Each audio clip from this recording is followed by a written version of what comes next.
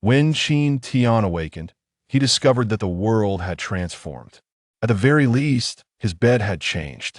Previously, he had slumbered on a second-hand mattress that had accompanied him for 7 years.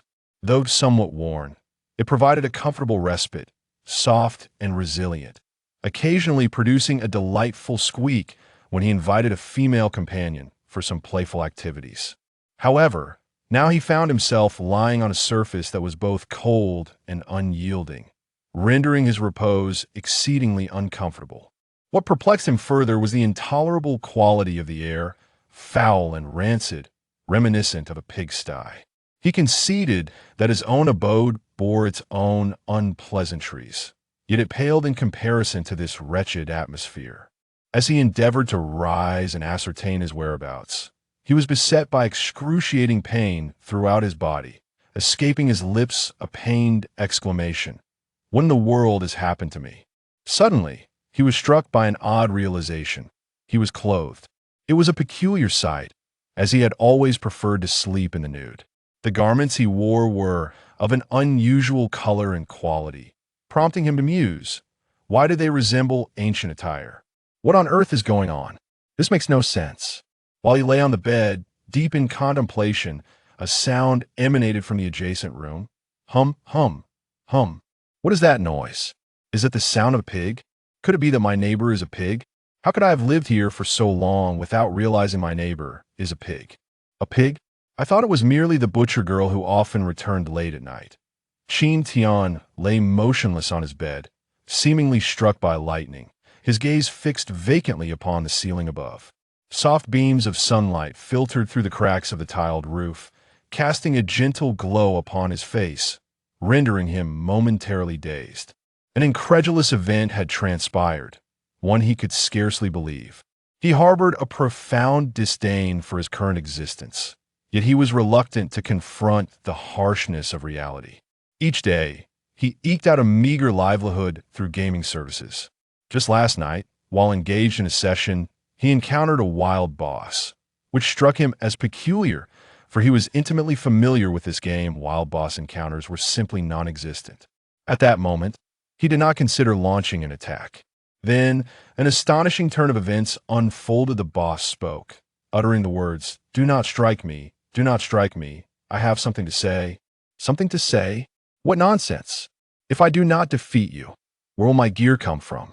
At the time, he sensed nothing amiss, and thus he unleashed a relentless assault, mercilessly tormenting the boss, who was left utterly defenseless, its health plummeting rapidly. "Perish," he declared. "You shall regret this," the boss lamented, casting a sorrowful glance at Qin Tian that sent a chill down his spine. To his disappointment, the boss did not drop any loot, nor even a sliver of experience. Just as he was about to depart, a mysterious scroll materialized where the boss had fallen, inscribed with ancient patterns resembling a seal. Without a second thought, Qin Tian opened the scroll, and the computer screen erupted in radiant light, after which he fell into unconsciousness. Qin Tian struggled to sit up, gazing at the humble room. Aside from a dilapidated table, the only other feature was a corner filled with a murky green liquid, exuding a foul stench, undoubtedly a vile mixture of pig urine and excrement. Unable to contain himself, he cursed, "Damn it, is this a place for humans to reside?" No sooner had the words left his lips than a loud crash was heard from the next room. "Young master, you are awake?" The voice was resounding, infused with an incredulous excitement. "Yes, I am awake. Having inexplicably traversed realms and become a dismal young master, Qin Tian's spirits were far from buoyant. What troubled him most? His lineage was wretched, his health was poor, and his servant was less than ideal. Most disheartening of all was the state of his own mind. He had drifted through 15 years in a haze, achieving nothing, unable even to attract a romantic partner. Wasn't that a clear indication of a faulty mind? Thud, thud, thud. The heavy footsteps echoed from the adjoining room. The fat man is here. Irritated, Qin Tian recognized the sound. It belonged to his servant of 10 years, Meng Lei, a man weighing in at an astonishing 250 pounds. Over the years, It had become increasingly unclear who was serving whom. He grew ever leaner, while Ming Lei grew ever larger.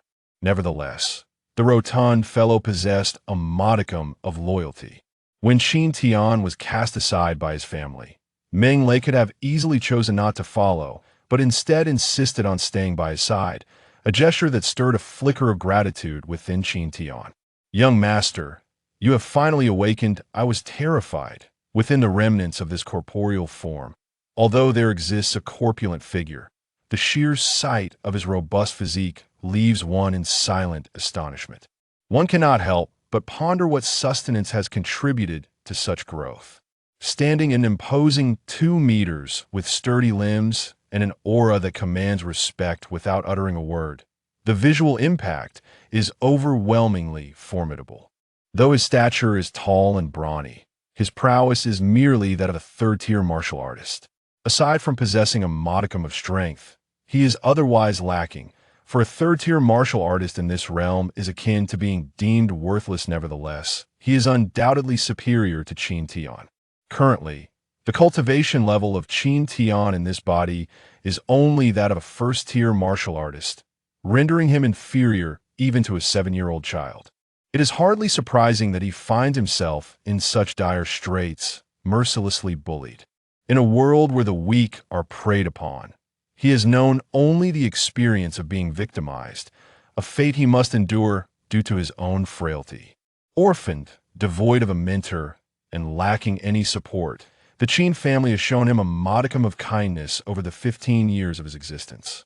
Now, he exists like a mere ant, scraping by as a lowly errand boy in the Furong Tavern. Even in this dismal state, he endures daily torment, bearing the scars of his suffering. Just the other day, Qin Kun, the little tyrant of the Qin family, struck him severely for failing to clean his table properly, only relenting once he had rendered Qin Tian unconscious. This incident inadvertently granted Qin Tian the opportunity to traverse into another realm. As Meng Lei stood at the bedside, observing his prolonged silence, he muttered, "Could he be rendered foolish from the blows?" "You are the one who is foolish," Qin Tian retorted, his spirits plummeting to an all-time low. He lamented his plight to the heavens, realizing that facing reality was imperative. How could his frail body possibly survive in a world where strength reigns supreme? Indeed, this is a perplexing dilemma that one must confront.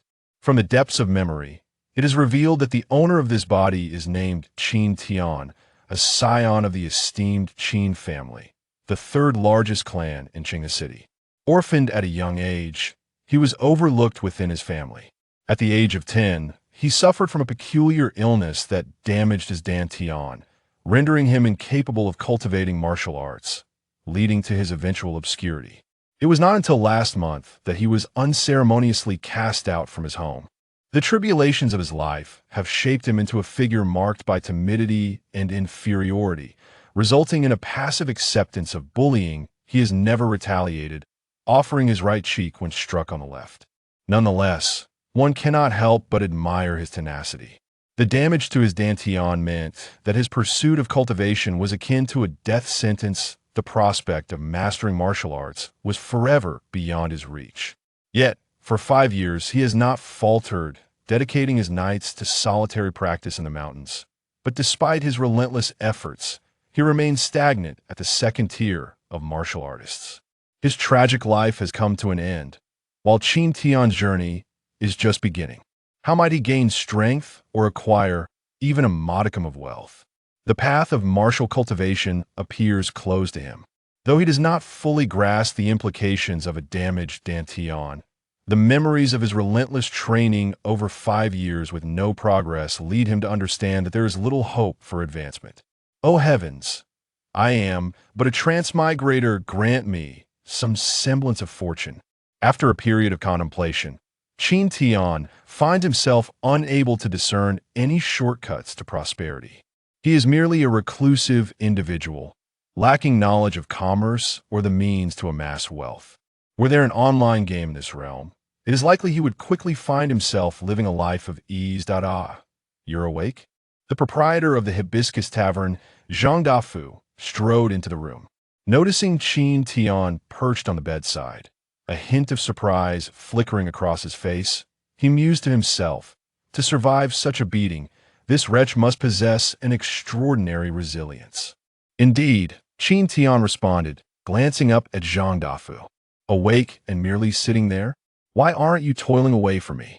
How dare you claim to be awake? Zhang Dafu bellowed at Qin Tian, spittle flying onto his face. Zhang Dafu was once an outer disciple of the Qin family. Unable to advance in his cultivation, he was relegated to managing the family's enterprises, including the Hibiscus Tavern. Qin Tian stared at Zhang Dafu, marveling at how such a thunderous voice could possibly not rupture his throat. Esteemed proprietor, my young master has only just regained consciousness and is not yet fully recovered. Allow me to handle any tasks. Meng Lei interjected earnestly, a trace of fear evident in his gaze towards Zhang Dafu. Zhang Dafu cast a scornful glance at Qin Tian, retorting coldly, young master indeed. How could the Qin family produce such a useless wretch? If you ask me, he should be tossed into the Kunlun Mountains to feed the demon beasts, sparing us all the embarrassment he brings upon the Qin family. The Kunlun Mountain Range is renowned as one of the 10 perilous places on the Tianyuan continent, fraught with danger and inhabited by malevolent beasts that wreak havoc. Ordinary individuals dare not approach its ominous depths, and even the most skilled practitioners refrain from venturing too far within. Rumors abound that within the heart of the Kunlun Mountains lies a creature capable of transforming into human form, possessing terrifying power. Located 80 miles north of Qinghe City, the mountains are accessible via a narrow path established by the ancestors of the Qin family. This pathway has become a crucial route for countless adventurers, and it is through this very trail that the Qin family has garnered the strength to evolve into the third most prominent family in Qinghe City. For a cultivator of the first stage like Qin Tian, being cast into the Kunlun Mountains would mean certain death. Shopkeeper you. Meng Lei's expression shifted slightly, his voice tinged with exasperation. Over the years, he had come to understand Qin Tian well and had willingly followed him. Though he endured hardships, he held no regrets. What of it? You consumed my provisions and were my garments, and now that you've recovered, it's time for you to contribute or get out of the Furong Tavern. The Qin family does not support the useless. The word useless was particularly emphasized by Zhang Dafu, who harbored a deep-seated disdain for Qin Tian. Since his arrival at the Furong Tavern, troubles had multiplied, and this month, his business had suffered significantly.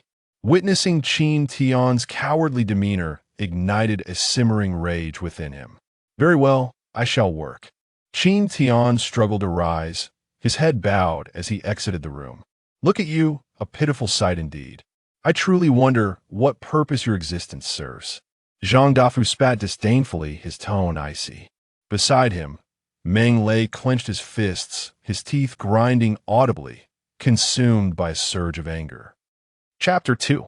Ingenious Upgrade's life had become unbearably monotonous, devoid of any charm, resembling a stagnant pool of water.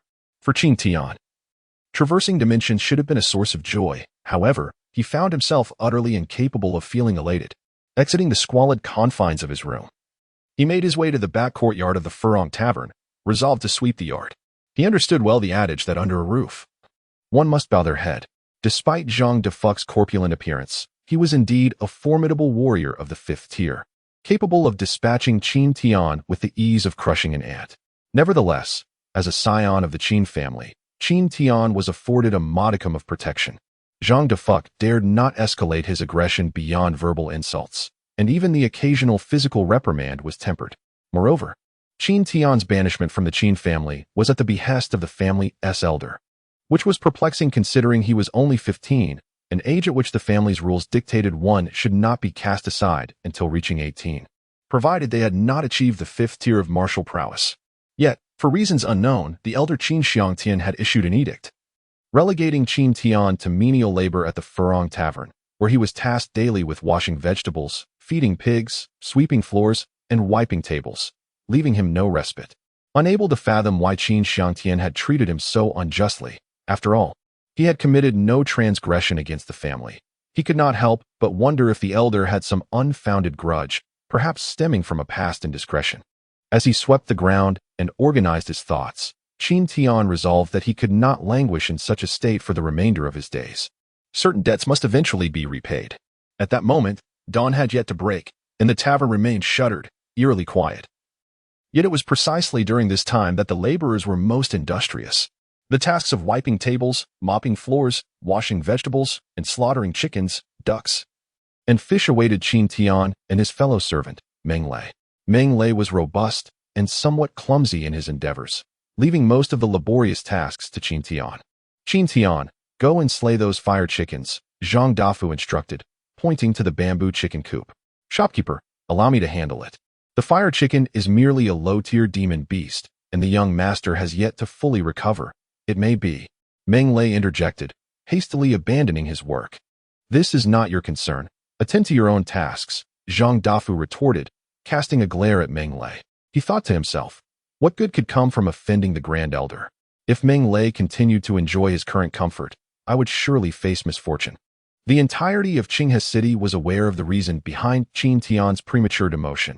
It was due to an altercation with the Grand Elder of the Qin family, Qin Xiangtian. Many harbored disdain for Qin Tian, Zhang Dafu being among them.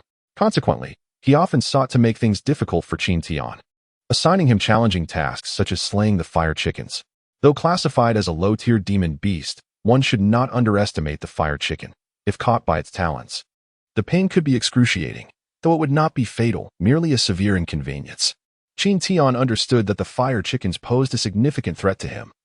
His body ached all over, and he lacked the strength to wield a broom, let alone slay a fire chicken. Yet, he found himself compelled to comply. To his astonishment, he noticed that one of the fire chickens sported a blood slot atop its head. Believing his eyes were deceiving him, he stepped closer for a better look. And the blood slot remained, as the fire chicken fixated on him, panic evident in its eyes, clucking incessantly within the coop. Not only that, as Zhang Dafu commanded him to slay the fiery chicken, a voice system unexpectedly materialized within his mind, assisting Zhang Dafu in the task. Experience points, 50, chi points, 20. Survival points, 1. Qin Tian was taken aback, astonished to the core, pondering whether he was hallucinating. Just as he hesitated, the system reiterated, please make a decision within 10 seconds. Failure to do so will result in task rejection and ensuing penalties. Upon hearing the word penalty, Qin Tian was instantly jolted, and he silently thought, accept. He could easily surmise the nature of the punishment, which would undoubtedly involve a barrage of punches and kicks from Zhang Dafu. His frail physique could scarcely endure such torment. In that moment, Qin Tian grasped a kitchen knife in his right hand and extended his left towards the chicken. Strangely, the fiery chicken frantically evaded him within its cage, as if it were profoundly terrified of Qin Tian. Had it been in the past, its claws would have long since attacked. My apologies, dear chicken, Qin Tian murmured. Feeling a pang of remorse, the fiery chicken squawked in fear, cluck, cluck, cluck. As Qin Tian seized the chicken from its enclosure, he did not hesitate.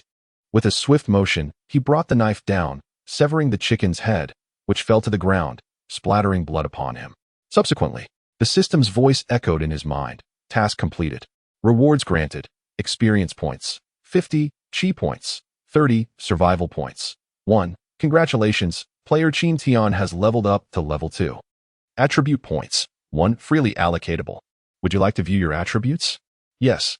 Player, Qin Tian level, 2 health points, 100 chi points, 40 survival points, 101 free attribute points, 1 martial arts, none ultimate skill. Nana? The heavens have not been unkind to me. They have granted me a remarkable leveling system. I am destined for greatness. Haha. Qin Tian, brimming with excitement, nearly erupted into laughter. In an instant, he dragged out a fiery chicken from its cage and swiftly struck it down with a single blow.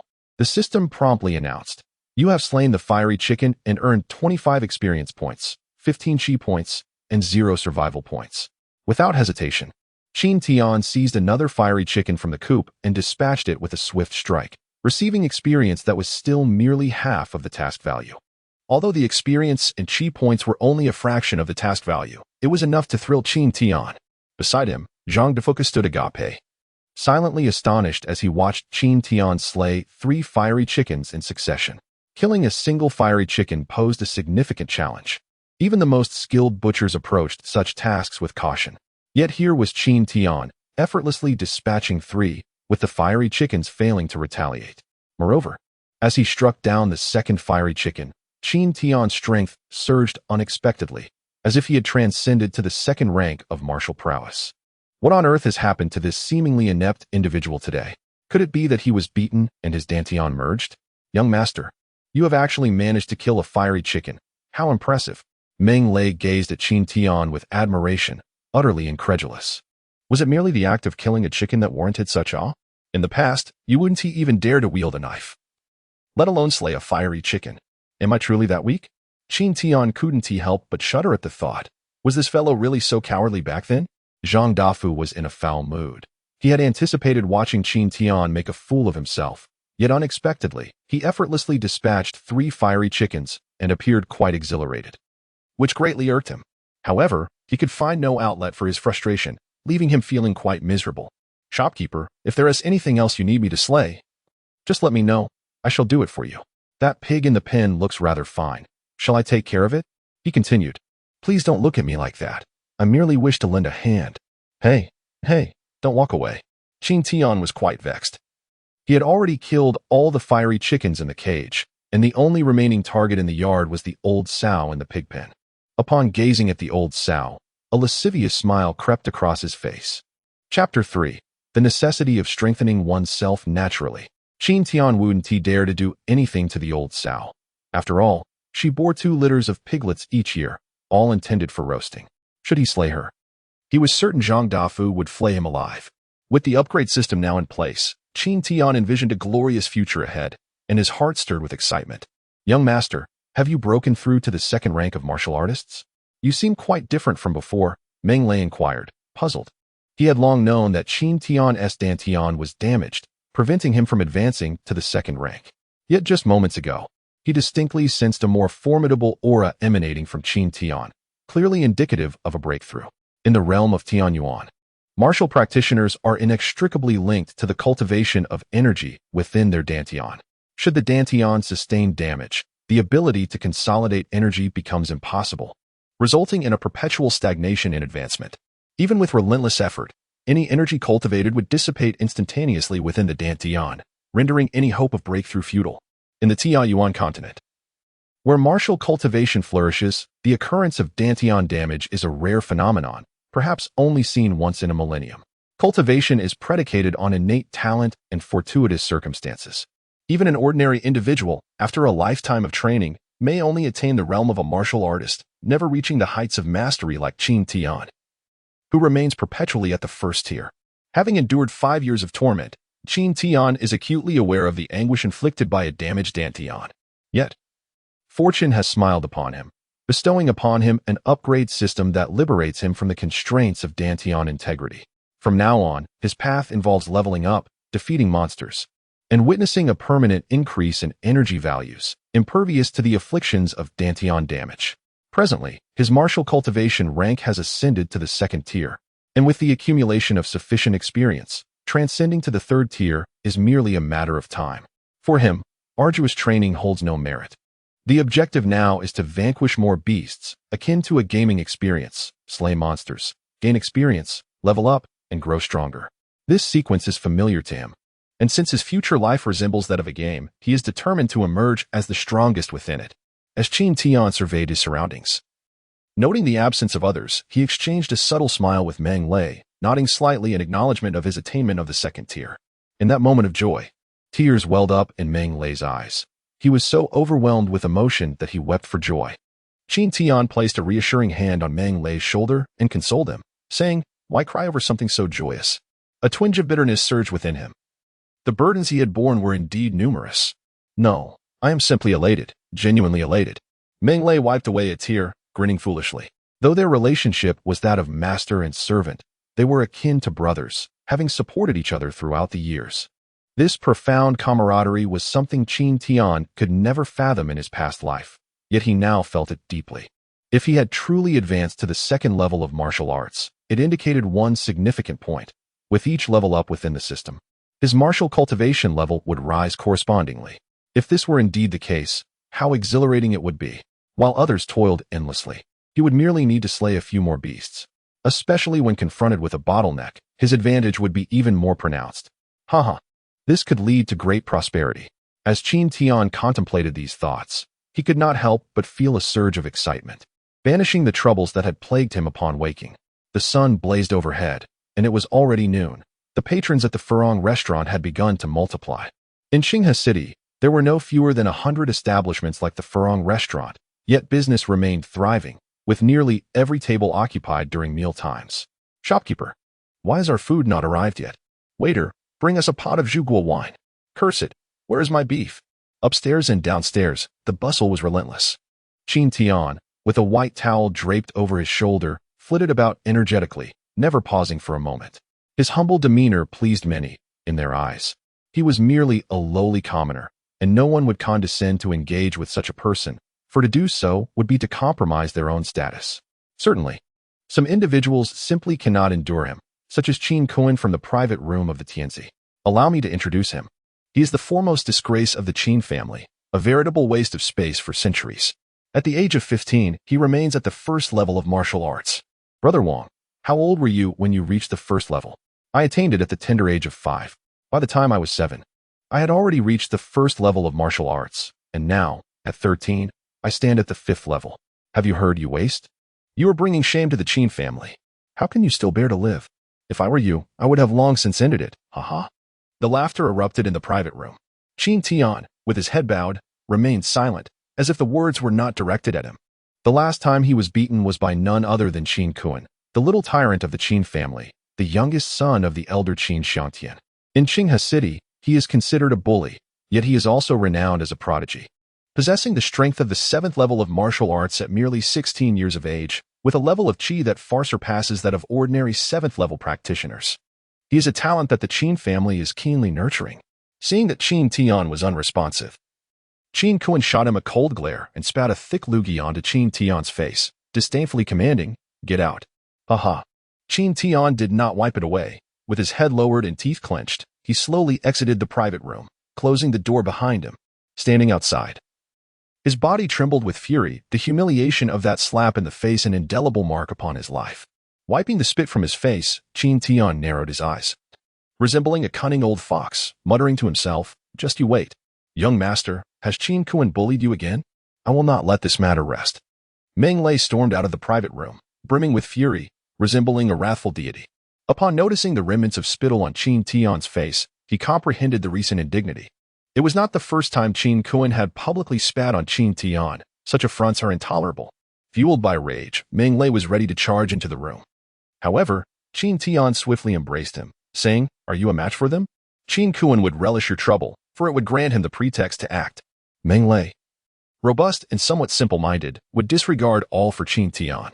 "Young master, let us seek the clan leader for justice." Seek the clan leader? Qin Tian chuckled bitterly, uncertain whether Meng Lei was genuinely naive or merely pretending. Such matters are futile to discuss with the clan leader. Would he offend the Grand Elder for Qin Tian's sake? Moreover, Qin Kuan is a favored protege of the Qin family, a rising star, destined for greatness. It is simply inconceivable for him to be reprimanded for a perceived weakling. The world remains as it always has been, the survival of the fittest. To attain anything, one must grow stronger. Having lived 2 lives, Qin Tian fully understands this truth. Strength is imperative. As night fell, the hotel became noticeably quieter. Qin Tian sat alone on the threshold of the backyard, gazing up at the night sky, lost in contemplation. Events of the day are destined to recur. And to avoid being trampled upon, one must cultivate sufficient strength, otherwise, one shall remain forever in a state of subjugation. The arduous training on the Tianyuan continent is ill-suited for me. The sole path to transcendence lies in vanquishing the demon beasts. These beasts are categorized by rank, for instance. The fiery chicken I dispatched today belongs to the lowly 0 tier, easily dealt with, yet creatures above the 1st tier are far beyond my current capabilities. Like humans, demon beasts too engage in cultivation. Those below the 5th tier rely solely on brute force, their ferocity terrifying, while those above the 5th tier, having formed crystalline cores, exhibit unparalleled might, effortlessly shattering mountains and stones. At present, Qin Tian is merely at the 2nd tier of martial prowess, making encounters with 1st tier demon beasts exceedingly perilous. It is imperative to recognize that these beasts possess significantly greater strength than ordinary martial practitioners. A first-tier demon beast could effortlessly rend apart 3 second-tier martial artists. The Kunlun mountain range serves as a paradise for demon beasts and stands as the most ideal locale for advancement. However, Qin Tian's aspirations to enter are futile. Apart from the rampant demon beast within, even the low-tier beast on the periphery could easily crush him. Venturing deeper would likely lead to an untimely demise, the manner of which would remain a mystery. Thus, Qin Tian swiftly dismissed the notion of entering Kunlun mountain range. Without slaying demon beasts, how can one hope to level up? Although he has attempted to gain experience by hunting ordinary chickens, ducks, and fish, the yield is limited. Slaying a few each day nets only a handful of experience points, insufficient to break through to the 3rd tier for what feels like an eternity. Even the smallest mosquito is still flesh. If only I could slay thousands or tens of thousands in a day, that would surely suffice. Thousands upon thousands of chickens, ducks, and fish, such a quantity could likely only be found in a slaughterhouse. A slaughterhouse. At that moment, Qin Tian's eyes widened in realization, exclaiming, "Eureka! Young master, what has brought you such joy?" Meng Lei rushed over, observing the excitement on Qin Tian's face, and inquired, "Fatty, is there a slaughterhouse in Qinghe City?" Qin Tian felt the pressing need to ascertain whether such a facility existed within the city. If not, his hopes would be dashed. Indeed, there is one to the east of the city. But may I ask why you are inquiring about this, young master? It is of great importance. If it were not, why would I ask? Qin Tian felt a surge of joy within. The existence of a slaughterhouse was promising, and he believed that no one would refuse to lend a hand for free assistance. After dining, he tidied up both upstairs and downstairs, bringing an end to his day's labor.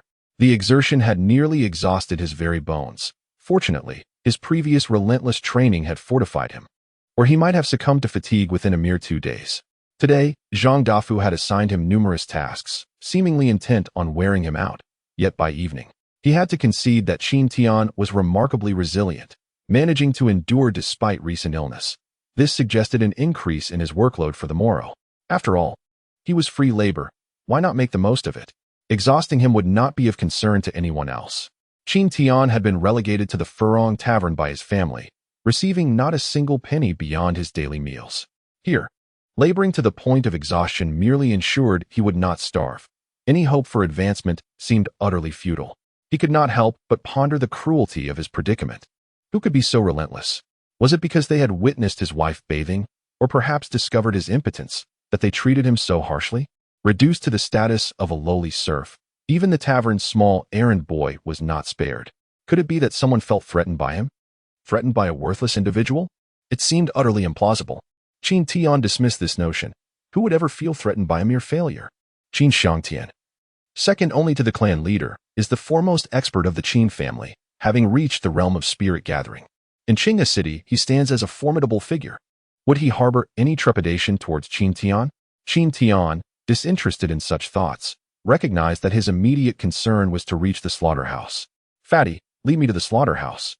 Although Meng Lei had indicated it was located in the eastern part of the city, the vastness of Qinghe City made it challenging for him to ascertain its precise location. Moreover, he could not recall where the slaughterhouse was situated, thus it was far more prudent to have Meng Lei guide him. Without hesitation, Meng Lei acquiesced. In his mind, the tasks undertaken by the young master were of great significance, and he felt no need to inquire. His duty was merely to execute. It must be noted that Qinghe City is indeed expansive. Had Qin Tian been left to search on his own, he would likely still be wandering until dawn. The moonlight illuminated the surroundings, revealing the blue bricks and tiles, while the roads were paved with blue stone, leading Qin Tian to believe he had traversed back to a certain ancient dynasty of China, akin to the scenes portrayed on television. After half an hour of travel, they finally arrived at the slaughterhouse in the eastern district. The establishment was ablaze with light, the cacophony of livestock filling the air, creating a lively atmosphere. Qin Tian's heart raced with exhilaration as he beheld the blood troughs over the heads of the awaiting poultry, a thrill coursing through him. To him, these were all sources of experience, chi, survival value, and pathways to strength. Who wouldn't be thrilled? The slaughterhouse was staffed by only 3 individuals, overwhelmed with work. Upon hearing Qin Tian's offer to assist in the slaughter of the poultry that would be supplied to various taverns the next day, they readily accepted his help. Being a butcher is not regarded as a noble profession. The countless lives taken in a single day, the bloodied hands, instill fear in many, resulting in a scarcity of those willing to embrace such a vocation. At this moment, in Qin Tian's eyes, the profession of a butcher was profoundly sacred. With a swift stroke of the knife, a duck lay lifeless on the chopping block, and a system notification echoed in his mind. Kill the duck, gain 10 experience points. 3 chi points, 0 survival points. The notifications continued. Kill the rooster, gain 10 experience points. 3 chi points, 0 survival points. Kill the rabbit. Gain 10 experience points, 3 chi points, 0 survival points. Throughout the night, the knife in Qin Tian's hand never faltered. Nor did the stream of notifications in his mind cease. The 3 butchers beside him stared in astonishment, witnessing the ferocity emanating from his slender frame. As if he bore an ancient grudge against these foul. Each strike was executed with unwavering determination, not a blink of an eye to be seen. Who, while engaged in a game, would show pity or pause? It was all about experience and chi points. Advancement hinged upon them. Qin Tian wished fervently for 100 hands, capable of slaying thousands in a single sweep, reveling in the cacophony of rising experience points. Finally, when the rooster crowed, heralding the dawn, Qin Tian ceased his relentless slaughter. Having dispatched every bird awaiting its fate, he was drenched in blood, rendering his appearance unrecognizable. Akin to a creature emerging from a pool of crimson, a sight both fearsome and awe-inspiring. Brandishing the cleaver, he resembled a bloodthirsty demon, instilling dread in all who beheld him. After finishing the last chicken, Qin Tian glanced at the slumbering Ming lay beside him, whose snores rumbled like thunder. With a chuckle, he remarked, "This hefty fellow truly can sleep." After a night of carnage, he could scarcely recall the number of creatures he had dispatched, nor could he quantify the experience he had amassed. As the final moments approached, a system prompt resonated in his mind. Congratulations. Player Qin Tian has leveled up to level 3. The sound of the upgrade notification was akin to a celestial melody, filling Qin Tian with quiet exhilaration. To ascend from a second-tier warrior to a third-tier warrior overnight was likely unprecedented. Even the most talented individual in Qinghe City, Xiao Ruffling, took 3 months to achieve a similar breakthrough from the second tier. This feat could indeed be deemed extraordinary, a triumph against the odds. Revenge is a dish best served cold, they say, but Qin Tian was no gentleman. He could not afford to wait a decade. He believed in settling scores without delay. Glancing at his blood-stained attire, reeking of animal carcass, he realized he would surely terrify anyone he encountered in such a state. With the day still young, Qin Tian resolved to cleanse himself by the riverside. Chapter 5, SSS. Super Mission. The clear water river flowed majestically, its waters surging like a colossal dragon coiling beneath the surface. This river, a vital artery near Qinghe City, originated from the Kunlun Mountains and stretched for miles, its waves crashing against the shores and bestowing fame upon Qinghe City. At dawn, the sky was dimly lit, and from a distance, the clear water river resembled a dark dragon resting upon the earth, both grand and imposing. As the sound of waves crashing filled the air, Qin Tian hurriedly made his way to the riverbank. Under the full moon, the silvery light poured down, and the night breeze rustled through the reeds, enhancing the enchanting atmosphere. In that moment, he quickened his pace, arriving at the riverbank, shedding his garments to reveal his frail form. A gentle breeze swept through, causing Qin Tian to shiver unexpectedly. Although it was summer, the river wind still carried a chill. Nonetheless, he was undeterred and prepared to plunge into the water for a refreshing wash. Just as he was about to leap into the river, he noticed a body floating amidst the water weeds, resembling a large fish stranded ashore. Its golden garments shimmering in the moonlight. Had someone drowned? Without hesitation, Qin Tian jumped into the water to rescue the person. Lifeless, the individual seemed to have succumbed. Qin Tian placed his fingers on the person's pulse, feeling a faint throb, while observing the multitude of bruises covering the body, particularly the charred chest. As if struck by lightning, an unsettling sight indeed. This individual, adorned in exquisite satin robes, clearly hailed from a wealthy family. Qin Tian's gaze shifted to the bulging pocket, and a sly grin crept across his face. A gentleman appreciates wealth through rightful means, while a rogue seizes it opportunistically. He dismissed any thoughts of morality. In these times, poverty was the true terror, and superstitions had long been cast aside. As Qin Tian reached into the deceased's pocket for a finely crafted box, the man's hand suddenly twitched, gripping Qin Tian's right hand with startling strength. His eyes flew open, glaring fiercely as he shouted, "Thief! You shall pay with your life." A resurrection. The abrupt turn of events nearly startled Qin Tian into oblivion. Without a moment's thought, he delivered a swift kick to the man's head, the sound echoing like a bone snapping. "Still alive, are you?" Qin Tian was momentarily taken aback, his right hand gripped painfully by a skeletal hand of formidable strength. Just as he was about to deliver another kick, the figure spoke again. "This sect has perished. Please do not be alarmed. Even in death, you still speak? Do you take me for a fool?" Qin Tian thought, and with that, he kicked once more, contemplating whether this was a manifestation of greed at the sight of wealth. The ornate brocade box he held, adorned with splendid patterns and golden embroidery, was evidently extraordinary and could fetch a substantial sum of silver on its own, let alone the treasures concealed within. To inflict harm upon the dying was a fundamental principle of survival in this game. Observing that the man was near death, what harm could a few more kicks do? Even if someone were to report him, could it possibly lead back to him? Strangely, however, his forceful kick did not elicit a cessation of speech from the figure, who seemed impervious to pain. "Your rudimentary cultivation cannot inflict any harm upon me. Were it not for the ruin of my foundation, a mere thought would be sufficient to scatter your soul." Taken aback, Qin Tian hesitated to strike again. The manner in which the figure spoke did not suggest deceit. Consequently, he shifted his tone to one of utmost respect. "Esteemed senior, in my moment of panic, I acted disrespectfully. I sincerely apologize and hope you will not hold it against me." "Enough, enough," the figure replied. "My time is limited, so I shall be brief. Would you care to take me as your master? To take a dead man as my master?" Qin Tian mused, inwardly chuckling. "What benefit could a corpse possibly bestow upon me? The benefits are numerous. Consider that this sect possesses unparalleled scriptures and countless elixirs. Should you choose to take me as your master, all of these could be yours." Qin Tian had yet to respond when the voice of the system echoed in his mind, accepting the request of Zhang Tianji. The rewards for becoming a disciple were a staggering 1,000 experience points, 100 chi power, and 10 survival points. Such generous rewards for merely accepting a mentorship seemed excessive, compelling him to agree. Gazing at the enticing task rewards, Qin Tian wasted no time. He knelt and bowed deeply, proclaiming, "Master, please allow your disciple to pay his respects." "Good, good, good." Zhang Tianji's expression remained inscrutable, his demeanor still resembling that of a corpse. However, it was not difficult to detect the excitement in his tone. Having successfully become a disciple, Qin Tian received his rewards: 1,000 experience points, 100 chi power, and 10 survival points. This task was remarkably simple, and the rewards were extraordinarily generous, truly delightful. You are now the 1,089th disciple of Zhang Tianji, and the responsibility of revitalizing the Tianji sect shall rest upon your shoulders in the future. Revitalizing the Tianji sect, you say? Should we not discuss the benefits first? Qin Tian thought to himself, secretly pleased. The Tianji sect must possess considerable treasures, he mused. Do you take me for a fool? While I am unaware of the true prowess of the Tianji sect, the mere existence of your 1088 disciples is more than I can contend with. How could a lowly commoner like myself aspire to the position of sect leader?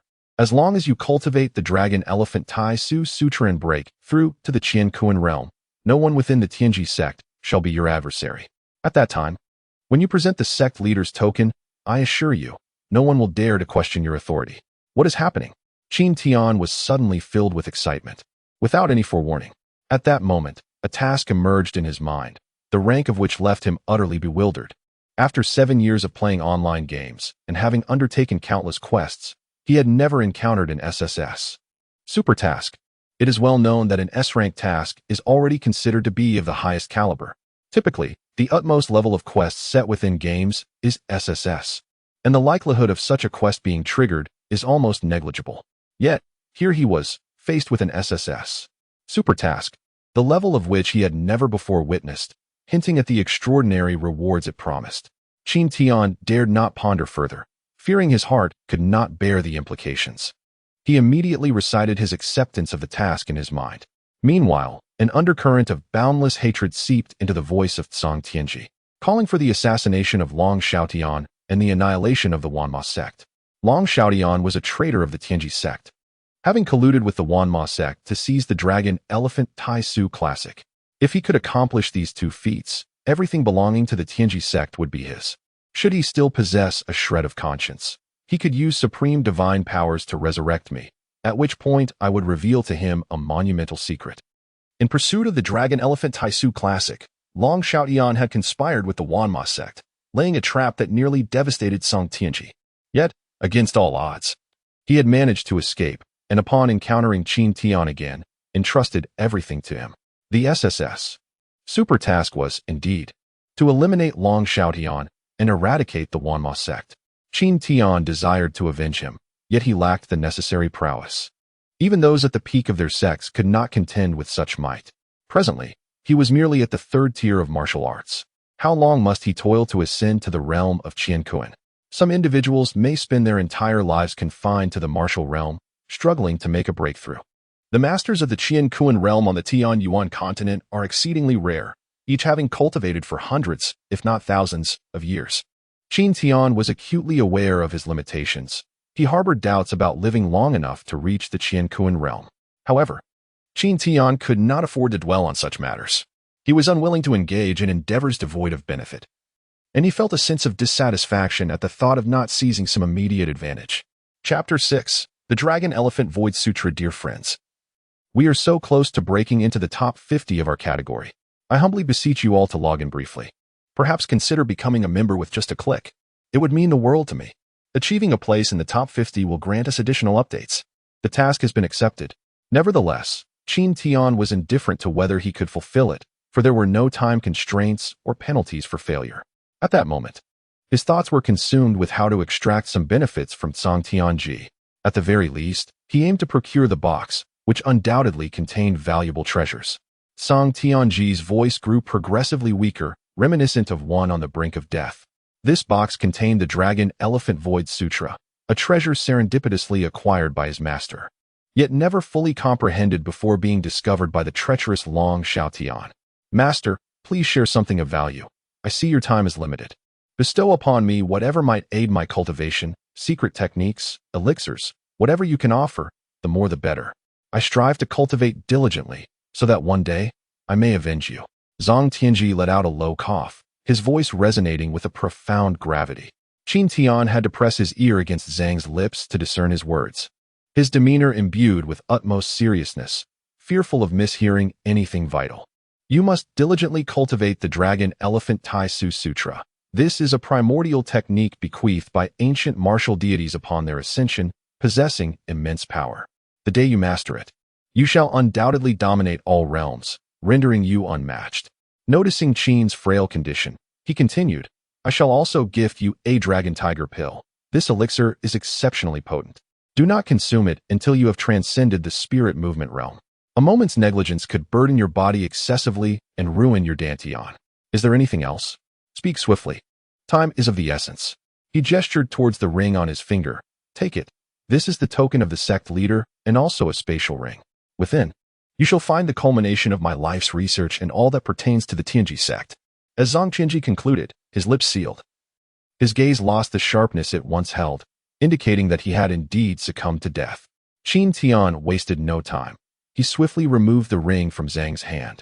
Elated beyond measure, the contents within startled him, resembling a small mountain. As he beheld the tomes of martial techniques, exquisite weapons, and vials of elixirs, he couldn't restrain his salivation. Just as he attempted to use his will to manipulate the spatial ring to retrieve a weapon for examination, he was taken aback by the message in his mind. Task not completed. Rewards cannot be granted. How can this be a task reward? Qin Tian fumed, unleashing a torrent of curses. Before him lay an array of treasures, precious artifacts, exquisite spirit stones, countless miraculous elixirs, and extraordinary rarities. Yet he could only gaze upon them without the power to touch. The most excruciating reality was that all these possessions rightfully belonged to him. Nothing could be more sorrowful in this world. Aside from the heap of treasures, there lay a small, unassuming black pill that bore an uncanny resemblance to chicken droppings. With a mere thought, Qin Tian summoned the pill's information. Name: Dragon Tiger Pill Grade, 7th rank, Spirit Medicine Grade 1 to 9. Effects: purifies the essence, enhances physical strength, unblocks meridian's method of consumption. Oral Chi value: 1,000 life value, 3,000 production value, 500. What a profound irony. Amongst so many treasures, he was bestowed only with this meager pill. How miserly. Qin Tian cast a disdainful glance at the motionless Zhang Tianji sprawled on the ground, then excitedly opened a box. Inside was a piece of brocade, upon which were inscribed tiny characters. With the aid of moonlight, he deciphered the first line. 100,000 dragon elephants, majestic energy, 8 desolates. Swallowing the moon and plucking the sun. Ding! Congratulations to player Qin Tian for acquiring Dragon Elephant Taisu Jing, skill level, divine level. Divine level? Qin Tian was rendered speechless by the system's announcement. In the Tian Yuan continent, skills were categorized into inferior, average, and superior grades, with higher classifications being gold, jade, immortal, and divine levels. In his recollection, he had never encountered even a gold-level skill, let alone a divine level one. Such skills were exceedingly rare throughout the entire Tian Yuan continent. Could this truly be reality and not a mere dream? Gazing at the lifeless figure of Zhang Tianji on the ground, I sighed and murmured, "At least we shared a master-disciple bond. I shall fulfill my filial duty and give you a proper burial." Having completed this solemn task, dawn was approaching. Qin Tian could no longer afford to linger. This place had become perilous, and who could predict whether those pursuing Zhang Tianji might appear? Should he encounter the likes of Long Xiaodian or the forces of the 10,000 Demons sect, even 10 lives would not suffice to escape their wrath. Throughout his journey, Qin Tian was filled with trepidation, his mind a blank canvas, for he possessed an unparalleled treasure. Should this information leak, it could incite turmoil across the entirety of the Tian Yuan continent, potentially awakening ancient malevolent beings. The events that transpired by the river must remain a secret. It would be best for him to forget entirely. If he were to inadvertently reveal anything in his dreams, the consequences would be dire. By morning, Qin Tian remained in a state of disarray, as if his spirit had been lost. He approached his tasks with a dispassionate demeanor, prompting Zhang Dafu to seize the opportunity to chastise him repeatedly. To Qin Tian, it seemed as though he were impervious to the rebuke. Ultimately, Zhang Dafu stormed away in frustration. "Young master, what troubles you?"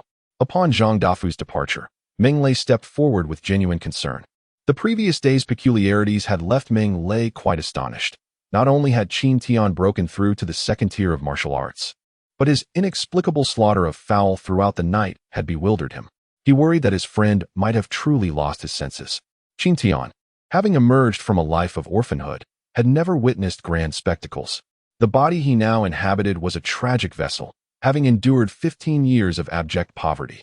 Clutching a divine cultivation technique, the elation he felt was akin to winning 5 million in a previous life, as though he were lost in a vivid dream. After an entire morning, Qin Tian finally regained his composure. Although the mere thought of the Dragon Elephant Taishu Sutra sent his heart racing, he outwardly appeared unchanged, still just a lowly servant at the Furong Tavern. Yet, in this moment, aspirations began to take root and blossom within him. Over the following fortnight, Qin Tian would venture to the slaughterhouse each night to butcher poultry, striving for advancement. In the early hours, he sought out a desolate patch of land to practice the Dragon Elephant Taishu Sutra. His sleep was limited to no more than 2 hours each night, a level of dedication he had never before experienced, aside from his previous life as gaming pursuits. Meanwhile, significant events unfolded in Qinghe City. Members of the Tianji sect frequently passed through, lingering for several days, instilling fear among the various families within the city. Who could have imagined that the object of their search lay within the unremarkable servant of the Furong Tavern? Through the idle chatter of patrons at the tavern, Qin Tian gleaned insights about the Tianji sect, leading him to feel somewhat reassured regarding the SSS super task as a towering figure within the realm of cultivation. The quest for the position of sect leader was indeed an extraordinary challenge, compounded by the need to vanquish the ancient Wanma sect, making the endeavor even more formidable. Time passed swiftly. 2 months slipped by in the blink of an eye. Autumn had arrived, bringing a slight chill to the air. Qin Tian, having dedicated himself to the slaughterhouse, ascended to level 5, equivalent to a 5th-tier martial artist. Such a pace would make any so-called genius blush with shame. For him, there were no obstacles to be found. That midday, as usual, he was bustling about in the Furong restaurant. Zhang Defuc treated Qin Tian as if he were less than human, taking on the workload of 5 individuals, displaying an unwavering determination to exhaust himself. Qin Tian never uttered a single complaint, much to Zhang Defuc's chagrin, who yearned for a heated confrontation with Qin Tian, followed by a brutal beating. ultimately banishing him and thereby eliminating a thorn in his side, relieving him from the fear of reprimand from the esteemed elder Qin Xiangtian.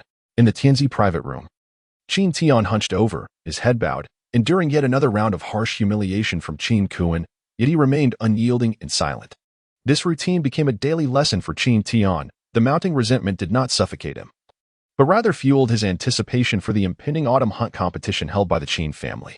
The autumn hunt, an annual event of utmost significance for the Qin clan, served as a prime opportunity for the younger generation to distinguish themselves. The top 3 hunters of the competition, who slay the most demonic beasts, not only gained complimentary access to the library for 3 days, but also earned the recognition of the clan leader, along with some mysterious rewards. All members of the Qin family under the age of 20, possessing martial prowess of the 5th rank or higher, regardless of whether they were outer or inner disciples, were eligible to participate. Although Qin Tian had been relegated, he too was qualified to enter. He eagerly awaited the day to arrive, not only to familiarize himself with the Kunlun Mountains but also to astonish the Qin family, with the primary goal of trampling Qin Kuan underfoot. Thus, Qin Tian chose to endure in silence. There are merely 10 days remaining until the autumn hunting competition.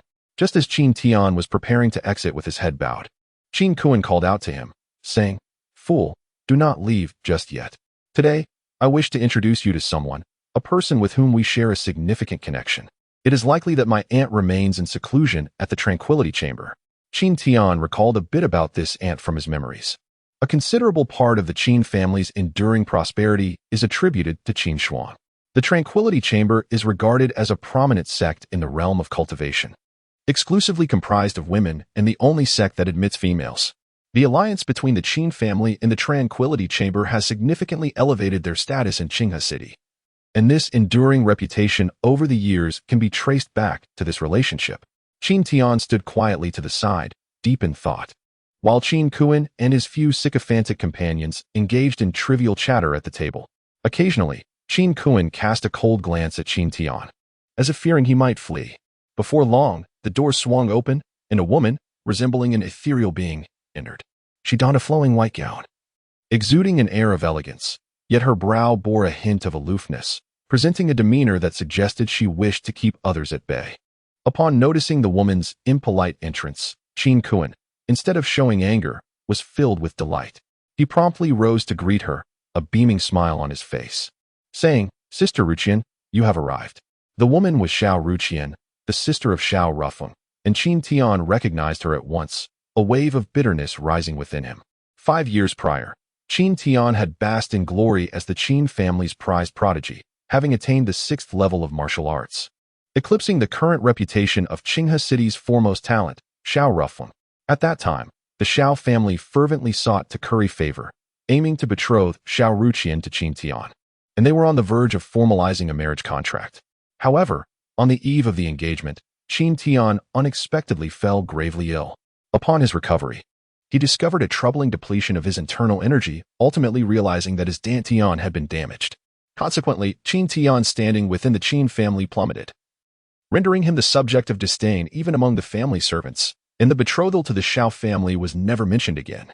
Had Qin Tian's dantian remained intact, it is likely that Xiao Ruqian would have already become his wife.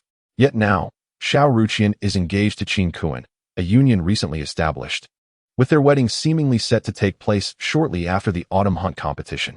Qin Tian harbored no significant feelings for Xiao Ruqian. Upon seeing her, he merely noted her beauty, though her demeanor fell short of his expectations. Xiao Ruqian offered a composed smile and slightly inclined her body. Addressing Qin Kuan with an affected tone, "Brother Qin Kuan, I apologize for keeping you waiting." Her voice was overly theatrical, inducing a sense of nausea in Qin Tian. Upon entering the room and spotting Qin Tian, she greeted Qin Kuan and then coldly regarded Qin Tian, remarking, "Oh, isn't this the great genius of the Qin family?" Her tone dripped with scorn. Qin Tian managed a bitter smile, but refrained from responding, though he was no longer the person he once was. Xiao Ruqian's frosty and derisive voice stirred discontent within him.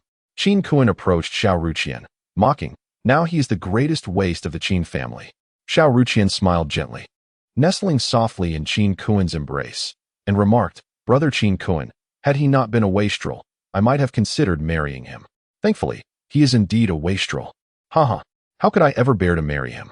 If it weren't for my father at this point, Qin Kuan's expression shifted subtly, and he abruptly fell silent, refraining from continuing. Qin Tian, however, sensed the underlying implications, harboring an unsettling suspicion that the grave illness from 5 years prior was no accident.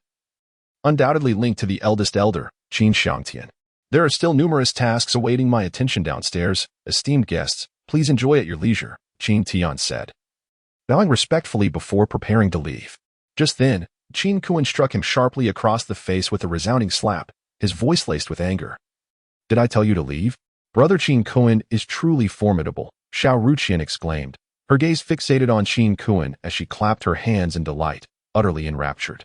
Her exuberance acted as a stimulant, prompting Qin Kuan to deliver another stinging blow, the sound echoing in the air. The searing pain surged through Qin Tian's heart, leaving a distinct handprint on his cheek. He could have evaded those last 2 strikes, yet he chose not to. He did not wish to reveal his true capabilities. At least not at this moment. He understood that disclosing his strength now would soon reach Qin Shangtian's ears. And with no allies to support him within the Qin family, his only recourse lay in shocking them during the autumn hunt competition. At that juncture, Qin Shangtian would no longer be able to act with impunity against him. The pain of restraint was palpable. Qin Tian had not attempted this once. Gritting his teeth, he lowered his head, blood seeping from his mouth. What a worthless fool, struck twice, and yet silent. How could my father have ever consented to my marriage to such a coward? Xiao Ruqian mocked, nestling contentedly in Qin Kuan's embrace. Suddenly, a series of hurried footsteps echoed, startling Qin Tian. Recognizing it was Meng Lei, he disregarded everything else and hurried out of the room, closing the door behind him. In Qin Kuan's eyes, Qin Tian had become utterly useless. Engaging with such a waste would only diminish his own stature. Thus, when Qin Tian stepped outside, he merely turned his attention back to Xiao Ruqian. Young master, please let me in. Even if it means my demise, I must teach him a lesson. Young master, Meng Lei harbored 3 fervent desires. First, to deliver a sound thrashing to Zhang Dafu. Second, to eliminate Qin Kuan. And third, to enjoy a hearty meal. He was rather foolish, rather simple-minded. Chapter 8. The beginning of revenge ambition can transform a person into something formidable, altering their approach to life. Qin Tian was filled with ambition, immense ambition. He etched every humiliation, every derision, every contempt into his memory, vowing that when the opportunity arose, he would repay them in full. He envisioned a day when they would be left with no chance of resurgence, a day he believed was not far off. The Qin family's martial arts training ground awaited. From the break of dawn, this place has been a sea of people. At the outer gate of the Qin residence, the number of inner disciples alone exceeds 1,000. The younger generation eagerly awaits today, a momentous occasion for both the Qin family and the city of Qinghe. Besides the Qin family's emphasis on this day, other clans are equally attentive, for the youthful blood of the Qin may one day become the backbone of the family. The other prominent families do not wish to miss this opportunity to glean insights into their rivals. The 4 great families of Qinghe have been engaged in a subtle rivalry for years, each yearning to dominate the others. The entrance to the Kunlun Mountains, controlled by the Qin family, has long been coveted by the other clans. This prized territory is a coveted prize for all. The expansive training ground is filled with the younger generation of the Qin family, bustling with excitement as they debate who will ultimately emerge victorious in the autumn hunt. At this moment, 2 figures stride into the training arena. One is slender and the other stout, their contrasting forms out of sync, moving with a measured pace, coldly advancing as if everything around them is of no concern. As curious glances are cast their way, Qin Tian's lips curl into a cold smile. Within that smirk lies a confidence that scorns all, an air of arrogance that seems to declare him sovereign over all. In this instant, he embodies a ruler who wields the power of life and death at his whim. However, his disdainful grin provokes a chorus of derision and mockery from those around him. What business does the Qin family's great waste have here? Was he not expelled from the Qin family by the Grand Elder? A mere servant from the Furong Tavern. A lowly commoner. What right does he have to enter the Qin family's training ground? Leave at once. This is no place for the worthless. Qin Tian maintained an expression of serene composure, observing the mocking smiles that deepened on the faces of those around him, their disdain palpable. Monterey followed closely behind Qin Tian. Resembling a formidable general standing guard beside a monarch, his imposing figure thundering with each step, akin to a wild elephant charging forth, exuding an aura of undeniable authority. On that morning, Qin Tian chose not to wield a broom to tidy the courtyard as was his custom. Instead, he instructed Monterey to freshen up. For today marked a momentous occasion for them. Though Monterey was somewhat simple-minded, he understood that today was the day of the Qin family's autumn hunt, a day when Qin Tian would astonish the clan. Ignoring the furious curses of Zhang Dafu, the two made their way directly to the Qin family's martial arts arena. Monterey held an unwavering trust in Qin Tian, especially after his recent recovery from illness. He was wholeheartedly supportive of Qin Tian's endeavors, seeking no explanations. He firmly believed that today would indeed be a splendid day. As Qin Tian approached the registration area, he calmly stated, "I wish to enroll in the autumn hunt competition." Before he could elaborate further, a stir erupted within the crowd as Qin Kuan, the Qin family's notorious tyrant, swaggered over, flanked by several loyal followers, each possessing martial prowess exceeding the 5th stage. "Oh, the lowly servant from Furong Tavern has come to register for the autumn hunt, has he? Haha." Qin Kuan circled around Qin Tian, unable to suppress his laughter. "With your capabilities, are you entering to seek death, or merely to find your demise?" His taunts elicited a wave of exaggerated laughter from the crowd. Everyone is aware that Qin Tian's Dantian is damaged, rendering him incapable of cultivating his qi. Not to mention the impossibility of advancing beyond the 5th level of martial artistry. Even his frail physique entering the Kunlun Mountains would amount to a death wish. Qin Kuan's words did not incite Qin Tian's anger, but they certainly provoked Meng Lei. In that moment, he disregarded the rule against private skirmishes in the training arena and unleashed a powerful punch. Qin Tian's attempt to intervene was futile. With a fierce glare, Qin Kuan shouted, "You seek death." Instantly, he transformed his stance and swiftly struck towards Meng Lei's abdomen, moving with a speed that far surpassed Meng Lei's. With a resounding crash, Meng Lei's hefty body was sent flying by Qin Kuan's palm, crashing several yards away and landing heavily on the ground. Though Meng Lei's face contorted in pain, he refused to concede. He sprang up, his fist creating a flurry of illusions, and his qi surged, charging forward like a bulldozer. Overestimating himself, Qin Kuan scoffed disdainfully. As dust erupted beneath his feet, swirling chaotically around him, an imposing aura radiated from his being, a force so domineering that it forced back those who had come too close. Qin Tian's heart sank with apprehension. Meng Lei, merely a 3rd-level martial artist, stood no chance against Qin Kuan, who was at the pinnacle of the 7th level. The murderous intent emanating from Qin Kuan was palpable.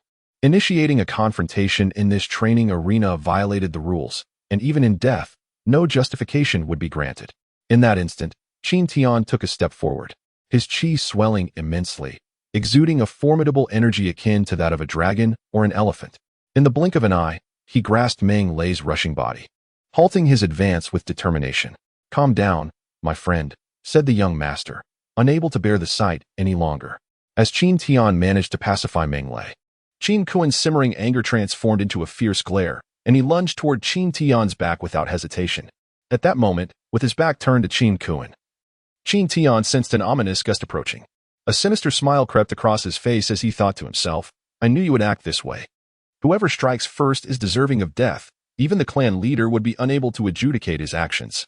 The dragon elephant void scripture surged within him, a torrent of power coursing through his body, filling his limbs and bones with formidable strength. Slowly, Qin Tian turned his head, fixing a gaze upon the advancing Qin Kuan akin to that of a reaper, his smile twisted and menacing. Qin Kuan felt a chill run down his spine under that gaze, yet his fury erupted in a thunderous roar, akin to a hungry tiger breaking free. The air was suddenly filled with the ferocious sound of a tiger's roar tearing through the atmosphere. The onlookers gasped, observing the seemingly motionless Qin Tian, mocking him as a useless coward too frightened to move. They believed his fate was sealed. When speed reaches an extraordinary level, the human eye becomes utterly ineffective.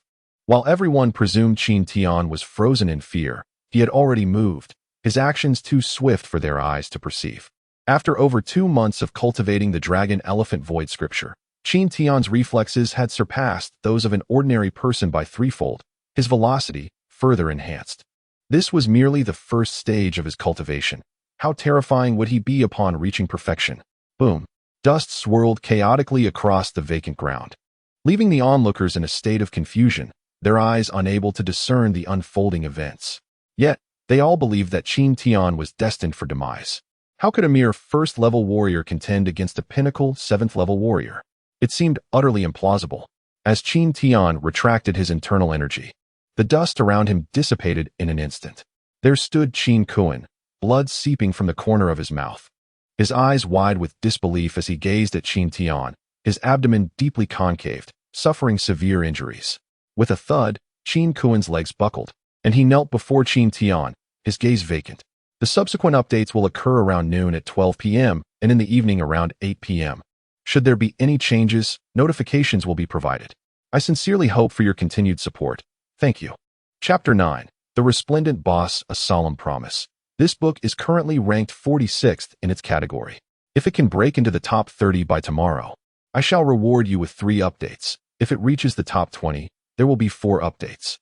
I extend my gratitude to the 15 brothers who have collected this book, and I hope for even more support from my fellow brethren. Furthermore, this book has yet to receive a single recommendation vote. All existing votes have been cast by myself, so I earnestly implore everyone to cast some recommendation votes. Thank you immensely. The training grounds erupted in uproar. The crowd could hardly fathom the reality before them. The prodigy of the Qin family, the favored child of destiny. The star of tomorrow, Qin Kuan, had been defeated by Qin Tian, whose Tian was damaged, and whose strength was merely that of a first-level warrior. Moreover, it was accomplished with a single strike, akin to a swift execution. Was this truly the same waste cast out from the Qin family, the laughingstock of Qinghe City? Was this still the lowly servant ridiculed at the Farong Tavern? The minds of the crowd appeared to be distorted, as if they were unable to comprehend the sudden shift. The vast training ground became strangely oppressive, enveloped in an unusual silence. Hundreds of eyes were fixed upon Qin Tian, whose gaze was sharp and imbued with an air of haughty superiority. After a prolonged moment, the training ground erupted with fervor. "Young master, do you think we might be a tad too ostentatious?" Meng Lei remarked, dusting himself off with a grin, reveling in the sight of Qin Kuan lying motionless on the ground. "Ostentatious?" A voice filled with malice echoed through the air, and before it had even faded, a massive hand lunged toward Qin Tian. Startled, Qin Tian furrowed his brow, his legs moving with the agility of a startled horse, retreating in a hurried yet organized manner. Nowhere to hide. Another chilling command rang out, as the colossal hand accelerated, effectively sealing off all of Qin Tian's escape routes. With no path to evade, he felt as though he was ensnared in a desperate situation. The hand that approached him was an embodiment of condensed qi, a manifestation of power that few within the Qin family could wield, certainly not more than 3. Instinctively, Qin Tian thought of Qin Xiang Tian, the one who had repeatedly conspired against him. With this realization, a surge of wrath ignited within him, and he found himself suddenly resolute, advancing rather than retreating.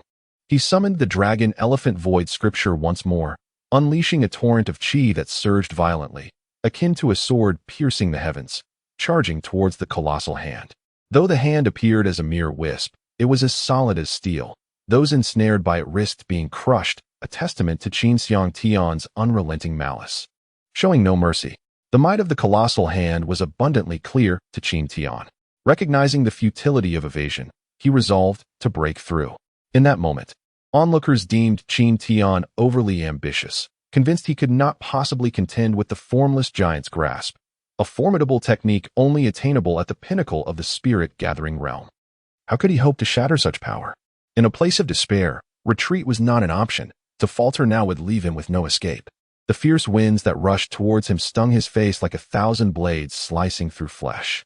Gritting his teeth, Qin Tian harnessed his energy, focusing intently, pouring his entire being into the endeavor. At that moment, after accumulating energy for over 2 months, he felt it plummet as the system incessantly warned of a 10-point energy consumption. Just as his energy reserves neared depletion, Qin Tian leaped upward, positioning himself above, his fists transforming into palms as he struck downwards with tremendous force. That single strike contained tens of thousands of energy points, its power astonishing. The dragon elephant void scripture surged within him, revealing that without expending all his energy, he could not unleash the true might of the dragon elephant divine skill. In an instant, 2 torrents of energy collided, creating a fierce friction that emitted a blinding radiance, obscuring the sky and threatening to blind any who gazed upon it carelessly. Qin Xiang Tian could scarcely believe that Qin Tian could unleash such profound energy, his heart seized with shock, yet he continued to intensify the flow of energy from beneath. Break! Qin Tian roared in midair, his palms pressing down with unwavering force, causing the atmosphere to tremble violently, reverberating like the ominous rumble of thunder from the heavens above. A thunderous rumble reverberated through the entire training ground, as if a colossal creature were shifting its bulk beneath the earth. The surrounding structures trembled incessantly, causing some less experienced disciples to feel dizzy, swaying unsteadily on their feet. An invisible giant hand dissipated, and the ground cracked ominously. Qin Tian pressed his hands against the earth, his complexion slightly pale, as the area within a 3-meter radius around him caved in, forming a vast pit. Remarkably, the powerful energy of the gathering spirit realm had been forcefully suppressed by him. Shock. There was no other word to encapsulate the tumultuous emotions of those present in the training ground. The exhilaration from Qin Tian's recent triumph over Qin Kuan now transformed into a resounding victory. The intensity of that peak confrontation resonating within their souls as though they had witnessed a battle of the century. As Qin Tian rose to his feet, he cast his gaze toward the crowd, which gradually parted in response to his stare. There stood Qin Xiang Tian, his expression one of fury. Eyes locked onto Qin Tian with an intensity that made him tremble with rage. At the pinnacle of the gathering spirit realm, his energy had reached unfathomable depths. Yet it had been shattered by a mere palm strike. This was nothing short of a disgrace and unabashed insult. Qin Xiang Tian's complexion darkened further, his fist clenched.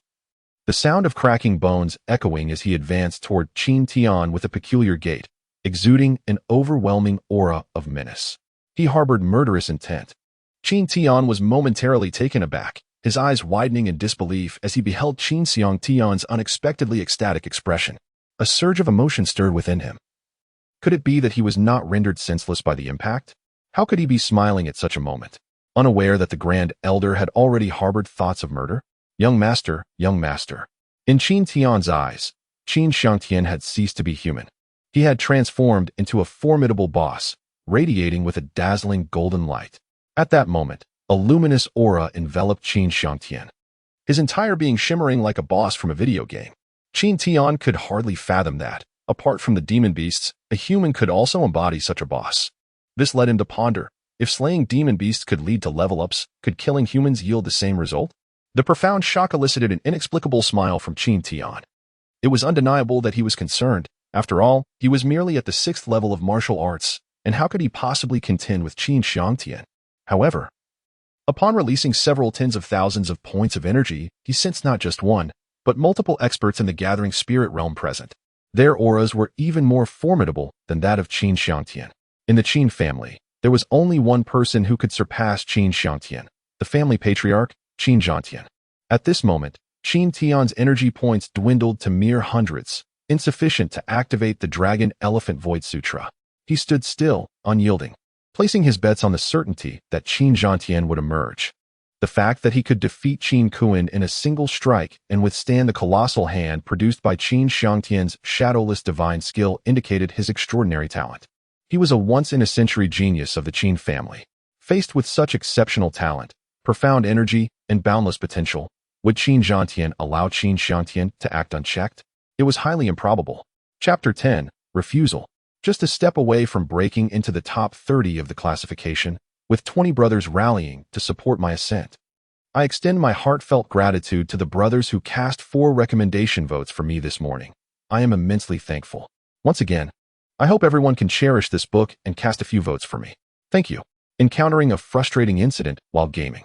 Encountering the formidable boss, devoid of health, energy, and stamina, Qin Tian found himself in an exceedingly dire predicament. His current state of mind was nothing short of despair as he faced an unexpected humanoid boss. The sight of the resplendent Qin Xiang Tian, radiating golden light, left him utterly disheartened. Qin Tian, unable to suppress his base instincts, salivated shamelessly. Akin to a man captivated by the allure of a beautiful woman, as if she were seductively shedding her garments piece by piece. The excitement was palpable, yet it was accompanied by profound discomfort. Without any energy to harness the dragon elephant annihilation technique, even if he could muster the strength, Qin Tian was no match for Qin Xiangtian. Although he had withstood a devastating blow, it was almost entirely through sheer force of will, leaving his internal energy in tumult and his health reduced by half. The onlookers were perplexed, witnessing their adversary appear to be laughing amidst the chaos. Could it be that he had been rendered senseless by the colossal hand formed from the gathered energy? However, Qin Xiangtian was undeterred, his pace quickening as he observed his son sprawled on the ground, unconscious. His fury intensified, a desire to reduce Qin Tian to mere pulp surging within him. Seeing his father charge towards him, Qin Tian felt no fear. Instead, he internally mused that the boss was indeed aggressive. Just wait, he thought, for I shall undoubtedly claim your bounty. The experience points from a boss are exceedingly lucrative. There might even be a chance for a significant drop. Was Qin Tian truly foolish? Everyone present in the training ground, with the exception of Meng Lei, deemed him so. If he did not evade soon, he would meet his demise beneath Qin Xiangtian's hand. Young master, Meng Lei exclaimed urgently, rushing towards Qin Tian. Yet his speed paled in comparison to that of the peak energy converging Qin Xiangtian. Certainly, how could the pinnacle of the gathering spirit realm possibly compare to the refinement energy realm? In the crowd, a shadow flickered, leaving behind a trail of phantoms. Enough. Before the figure arrived, the voice had already resonated.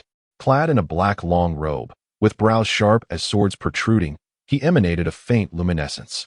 As his figure descended, a wave of energy surged around him, intertwining with the aura emanating from Qin Xiangtian and dissipating it in an instant.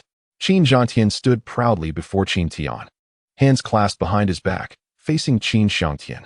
The patriarch of the Qin family, Qin Xiangtian, indeed exemplified the prowess of the refinement energy realm. The disparity was immense, necessitating diligent effort. The impression Qin Xiangtian left on Qin Tian was one of profound depth. The aura radiating from him effortlessly nullified Qin Xiangtian's fierce energy, a feat not achievable by an ordinary individual. The foremost expert of the Qin family was truly exceptional. Qin Xiangtian was inwardly astonished. Reflecting, he has actually transcended into the refinement energy realm. He was profoundly shocked, observing the radiant glow surrounding Qin Xiangtian, a clear indication of the refinement energy realm. A prodigy of the Qin family, achieving such a breakthrough at the tender age of 40 was indeed remarkable. Patriarch, may you be well. On the martial arts field, hundreds of disciples bowed in unison, for in their eyes, the patriarch was an unattainable deity, effortlessly neutralizing the energy of the gathering spirit pinnacle with a mere gesture, embodying terrifying strength. No need for formalities. Qin Xiangtian chuckled lightly, his tone approachable as he glanced at the prostrate Qin Kuan. He moved closer, assisting him to rise, and gently pressed a palm against his back, gradually channeling a milky white energy into Qin Kuan's body. The previously pallid complexion began to take on a healthy hue, and his eyes slowly fluttered open. There is no longer any cause for concern, Qin Xiangtian remarked with a faint smile, before retrieving a vial of elixir from his robe and handing it to Qin Xiangtian. Here are 3 spirit-nourishing pills. Administer them to him, and his health will be restored. Qin Xiangtian accepted the pills, slightly bowing his head, casting a furtive glance at the nearby Qin Tian, his fists tightening subtly. Spirit-nourishing pills, how extraordinary. They are indeed a grade 3 spiritual herb. The clan leader is remarkably generous. As Qin Kuan regained consciousness, though his spirit appeared somewhat diminished, anger flickered across his face as he glared at Qin Tian, growling, I will not spare you. Such insolence, Qin Xiangtian interjected sharply. With the clan leader present, one would expect restraint. It was uncertain whether Qin Kuan was foolish or merely accustomed to his arrogance. Qin Xiangtian's expression soured slightly, though he refrained from displaying overt displeasure, merely furrowing his brow. Qin Xiangtian, perceptive to even the slightest shift in mood, quickly offered an apology. The boy lacks decorum. I beg you, do not hold it against him. Indeed, Qin Kuan was seething with rage, yet dared not lash out. He awaited Qin Tian, his face betraying a murderous intent. Today, in the martial arts arena, he had lost all dignity, and his animosity towards Qin Tian was profound, bordering on the visceral. Qin Xiangtian's recent actions were keenly observed by Qin Tian, who silently assessed Qin Xiangtian's influence within the Qin family. It was evident that even the clan leader showed him deference. Although Qin Tian felt a twinge of dissatisfaction regarding Qin Xiangtian's leniency, he dared not voice his thoughts. After all, he was merely a 6th-tier warrior, fortunate enough to ensure his own safety. Had Qin Xiangtian not intervened, his demise would have been inevitable. Qin Tian had not yet deluded himself into believing he could rival Qin Xiangtian. As Qin Xiangtian assisted Qin Kuan in departing, Qin Zhantian offered a faint smile and approached Qin Tian, presenting him with a vial of spirit-nurturing pills. Here are 10 spirit-nurturing pills. Take good care of your health and prepare to give your all in the upcoming autumn hunt competition. Qin Tian was taken aback, realizing the significance of 10 spirit-nurturing pills, a quantity that clan members typically received over an entire year.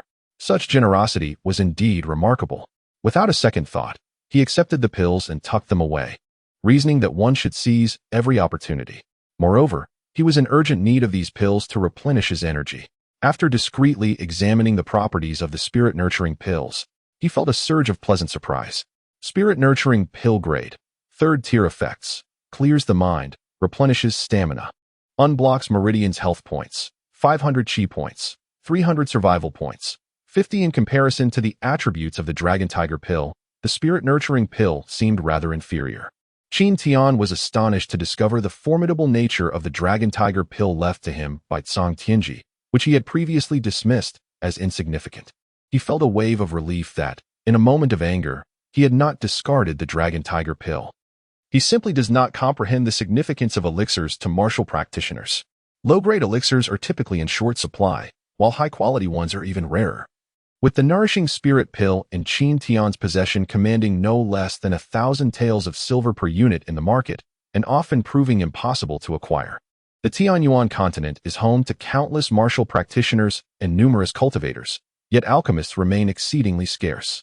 Even a low-grade alchemist can uphold an entire family, while a high-grade alchemist is highly sought after by formidable forces and esteemed sects, treated as an honored guest and lavished with reverence. The Qin family fortuitously has a low-grade alchemist, which is why Qin Zhantian, despite his youth, has ascended to the position of family head. His sister, Qin Pei, is the alchemist in question. Thank you, Patriarch, Qin Tian expressed with a bow of gratitude. He anticipated that Qin Zhantian would impose such demands upon him. However, he is not a mere pawn of the Qin family, summoned and dismissed at will. Your offer is far too low. Qin Tian harbored little affection for the Qin family and felt no particular gratitude towards Qin Zhantian. When his dantian was damaged, he was treated as a pariah within the family, receiving disdain at every turn, even lower than a servant. Did Qin Zhantian ever utter a single word in his defense? When he was maliciously framed by Qin Xiangtian and summarily expelled from the Qin family, relegated to a menial position at the Furong Tavern, where he struggled to find enough food and warmth, sleeping in a pigsty, did Qin Zhantian ever admonish anyone? Qin Tian is no fool. He would not be overwhelmed with gratitude for a trivial favor from Qin Zhantian, especially while living under the same roof as the very adversary who would actively seek to harm him. His display of strength was merely a pursuit of shelter, allowing him the necessary time to grow. However, he did not need to remain with the Qin family. 3 years later, Qin Tian reached the age of 18, marking the final assessment of the Qin family. Chapter 11. Acting is an art. Qin Tian resolutely declined. His refusal was unequivocal. No one anticipated such a response, especially to an invitation extended personally by the clan leader. Even Qin Zhantian was taken aback. Who would dare to defy the clan leader? Yet, Qin Zhantian did not express anger, nor did he insist further. Qin Tian held a crucial position within the Qin family, possessing the remarkable ability to withstand Qin Xiangtian's assaults, which alone granted him considerable leverage. In Qinghe City, few of the younger generation could endure a peak strike from the gathering spirit realm. Even the foremost prodigy, Xiao Rufeng, would find it challenging. News of Qin Tian's victory over Qin Kuan in the martial arts arena and his ability to withstand Qin Xiangtian's shadowless divine technique spread rapidly. And within half a day, the entire Qinghe City was informed. What appeared to be a mere contest was, in fact, a tumultuous undercurrent. The rise of a genius inevitably draws attention, particularly one audacious enough to refuse Qin Zhantian, thus attracting scrutiny from other clans. What secrets lay behind this refusal? Was it a manifestation of long-held grievances seeking retribution against the Qin family? Such questions perplexed many and merited contemplation. This situation became a catalyst, akin to a small stone cast into a tranquil lake, creating ripples that could not be ignored, potentially evolving into a tempest. In the backyard of the Furong Tavern, Zhang Defuku was drenched in cold sweat, kneeling on the ground, his body trembling uncontrollably, engulfed by fear. He was already aware of the events that transpired at the training ground that morning, which had nearly frightened him to the point of losing control. For the past few months, He had relentlessly tormented and berated the two of them. Now, however, the tides had turned, and he was receiving his just desserts. Qin Tian sat upon the grinding stone, a piece of dried grass clutched between his lips, mockingly observing Zhang Dafu, as a sense of petty triumph welled up within him. He had never considered himself a gentleman, occasionally embracing the role of a scoundrel. Witnessing Zhang Dafu bowing and scraping before him brought him an undeniable sense of satisfaction. The hardships he had endured resurfaced in his mind as he exchanged a knowing glance with Meng Lei. Understanding the unspoken command, Meng Lei approached Zhang Dafu and delivered a resounding slap. The sharp crack of the blow left Zhang Dafu seeing stars, and he dared not retaliate with his own energy, knowing that doing so would escalate the situation beyond a mere slap. After the act, Meng Lei chuckled foolishly, his first wish fulfilled. Qin Tian then approached, helping Zhang Dafu to his feet, and remarked, "I have forgotten the past. You know how to conduct yourself moving forward." I know.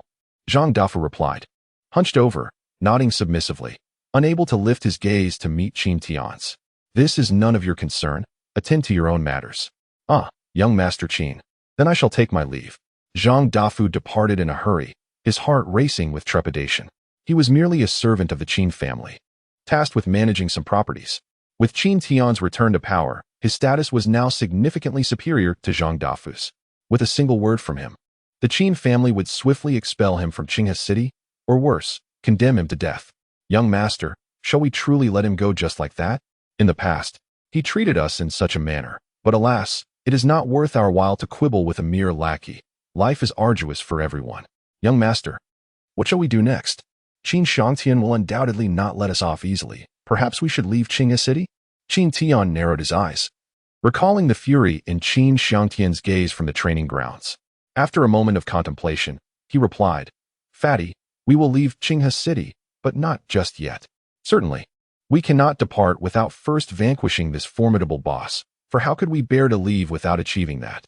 In any game, one does not simply bypass the boss. For what fun would it be? Currently, Qin Tian is not a match for Qin Shangtian. He must grow stronger to confront this boss. Yet, inevitably, this boss will fall to him. How could he forgive himself otherwise?" Meng Lei, upon hearing this, fell silent and stepped aside. Everything rests in Qin Tian's hands, and he need only follow. "Young Master Qin, the city lord wishes to see you." Zhang Dafu rushed into the courtyard, speaking with utmost respect. His deference to Qin Tian now surpassed that of his own ancestors. Such is the nature of a servant, ever eager to please. "The city lord?" Qin Tian inquired, pondering inwardly. Why would the city lord seek me? Indeed, in the private room of the D character. If you would prefer not to meet, I can decline the invitation. As the Qin family has always been reluctant to engage with the authorities, Zhang Dafu explained gently. "Very well, take me there." Qin Tian's eyes brightened, and a sudden realization struck him as to why someone might be seeking him out. Today, the Furong restaurant was unusually bustling, drawing in a crowd of distinguished individuals from Qinghe City, including members of the four prominent families. It resembled a gathering of dragons, all converging for a singular purpose: Qin Tian and the private room labeled D. Indeed, heroes emerged from the young.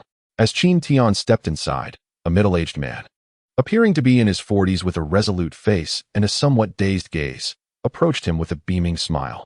"Your Excellency, the Lord of the City, graces my humble establishment, bringing it great honor," he remarked. Qin Tian clasped his hands in acknowledgement. "Ah, Brother Qin, you flatter me," the man replied, casually placing a hand on Qin Tian's shoulder as if they were intimately acquainted. Qin Tian smiled inwardly, feigning surprise and delight, which brought joy to the man's heart. Qinghe City, a part of the Great Li dynasty, stands as a significant stronghold in the northwest. However, the authority of the local government pales in comparison to any of the four prominent families. Consequently, the city lord, too, often finds himself beholden to their whims, needing to consult them on major decisions. This reality fosters a sense of embarrassment for him as a city lord.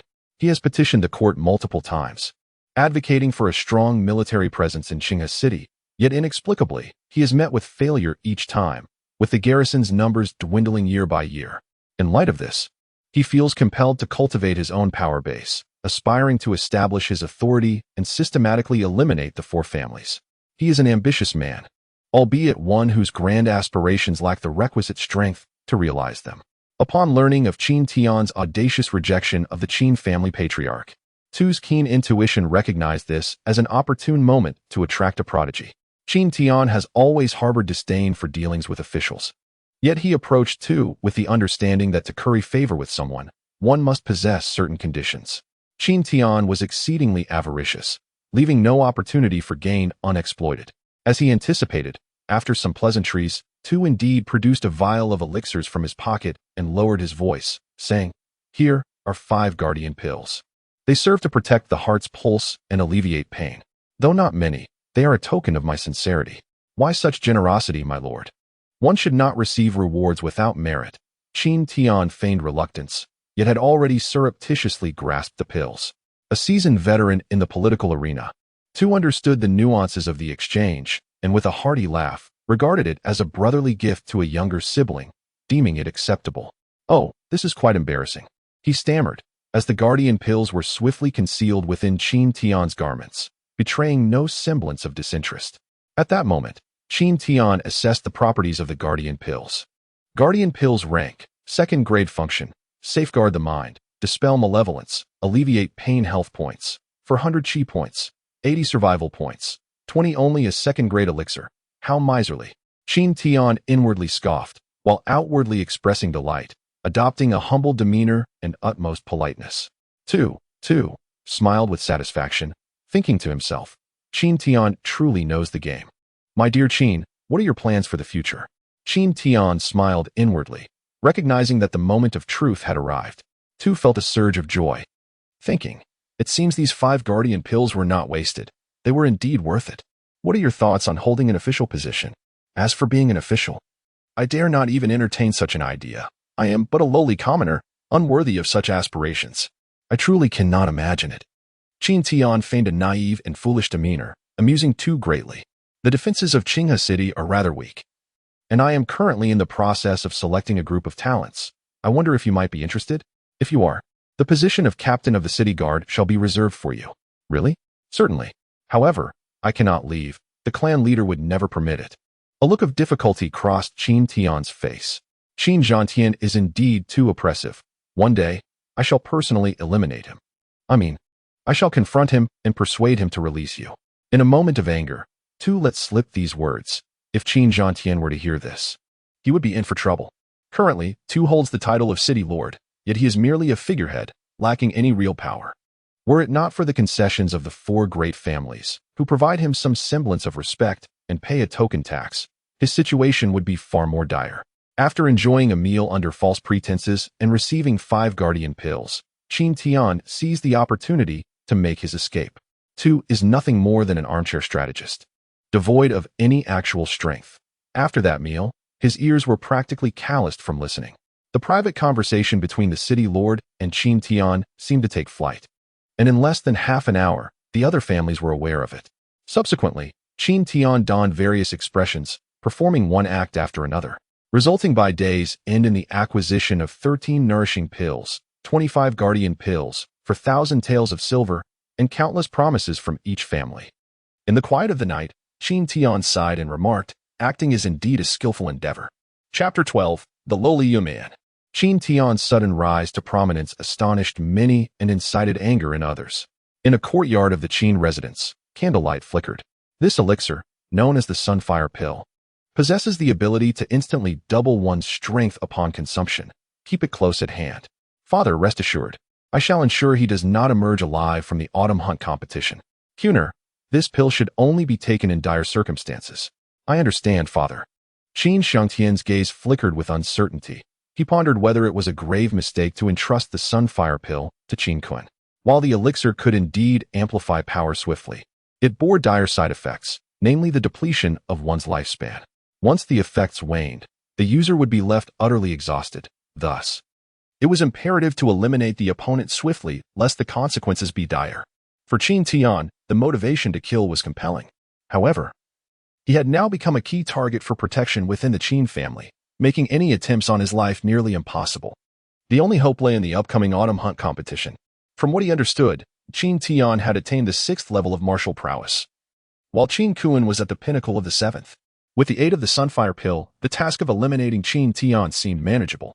3 days later, within the confines of a secret training ground belonging to the Qin family, a place reserved for the elite, where ordinary individuals were deemed unworthy of entry, Qin Zhantian stood upon the steps, observing the dozens of young martial artists above the 5th level. A sense of nostalgia washed over him. They were the fresh blood of the Qin clan, destined to become the backbone of the family or perhaps achieve even greater heights. How many would survive to walk away? He wondered silently. Qin Tian silently stood in a corner, fearful of losing control, of succumbing to the urge to launch an assault against his superior, Qin Xiangtian. For the past 3 days, his mind had been consumed with thoughts of how to eliminate Qin Xiangtian and seize his power. It appeared akin to a game. Yet he was confronted with a genuine adversary, one possessing intellect equal to his own. Faced with such a formidable opponent, Qin Tian dared not act recklessly. Meticulous planning and thorough preparation were imperative, and he proceeded with deliberate caution, step by step. Qin Zhantian fervently delivered a few remarks before announcing the rewards for the first place in the upcoming autumn hunting competition. The crowd was invigorated, their spirits soaring as if they had been invigorated by a potent elixir. Though referred to as a competition, the hunting event was, in truth, a brutal slaughter, devoid of any rules. It entailed an unending spree of carnage over the course of 3 days. For the younger generation, it served as a formidable trial, a spiritual baptism. Those fortunate enough to survive would undoubtedly be regarded as key candidates for cultivation within the Qin family, perhaps even qualifying to vie for the position of clan leader in the future. Survival necessitated a ruthless nature, a fundamental principle of existence. The hunting grounds lay in the vicinity of the Kunlun Mountains, where the forests were shrouded in mist and plagued by toxic vapors. The roars of demonic beasts echoed ominously, serving as a warning. This place is fraught with danger, keep your distance. Upon entering the arena, 57 scions of the Qin family dispersed automatically, each engaging in solitary combat. Save for a few groups, Qin Tian stood at the entrance, casting a cold smile into the shadowy woods, silently declaring, "The hunt has begun. Hey, let's team up." I'm a bit scared." A timid voice broke through the air. Qin Tian was momentarily taken aback as he observed the girl trembling in the distance. Just as he contemplated declining her request, the voice of the system resonated in his mind. Accept Yun Man's team invitation. Task rewards: 100 experience points, 50 chi power, 20 production points. What kind of nonsense was the system up to now? When did it introduce a team invitation? She was not even a player.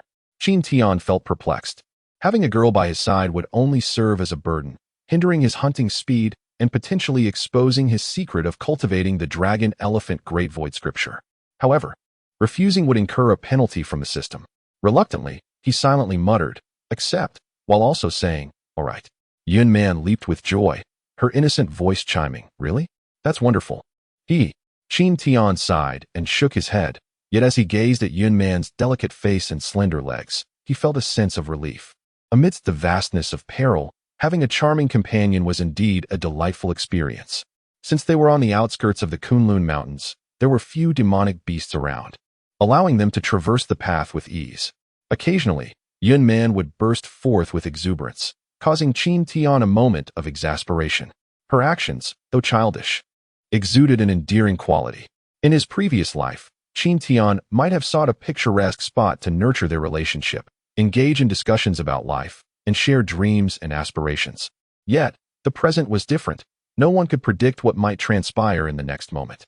As they delved deeper, the trees grew denser, casting an ominous shadow. "Hey, can we slow down a bit? I'm really scared," Yun Man whispered softly. "Not possible."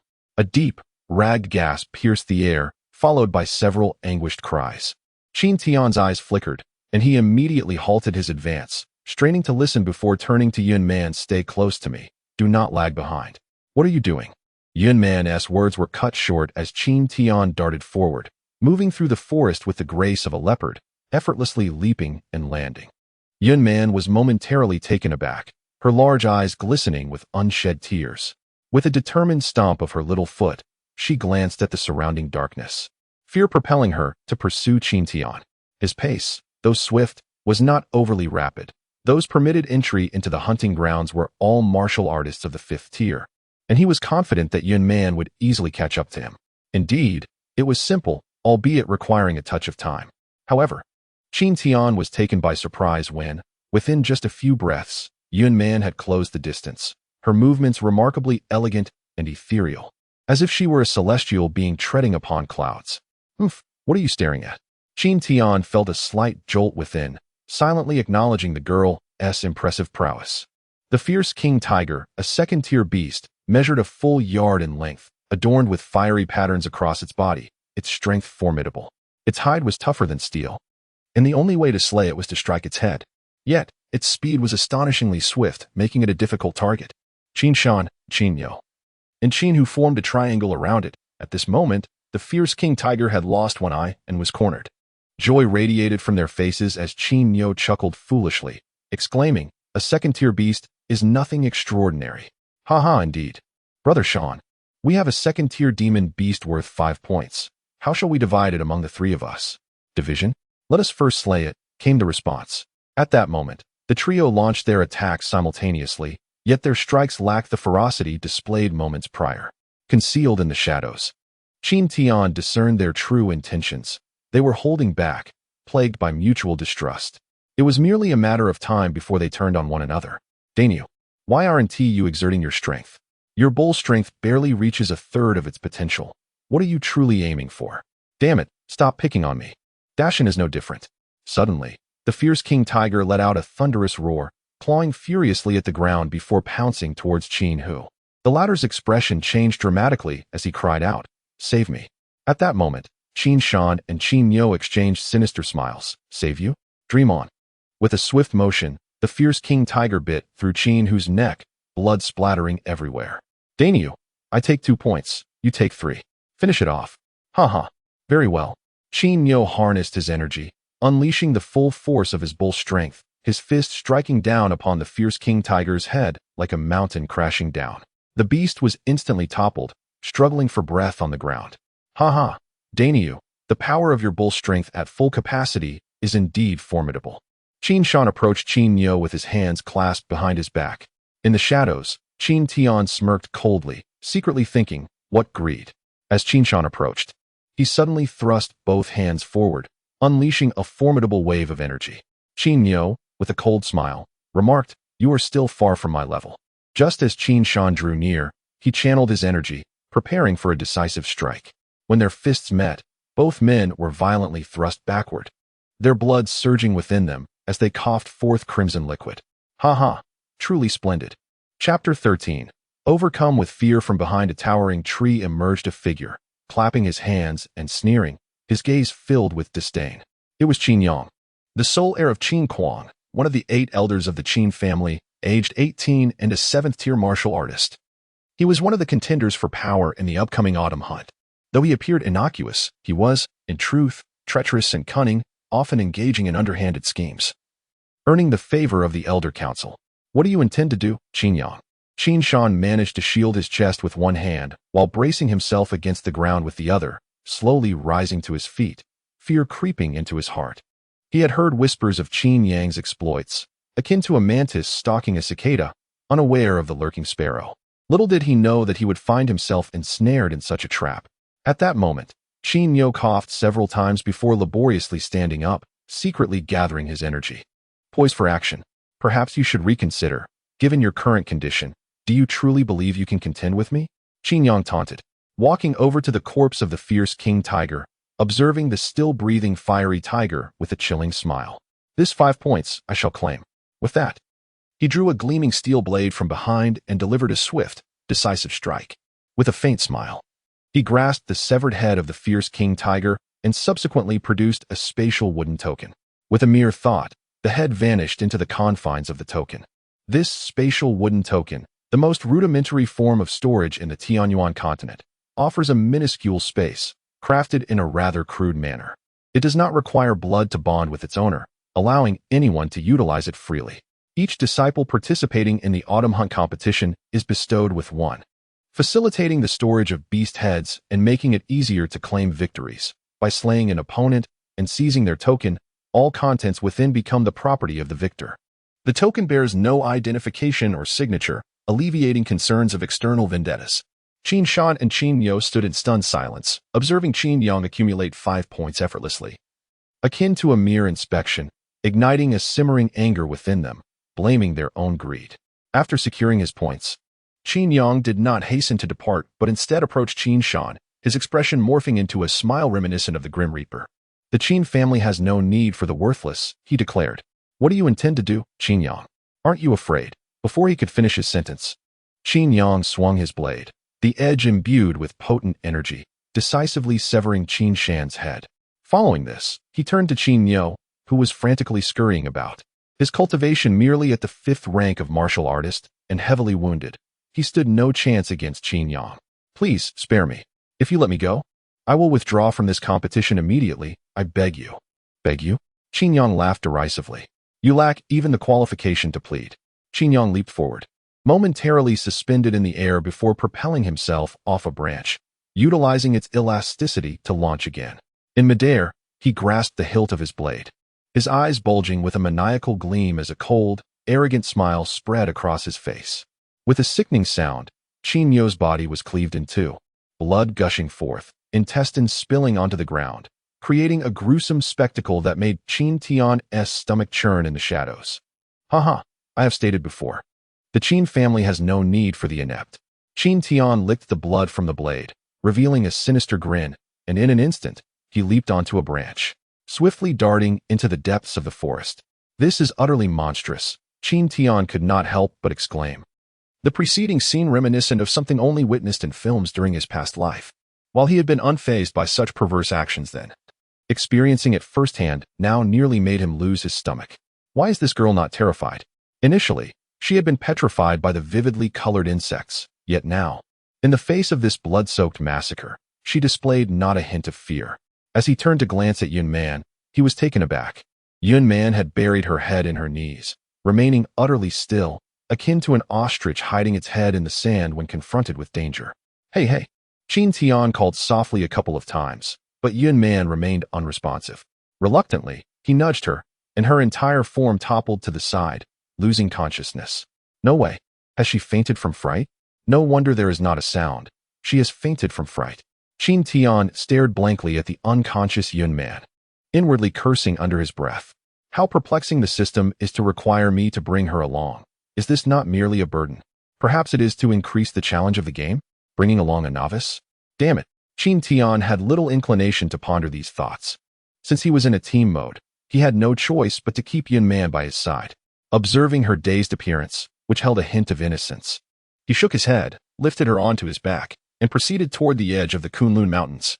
Having endured a devastating blow from Qin Tian found his hard-earned energy reserves nearly depleted after months of accumulation. In the 3 days spent in the slaughterhouse, he had gathered barely 3,000 energy points, sufficient to execute a few techniques from the Dragon Elephant Void scripture. For Qin Tian, energy points were invaluable. He needed to utilize them wisely, ensuring not a single point went to waste. His sole objective now was to hunt ferociously, replenishing his energy rapidly. Otherwise, encountering Qin Kuan or a monster like Qin Tian would indeed be a dire challenge. As the sun dipped below the horizon, darkness swiftly enveloped the sky. At night, silence reigns, and aside from vision, sensory perception becomes paramount. A human's sensitivity pales in comparison to that of the beasts. Thus, it is prudent to refrain from wandering carelessly after dusk, for one misstep could lead to demise. Night had fallen, and the hazy moonlight barely penetrated the dense foliage of the trees. A gentle breeze rustled through the leaves, producing a soft whispering sound. A piercing howl from the azure-toothed wolf shattered the tranquility of the night, sending ripples of unrest throughout the forest. Thus commenced their predatory hour. Hiss, hiss, hiss. From the treetops, a shadow darted forth with astonishing speed, leaving behind a trail of whistling sounds. The figure, with eyes ablaze and brows furrowed, resembled a hawk in pursuit, ever vigilant of its surroundings while racing forward, as if it had become the sovereign of the night. This was none other than Qin Tian, the Night Enchantress, the Hunter. Chapter 14. Tier 5 Monster Boss. Hiss, hiss, hiss. Suspended from a towering tree was a golden-threaded silver python, as thick as a human thigh. Its entire body shimmered in silver gray, with a golden forked tongue flickering, and 2 eyes emanating a faint green glow, fixating intently on Qin Tian. A Tier 2 beast, the golden-threaded silver python possessed a health value of 3,000, experience points of 130, energy points of 58, and a survival value of 1. By the heavens, its vitality is quite formidable. Qin Tian observed the python, noting the extensive blood channel atop its head, and let out a cold snort as he cautiously advanced. The python, with its head raised high, mirrored Qin Tian's movements, its elongated body gliding gracefully, silver scales glinting in the moonlight. As Qin Tian shifted his stance, the golden-threaded silver python, swift as lightning, launched an assault from above, unleashing a silver beam aimed at Qin Tian's neck. The python opened its cavernous maw, revealing elongated fangs, and lunged viciously towards the carotid artery of Qin Tian. Qin Tian let out a cold snort, a smile flickering within his heart. Indeed, the intellect of a second-tier demon beast was remarkably low. It was easily deceived with a mere feint. Qin Tian took half a step back, bracing himself, and as the golden silver python lunged forth, he charged ahead simultaneously. Channeling his qi, he activated the dragon elephant void scripture. Even without taking a step, he surged forward like a wild elephant, exuding a majestic and robust aura. With the might of dragons and elephants erupting around him, an imposing presence.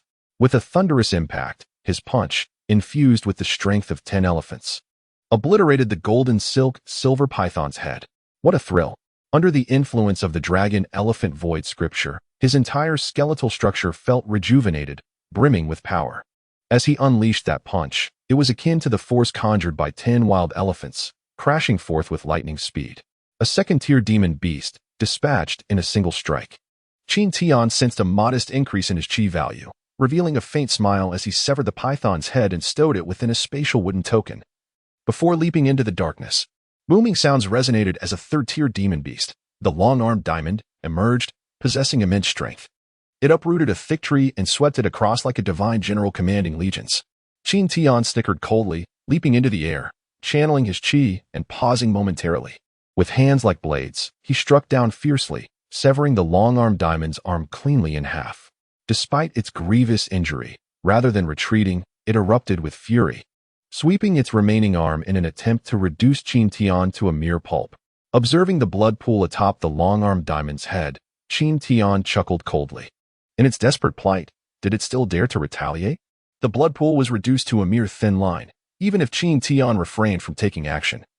Time alone would suffice to bring about his demise. However, Qin Tian was unwilling to squander any moments.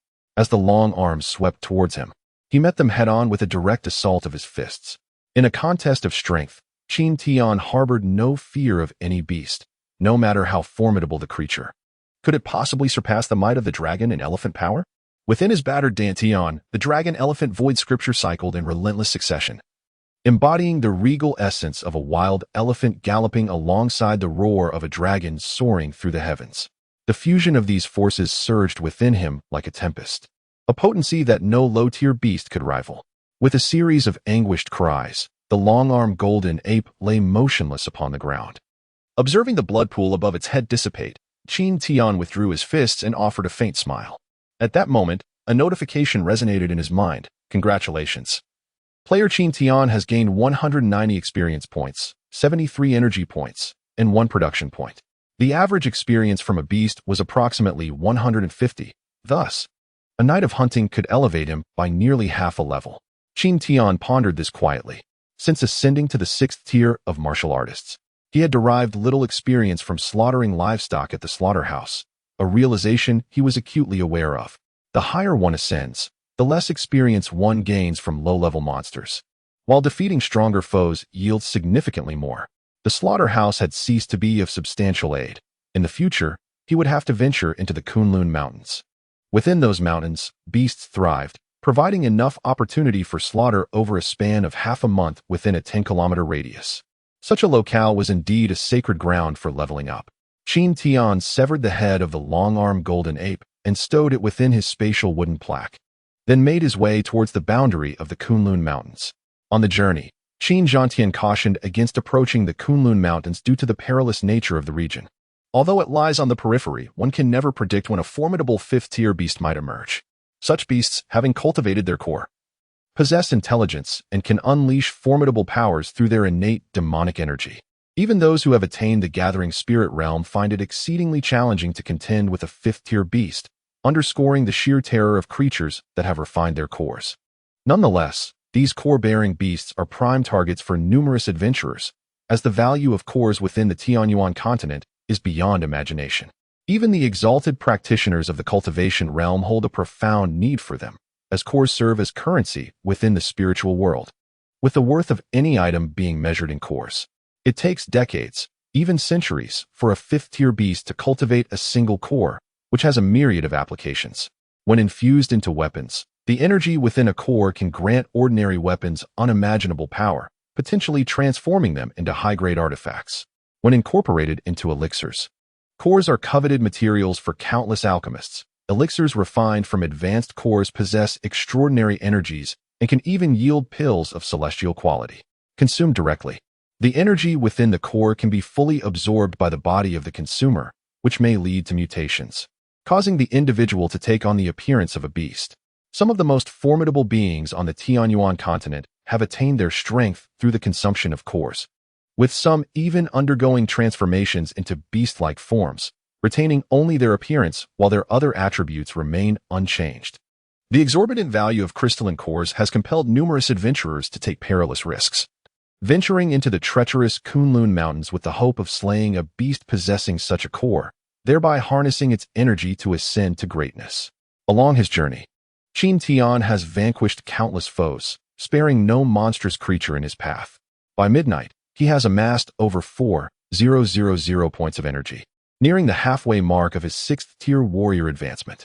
As he approaches the foreboding Kunlun Mountains, the dark silhouettes of the towering peaks loom ominously, exuding an aura of dread as if they could consume all existence. The allure of the Kunlun Mountains is irresistible to him.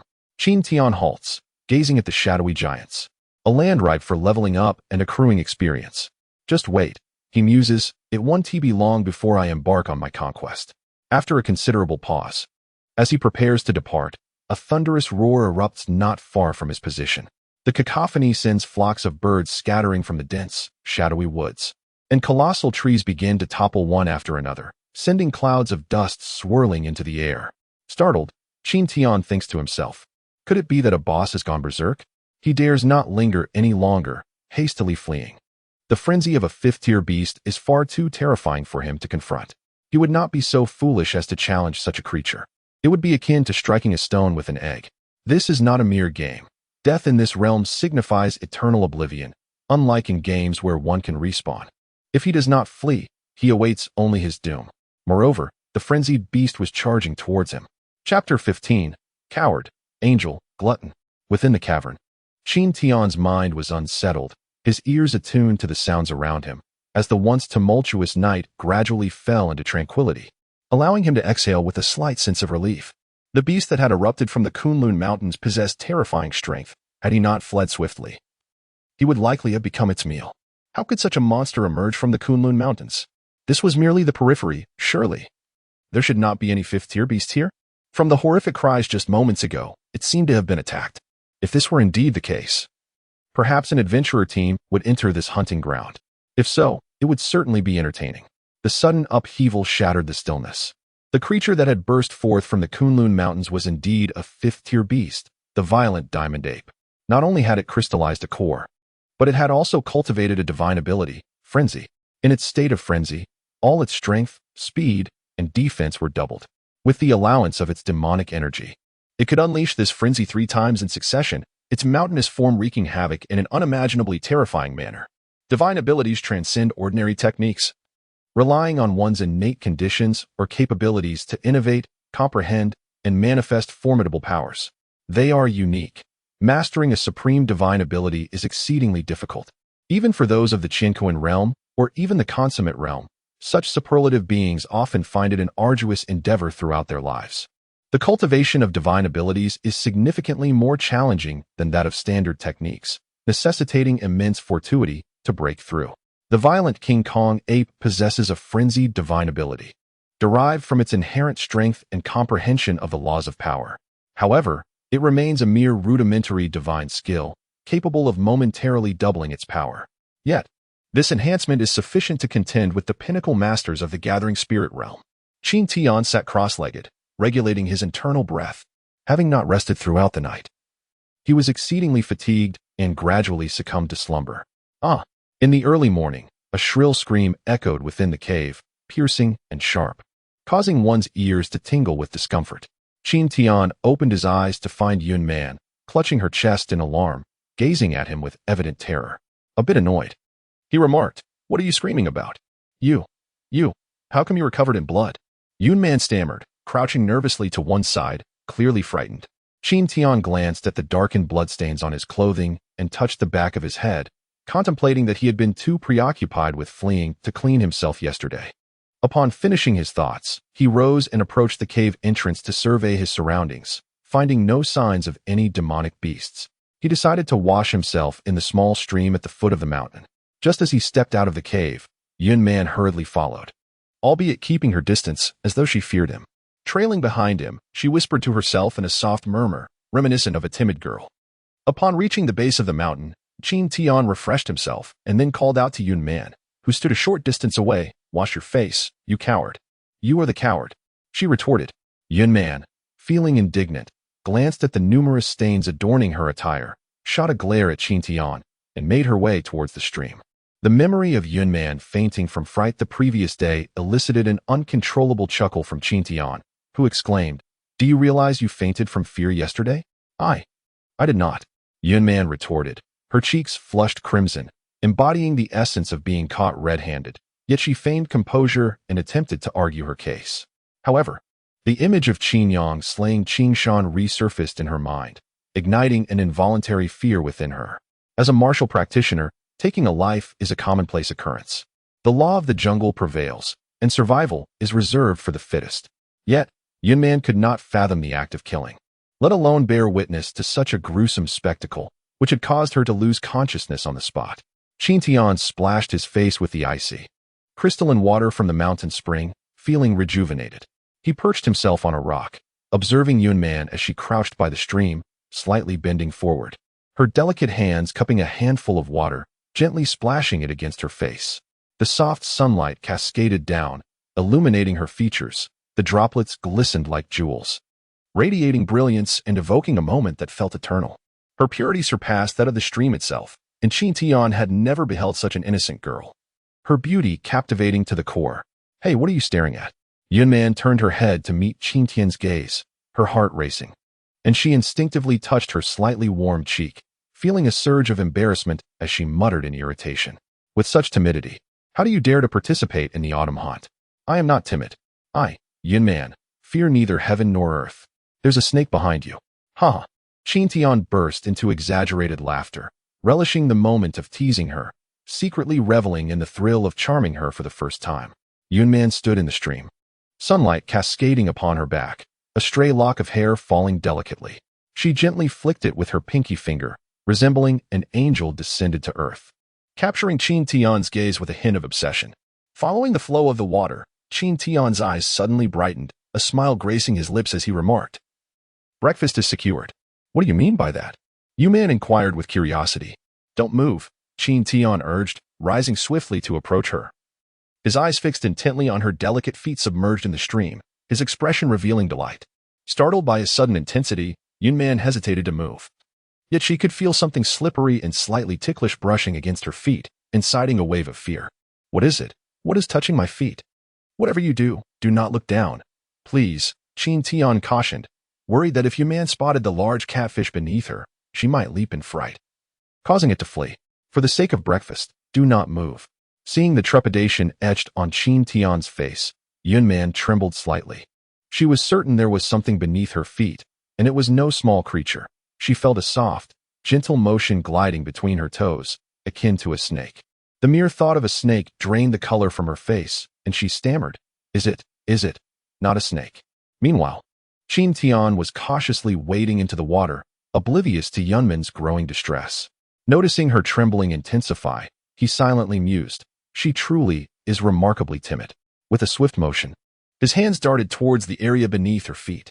Yun Man let out a startled cry and immediately leapt onto Qin Tian's back, clinging to his neck like an octopus. Qin Tian felt the pressure of two soft mounds pressed firmly against his back. As he stumbled slightly, he exerted himself to regain his balance, his hands still reaching down.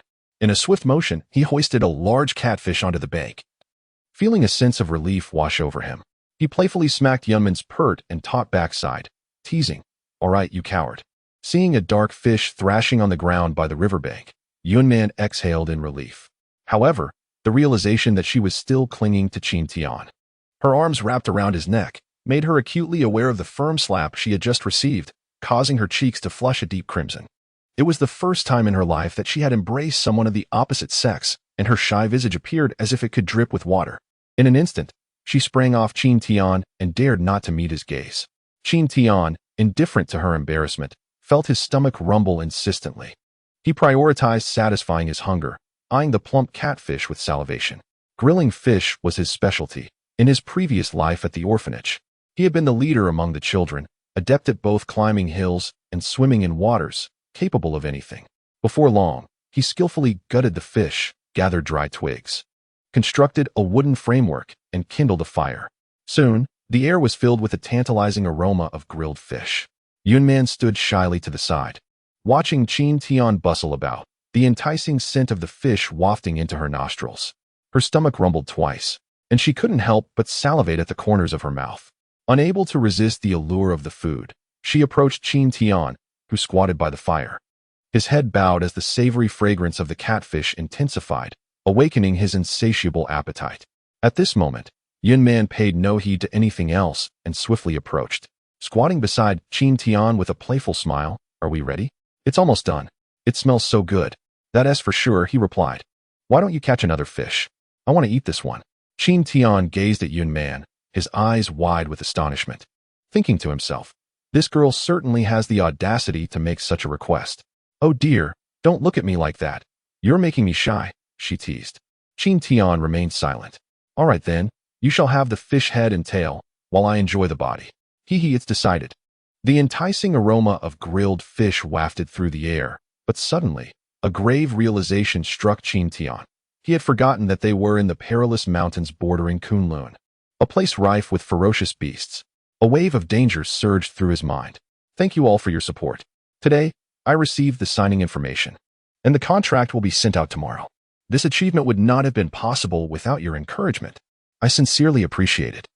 Wishing you all joy and success in your endeavors. Also, I humbly request your continued support in terms of collections and recommendations. I could really use them." Chapter 16. The violent little girl trouble loomed ahead. Qin Tian slowly rose from his crouched position and turned around, only to see a green-toothed wolf less than 10 yards away, drooling profusely, its eyes gleaming with a menacing green light as it fixated on him.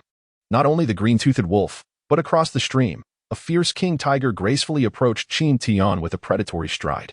In the dimly lit woods surrounding them, no fewer than 30 ferocious beasts emerged, their greedy, menacing gazes fixated on Qin Tian and Yunman. "Do you enjoy roasted beast meat?" Qin Tian thought cautiously. Most of the creatures lurking in the forest were of the second or third rank, while he would not fear a one-on-one confrontation with such low-tier beasts. Facing over 30 of them at once posed a significant threat.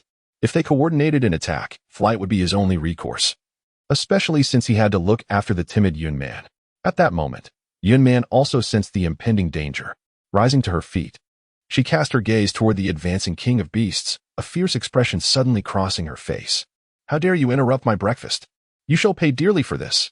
With a cold huff, she harnessed her energy and leaped into the air, as if treading upon clouds, her movements graceful and ethereal, resembling a celestial maiden gliding through the heavens, a sight of exquisite beauty. Qin Tian, caught off guard, lamented that he had no time to prevent her reckless action.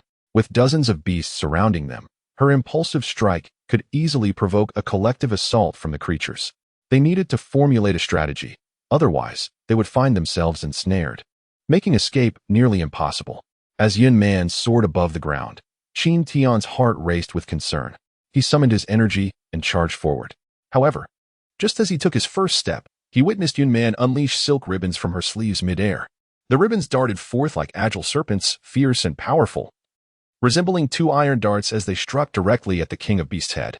With a chilling howl, blood erupted forth as the ribbons pierced through, creating 2 gaping wounds in the creature's skull, causing it to crash to the ground, its eyes rolling back in lifelessness.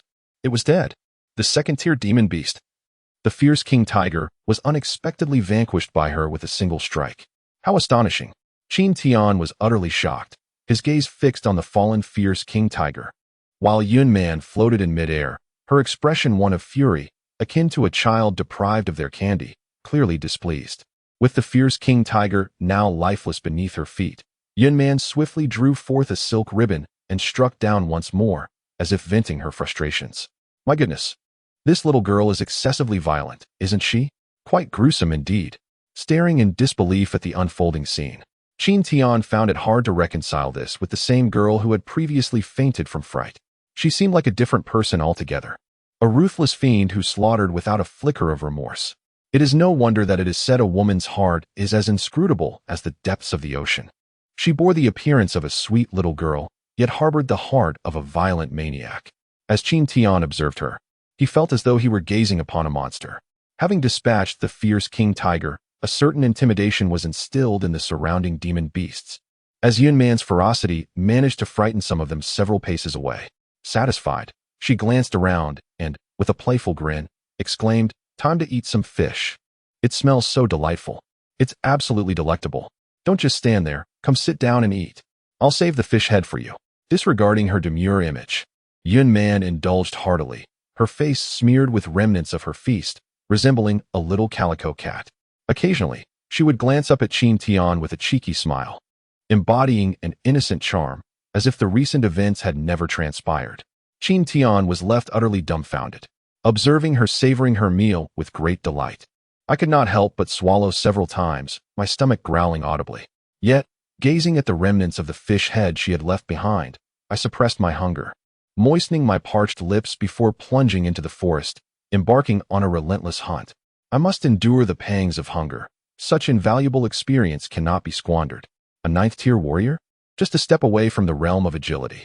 Compared to her, the so-called geniuses, Qin Kuan and Qin Yang, are but weaklings, mere wisps of cloud.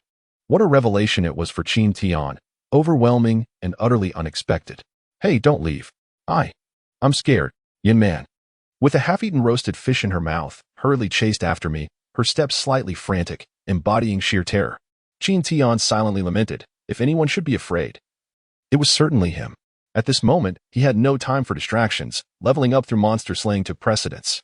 His hands never ceased their movement, his energy dispersing around him, a formidable pressure radiating outward. The demonic beasts, seemingly provoked, charged at him in a furious frenzy. There was no need to worry about Yun Man. Qin Tian was determined not to hold back. It was akin to battling monsters in a game, exhilarating beyond measure. While Yun Man cried out in fear, her demeanor was anything but timid. With a fierce spirit, her silken ribbons oscillated between softness and strength, propelled by a potent energy that swept through the air, leaving destruction in its wake. The surrounding beasts dared not approach her. In contrast, Qin Tian found himself in a precarious position. Although the second and third-tier beasts were intellectually limited, they understood the art of targeting the vulnerable. Yun Man, like a fierce fairy, was mercilessly intimidating to them. They feared her, yet sought every opportunity to assail Qin Tian. Many of the beasts circumventing Yun Man to charge directly at him. A multitude of monstrous beasts surged forth to assail Qin Tian, who remained remarkably composed, cautiously engaging each adversary. Yet, he was occasionally struck. Just moments ago, a third-tier long-armed King Kong had fiercely clawed at his back, tearing his garment asunder, revealing 3 deep gashes that oozed crimson blood. Additionally, a celestial spider had inflicted a ferocious bite upon his thigh. Fortunately, it bore no venom, or else he would be unable to endure the pain. Hey, are you all right? Do you need my assistance?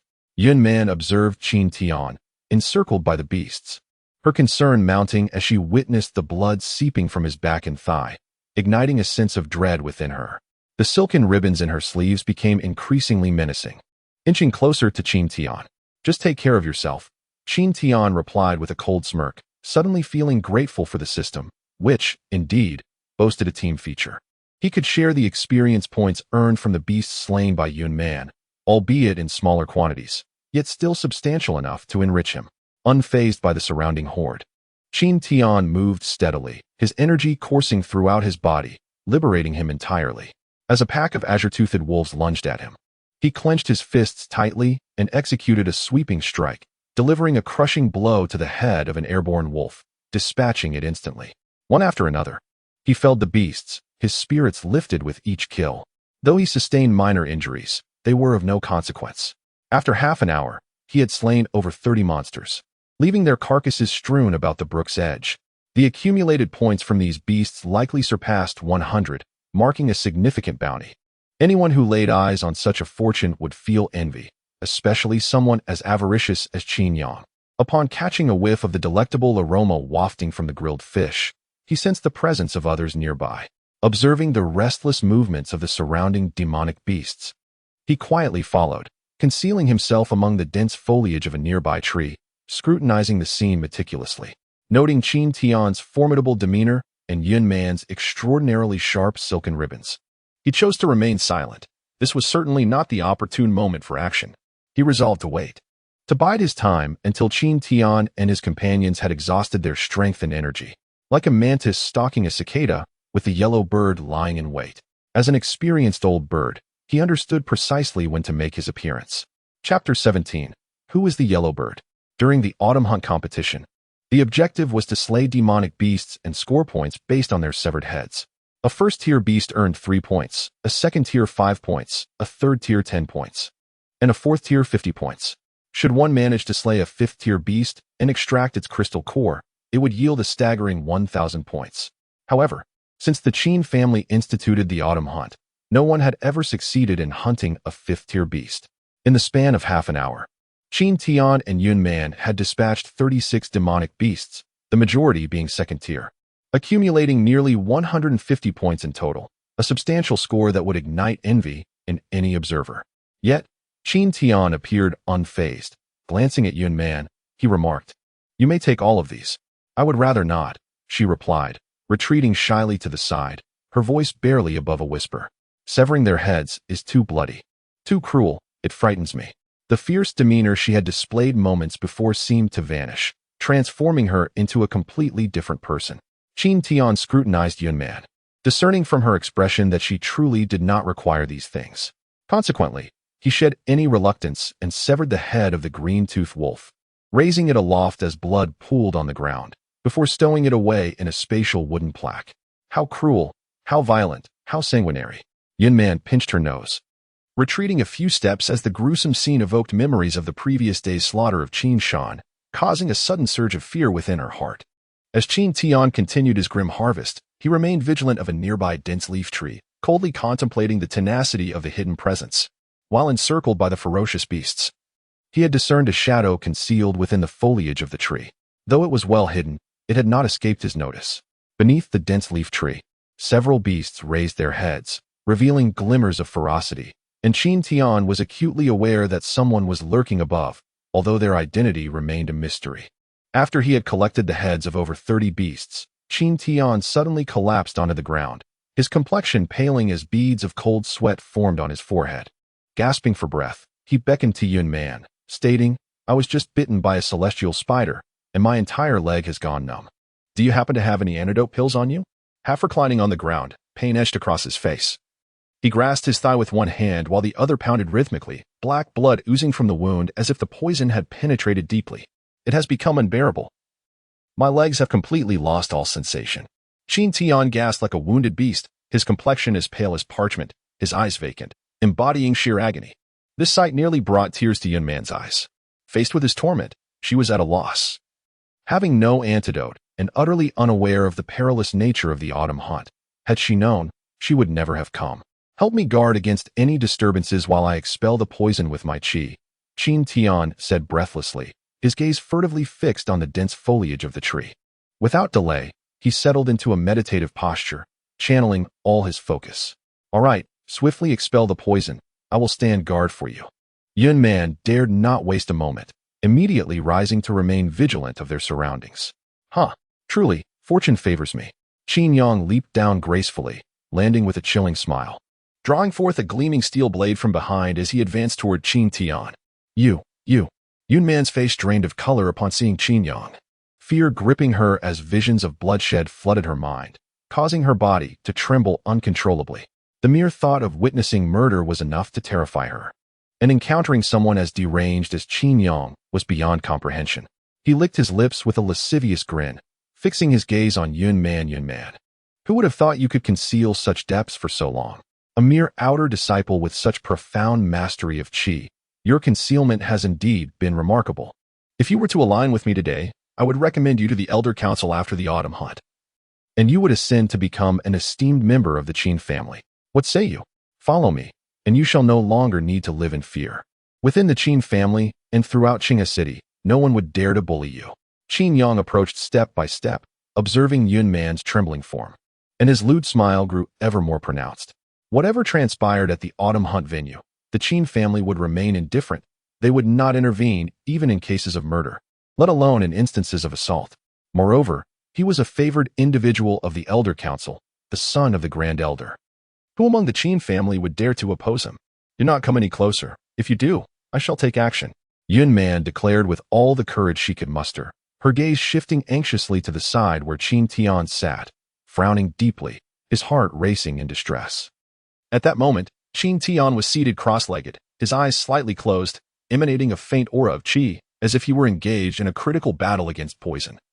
Beads of sweat rolling off his forehead like pearls. Aha! Qin Yang felt invincible, brandishing his steel blade and quickening his pace, though he secretly remained wary. He had already discerned Yun Man's strength. Should a confrontation ensue, it would likely result in a stalemate for some time. Once Qin Tian dispelled the poison and regained consciousness, his chances of victory would be non-existent. Thus, his immediate goal was to eliminate Qin Tian swiftly. Other matters could be attended to later. Gazing at Yun Man's delicate visage, wicked thoughts surged within him. Once everything was resolved, he would find a suitable place to indulge himself fully. As Qin Yang pondered further, he couldn't help but let out a lewd chuckle, advancing step by step to corner Yun Man, gripping the sturdy steel blade tightly in his right hand. He subtly channeled his energy. The blade emanated an overwhelming aura, causing Yun Man to feel a profound sense of panic within her, rendering her incapable of making a sound judgment. She even harbored a hint of self-loathing for her inability to confront others, having devoted herself solely to cultivation without daring to engage in combat. It was bewildering how she had persisted in her training over the years. The reason Yun Man had not garnered the Qin family's attention was her consistent avoidance of confrontations. She feared causing harm and dreaded the chaos of battle. She was unable to suppress the terror that surged within her. The silken ribbons hidden in her sleeve shot forth over a yard, startling Qin Yang, who tightened his focus but merely sneered. The ribbons held no offensive power, resembling the colorful streamers of an ordinary dancer, visually splendid, yet utterly harmless. Do not be afraid, my little beauty. Brother will come to cherish you shortly. Qin Yang seemed to see through Yun Man's facade, his excitement palpable on his face. At that moment, he regarded the meditating Qin Tian with utter disdain, perceiving him as nothing more than a lifeless entity. With a single downward stroke of his blade, Qin Tian's head would surely roll. Yun Man stood protectively in front of Qin Tian, who could sense the faint, refreshing fragrance emanating from her, providing a sense of comfort amidst the turmoil. Who was the unsuspecting prey? A cold smile curled at the corners of Qin Tian's lips. As the second watch concluded, everyone was encouraged to show their support with a collection, immense gratitude for it. Chapter 18. Another fainting spell. Qin Tian felt a flicker of emotion. He could sense Yun Man's trembling form, indicating her profound fear and confusion, yet she did not flee. Had she chosen to utilize the cloud leaping technique to escape, he believed Qin Yang would not have been able to pursue her. Worry and fear, yet unwavering in loyalty. This foolish girl possesses a truly kind heart. Qin Tian mused inwardly. Simultaneously, the dragon elephant void technique quietly stirred within his damaged Dantian, releasing a powerful aura into the surroundings. Shielded by Yun Man, Qin Tian's actions remained invisible to Qin Yang. He had just sensed an overwhelming presence, which momentarily stirred him, yet he dismissed it. After all, Qin Tian was merely a waste.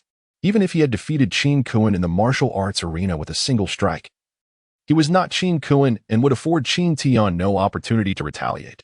Little beauty, I'm coming. Qin Yang smirked wickedly, swinging his steel blade upward. The weapon was aimed not at Yun Man, but at the oblivious Qin Tian behind her. He was meticulous in his approach, leaving no room for error. Intent on eliminating Qin Tian first to seize the spatial wooden token. This was his true objective, while other matters could be addressed in due course. Suddenly, Yun Man let out a piercing scream, crouching down and clutching her head like a frightened little girl, trembling uncontrollably. As she crouched, Qin Yang erupted into maniacal laughter. The energy manifested from his blade creating a lethal edge, poised to sever Qin Tian's head. However, to his shock, Qin Tian had vanished. Dread surged within him, disrupting his focus inexplicably. Bang, bang, bang. With 3 consecutive strikes, Qin Tian exerted all his strength, landing blows on Qin Yang's back. A magnificent ambush, precisely timed and calculated. Executed with near perfection. Qin Yang's back was struck heavily by 3 punches, and his complexion turned pale not from pain, but from the astonishing speed of Qin Tian. Observing Qin Tian's vigorous demeanor, he indignantly exclaimed, "Weren't you poisoned? Your leg, have you been feigning all this time?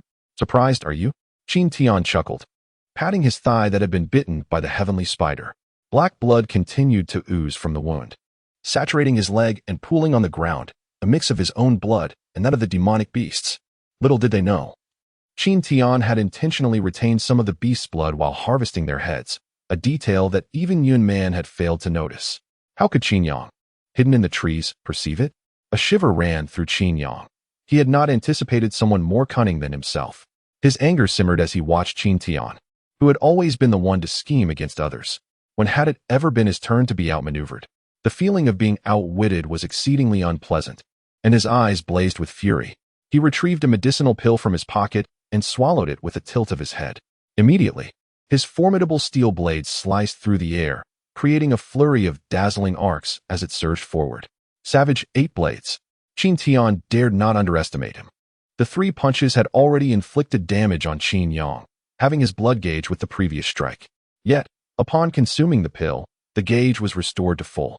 It appeared that, much like the demonic beasts, humans also possessed a blood value after sustaining attacks. The question remained, how many pills could one consume to replenish it? Qin Tian shifted his stance, his right foot stepping forward as his hands transformed from fists to palms, channeling energy into them. The energy coalesced and morphed, resembling an elusive specter. "You seek death." With a deep shout, Qin Yang could hardly believe that someone dared to directly confront his wild 8 blades. This was a prestigious skill collected by the Qin family, and had it not been for the Elder Pavilion's recognition of him, he would have had no opportunity to practice this formidable technique. Among the younger generation of the Qin family, only Qin Yang had cultivated a high-grade martial art. The wild 8 blades was indeed ferocious. How could a superior technique be trivial? As he unleashed a strike, gusts of wind surged around him, and the blade's aura rampaged forth. The steel sword in Qin Yang's hand cleaved through the air. A dazzling arc of energy was emitted from the edge of his blade, wielding an overwhelming momentum akin to a tangible blade. However, this arc was far more ruthless, sealing off every possible escape route for Qin Tian. Qin Tian's expression shifted, realizing his carelessness.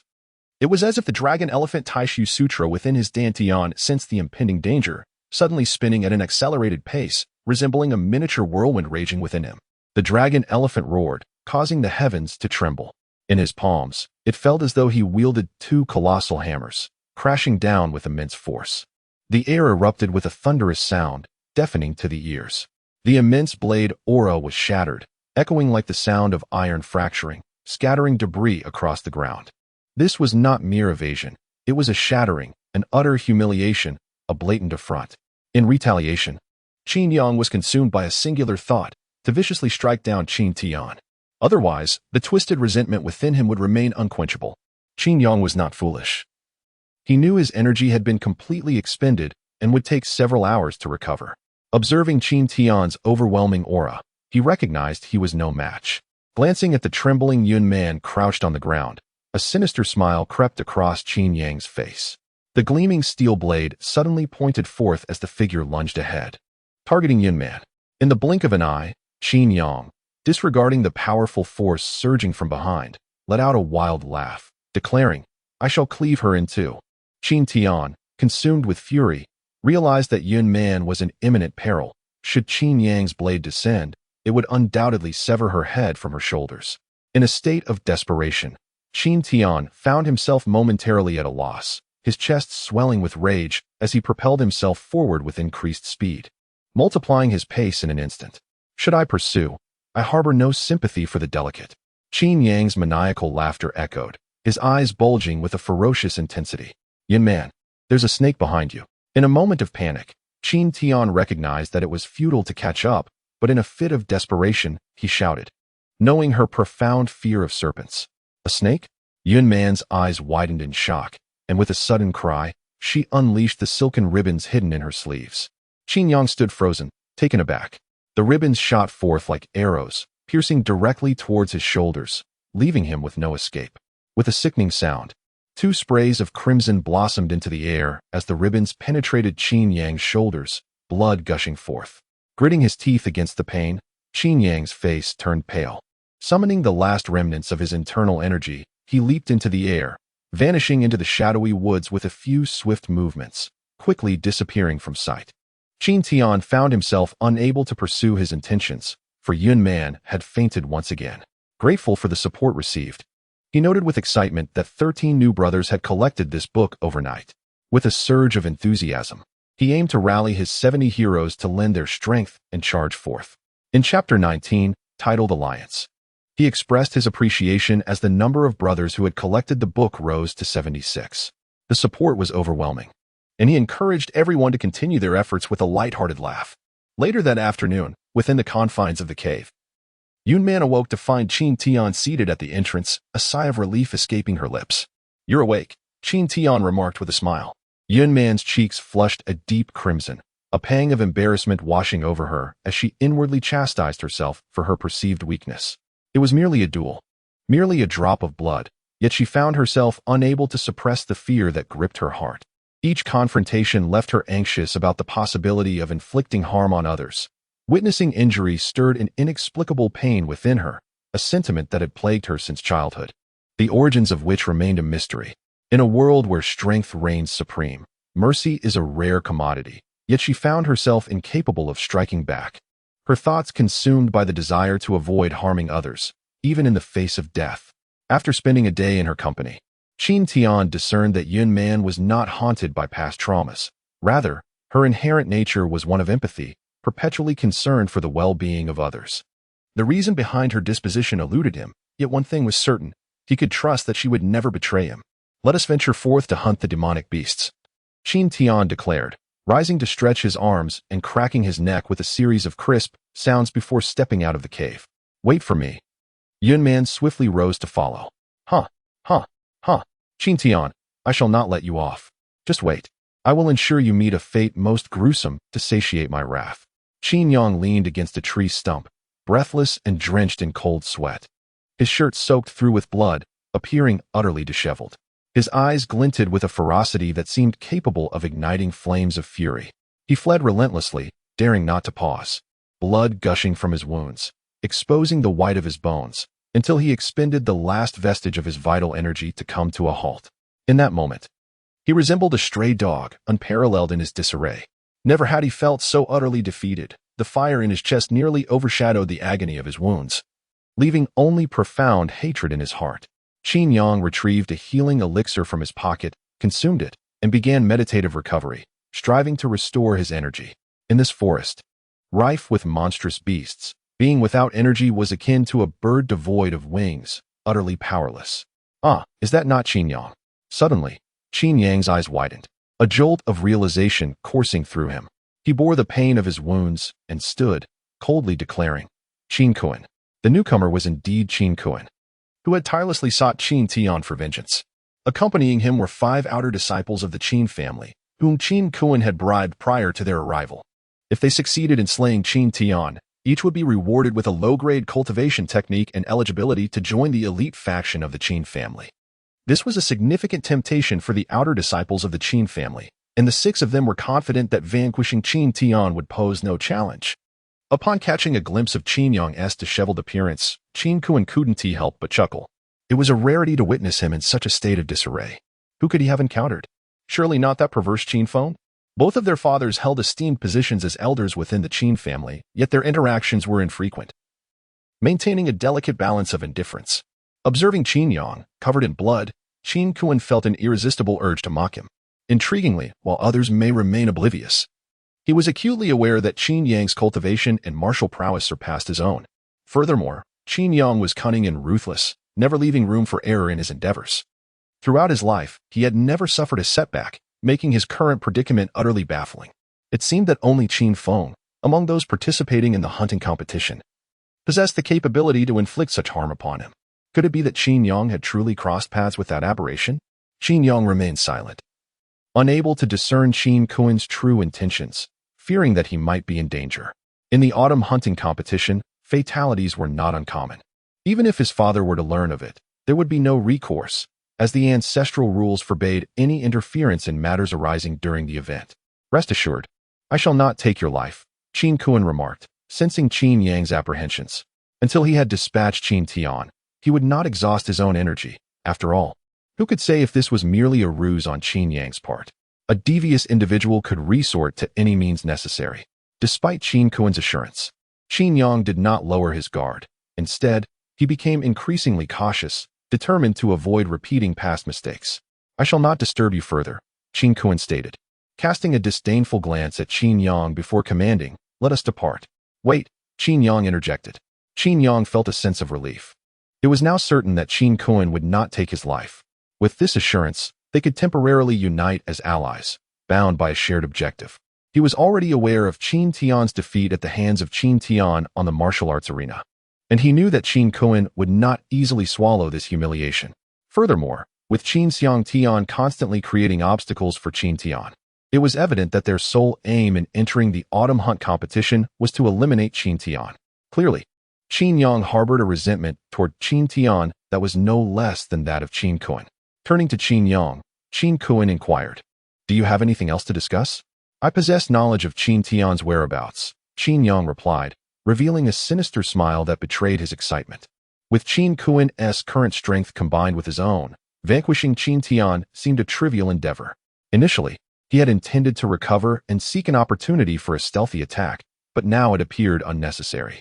Given that Qin Kuan was on par with him and accompanied by 5 outer disciples, each at the peak of the 5th stage, he was confident that eliminating Qin Tian would be a mere child's play. Thus, the notion of an alliance blossomed in his mind. The enemy of my enemy is my friend. He and Qin Kuan shared a common goal. Establishing a formidable alliance was the most advantageous course of action for both. Yet, for Qin Tian, this alliance posed a significant threat. In no time, the two reached a mutual understanding, with Qin Kuan assuming the role of protector, allowing Qin Yang to swiftly regain his strength. The disciples participating in the autumn hunt were all below the spirit movement realm, and with 2 peak 7-stage warriors forming an alliance, they would likely emerge as the most formidable presence in the competition. Not far from Qin Yang, within the hollow of a towering tree, 2 eyes subtly shifted before vanishing into the shadows. He is accustomed to resting during the day and emerging at night to hunt demonic beasts. Just now, he listened intently to the conversation between Qin Kuan and Qin Yang. Although he felt a sense of disdain, he had no intention of intervening. His ambition is to secure first place in the autumn hunting competition, and presently, his points have exceeded 1,000. If he can accumulate another 1,000 points by hunting demonic beasts in the remaining time, he believes no one can surpass him. As for other matters, he lacks the inclination to concern himself. The Qin family.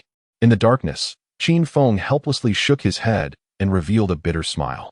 He is profoundly dissatisfied with the current state of the Qin family, yet he understands that to instigate change, one must possess sufficient strength. Without formidable power, there is no authority to speak of. 3 years remain. He must reach the refining Qi realm within this time, or he will miss his opportunity. In 3 years, Qin Feng will be 18, and the final assessment of his coming-of-age ceremony will take place. The individual who ranks first in this assessment will earn the right to challenge the current patriarch of the Qin family. Should he succeed in this challenge, he will become the next patriarch. This is his goal. Chapter 20. Escape. While killing is not permissible, slaying demonic beasts is where Yunman excels. Her attacks and speed surpass those of Qin Tian by several degrees, making it a significant advantage for him to team up with her. Initially harboring resentment towards the sudden introduction of the team system, he now finds himself secretly elated as the experience and energy points in his mind continuously refresh. Hunting demonic beasts resembles battling monsters in a game, albeit with a decidedly slower pace of leveling up. After an entire afternoon, he gained only a tiny increment in experience, staring at the lengthy experience bar filled with a sense of powerlessness. Nevertheless, compared to others, he is undeniably an exceptional presence. The hunting of demon beasts, for ordinary cultivators on the Tianyuan continent, typically serves as a means to augment practical experience, to glean insights into martial techniques from combat, or to refine their skills. It offers little assistance in breaking through their limitations. A cultivator's advancement hinges upon physical breakthroughs, repeatedly challenging their limits, enhancing the sensitivity of various bodily organs, progressively strengthening their dantian, and nurturing a formidable qi. Only through the harmonious integration of these elements can one transcend and achieve the path of greatness. Few, if any, possess the simplicity of Qin Tian, who relies solely on slaying demon beasts for breakthroughs. How terrifying. Ah, a snake. I shall slay you. Yun Man chirped incessantly beside Qin Tian like a garrulous oriole. Her voice, though melodious, had begun to wear on his ears after an entire afternoon. Observing her startled demeanor and the sharpness of her strikes, he noted the numerous slain demon beasts that lay sprawled upon the ground, their eyes wide open in a state of innocent disbelief, eliciting a sigh from him. While she professed her fear, her attacks were undeniably fierce. With silken ribbons erupting from her sleeves, each strike nearly lethal, leaving the fallen beasts in a state of utter despair. What, pray tell, is your purpose for participating in the autumn hunt competition? You have no desire for the heads of these beasts, and without earning points. What is the significance of your endeavor? Qin Tian inquired curiously, glancing at Yun Man, who cowered at a distance like a frightened maiden, as he severed the head of a long-armed golden ape. Killing demon beasts is simply enjoyable, Yun Man timidly responded from her sheltered position. It is known that certain disciples of the Qin family, possessing some connections, often engage in the pre-competition practice of bribing several outer disciples, 4 or 5 individuals, to hunt demonic beasts, with all points accrued being attributed to a single individual. Thus, no matter how hard Qin Tian strives, he cannot surpass those who benefit from sheer numbers. This is not deemed as cheating. In their quest for the coveted first place in the favor of the clan leader, they resort to any means necessary. By the end of the afternoon, Qin Tian calculated that he had amassed approximately 300 points, which, when combined with the points from the morning and the previous night, totaled over 900. Do you aspire to be first? Yun Man suddenly inquired. Of course, who wouldn't he desire the top spot? The rewards are quite substantial. Qin Tian replied with a smile. If there's a chance to compete, one should certainly take it. After all, we are all hunting demonic beasts, gaining experience in the process. If I were to secure first place, I might receive a reward. What is not to like? I too wish to claim the top position. I yearn to enter the library, Yun Man murmured softly, her head bowed. The technique she was cultivating, Zhong Yunjin, was only accessible to her after she broke through to the 5th level of martial arts at the age of 13, granting her the privilege to select techniques from the clan's library. Now, 2 years later, aside from a few rudimentary attacks, she had yet to acquire any noteworthy techniques. Techniques are strictly regulated within the family, apart from a few prodigies who receive endless support. It is nearly impossible for outer disciples to obtain even a basic technique unless they make extraordinary contributions to the clan. Yun Man is a prime example. Had she not achieved her breakthrough at 13, she would not have been eligible to enter the library and select a technique. Observing her contemplative demeanor, Qin Tian pondered. If he were to secure first place, perhaps he could help her select a superior technique. Having truly secured first place, Yun Man's contributions were not insignificant, as she had vanquished a multitude of formidable beasts. Approaching, she gazed at the setting sun, her face aglow with its radiant hues, rendering her exceedingly beautiful. As dusk descended, Qin Tian completed his harvest, reluctant to linger. The forest at night transformed into an entirely different realm. The carcasses of the beast would, within half an hour, be torn apart, devoured to the very bones. Suddenly, a thunderous roar erupted from the depths of the woods, akin to a colossal entity crashing to the ground, followed by a heart-wrenching scream that pierced the air. Qin Tian furrowed his brow, instantly recalling the 5th-tier beast that had surged forth from the Kunlun Mountains the previous night. Without a moment's hesitation, he grasped Yun Man's hand and commanded urgently, "Run."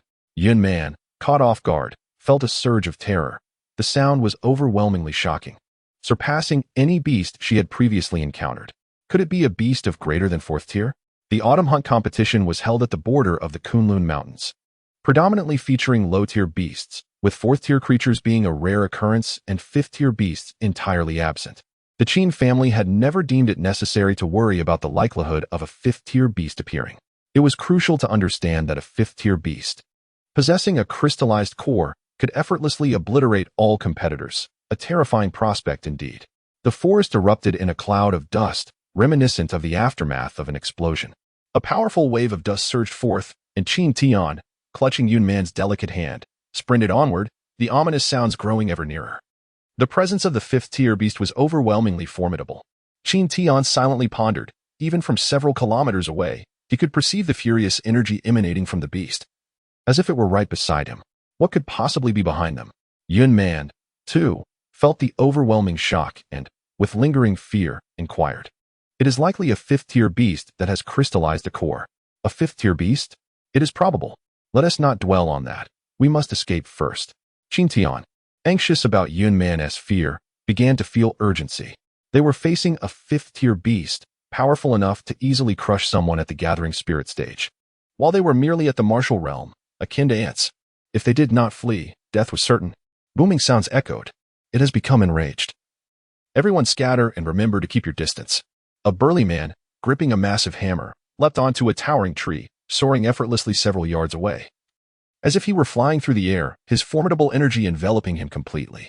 Not far from him, two middle-aged men also shot away, desperately evading the rampaging violent King Kong ape. From the original team of 13, only 3 remained. A scream pierced the air, as one of the middle-aged men was crushed by the violent King Kong ape, utterly defenseless. Dahu! Yin Tian, run! The burly man cried out once more, his heart racked with agony as he witnessed his brother being mercilessly crushed by the beast, feeling as though his heart were bleeding. The team of 13 was now reduced to just 2. Confronted by the formidable King Kong ape, their hearts were increasingly filled with uncertainty. Brothers, do you not yearn for me to unleash my fury? Do you not aspire to penetrate the top 20, to ascend into the top 12 of the rankings? Before us lie numerous contenders, armed with wealth to bolster their endeavors. While I possess no riches, yet I am blessed with your camaraderie. 80 brothers who cherish this tome. I once encountered a phrase in a game. If we are to battle, let us battle. I have countless brothers. While I do not possess countless brothers, I shall in the future. For now, I have only the 80 of you, and it is upon you that I must rely to surge forth, trampling upon the corpses of our foes. Slay. Chapter 21. The cursed task as dusk fell upon Qinghe City, within the grand hall of the Nya family. The clan leader spoke. The sounds of thunderous roars resonated from the autumn hunting grounds, akin to the cries of high-tier demonic beasts. Since the inception of the autumn hunting competition by the Qin family, no interference has been permitted within the grounds for 3 days. Elder 7 surely has not forgotten this. Qin Xiangtian, exuding an air of authority without anger, spoke with a calm demeanor, though inwardly he rejoiced. Such astonishing power could only stem from Qin Kuan, who must have consumed the fierce sun pill. It appears that my son's burdensome concerns have finally been alleviated. Within lie the elite of the Qin family, the hopes for the future. Does the elder intend for them all to perish within those confines? In a world where the weak are devoured by the strong, and survival is reserved for the fittest, the autumn hunting competition exists solely to eliminate the inept and preserve the powerful. Enough of this bickering. Qin Zhantian's voice rose slightly as he declared, the ancestral rules must not be broken. Should a fifth-tier beast truly emerge, it would be a matter of fate. This matter shall no longer be discussed. Everything depends on their destiny. The deafening roars in the forest grew ever louder as the rampaging beasts unleashed cataclysmic forces, leaving destruction in their wake. Mountains shattered, boulders strewn, and towering trees uprooted, their violent gusts surging forth like monstrous waves upon the sea.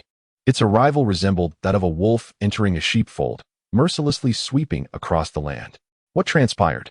Qin Kuan stood atop a towering tree, gazing into the distance where the earth was engulfed in dust, obscuring any clear view of the events unfolding. The atmosphere around him had shifted dramatically, an oppressive force emanating from ahead, intensifying with each step he took. Nearby, lower-tier beasts scurried about in terror, trembling with fear. Could it be that higher-tier beasts had appeared? Qin Yang furrowed his brow in concern. At that moment, he felt invigorated, his shoulder wound healed, energy restored, and his gaze turned icy. Surely not. They had yet to reach the Kunlun Mountains. How could fifth-tier beasts be present? Qin Kuan found it hard to believe. Yet the thunderous roars from ahead made him hesitant to dismiss the possibility. If it truly was a fifth-tier beast, the only option would be to flee. Was that useless Qin Tian lurking just ahead? Qin Kuan suddenly inquired. If my guess is correct, their lair lies not far ahead on the mountainside. A sinister smile crept across Qin Yang's face. Very well, onward. There is no more time to flee. We are about to enter the Kunlun Mountains. Suddenly, Qin Tian came to a halt, gazing into the dark, foreboding forest ahead, anxiety swelling within him. The beasts of the Kunlun Mountains were terrifying, as if stepping into them would lead to irrevocable doom. Qin Tian's mind raced, pondering how to navigate the impending crisis. What if we? Yunman hesitated, her words trailing off, a sudden dread gripping her heart. How could she entertain such a foolish notion? What? Qin Tian inquired. Shall we kill it? Yunman suggested timidly, unable to meet Qin Tian's gaze. Hunting a fifth-tier beast? Qin Tian was visibly shaken, wondering when this girl had grown such audacity. If we do not slay it, we must venture into the Kunlun Mountains. Yunman cast a wary glance at the mountains, which loomed like a monstrous flood, stirring doubt within her. She was reluctant to step into the impenetrable darkness of the mountains. Would they even emerge alive? At that moment, a notification echoed in Qin Tian's mind. Ding. System task. Slay the violent diamond ape and obtain its crystal core. Task rewards. 10,000 experience points, 4,000 energy points, and 100 survival points. Damn it.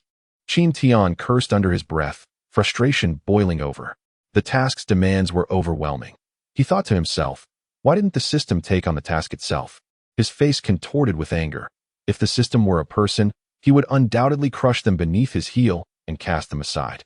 He had intended merely to evade the situation, yet the system's task had infuriated him, compelling him to kill and acquire the crystal core. Was it not tantamount to gambling with his own life? What distinguishes this from a futile endeavor? Now, it appears that the task offers no semblance of choice, rendering outright refusal impossible. This is infuriating. I shall fight back. With a resolute shout, Qin Tian loosened his grip on Yunman, allowing the Dragon Elephant Void Sutra to circulate within him. A formidable pressure emanated from his being, intensifying to a degree that made even breathing laborious. His heart surged with excitement at the prospect of facing a fifth-tier demon beast, one capable of crystallizing its core, a monumental challenge for him. At that moment, Qin Tian's combat instincts surged, a palpable aura of battle radiating from him, igniting an unwavering determination in Yunman beside him. As the air trembled with increasing intensity, Yunman's vibrant garments billowed around her, resembling a fierce celestial being, an embodiment of lethal intent. Yunman, hold on. I will restrain it. Aim for its eyes and render it blind. Qin Tian swiftly assessed the situation, his concern for Yunman's ability to handle the impending confrontation palpable. After all, they were up against a fifth-tier demon beast, and the sheer weight of its presence was suffocating, not to mention its terrifying strength. To his surprise, Yunman nodded in agreement, and with a sudden invocation of cloud leaping technique, she gracefully ascended into the air. Seeing this, Qin Tian wasted no time, launching himself forward with tremendous force. Thud, thud, thud. With each step the demon beast took, the earth quaked beneath it, its pace quickening as if a tremor had been unleashed. With a thunderous roar, a towering tree was uprooted, as the ferocious King Kong ape wielded it like a weapon, crashing it down in a display of its invincible might. The tempestuous fury of the blazing sun was nearing its conclusion. It was now their turn. The burly man, with his rugged beard and slightly relaxed brows, could not conceal the elation on his face. He swung his colossal hammer slowly through the air, his legs propelling him forward with tremendous force, launching him several dozen feet away. For half a month, they had pursued the savage King Kong ape, suffering heavy casualties. From a team of 13, only 2 remained. If they did not vanquish this beast, they would forever dwell in its shadow. The expression of the man cloaked in black also shifted as a golden sword materialized in his hand. He dashed across the ground with the stealth of a snowflake, his speed rivaling that of the burly man. The King Kong ape continued its relentless onslaught, while they evaded its strikes, reduced to mere defense, unable to counterattack. Be cautious. There's someone ahead. The burly man noticed Qin Tian rushing towards him and furrowed his brow, dragging both hammers heavily behind him before leaping off the treetop, landing with a thud. With a deafening roar, the King Kong ape slammed its fists together and struck down towards the burly man. With all his might, he leaped just in time to evade the blow, but before he could regain his composure, the ape's colossal hammer came crashing down once more.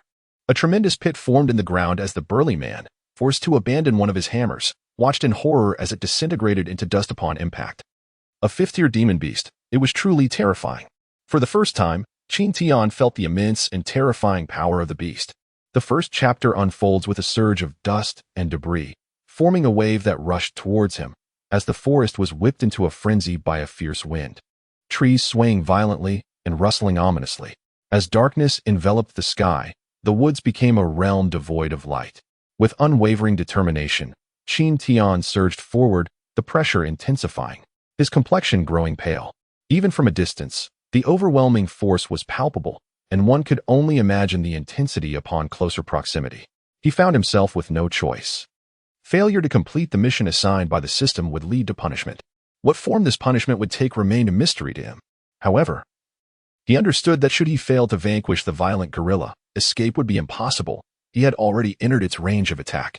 The violent gorilla beat its chest and roared towards the heavens, and at a mere 100 paces away, Qin Tian could see it clearly, an imposing figure resembling a black mountain. Its chest, adorned with four massive muscles, gleamed like thick steel plates, exuding a dark luster. Its fists sliced through the air with a force akin to razor-sharp blades, leaving devastation in their wake. The visual impact of the violent gorilla was utterly staggering, and Qin Tian was suddenly reminded of a film from his previous life titled King Kong. Yet, what had once been mere special effects on screen was now a visceral reality, leaving him profoundly shaken. Inwardly, Qin Tian could not help but curse. Compared to this beast, he felt as insignificant as an ant. How could he possibly hope to defeat it? Despair washed over him, though a glimmer of relief emerged as he noted that the violent gorilla's health had dwindled to 1/3. Yet even that third amounted to a staggering 170,000 points. The likelihood of hunting the ferocious diamond ape is virtually non-existent.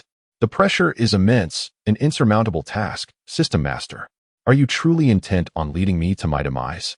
Surely you cannot expect a level 1 character to confront a level 30 boss. The burly man evaded one attack and immediately moved closer to the cloaked figure of Yin Tian. Yin Tian, do not worry.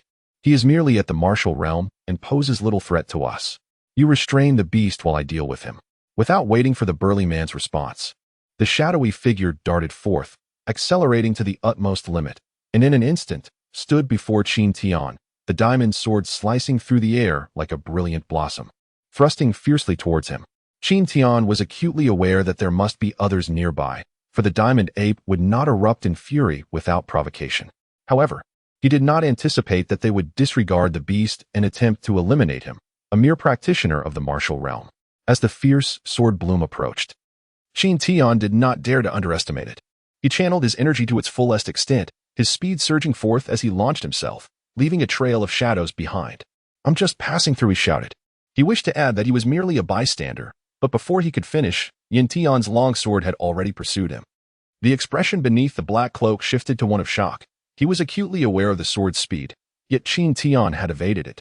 For someone at the peak of the spirit-gathering realm, being avoided by a martial realm practitioner felt like a grave insult. With a furrowed brow, he unleashed a torrent of wrath and gave chase. Qin Tian was taken aback, his mind grasping the reason behind the sudden attack. If he were engaged in a game battling a boss and was on the verge of victory, he too would eliminate any unforeseen threats without hesitation. Yet, the boss still possessed considerable health, and it was uncertain whether the two of them could defeat it. The act of emerging to attack him seemed utterly irrational. Moreover, his cultivation level was merely at the 6th stage of a martial artist, posing negligible threat to them. While Qin Tian contemplated this, Yin Tian held a different perspective. Left with no choice, Qin Tian continued to flee, heading towards the direction of the violent King Kong ape. The burly man bellowed as he pressed his massive hammer against the giant hand of the violent King Kong ape, feeling the strain. Though the frenzy had subsided, his physical stamina was severely depleted, and his energy was waning, leaving him in a state of exhaustion. As the burly man faced imminent peril, Yin Tian furrowed his brow, abandoning the pursuit of Qin Tian and swiftly turning his attention towards the burly man.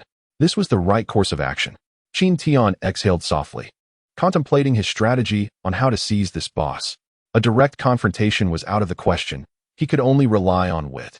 The black cloak draped over Yin Tian billowed slightly, buoyed by the energy emanating from within, as a sphere of white light coalesced beneath the diamond sword.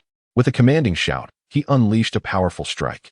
The white light surged dramatically, slicing through the air, ascending directly towards the violent King Kong ape.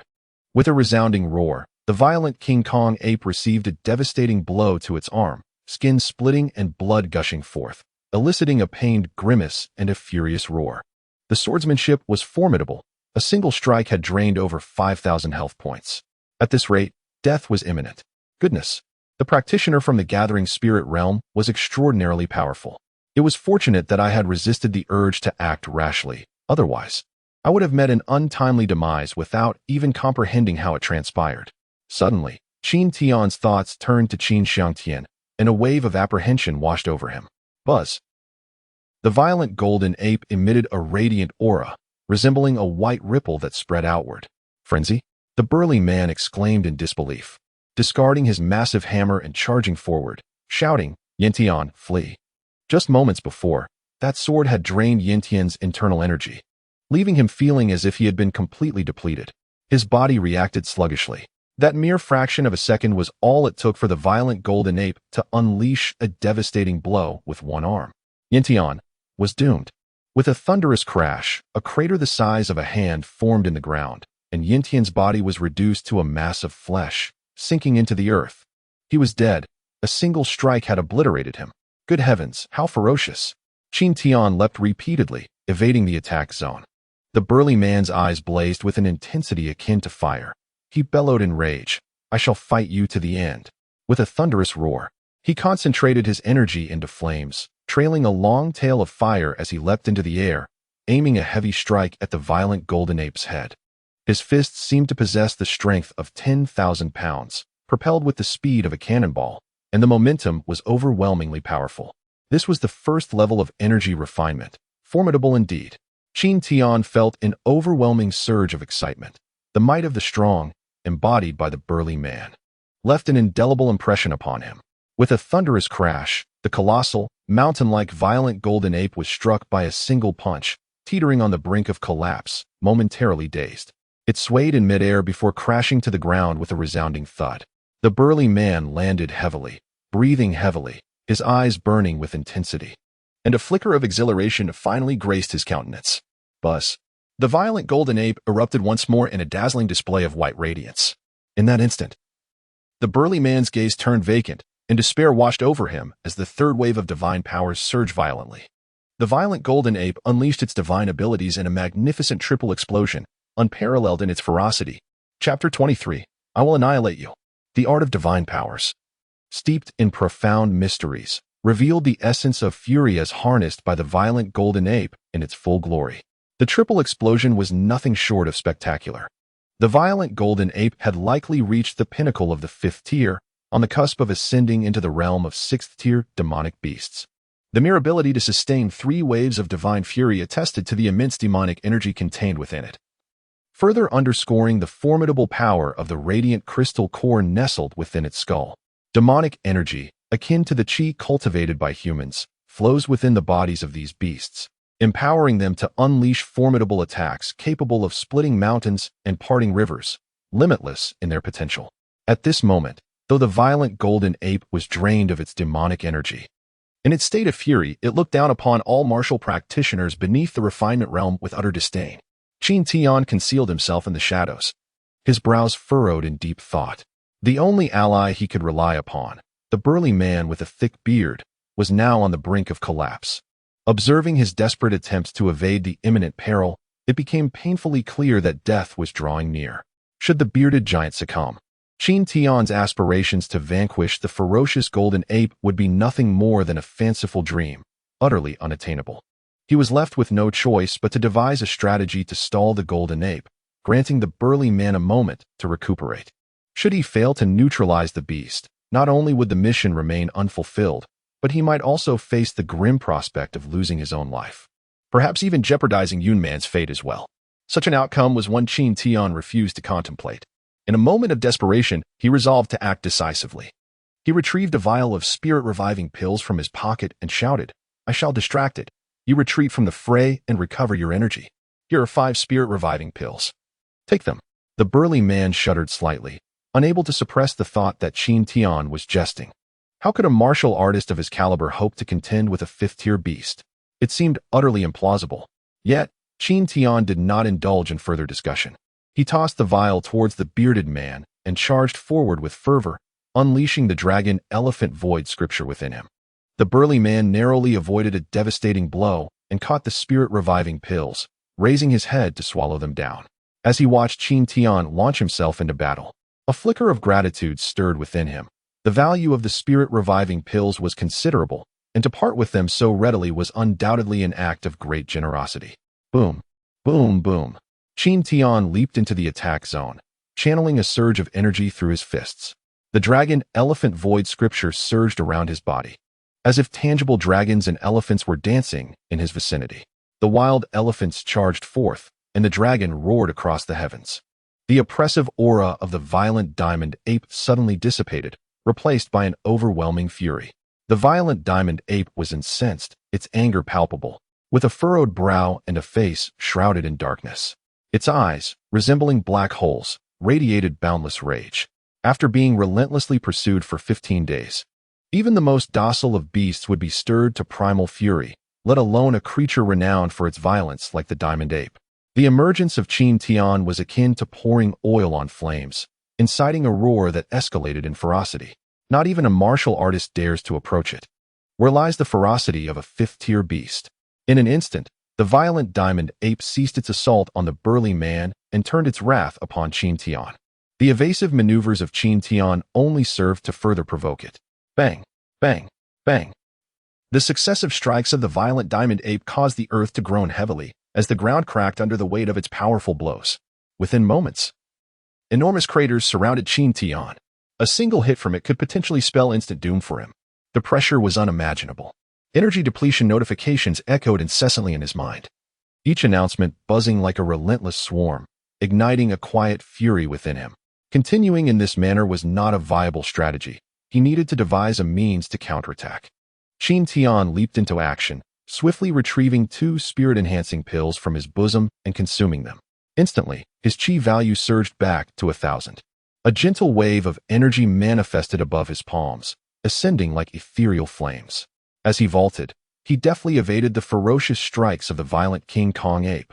Landing on its arm, seizing the long strands of dark fur, he executed a series of agile jumps, reaching the wound inflicted by Qin Tian. With a fierce shout, he brought his fists down heavily upon the deepest part of the wound, striking against the exposed white bone. A howl of anguish erupted from the violent King Kong ape, its eyes brimming with tears from the pain. In a single, forceful motion, it swung its massive hand, leaving Qin Tian no avenue for escape, and he was sent tumbling from the arm. In midair, his vital energy surged tumultuously, causing his life force to plummet by half. Fortunately, having just ingested 2 spirit-enhancing pills, his chi value remained unaffected. He rolled through the air, crashing heavily into a tree branch, further diminishing his life force by 1/3. Enduring the agony coursing through his body, Qin Tian quickly consumed 5 more spirit-enhancing pills, allowing his vitality to recover slightly and alleviating much of the pain within. Just as he prepared to charge back into battle, the burly man had already regained his composure. 2 massive hammers, fiery in essence, materialized upon his fists. By condensing chi into weaponry, one could attain the realm of refined chi, wherein an individual's chi value, upon reaching a certain threshold, enables the creation of weapons that surpass even the finest spiritual artifacts in sharpness and lethality, exerting formidable pressure and instilling terror. The burly man let out a furious roar, raising the colossal fiery hammer forged from his ki as if a deity had descended, exuding an aura of lethal intent. With a thunderous crash, the massive body of the violent King Kong ape suffered a tremendous blow, prompting it to abandon its pursuit of Qin Tian and retaliate with a powerful punch directed at the burly man. The burly man turned his head to glance at Qin Tian, revealing a radiant smile. Suddenly, a realization struck Qin Tian, and he shouted, "Yun Man." At that moment, Yun Man, who had been concealed in midair, soared forth, her silken ribbons resembling agile serpents as they darted toward the violent King Kong ape, plunging directly into its eyes. The creature howled in agony, having sustained 2 severe attacks, leaving its blood reservoir perilously low. This was an opportunity, a splendid chance. Qin Tian felt his ki deplete entirely, and he staked his final strike on this last flicker of energy. The air crackled with explosive sounds, as if it were being violently compressed. "I'll finish you off." Harnessing the momentum, Qin Tian aimed for the ape's vital spot, the most sensitive area. With tremendous force, he unleashed a dual-fisted assault. "Damn it, if you don't die, I will." With a resounding boom, blood sprayed forth as the violent King Kong ape sprang into the air, its eyes rolling back in pain while its hands clutched its most vulnerable part. Undeterred, Qin Tian maintained his relentless assault, leaping once more to strike. Aya! The violent King Kong ape let out a feeble wail, its body collapsing heavily to the ground, toppling several towering trees in the process. After a few convulsions, its breath ceased. It was dead. Finally, it was dead. Qin Tian, invigorated, suddenly radiated a more formidable aura around him. Just as he was about to excavate the crystal core, a voice interrupted. Haha, who would have thought? I must be quite fortunate. Qin Kuan and his group of 7 appeared, perched on a branch, their sinister smiles directed at Qin Tian. Chapter 24. Divine Skills. Rampage. What impeccable timing. Qin Tian thought, a cold smile gracing his lips as he assessed the individuals accompanying Qin Kuan, his understanding deepening. Qin Kuan leaped down from the branch and approached Qin Tian, his face adorned with a mix of excitement and disdain. He surveyed the vast pit surrounding them, a flicker of shock crossing his mind. Just moments ago, they had been nearly suffocated by the oppressive aura emitted by the violent King Kong ape. How could Qin Tian possibly engage in combat with a 5th-tier beast? It was incomprehensible how this so-called waste had managed to elevate his strength in such a short span of time. Qin Kuan mused silently, observing the disheveled Qin Tian, and remarked, Qin the Great Waste, you are truly unlucky this time. Standing atop the corpse of the violent King Kong ape, Qin Tian responded calmly. Why do I feel rather fortunate? Oh, in what way fortunate? A group of fools presenting themselves to me, saving me the trouble of searching far and wide. Qin Tian replied nonchalantly. You. Haha. Qin Kuan erupted into a fit of rageful laughter. He had witnessed Qin Tian's final strike. Noting not only the complete depletion of his energy but also the multitude of injuries adorning his body. In such a state, how could Qin Tian possibly be his adversary? It seems your energy has been utterly exhausted. Haha. Qin Kuan could not contain his boisterous laughter. The burly man standing beside him cast an irritated glance at Qin Kuan, yet before he could react, 5 individuals leaped down from the branches, swiftly encircling him. Like Qin Tian, the burly man had drained his energy to form a weapon, rendering him temporarily incapable of recovery. While he dismissed the few junior warriors as inconsequential, it would still prove difficult to assist Qin Tian in a timely manner. Qin Tian glanced at Qin Kuan before turning his gaze toward Qin Yang's position. A jolt of alarm coursing through him. Qin Yang had vanished. Suddenly, thoughts of Yun Man flooded his mind, a surge of anxiety rising within him. It appeared that Qin Kuan had meticulously devised his tactical plan. Thus, time was of the essence. Last time someone saved you. This time, haha. Qin Tian hesitated for a moment. He must perish here. Haha. With your abilities? Do you even dare? The roar of a tiger echoed through the mountains.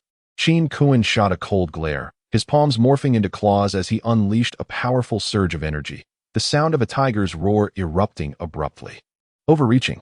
A chilling smile crept across Qin Tian's face as he stepped forward, covering an impressive distance of over 3 zhang, his fists raised, ready to launch a fierce attack. As their hands intersected, Qin Kuan felt an overwhelming surge of vital energy rushing towards him, leaving him utterly astonished. Just moments ago, he had completely exhausted his energy. How could there still be such a formidable force? Had his cultivation truly reached the ethereal realm? Impossible, absolutely impossible. Qin Kuan launched a fierce kick, his body crouching low. And with both hands supporting him, he unleashed a powerful punch aimed squarely at Qin Tian's jaw, convinced that Qin Tian would be unable to evade it. However, Qin Tian deftly sidestepped the attack, not only evading it but also countering with a devastating strike from both fists, which landed heavily on Qin Kuan's back. A sickening crack echoed as his spine fractured. A piercing scream erupted from Qin Kuan, his eyes filled with blood vessels, as he rolled on the ground, desperately attempting to escape Qin Tian's onslaught. Yet, Qin Tian would not relinquish such an opportunity to mercilessly assault a fallen adversary.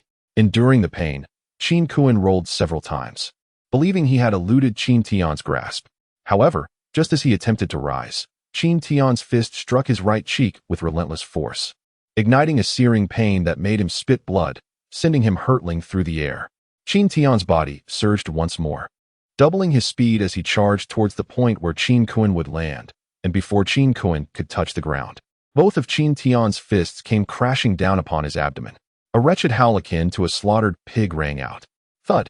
Qin Kuan fell heavily to the ground, and the 5 outer disciples surrounding the burly man looked on with trepidation at Qin Tian.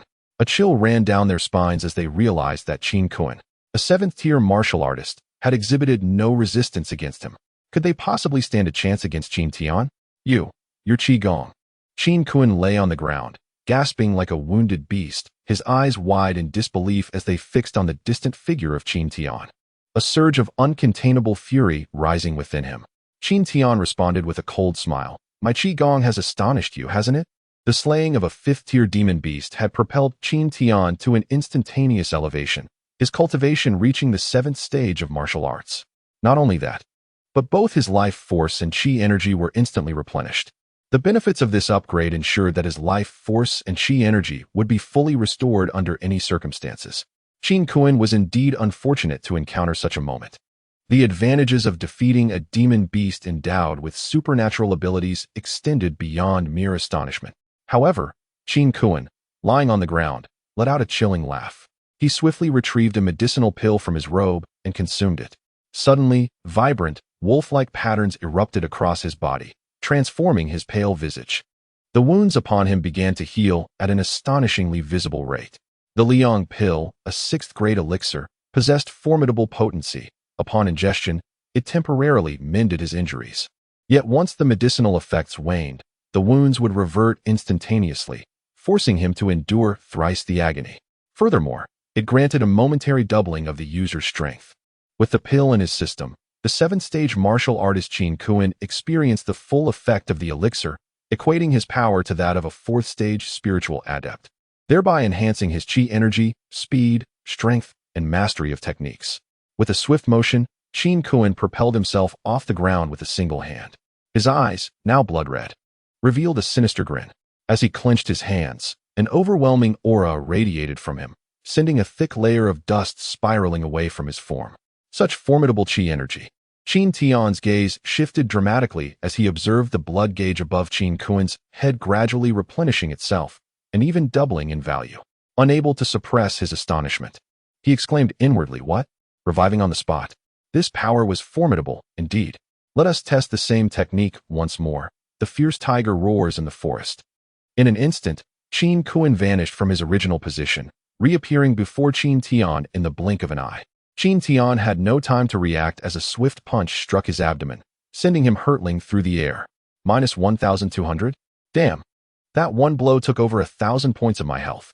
As he soared through the air, Qin Tian utilized his ki to execute a series of rolls, attempting to alter his landing point. However, he was unprepared for Qin Kuan's rebound from his previous position, and in a flash of dust, a shadow darted towards Qin Tian's new trajectory. Is he forcing me into a corner? With a fierce determination surging within, Qin Tian thought resolutely. Suddenly, a deep, resonant sound echoed, startling the burly man, who was all too familiar with such a noise. He initially believed the violent gorilla had resurrected. As he beheld the imposing figure, he stood frozen in place. Upon seeing the white aura radiating from Qin Tian, a monumental wave of emotions surged within him. How could Qin Tian have acquired the violent gorilla's divine abilities? The ferocity of the violent gorilla's powers was now unleashed by Qin Tian. Just after he had slain the violent gorilla, the system in his mind had indicated, acquired divine ability, fury. Overcome with elation, Qin Tian had immediately clicked to learn it, and a new skill had promptly appeared in his skill set. Fury. Level 0. First level releases 4-fold. Second level releases 8-fold. Proficiency 0 1000. Skill release. Doubles attack, doubles speed, doubles energy, doubles health. Upon defeating the boss, a skill book was dropped. Qin Tian was overjoyed. After slaying countless beasts without a single drop, he had almost given up hope. Yet, to his astonishment, he obtained the divine ability of fury, derived from the law of strength, manifested through the violent golden ape. How could he not be ecstatic? All attributes surged to double their original values, rendering Qin Kuan's speed insignificant in comparison. Before Qin Kuan could reach his landing spot, he coldly smiled, suddenly hovering in midair, looking down upon Qin Kuan, and uttered, "Die." In an instant, a tremendous pressure was unleashed. Qin Kuan's eyes blazed with fury as he roared and leaped from his position. "Die!" Qin Tian exclaimed once more, striking with lightning speed. Moreover, It is worth noting that books ranked 20 to 12 in the fantasy category are predominantly urban-themed, and most data is locked. Thus, we await our turn to unleash, one by one, with a fierce onslaught. Kill. Chapter 25. All must perish. The divine technique of fury was unleashed, dramatically altering the atmosphere. The dragon elephant great void scripture surged within his dantian, spinning wildly like a rapidly rotating top, as the essence of the dragon elephant erupted forth. What is the essence of overwhelming might? Qin Tian embodies it now. With two powerful punches unleashed, a cloud of dust erupted around them. And Qin Kuan felt as though the apocalypse had arrived, gritting his teeth and bracing himself to confront the impending doom. A thunderous roar resonated through the air, echoing against the darkened sky, startling a flock of birds into flight. The forest became overwhelmingly oppressive, and the 5 outer disciples, gathered around the burly man, stared blankly at Qin Tian. The burly man's heart was filled with astonishment. He never anticipated that Qin Tian could wield the powers of a mystical beast, and with a force that had doubled in magnitude. A profound question arose within him. Who exactly was this individual? How could he channel the mystical abilities gleaned from a beast? After decades of martial cultivation, he understood the tremendous might of such powers and the arduous nature of mastering them. Despite his extensive experience, he remained baffled by how Qin Tian had attained this extraordinary skill. The shocks surged within him, escalating from a mere ripple to a colossal wave, tumultuous and unyielding. As Qin Tian caught his breath, he was inwardly astonished by the sheer ferocity of his own abilities. The sheer brutality was almost monstrous. Having expended more than half of his vital energy in this outburst, he realized that such skills demanded formidable reserves of energy to sustain them. He had felt the drain when he unleashed his powers. However, having previously allowed Qin Kuan to escape during their last encounter at the training ground, he was resolute that this time, there would be no second chances. Death was an inevitability. Qin Kuan lay prostrate on the ground, engulfed in despair. He could scarcely fathom that even after consuming the fierce sun pill, he was still no match for Qin Tian. That last strike had utterly shattered his internal organs. Unless he were to consume a high-grade spirit-nurturing pill, survival seemed nearly impossible. He longed to pose a singular question. What enmity lay between them? Why does your father always seek to bring about my demise? Qin Tian found himself perplexed, endlessly pondering this question, searching through his memories, yet unable to recall any offense against Qin Xiangtian. He could not comprehend how, being of the same clan, such profound hatred could exist, compelling one to pursue his death with unwavering determination. Qin Kuan, in anguish, revealed a cold, mocking laughter, which intensified, leading to a violent fit of coughing, blood spewing from his lips. With a chilling glare fixed upon Qin Tian, he scoffed, "Do you wish to know? Haha. It is because you are the disgrace of the Qin family, bringing shame upon us everywhere you go. Haha." A smirk graced Qin Tian's lips as he stepped upon Qin Kuan's chest, leaning down to whisper softly in his ear, "Do not worry. It won't be long before your father comes looking for you." With that, Qin Tian exerted force through his foot, eliciting a series of sickening cracks as Qin Kuan's ribs shattered beneath him. Qin Kuan's eyes widened in horror, his face contorted in agony. His body convulsed a few times before becoming utterly rigid, lifeless. The 5 outer disciples, witnessing Qin Kuan's demise, lost their will to fight. They were mere hired hands, and with their employer now dead, there was no reason for them to continue. In an instant, they leaped away, attempting to flee into the woods. However, Qin Tian would not permit their escape. He sought to conceal his strength, at least from the Qin family for the time being, for he was not yet capable of overcoming Qin Xiangtian. Should he become aware of Qin Tian's true abilities, it could spell trouble. Thus, Qin Tian bellowed, "Thinking of fleeing? You shall all perish." In a frenzied state, Qin Tian moved with the swiftness of lightning, mercilessly slaughtering the outer disciples of the 5th-rank martial artists, leaving them no room for resistance. With 5 consecutive leaps, he executed 5 instant kills, with each life extinguished. The system within his mind echoed the sound of accumulating sin points. 5 had perished, and with Qin Kuan added to the tally, his sin value had reached 6. Qin Tian paid no heed to the significance of these sin points. His gaze was fixed on one spot, a simmering fury igniting within him as he coldly declared, "Release her, and I shall spare your life." Qin Yang, taken aback by the sudden reversal of the situation, quickly realized that he stood no chance against the formidable aura emanating from Qin Tian. With a knife pressed against Yun Man's throat, he revealed a sinister smile and said, Extract the crystal core for me, or I shall not hesitate to destroy her. I shall not repeat myself a third time. Release her, and I may grant you a reprieve." Qin Tian's body stirred slightly, his eyes locking onto Qin Yang, and upon witnessing Yun Man's trembling form, his fury surged to unprecedented heights. I am afraid," Yun Man stammered, tears welling in her eyes as her body quaked. Having just been violently struck by the golden ape, she was gravely injured, blood streaming from her back. Just as she sought to meditate and heal, Qin Yang appeared. "Did you hear that? She is afraid." "Haha. Qin Tian, I shall not say it a third time. Extract the crystal core, or else." Qin Yang paused, his voice cold as ice. "Or else with a mere flick of my hand, her head shall roll." "Child, look at me, trust me." Qin Tian exhaled softly, standing approximately 50 meters away from Qin Kun. He would require at least 1 second to surge forward. 1 second, such a lengthy span of time, long enough for anything to transpire. Qin Tian hesitated to take a risk, yet found himself compelled to do so. Qin Kun buried his head close to Yun Man's ear, his voice dripping with a sinister softness. "He told you to look at him, to watch him, to keep your gaze fixed upon him." As he reached the climax of his words, it nearly erupted into a roar, causing Yun Man to tremble with fear, tears streaming down her pale face. The more terrified Yun Man became, the more exhilarated Qin Yang felt, tauntingly exclaiming, "Do you see? Do you see? She is truly frightened." "Haha, Qin Yang, you will meet a dreadful fate. I promise to make good on my words." Qin Tian approached the violent King Kong ape, coldly addressing Qin Yang.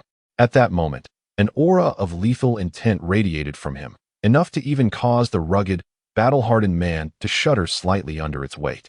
Step by step, the oppressive force emanating from Qin Tian induced beads of cold sweat to form on Qin Kun's forehead, as if his mental fortitude were being severely tested. As he reached the side of the violent King Kong ape, Qin Kun produced a small knife and extracted a crystal the size of a thumb from beneath his skull. It was translucent, radiating a potent energy aura, with layers upon layers, the core devoid of any impurities, resembling crystal in its exquisite beauty. The rugged man's eyes widened in astonishment. The crystal core, the very object they had pursued for a month without success. Their gazes were filled with intense longing. Yet in that fleeting moment, a profound sense of desolation washed over them. For a single crystal core, they had lost 12 brothers. He felt an overwhelming sense of guilt within him. Thus, when he had just unleashed his energy to transform into an army and severely wounded the violent King Kong ape, he smiled in acceptance of death, believing that death was the ultimate redemption. However, he was saved by Yun Man. Now, upon seeing the crystalline core, his eyes brimmed with remorse. The core, a gem from a 5th-tier beast, Qin Kun swallowed hard, a glint of greed illuminating his countenance, utterly exhilarated. A 5th-tier core could elevate him to the spirit-gathering realm in merely 3 years. By then, he would be only 19. The city of Qinghe, and even the entire Dali dynasty, would be astounded. "Bring it to me, hurry," Qin Kun shouted in excitement, watching as Qin Tian approached step by step. Suddenly, he exclaimed, "Stop! Stop right there, toss it to me, quickly." He shifted slightly forward, his right foot planted firmly on the ground, his body leaning slightly forward. Gazing intently at Qin Tian, the steel blade pressed lightly against Yunman's neck, prompting Qin Tian to halt immediately. With a smile, he glanced at Qin Kun and then gently tossed the crystalline core into the air. Qin Kun's gaze was instantly captured by the sparkling core amidst the darkness. Simultaneously, Qin Tian bellowed, "Die." With the swiftness of a galloping steed, he surged forward. Qin Kun felt a fierce gust of wind rush towards him, startling him. He instinctively swung his long knife, only to find it immovable. The tip of the blade was firmly grasped between 2 fingers. Qin Tian looked at Yun Man with a calm demeanor and said, "Close your eyes. It will be over soon." Yun Man obediently closed her eyes, a flicker of warmth blossoming within her, as if she had clutched a life-saving straw in the vast ocean. "I had forewarned you that your demise would be both brutal and merciless." In an instant, Qin Tian grasped the large blade in one hand while swiftly seizing Qin Kun's right arm with the other. With a sudden exertion of force, a series of audible cracks echoed as the bones in Qin Kun's right arm shattered completely. His complexion turned ashen, and with a deafening roar, he summoned all his strength in his left hand to strike at Yun Man's back. A foolhardy endeavor. Qin Tian, having incapacitated Qin Kun's right arm, swiftly pulled Yun Man into his embrace, meeting the impending strike with a singular palm. The veins on his arm surged, and a powerful energy coalesced at his palm's edge. countering Qin Kuan's left hand with remarkable force. With a sickening crunch, Qin Kuan's left arm was violently dislocated from his shoulder, blood gushing forth. A wretched scream erupted from him, his eyes rolling back in agony. Yet Qin Tian offered no reprieve. He pivoted the long blade in his right hand, firmly grasping the hilt, and delivered a devastating strike. Qin Kuan's body was cleaved in two, meeting his end. The malevolent value increased by 1, bringing the total to 7. Suddenly, another entity surged forth, pushing me aside, yet I remain true to my word. There shall indeed be 3 updates today. This is the second, and in 10 minutes. The third will follow. Brothers, I implore you to collect the 300 words of this update. Chapter 26, Malevolent Value. Does the count of 300 words resonate? Are there any collections or recommendations, I beseech you? With a sin value of 1, it currently stands at 7. A jolt ran through Qin Tian's heart as he recalled the system's prompt following the recent slaying of Qin Kuan and his companions. What exactly is this sin value? He pondered. Opening his attributes in his mind, he was taken aback to discover the benefits of murder. Sin value. Accumulating 1,000 points enables the cultivation of demonic arts, blood shadow, and the transformation into a celestial demon. With 10,000 points, one may step into the demonic realm and attain supreme mastery of the demonic path. 100,000. 1,000,000. Note, it cannot be cleansed. The greater the sin value, the more immunity one gains against the demonic path, while resistance to the celestial path diminishes. Damn, is this not compelling me to embrace the demonic path? Qin Tian secretly rejoiced, viewing the sin value as a boon rather than a bane. However, the requirement of 1,000 points for cultivating blood shadow gave him pause. Earning 1 sin point per life taken meant he would need to slay 1,000 individuals. A true harbinger of death. Presently, with only 7 points, he was far from the 1,000 needed. Yet, Qin Tian chose not to dwell on this, glancing at Yun Man, who remained with her eyes closed. He smiled gently and could not resist teasingly brushing her nose, saying, "All right, my dear." Yun Man slightly opened her eyes, meeting Qin Tian's unwavering gaze, her cheeks flushed, exuding the allure of peach blossoms in full bloom during spring. So captivating now, in 2 years, she might just enchant someone to oblivion. In Qin Tian's heart, he mused quietly, enveloped in the delicate, ethereal fragrance emanating from Yun Man's frail, boneless form nestled in his embrace. As he inhaled, a subtle stir began within him. Fortunately, it was night, and visibility was limited. Otherwise, he would have been at a loss on how to conceal his reaction. Gently propping Yun Man up, he turned his face away, taking a deep breath. Upon examining the wounds on her back, he retrieved a guardian pill and said, "Take this. It will aid in healing your wounds and alleviate the pain." Yun Man nodded softly, and shortly after consuming the pill, a slight flush graced her cheeks. As she gazed at the imposing figure of the violent golden ape not far away, she remarked, "A 5th-tier beast. How formidable." Qin Tian smiled faintly, picking up the crystal core from the ground. He glanced at the burly man nearby, feeling a twinge of hesitation, before finally calling out, "Uncle, please take this crystal core." Since the moment Qin Tian extracted the crystal core, the system's task had been fulfilled. Though reluctant to part with it, he felt a sense of propriety. After all, the burly man and his companions had pursued him for half a month, and he had fortuitously gained a supernatural technique in the process. In comparison, the value of that technique far surpassed that of the crystal core.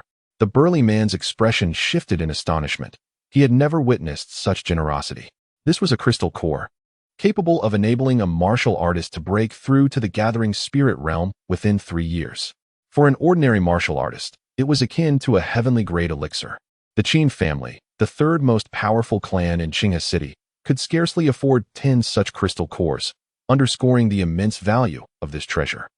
Even the lofty cultivators of the cultivation realm place immense value on crystal cores, and to have one gifted to him stirred profound excitement within the burly man.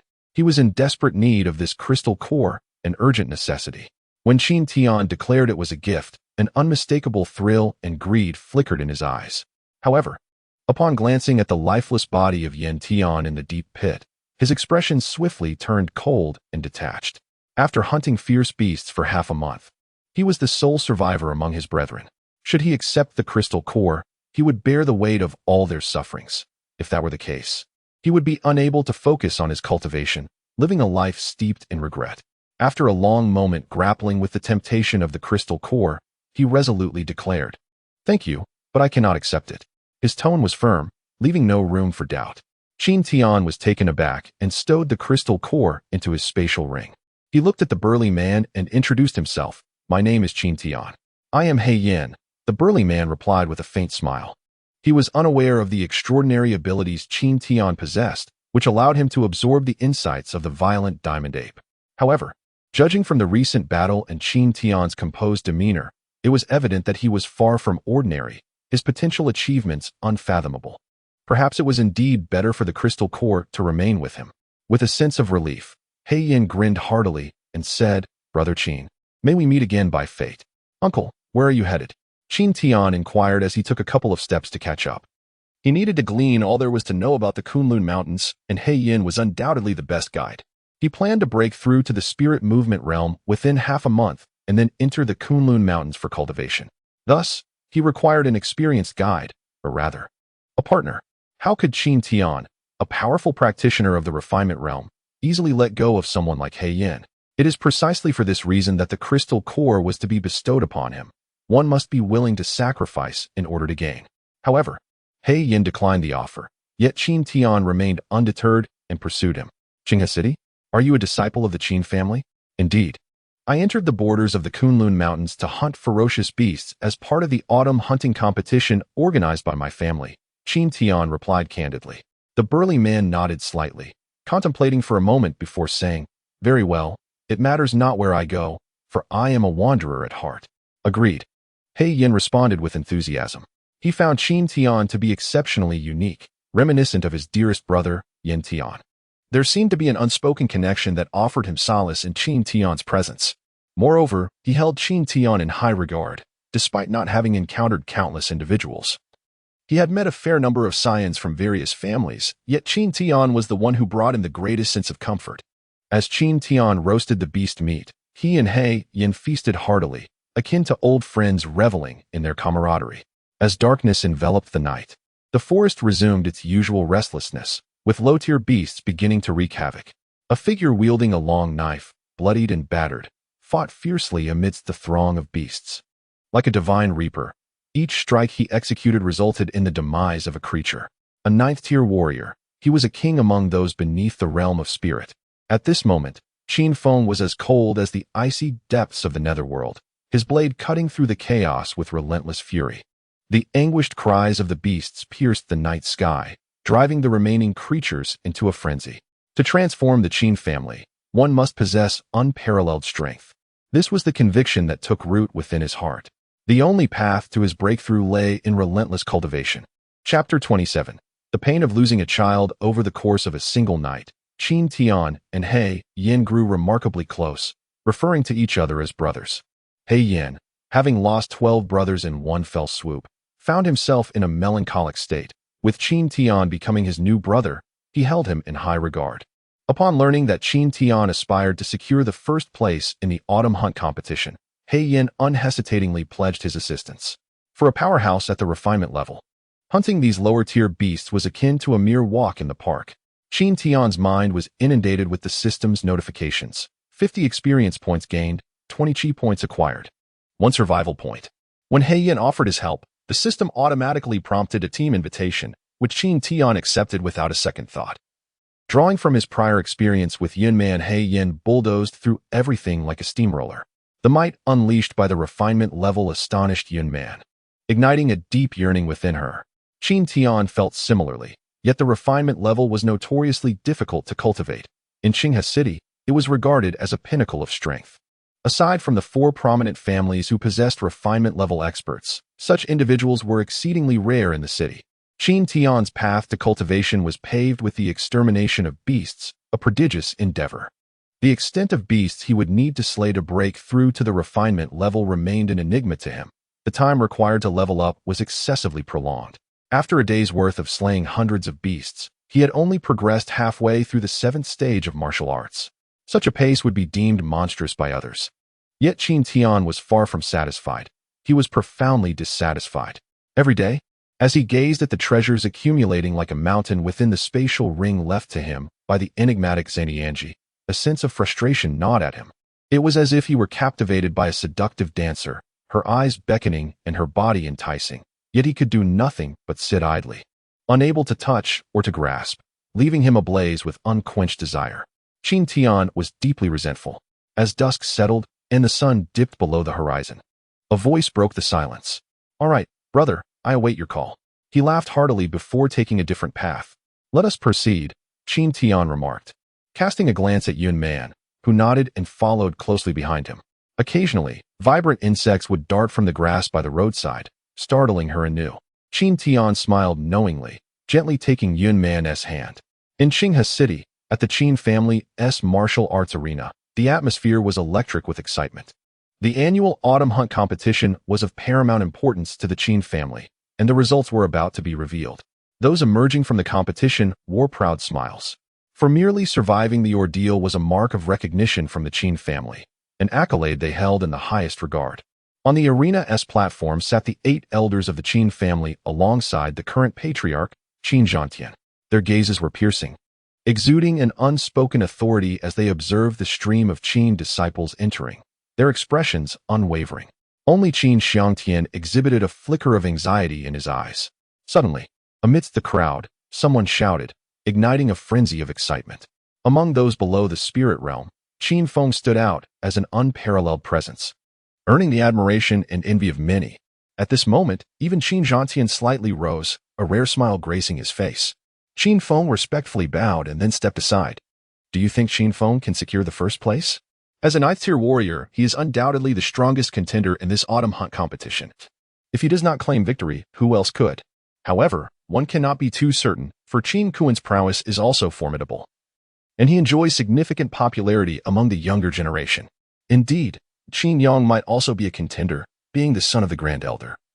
I have heard that he has mastered the advanced technique of the Qin family, Savage 8 Blades, effortlessly slaying beasts with a mere flick. Have you not considered Qin Tian, who severely injured Qin Kuan in the last martial arts arena? Are you referring to that waste, Qin Tian, whose Dantian was damaged 5 years ago? How could that possibly be him? It cannot be him." The crowd began to chatter animatedly. For them, this was a source of amusement. As dusk approached, the martial arts arena was illuminated by blazing torches, casting a bright light. Qin Zhantian glanced at the time, preparing to rise and speak when a stir rippled through the crowd. The sound of commotion erupted. It was likely that the waste had been hiding in some cave for 3 days. How much potential could he possibly have? His son is dead? Qin Xiangtian's hands trembled. His lips quivered as his gaze fixed on Qin Tian, who met his gaze in return. The brilliance emanating from Qin Tian was still resplendent. Qin Tian gazed at the golden glimmer on Qin Xiangtian, his heart racing, thinking, boss, I am determined to surpass you. It is exceedingly difficult." Qin Tian stood beside the arena, and Qin Feng cast a fleeting glance at him. His heart stirred with subtle astonishment. It appeared that Qin Yang had also perished. Qin Zhantian paused momentarily, cleared his throat, and announced the commencement of the tally for the demon beast points. At that moment, Qin Kuang rose to his feet and inquired, "Master of the clan, might we wait a moment longer?" After an extended silence, no further contestants entered through the entrance of the training ground. A pang of anguish gripped Qin Kuang's heart, rendering his countenance pale. He glanced at Qin Zhantian and weakly remarked, "Let us proceed with the tally." With a deep sigh, Qin Zhantian approached the arena and declared, "Let us begin the counting." 10 statisticians commenced the enumeration of the demon beast's points. "Qin Feng, do take a look at how many points he has accumulated. I estimate a minimum of 2,000 points. Are you out of your mind? 2,000 points? Even the clan leader only amassed 1,800 points in his prime. I have faith in him." "Faith? Nonsense."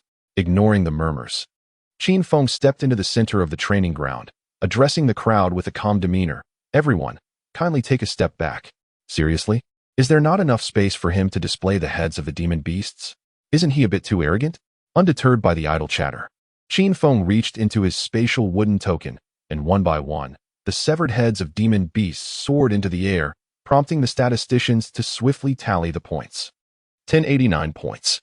1203 points. 1890 points. In the center of the arena stood Qin Feng, sporting a subtle smile.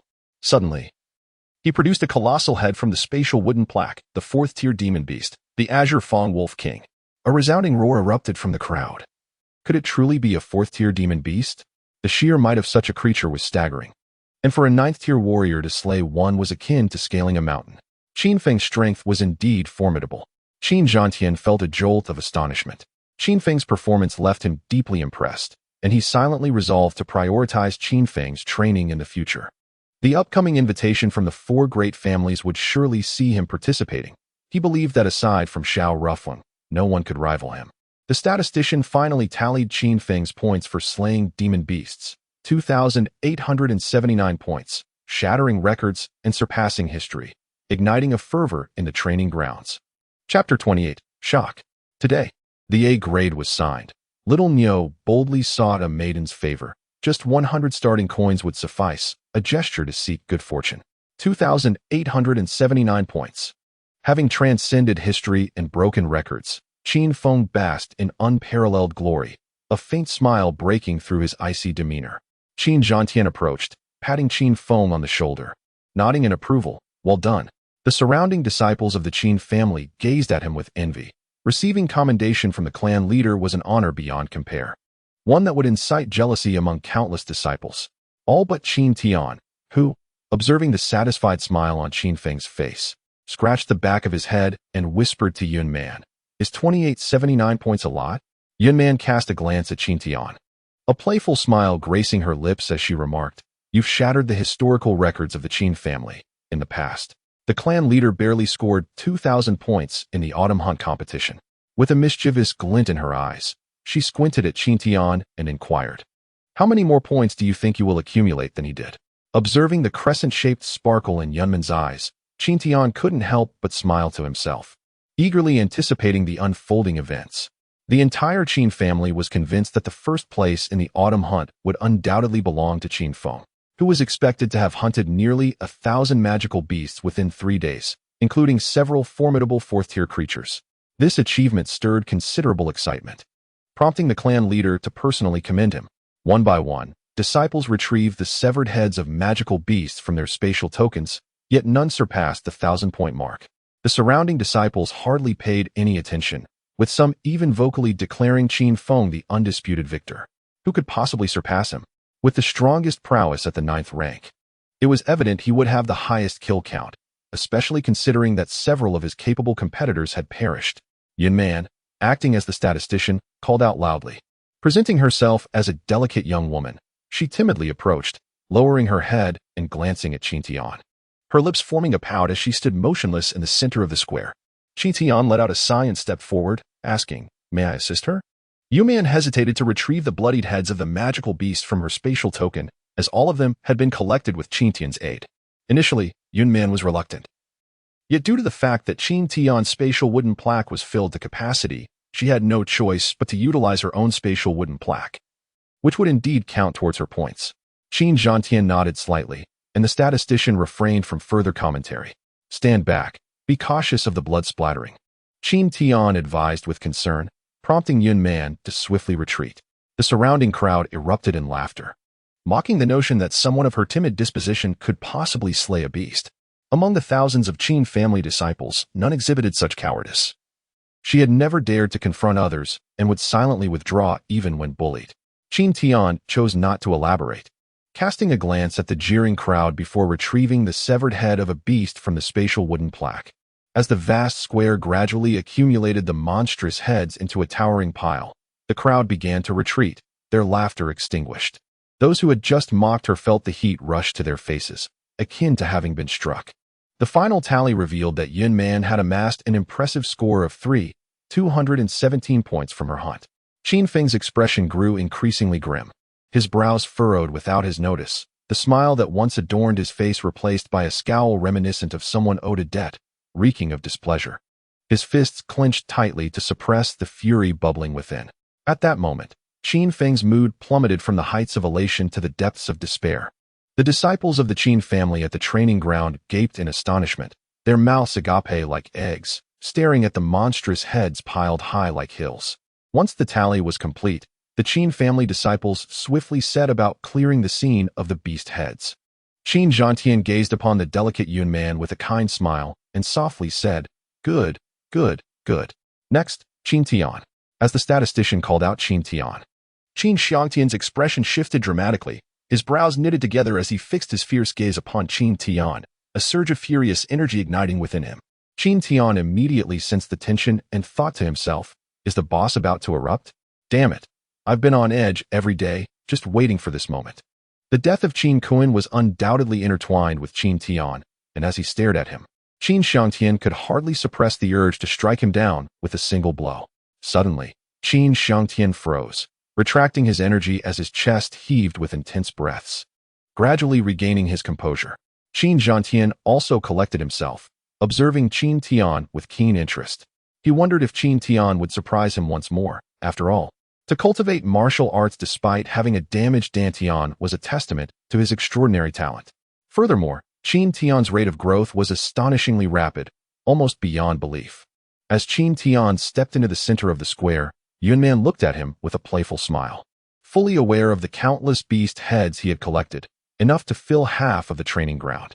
Everyone, step back, he commanded, but the Qin family disciples merely exchanged glances, refusing to budge an inch. Are you joking? Is this vast space insufficient for your beast heads? Just look at your own strength, someone retorted. Hurry up. Don't waste everyone's time. Amidst the clamor of chatter and idle gossip, Qin Tian remained still, redirecting his attention to Qin Zhantian. Everyone, please step back. Qin Zhantian softly uttered. Yet, to each individual on the training ground, his words resonated like thunder, prompting an immediate retreat. Qin Tian produced a spatial wooden plaque, his hands moving with frenetic speed as the severed heads of the demonic beasts accumulated like autumn leaves, one after another, forming an ever-expanding mound.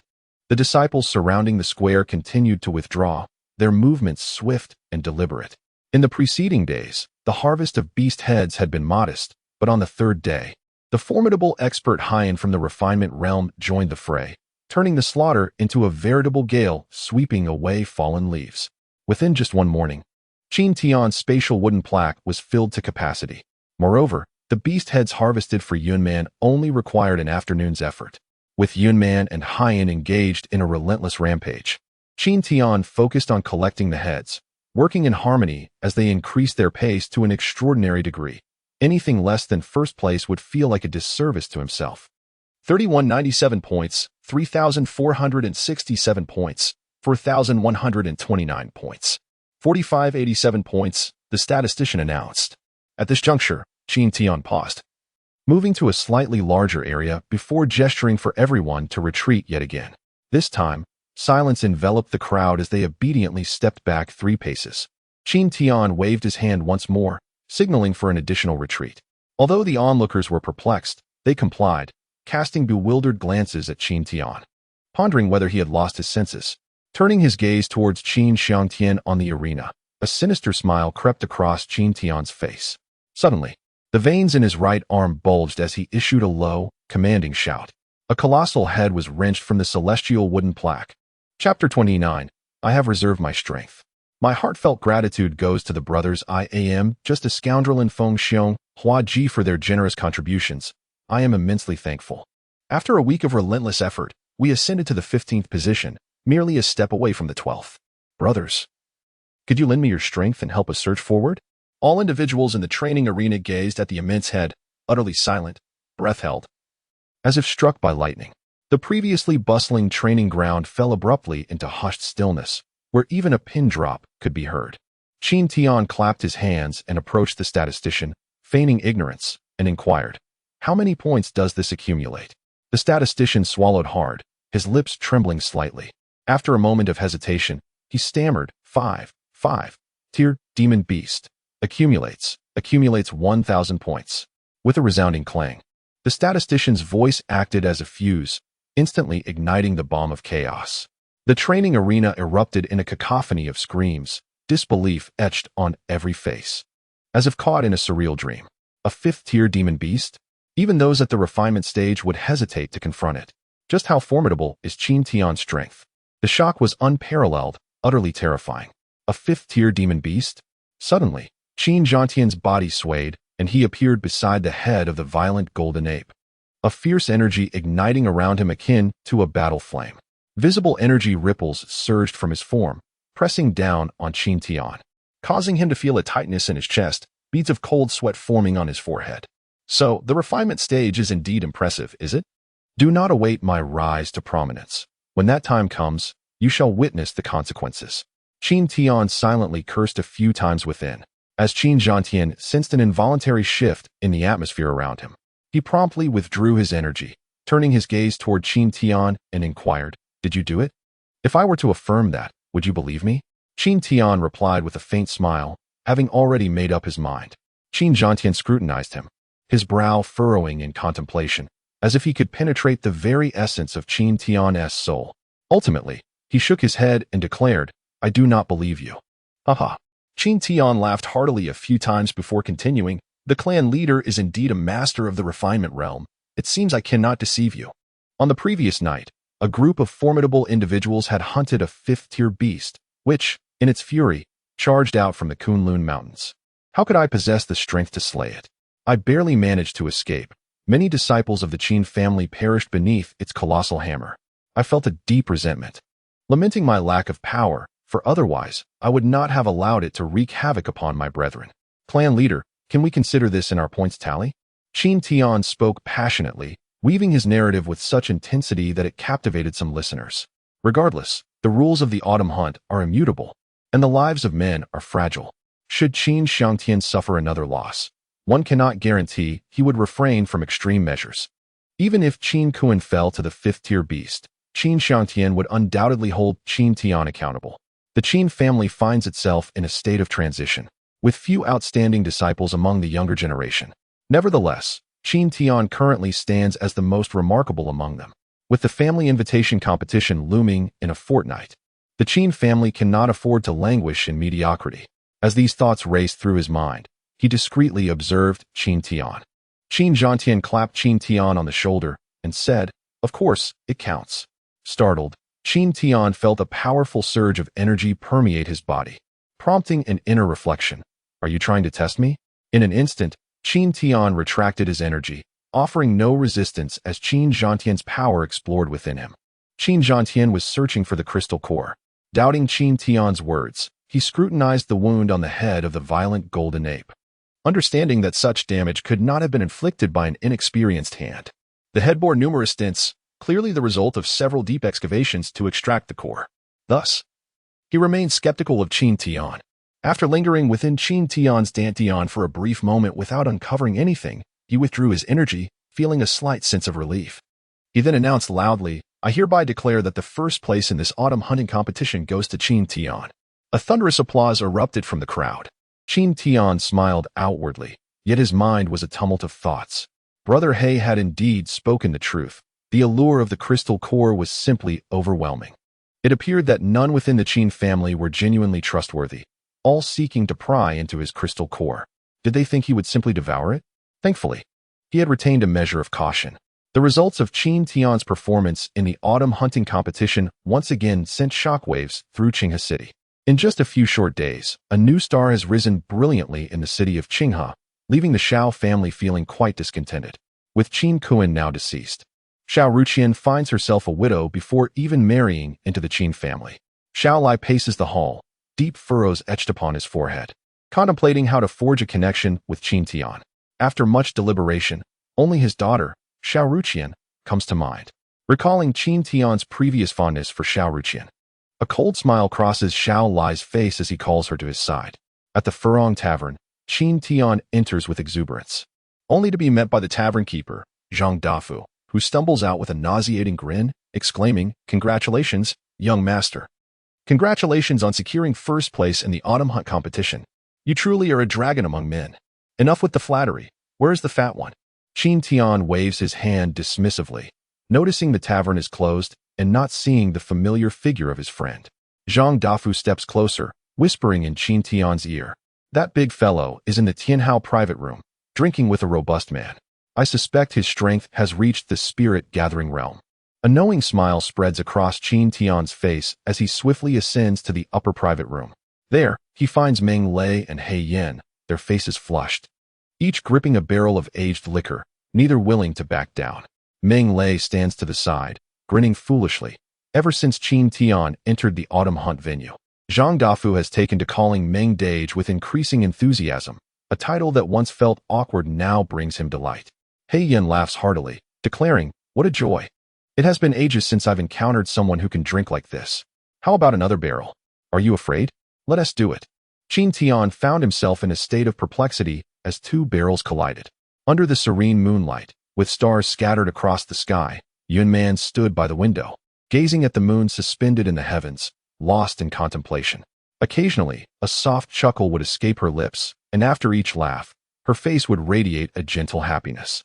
Chapter 30. Framing and Blame My Brothers. Qin Tian proclaimed, "After your week of diligent effort, victory is within our grasp. We are now but a single step away from breaking into the top 12. With joyous revelry, they celebrated. And Qin Tian experienced one of the most delightful evenings since his arrival in this realm. The following morning, Qin Tian rose early and made his way to the Qin residence. His experiences at the slaughterhouse, dealing with livestock, had become nearly irrelevant to him, and he had little desire to revisit that place. However, the butchers at the eastern slaughterhouse had been working tirelessly in his absence, overwhelmed by the workload without their skilled blade master. The early morning streets were eerily quiet. Qin Tian nodded slightly, surveying the opulent surroundings, and inquired, "Which direction is the library?" A servant immediately set aside his broom, hunching over as he approached Qin Tian. "Young master, allow me to guide you," he offered. A cold smile crept across Qin Tian's face. The Qin family's servants had not always treated him with such deference. Fragments of memory surfaced, recalling moments of humiliation at their hands. Now, witnessing their obsequious demeanor, he responded with a sardonic smile, asserting with authority, "Why are you not leading the way more swiftly?" The servant, instead of reacting with anger, wore an expression brimming with cheerfulness as he hobbled ahead.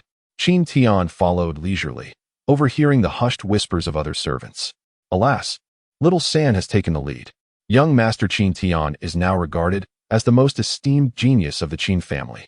It is said that he has hunted down a fifth-tier beast, securing the first place in the autumn hunting competition, with a cumulative score nearly double that of Qin Feng. Naturally, young Master Qin Tian, being a prodigy, holds no competition for Qin Feng. Indeed, he is a dragon among men. The praise has become increasingly extravagant. Qin Tian's status has undergone a remarkable transformation. Anyone who dares to oppose him is tantamount to challenging the Qin family. It has even been explicitly stated that no harm must come to Qin Tian. Of course, this admonition was directed at Qin Xiangtian. With his elevated status, everyone he encounters, whether familiar or not, approaches him to greet and forge connections, all wearing expressions of goodwill. Qin Tian is acutely aware of their ulterior motives, yet he responds to each with a cordial demeanor. The Qin family's library houses thousands of cultivation techniques, with auxiliary methods numbering fewer than 100. The majority of these techniques are of low to mid-tier quality, with only a handful classified as high-tier, highlighting the scarcity of such practices in the Tianyuan continent. Qin Tian arrives at a 3-story pagoda-like structure, and the servant who has been leading him promptly steps aside, saying, "Young master, we have arrived at the library." Qin Tian waves his hand, and the servant, beaming with pride, departs, as if it were a great honor to have guided Qin Tian. Upon his arrival, the elder in charge of the library, Qin Xiao, immediately rises to greet him. Qin Tian strides forward, slightly bows, and politely says, "Greetings, elder." Qin Tian harbored a cold smile within. In years past, this individual had gone to great lengths to curry favor with Qin Xiao in order to obtain a martial arts manual. He had offered his meager savings accumulated over a year, only to leave empty-handed and, worse, had been beaten and branded a thief, leading to the patriarch's furious decision to sever his stipend. "Uncle Qin Xiao, I have come to claim my reward." Qin Tian maintained an attitude of utmost deference, his tone imbued with profound respect, and his expression radiating sincerity, so innocent that none could detect the insidious plot brewing within him. The more respect Qin Tian showed, the more Qin Xiao felt elevated, adopting an arrogant tone as he retorted, "Reward? What reward? The first prize of the autumn hunt. Oh, how forgetful of me. Just yesterday, the patriarch personally instructed me, haha. My dear nephew, do not take offense." Qin Xiao's smile was one of pretense. "Thank you, Uncle Qin Xiao." For leading the way, Qin Tian bowed his head respectfully, gesturing for him to proceed. Qin Xiao strode ahead, while Qin Tian trailed behind like a servant, occasionally receiving admonishments from Qin Xiao not to damage the martial arts manual. Qin Tian nodded in agreement, his feigned reverence almost sickening even to himself. Conversely, Qin Shao felt a surge of satisfaction. As the elder steward of the library, his status within the Qin family was quite lowly, relegated to a mere caretaker without substantial authority. Those possessing any degree of capability in the family would hardly acknowledge him, which fueled his propensity to bully the abandoned disciples. With Qin Tian having been one of his previous victims, upon entering the library, Qin Tian ascended directly to the third floor, leaving Qin Shao somewhat astonished. Pondering to himself, this lad possesses quite the ambition. The library comprises 3 levels. The first floor is the largest, housing 500 volumes of martial arts techniques, all of inferior quality, with some not even qualifying as low-grade. The second floor contains 400 volumes, featuring practical combat techniques that are only accessible to disciples of the spirit motion realm and above. Disciples below this rank may only enter with special permission from the clan leader or as a reward for notable contributions. The third floor holds fewer than 100 volumes, which includes several high-grade combat techniques as well as auxiliary methods. In the Tianyuan continent, practitioners are categorized into several types: martial artists, weapon cultivators, alchemists, and other more enigmatic practitioners. Auxiliary techniques are primarily those practiced by weapon cultivators and alchemists, yet these are exceedingly rare, and the Qin family possesses only rudimentary copies of such techniques. Qin Tian casually browsed through a few texts, finding them unsatisfactory. How could one of his caliber, wielding the divine-grade technique Dragon Elephant Void Scripture, deign to consider these inferior methods? Throughout this, Qin Shao remained by his side, observing Qin Tian's selections, his eyes darting about, secretly speculating which technique Qin Tian might choose. Uncle Qin Shao, what do you think of this high-grade technique Primal Divine Fist? Qin Tian inquired, pulling out a somewhat worn volume. Qin Zhao's gaze was fixated on the wild god fist, his eyes gleaming with avarice as if he wished to consume it whole. He swallowed hard and remarked, a superior martial art. Mastering it allows one to shatter blue stones effortlessly. It is exceedingly formidable. The clan leader has practiced this very technique. Observing Qin Zhao's greedy demeanor, Qin Tian couldn't help but smirk inwardly. Leaning closer, he gently inquired, do you desire it? Yes. Without a moment's hesitation, Qin Shao affirmed, only to pause and reconsider, but what use is it? Such an exquisite martial art is beyond my reach. As the elder guardian of the library, his authority was severely limited. Aside from guiding others into the repository, he lacked even the privilege to peruse lower-tier techniques, let alone obtain advanced ones. This was a truth well known to Qin Tian. I possess the authority to choose 3 martial arts and can bestow one upon you. Who would dare to object? Qin Tian declared with grandiosity and a sense of righteousness, appearing somewhat naive. Qin Zhao's heart leapt with joy at this prospect. If he kept it to himself, who would ever know that Qin Tian had gifted him a martial art? Is what you say truly sincere? Qin Shao asked, a hint of disbelief clouding his expression as he regarded Qin Tian earnestly. It is only fitting for a nephew to show respect to his uncle. How could it not be true? Qin Tian said, promptly placing the wild god fist into Qin Zhao's embrace. Overjoyed, Qin Shao glanced around furtively, ensuring no outsiders were present, and quickly tucked the book into his robe, a cunning smile spreading across his face. Having completed this act, Qin Tian feigned nonchalance, moving to the other side. While Qin Shao stood there, dazed and exhilarated, his heart racing with excitement and profound gratitude towards Qin Tian. Subsequently, Qin Tian swiftly selected his martial arts techniques and proceeded alone to the registration desk.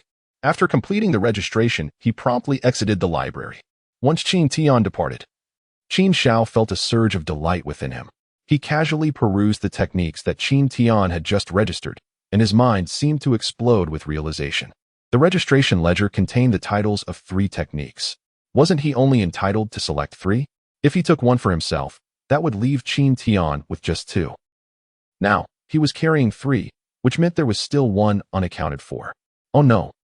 Bold Qin Shao dared to brazenly pilfer the prestigious techniques from the library. Someone, apprehend him and search his person.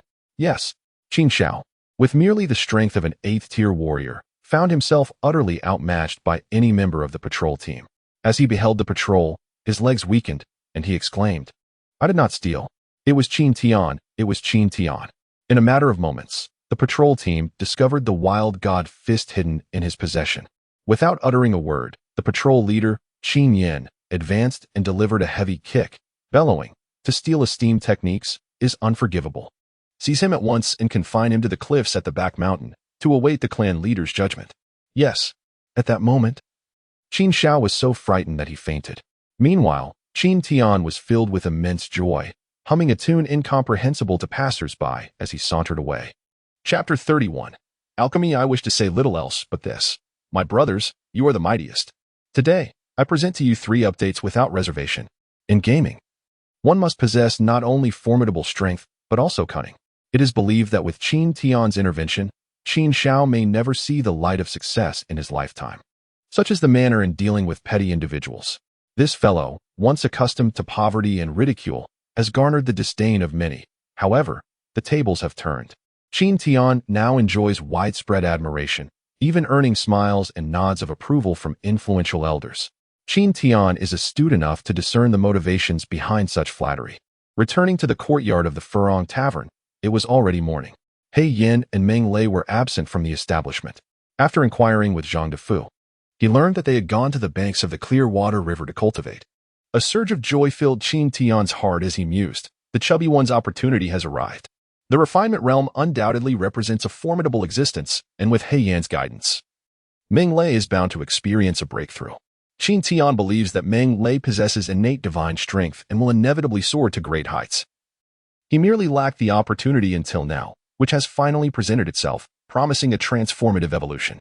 Seated in the courtyard, Qin Tian was served a selection of pastries by Zhang Defu, who then refrained from further interruption. Qin Tian produced 3 tomes of martial arts techniques, one tailored for Meng Lei, one for Yun Man, and another as a supplementary alchemical technique. Most of the superior techniques in the library were incomplete, and the others failed to capture his interest. Thus, he meticulously selected one for each of Meng Lei and Yun Man, ensuring they were custom-fitted to their unique capabilities. Meng Lei's was the R-Hit King Fist, a high-grade technique, perfectly suited to a robust individual like him, akin to a diamond-like R-Hit. The technique known as Phoenix Dance in the 9 Heavens, a supreme skill, immediately conjured the image of Yun Man in Qin Tian's mind, a master of ribbon attacks, akin to a celestial being descended to the mortal realm. Should she cultivate this technique, she would undoubtedly captivate countless souls. Qin Tian then picked up the alchemy skill and opened the first page, when suddenly the system in his mind prompted him. Congratulations, player Qin Tian. You have acquired the auxiliary skill of alchemy. Would you like to cultivate it? A surge of joy filled his heart as he promptly confirmed his decision. A new skill appeared in his skill bar, auxiliary skill, alchemy. Alchemy level 0. At level 0, one can refine crude elixirs. At level 1, inferior elixirs. At level 2, medium quality elixirs. Proficiency 0-1000.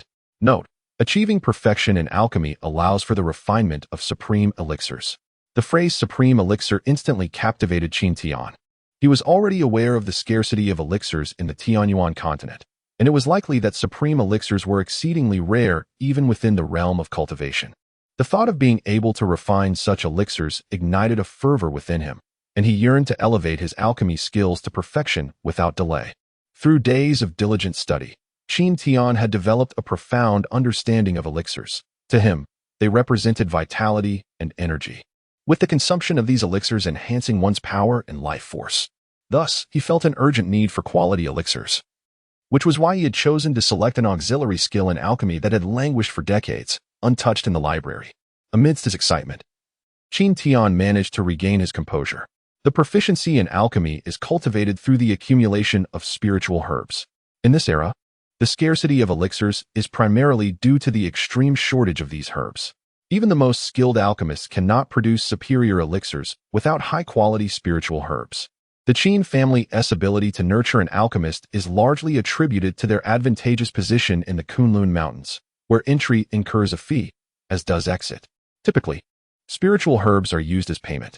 Qin Pei was able to distill successful experiences from countless failures, and the cost of training an alchemist is so exorbitant that many families have abandoned such pursuits.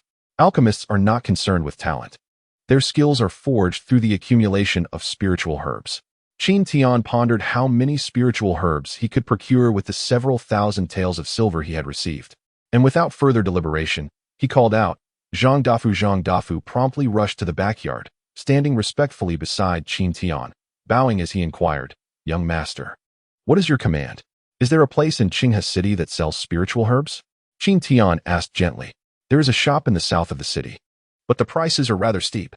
If you seek superior spiritual herbs, you might consider visiting the black market in the west of the city. There, various items can be found, as many adventurer teams sell their goods from the Kunlun Mountains there. Zhang Dafu replied immediately.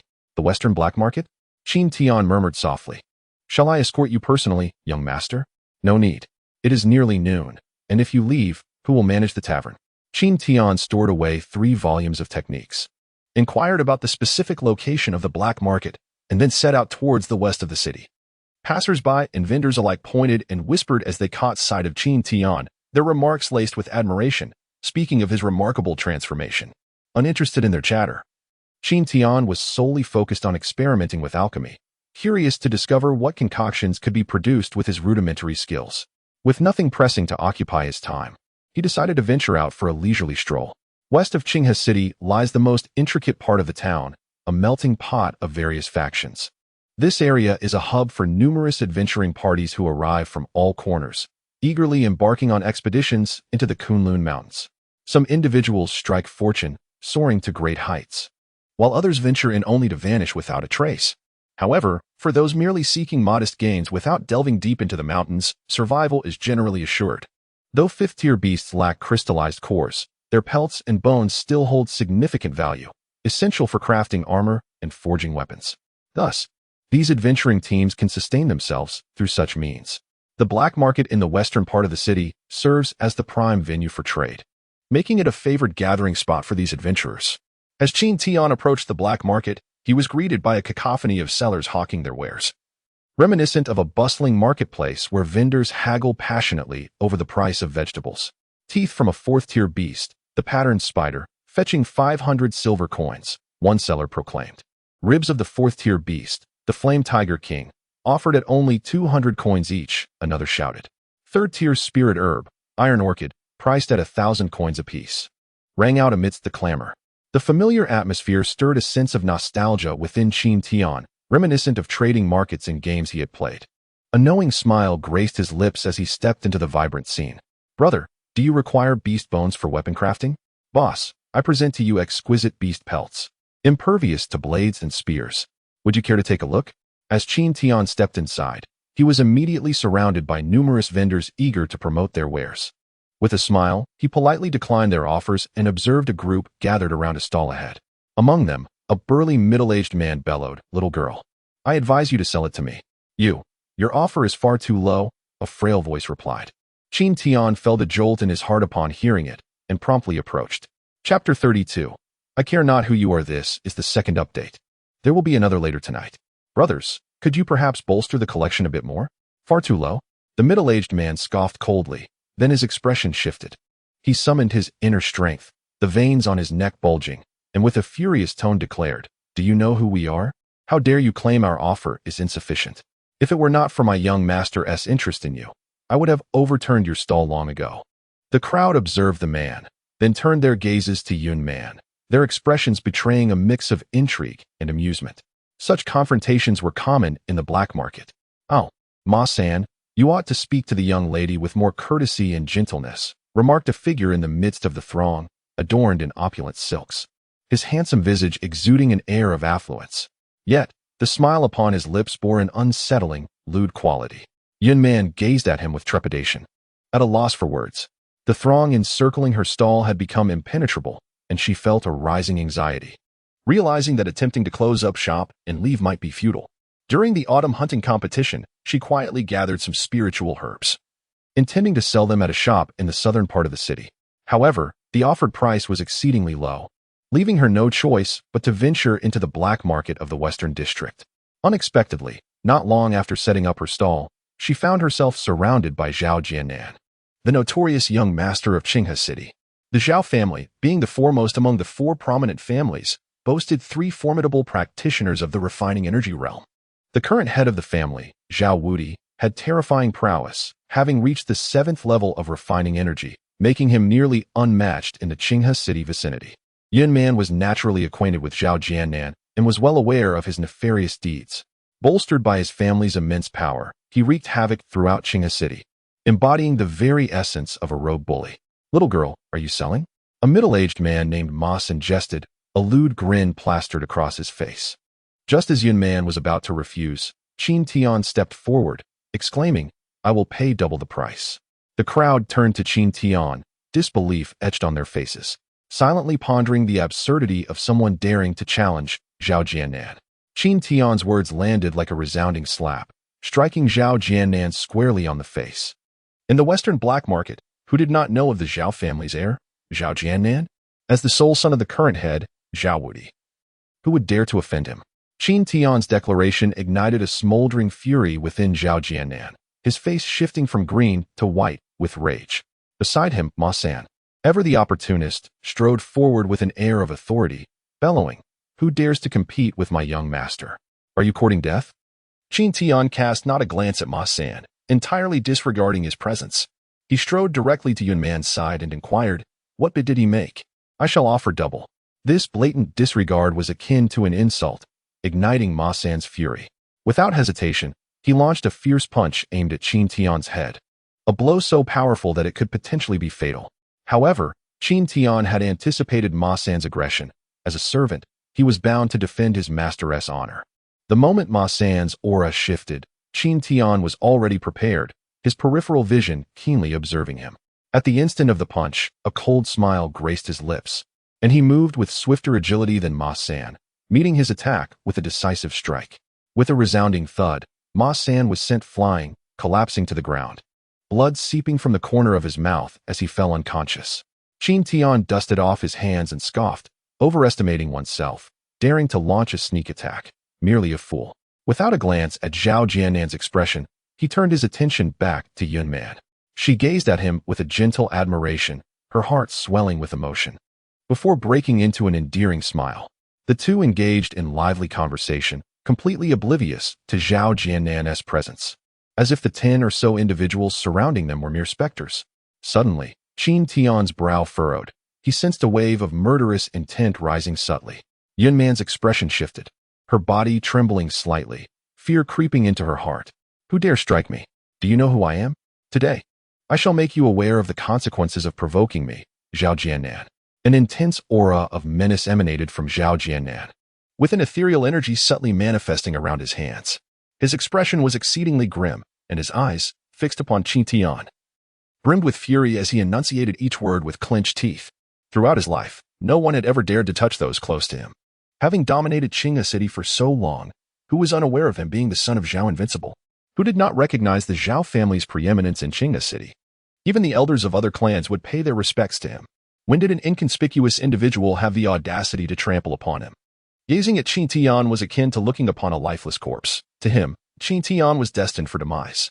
Qin Tian let out a cold chuckle, dismissing the weight of Zhao's identity. He added, I detest those who are more handsome than I. He is from the Zhao family. Yun Man whispered softly behind Qin Tian. Before Qin Tian could respond, Zhao Jiannan scoffed. Now you recognize my lineage? Are you feeling apprehensive? With an expletive, he declared, Those who dare to harm me shall perish.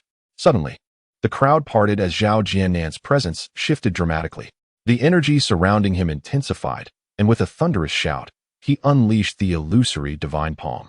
His arms transformed, creating a multitude of illusory hand shadows that rendered it impossible to discern reality from illusion.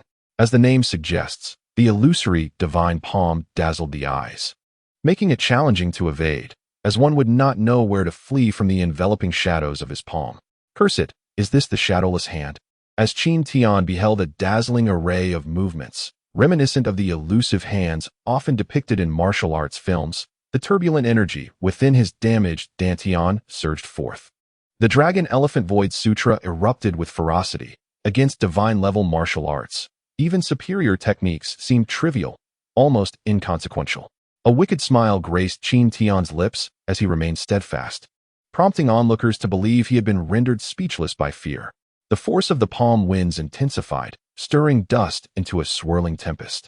While Yun Man clutched tightly at Qin Tian's waist, eyes shut in trepidation, unable to bear the unfolding scene.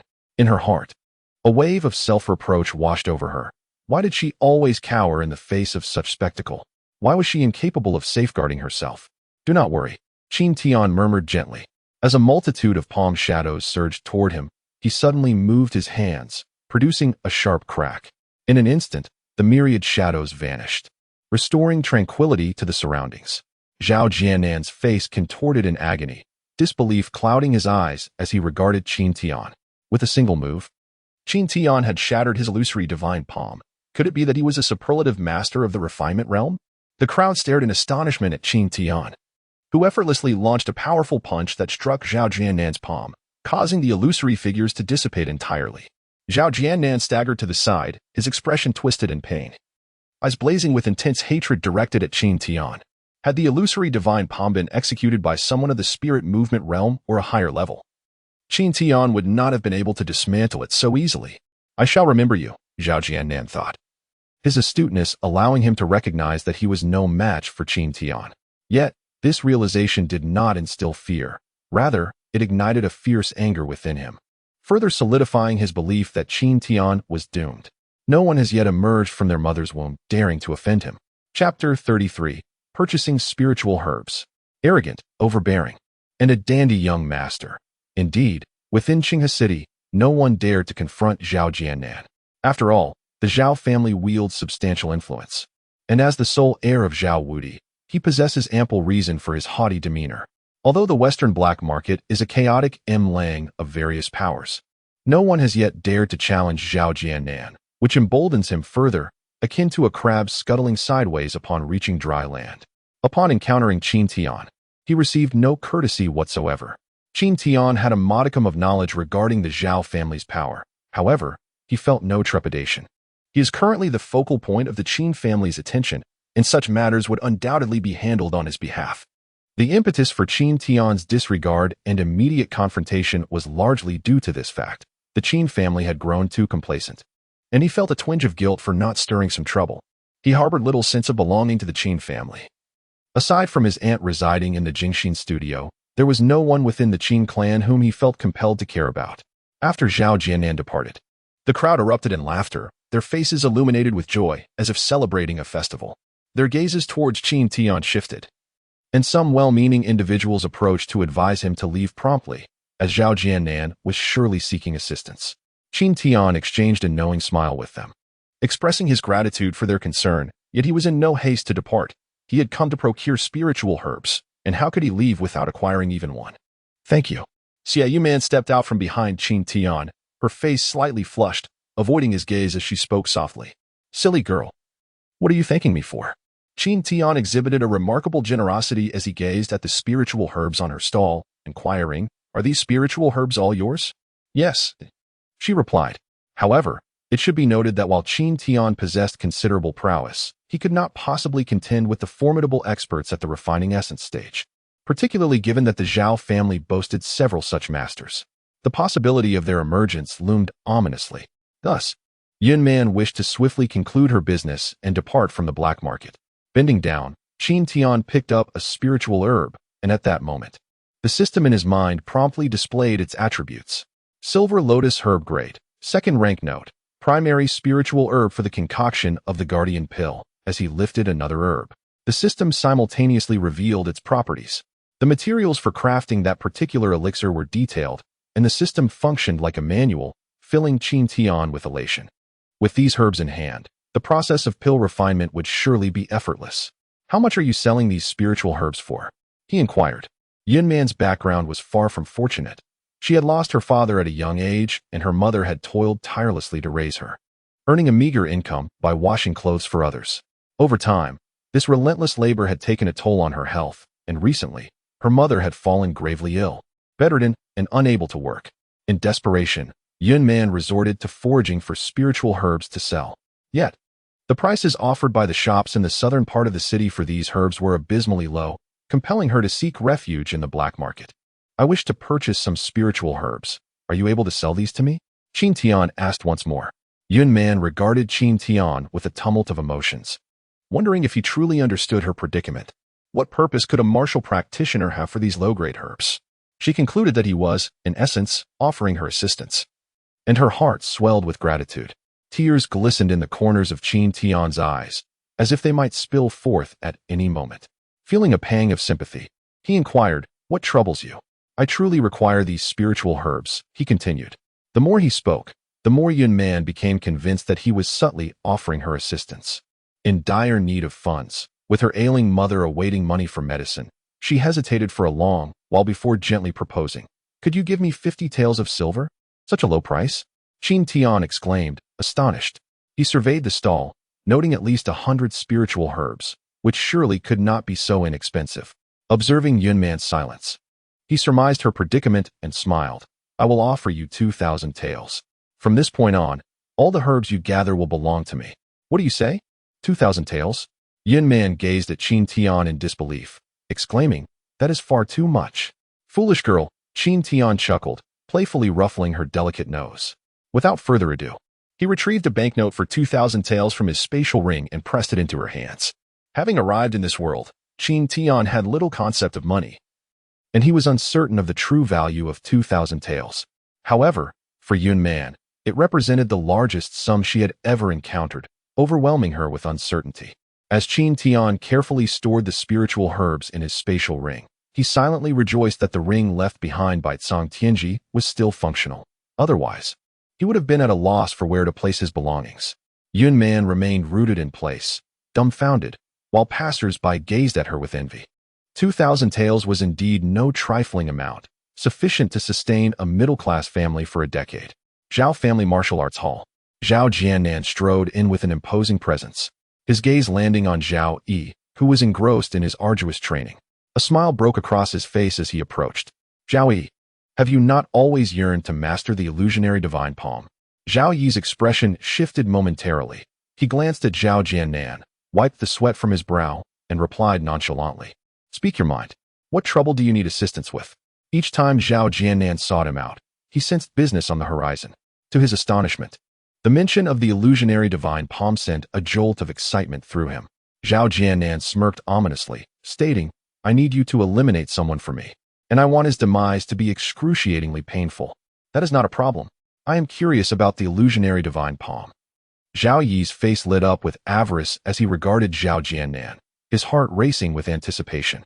The illusionary divine palm had always been his coveted aspiration, and now it was finally within reach. Zhao Jiannan produced a tome of martial arts from his spatial wooden tablet and handed it over, both men sharing a conspiratorial grin. In Zhao Jiannan's eyes, he regarded Zhao Yi as a mere servant, one willing to undertake any endeavor for the sake of wealth. The Zhao family was replete with talent, and finding a few individuals to carry out his bidding was a trivial matter, merely a matter of a superior martial arts technique, which Zhao Jiannan did not hold in high esteem. He had complete faith in Zhao Yi's prowess. From what he understood, Qin Tian was merely at the martial artist level. No matter how formidable or overbearing he might be, how could he possibly contend with the third tier of spiritual agility that Zhao Yi possessed? His anger simmered, and he was unwilling to delay even for a moment. The two individuals reached an agreement, and Zhao Jiannan promptly led Zhao Yi out of the training ground. Chapter 34. Wilgan Elixir. Upon returning to the Furong Tavern, Qin Tian instructed Zhang Dafu to arrange some work. Zhang Dafu swiftly took care of it, offering a satisfactory salary for relatively light duties, which primarily involved washing dishes during lunchtime. Qin Tian settled cross-legged on a stone bench, his eyes gently closed. In his mind, he accessed the skills section of the system, subsequently selecting alchemy. Instantly, the metallic-hued space transformed into an alchemical chamber, where a cauldron exuded purple mist, enveloped in swirling smoke, accompanied by the enticing aroma of elixirs. Without indulging in distractions, Qin Tian focused his thoughts to manipulate the spatial ring, retrieving 3 spiritual herbs: silver lotus, blue flame flower, and fire phoenix grass, which he cast into the cauldron. The system then prompted, "Confirm alchemy?" "Yes." This alchemical attempt deducted 100 chi points. "Damn it. Alchemy also costs me chi." Qin Tian muttered in frustration, his gaze fixated on the cauldron. He observed the flames within suddenly intensify, the crimson fire raging fiercely inside the vessel. 1 minute passed, yet the cauldron remained unchanged. 2 minutes elapsed, still no alteration. 3 minutes went by, and Qin Tian's eyes began to ache from the strain. As 10 minutes passed, the flames in the cauldron gradually diminished, and the system chimed, "Alchemy failed. Do you wish to continue?" 10 minutes wasted for just a declaration of alchemical failure? Qin Tian felt quite disgruntled. A glance at his alchemical proficiency revealed a perplexing truth. it remained at a disheartening 0. It seemed that only through successful concoctions would his skills advance. Dismissing these thoughts, he cast several spirit herbs into the furnace, rekindling a flicker of hope within him. As 10 minutes elapsed, the system's voice echoed once more, announcing yet another failure. Would you like to continue alchemy? Fine, you've won this round, but I shall persist. He tossed in more spirit herbs. After another 10 minutes, the same disheartening message resounded. Alchemy failed. Would you like to continue? I will not yield to you. In a swift manner, over 100 spirit herbs vanished. As he gazed at the final 8 herbs within his spatial ring, Qin Tian was too disheartened to contemplate further. He unceremoniously cast them all into the furnace. The relentless failures had taken a toll on him, with not a single success to grant the slightest glimmer of hope. Moreover, the expenditure of several thousand points of energy felt akin to a grievous wound to his very soul. 10 minutes passed. Qin Tian's expression remained stoic, as if he had anticipated the outcome. The system then intoned, alchemy failed. Would you like to continue? Alchemy successful. Congratulations, you have obtained a low-quality elixir. What? Surely, I must have misheard. Is it truly successful? In an instant, Qin Tian's spirit surged, his eyes sparkling with excitement as he promptly opened his spatial ring. However, his expression rapidly shifted, and his exuberance waned as he murmured resentfully, System, I despise you. Alchemy, I detest you. The inferior elixir before him was akin to a lump of cow dung, measuring the size of a fist, with the following attributes. Chi value, 1 point. Life value, 1 point. A cautionary note warned of its crude and substandard nature, advising careful consumption, as it posed a significant risk of causing bodily discomfort to the user. Staring incredulously at this unsightly concoction, Qin Tian could scarcely believe this was the elixir he had produced. In the realm of legends, such potions were supposed to enhance one's chi and vitality. Yet, what manner of absurdity was it that warned of potential bodily distress? Did I possess an unseemly appearance? How could a simple elixir turn out in this ghastly manner? I am determined to witness what this significant risk of bodily discomfort truly entails. Technological advancements invariably require countless failures before achieving success. What is failure, after all? First, let me ascertain the properties of this concoction. Qin Tian contemplated finding a test subject and instinctively thought of Zhang Dafu. Zhang Dafu rushed into the backyard, his face betraying alarm. Upon seeing Qin Tian's beaming visage, his heart clenched tightly.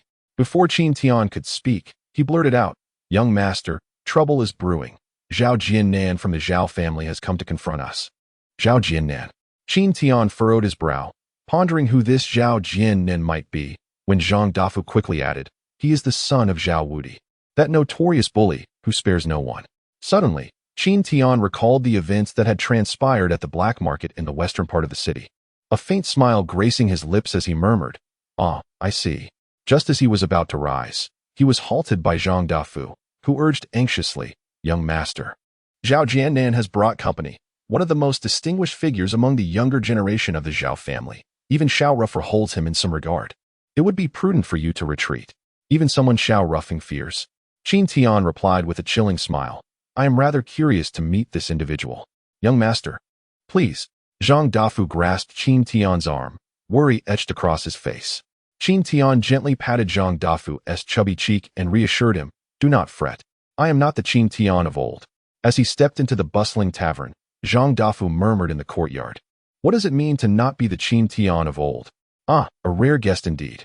The illustrious young master Zhao graces our humble establishment.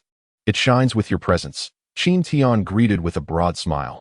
Noticing the hall was filled with empty tables save for Zhao Jiannan's group, he approached them directly. Oh, pretending not to recognize me? Have you taken to ingratiating yourself with others? Were you not quite brazen in the western black market? Zhao Jiannan exclaimed, placing a foot upon the bench, brandishing his chopsticks as he pointed at the beaming Qin Tian, his voice laced with fury.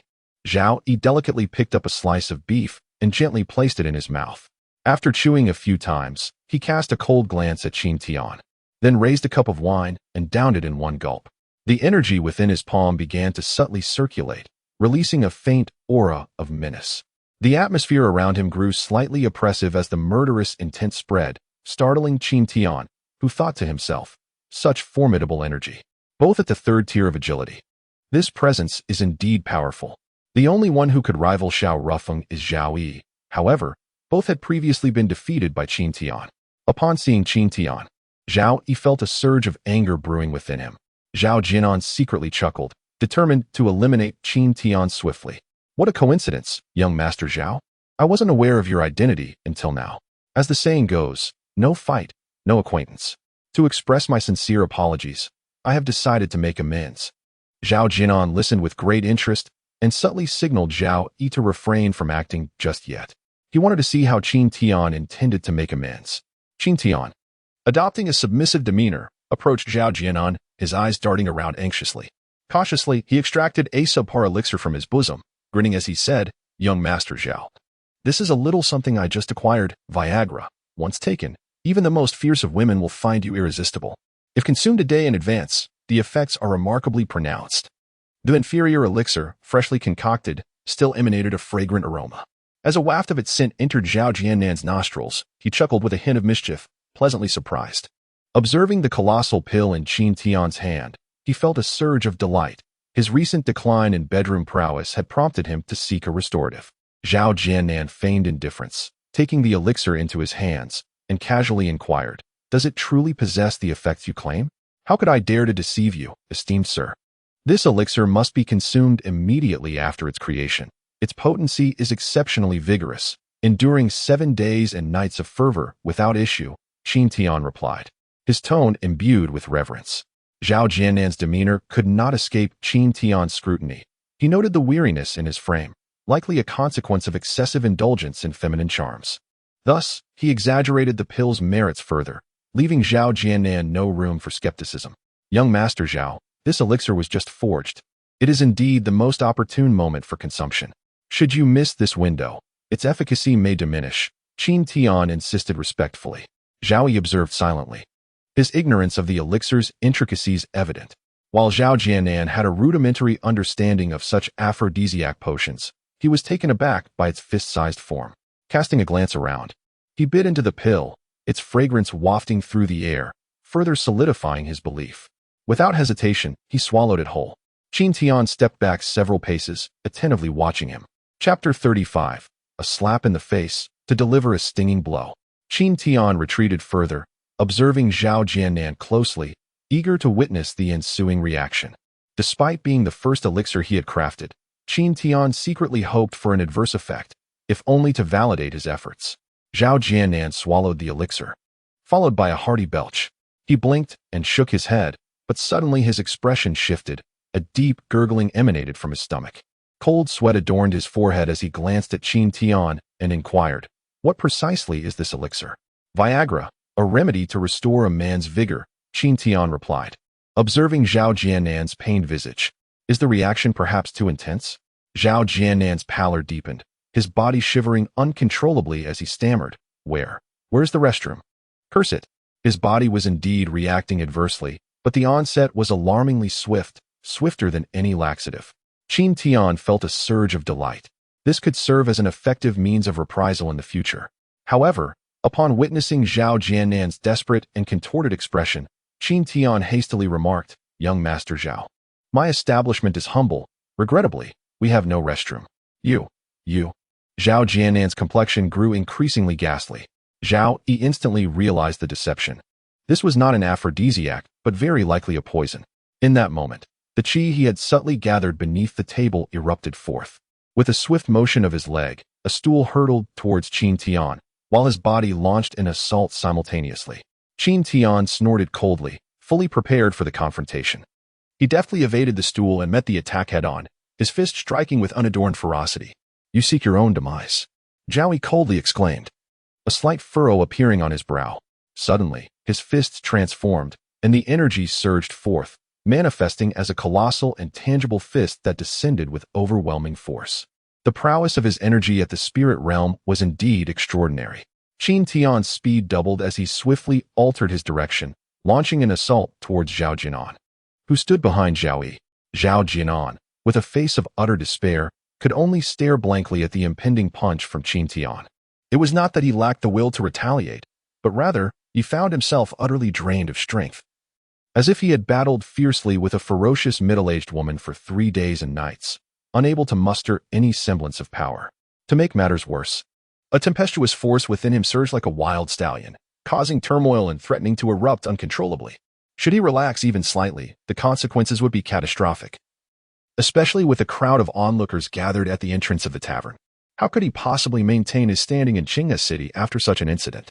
With a resounding thud, a fist landed squarely on Zhao Jianan's face, sending him crashing to the ground. Fury ignited within him, yet he found himself powerless to express it. His brows knitted tightly, his eyes fixed in a fierce glare at Qin Tian as he gritted his teeth and muttered, "Kill, kill, kill him." Zhao Yi's expression darkened considerably. He had initially believed that Qin Tian would confront him directly. He had not anticipated such treachery, attacking Zhao Jianan instead. If anything were to happen to Zhao Jianan, he would undoubtedly face dire consequences.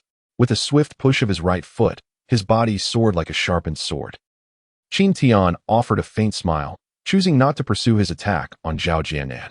Instead, he deftly darted to another side. Observing the contorted figure of Zhao Jianan on the ground, racked with pain and anguish, inwardly he admired his own ingenuity.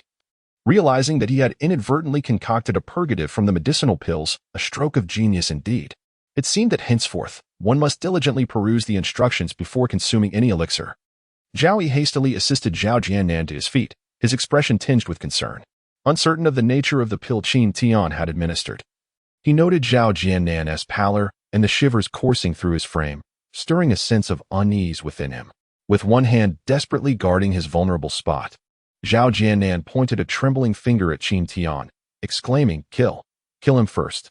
Zhao Yi cast a glance at Qin Tian, his demeanor shifting dramatically. His palms morphed into claws as he reached into the void, grasping at an invisible force that crackled in the air. The visible traces of power coalescing like rays converging upon his hands, shimmering with a silvery light under the sun. Qin Tian, now on high alert, mused silently. The realm of spiritual movement is indeed extraordinary. I must dedicate myself to training. Escape?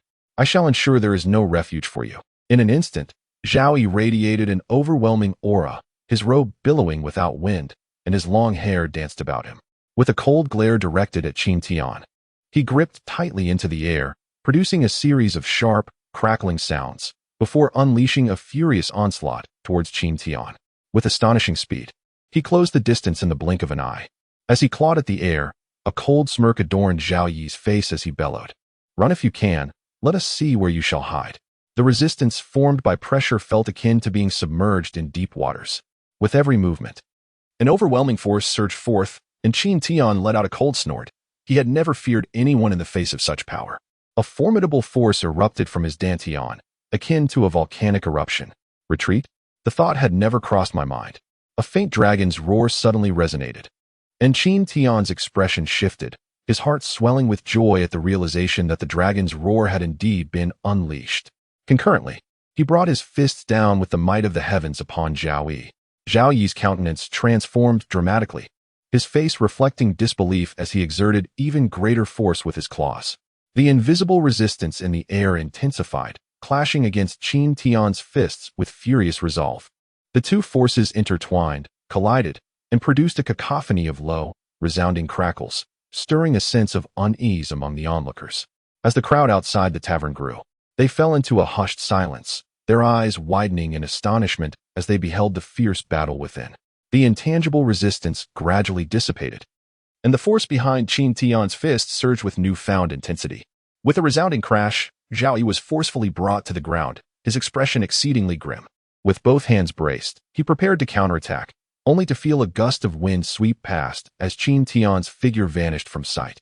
When he turned to look, he caught a glimpse of Qin Tian's sinister smile, followed by a heavy kick aimed at Zhao Jianan's rear. Ah!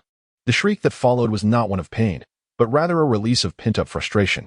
The sound of fabric tearing echoed as a foul mixture erupted forth with his agonized cry, filling the air with an unbearable stench. The crowd outside the tavern erupted in laughter. If this continued, he would surely meet his demise, as his stomach churned once more, igniting a new wave of turmoil within him. Zhao Yi shot a fierce glare at Qin Tian and coldly declared, "At the family invitational, I will be waiting for you." A slap in the face, he vowed to retaliate with all his might. This time, Zhao Jianan had brought disgrace upon himself in front of everyone. The second update has been delivered, with the third anticipated around 9:30 p.m. Your support through collections would be greatly appreciated. Chapter 36, The unworthy gains. The third update has arrived, and the fourth will be submitted before midnight. Brothers, please lend your strength to the collections. Those who have yet to do so, kindly consider it. Zhao Yi helped Zhao Jiannan to his feet, and amidst the mocking gazes of the bystanders, they left the Furong Tavern in a state of utter humiliation. Under normal circumstances, how could Zhao Jiannan endure the ridicule of passers-by? In a moment of desperation, overwhelmed by discomfort and turmoil within, Zhao Jiannan found himself devoid of concern for anything other than the urgent need for a restroom. He longed to relieve himself without further delay. Zhang Dafu, summon someone to tidy this up. How can we conduct business amidst such a stench? Qin Tian instructed hurriedly before dashing to the backyard, eager to ascertain a particular matter. During his recent confrontation with Zhao Yi, the aura he had emitted resonated with a sound akin to a dragon's roar, a phenomenon he had never encountered despite his extensive training in the Dragon Elephant Void Sutra. Qin Tian was impatient to determine whether the Dragon Elephant Void Sutra had indeed undergone an upgrade. Upon accessing the system in his mind, he navigated to the combat skills section, which currently housed only 2 skills, Divine Fury and the Dragon Elephant Void Sutra. Dragon Elephant Void Sutra, Divine Level Rank, Level 1 Skill Release, Dragon Elephant Divine Might, Proficiency, 110. 000 Note. Dragon Elephant Divine Might represents the first tier of the Dragon Elephant Void Sutra, which comprises 10 tiers, with each advancement unlocking a new level. Qin Tian's heart soared with joy as he perused the skills section, exclaiming in awe upon discovering the emergence of a new skill.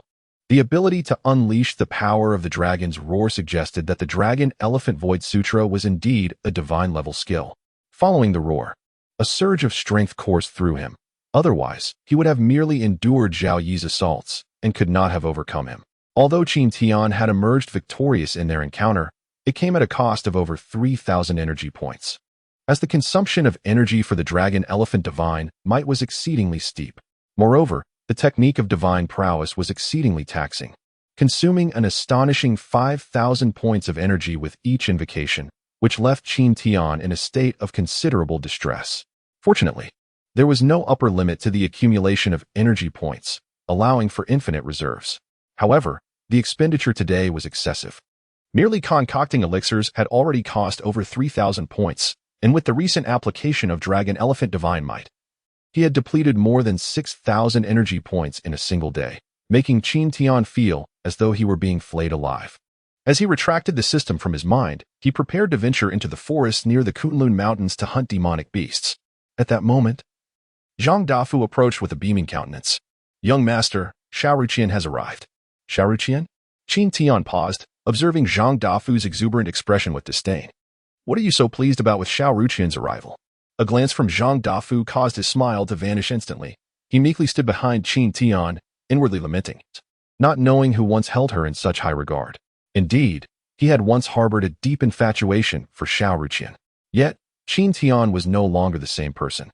He felt no attraction towards her, despite her striking beauty and alluring demeanor. The incident from before had extinguished any interest he had in her sycophantic nature and her connections with the powerful. Recalling her smug expression, Qin Tian gave a cold smile and strode into the hall. Meanwhile, Zhang Dafu lowered his head, silently deriding Qin Tian. In the luxurious Tianzi private room, Xiaoruqian, elegantly adorned and radiating charm, immediately approached upon seeing Qin Tian enter, greeting him with a gentle smile that revealed her captivating dimples. Brother Qin Tian. With a flirtatious blink of her enchanting eyes, Xiaoruqian seemed to exude an electric charm that could almost bring Qin Tian to his knees. Her voice, soft and clingy, sent shivers down his spine. Qin Tian feigned astonishment, gazing at Xiaoruqian with a look of surprise, and gently inquired, Ruqian, what brings you here? As he spoke, a wave of nausea churned in his stomach, yet a cold smile curled within him. Now that she sought him out, he would make her regret it. Xiaoruqian was elated by Qin Tian's demeanor and tender tone. After all, he was merely Qin Tian, easily within her grasp, free to toy with as she pleased. The Xiao family, while not as influential as the 4 great families in Qinghe City, had endeavored to elevate themselves into their ranks, thus earning recognition as the 5th emerging family. However, the Xiao family's talents had diminished, and their patriarch, Xiao Lai, possessed only the cultivation of the gathering spirit realm, rendering them insignificant in power. Consequently, He sought to forge ties with the Qin family, hoping to leverage their strength to bolster the Xiao family's standing. Plans were meticulously crafted. Initially, Xiao Ruqian was to be betrothed to Qin Tian. Yet, upon Qin Tian's sudden illness and the incapacitation of his Dantian, Xiao Lai swiftly reconsidered. At that time, Qin Tian's status within the Qin family had plummeted, and the engagement was no longer mentioned. Xiao Lai, reveling in his fortune, secretly rejoiced that he had not committed his daughter to Qin Tian.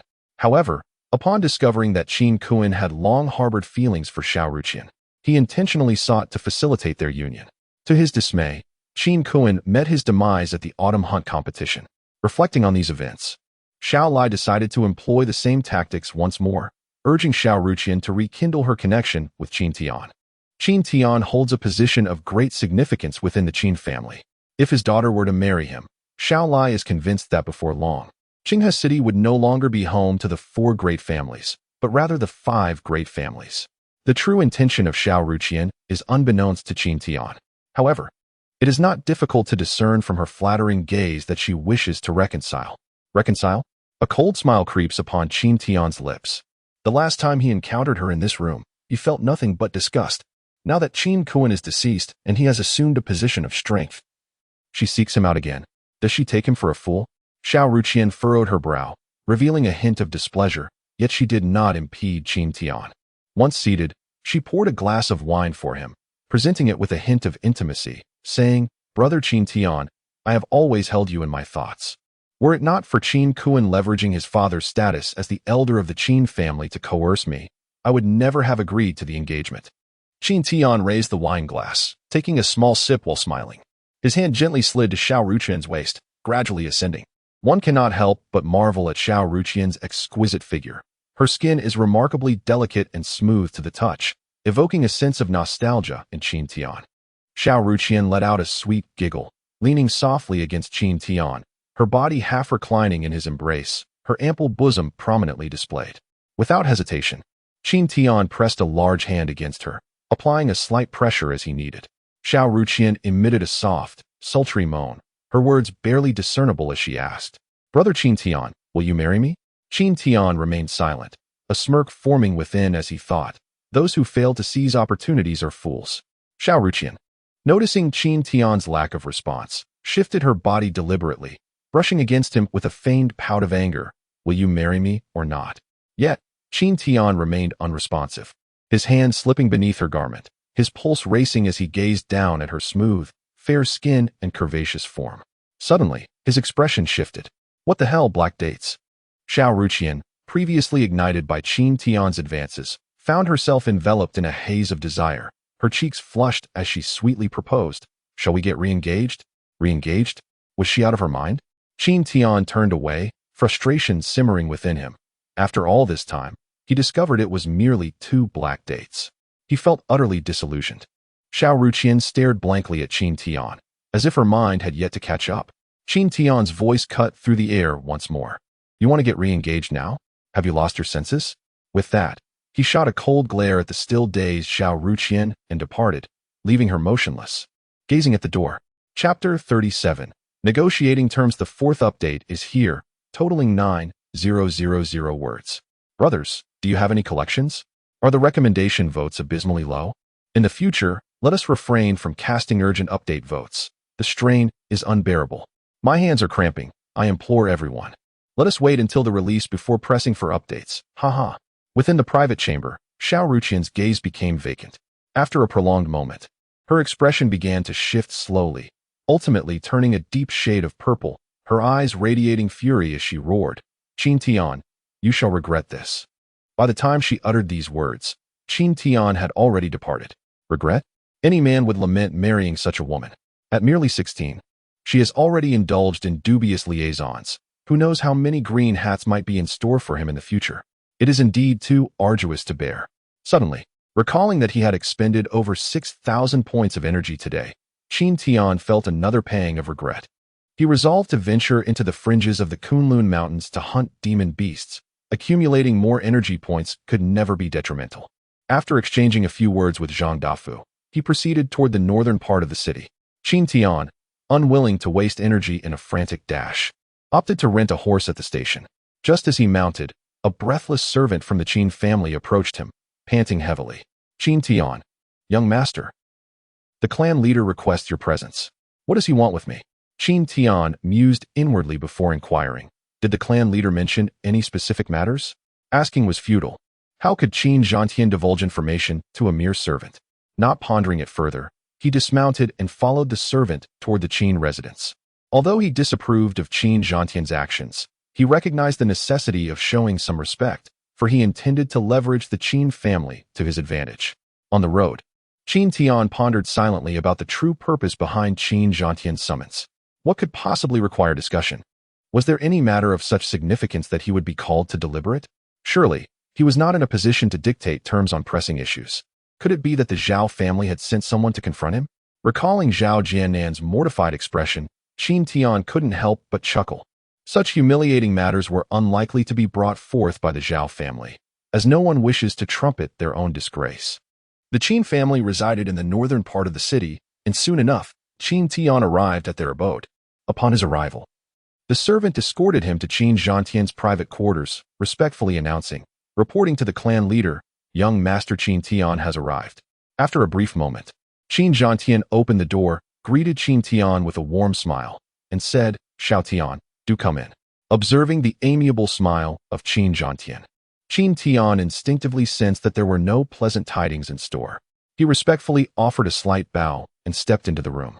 The interior was elegantly designed, reminiscent of a scholar's den, adorned with several pieces of vigorous calligraphy, where dragons and serpents danced across the canvases, exuding a powerful grace. Qin Tian mused to himself. I never imagined Qin Zhantian possessed such refinement. Qin Zhantian, maintaining a gentle smile, was not only adept at cultivation but had also achieved considerable mastery in the art of calligraphy, though he preferred not to flaunt these talents.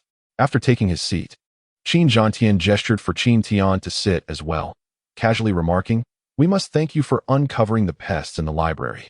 Qin Tian smiled faintly and remarked, this is merely the duty of the Qin family as descendants. I cannot tolerate such betrayal, hence. Qin Zhantian squinted at Qin Tian and, unwilling to beat around the bush, directly stated, in half a month, the 4 great families of Qinghe City will host an invitation tournament. The Elder Council has unanimously decided to have you represent the Qin family. Are you willing? The mention of the 4 great families invitation tournament startled Qin Tian, prompting him to recall Zhao Yi's words from earlier that afternoon. Realization dawned upon him, yet he couldn't help but smirk inwardly. Participating in the tournament was certainly agreeable, but without any tangible benefits, he had little motivation. He would rather invest his time in slaying monsters and leveling up. Thus, Qin Tian feigned a look of difficulty and respectfully replied, Patriarch, my cultivation is merely at the 8th level of martial arts. How can I possibly represent the Qin family in battle? I am undoubtedly unqualified, especially since I am still in the process of recovering my strength. I must devote my time to training. Qin Zhantian was taken aback, his expression shifting. Representing the family in battle was an unparalleled honor. Regardless of the outcome, the family would award certain rewards. Yet, Qin Tian had outright rejected the opportunity without a moment's consideration. Who among the younger generation of the Qin family did not yearn to participate in this tournament? The limited slots allowed each family to send only 3 representatives, making Qin Tian's apparent disinterest all the more astonishing to Qin Zhantian. Participation in the family invitation tournament was a recognition of strength and a source of pride. However, Qin Tian had never contemplated any notions of glory. In his mind, such so-called glory was nothing more than a pile of excrement. He felt no sense of belonging to the Qin family. If the Qin clan were to vanish from Qinghe City at that very moment, he would feel not a shred of sorrow, and might even secretly rejoice. Without any tangible benefits, there could be no talk of glory. If he were to take to the battlefield, it was imperative that he be offered some incentives. Otherwise, Qin Tian would certainly refrain from participating. For the honor of the Qin family, you must engage, Qin Zhantian asserted, his voice imbued with the authority befitting the head of the family, carrying an unmistakable tone of command. Internally, Qin Tian scoffed, though he feigned a look of mild astonishment on his face as he replied, Patriarch, I too wish to bring glory to our clan, but as you are aware, I have only recently recovered, and my body is still in a period of recuperation, requiring ample medicinal pills and time for adjustment. As he spoke, Qin Tian cast a subtle glance at Qin Zhantian, feigning a troubled expression. Noticing Qin Zhantian's silence, he continued, "Lately, I have been preparing to break through to the spirit motion realm, yet my body is not keeping pace." "Very well, I understand," Qin Zhantian responded, fully grasping the implication behind Qin Tian's words. He smiled and inquired, "Are you truly capable of breaking through to the spirit motion realm? If the medicinal pills are sufficient, it should be feasible, correct?" Qin Tian hesitated to make any grand assertions, but believed that advancing 2 levels within half a month should pose no significant challenge, provided no one interfered. "The pills are not an issue. I will provide you with as many as you require. However, you must achieve the breakthrough to the spirit motion realm within half a month," Qin Zhantian stated, his face alight with joy. If Qin Tian could indeed surpass the spirit motion realm, their family would stand a very good chance of clinching first place in the upcoming family invitation tournament. The clan leader, having spoken thus, left me with no choice but to wholeheartedly strive for the spirit movement realm. I wonder when the elixirs will arrive. Qin Tian wore a smug expression, reveling in his good fortune. Qin Zhantian's display was remarkably generous. He produced 10 bottles of spirit-nourishing pills from his spatial bracelet and declared, "Here are 100 spirit-nourishing pills. Take 50 for now. And if you can break through to the spirit movement realm within half a month, you may claim the remaining 50 at any time. Should you secure first place in this competition, in addition to the tournament rewards, the Qin family will bestow upon you a mid-grade spirit weapon." "A mid-grade spirit weapon?" Qin Tian was momentarily taken aback. Weapons were even rarer than elixirs. It was no small feat to even lay hands on a low-grade spirit weapon, let alone a mid-grade one. Why was Qin Zhantian being so extravagant this time? Did he harbor ulterior motives? Yet, the prospect of a mid-grade spirit weapon was enticing. Even high-end at the refinement realm lacked a decent weapon. The mere thought of Qin Zhantian offering such a gift ignited a fervor within Qin Tian. Qin Zhantian's lavishness stemmed entirely from the pressure imposed by the elder pavilion. Ever since he assumed the position of clan leader, the Qin family had never achieved commendable results in the 4 Great Families Invitational. Failing once more might jeopardize his status as head of the family. His heart surged with joy upon learning that Qin Tian had triumphed over Zhao Yi, who was at the 3rd level of the spirit movement realm. Moreover, he had another reason for his eagerness. Did Qin Tian truly possess the crystal core of the violent diamond ape?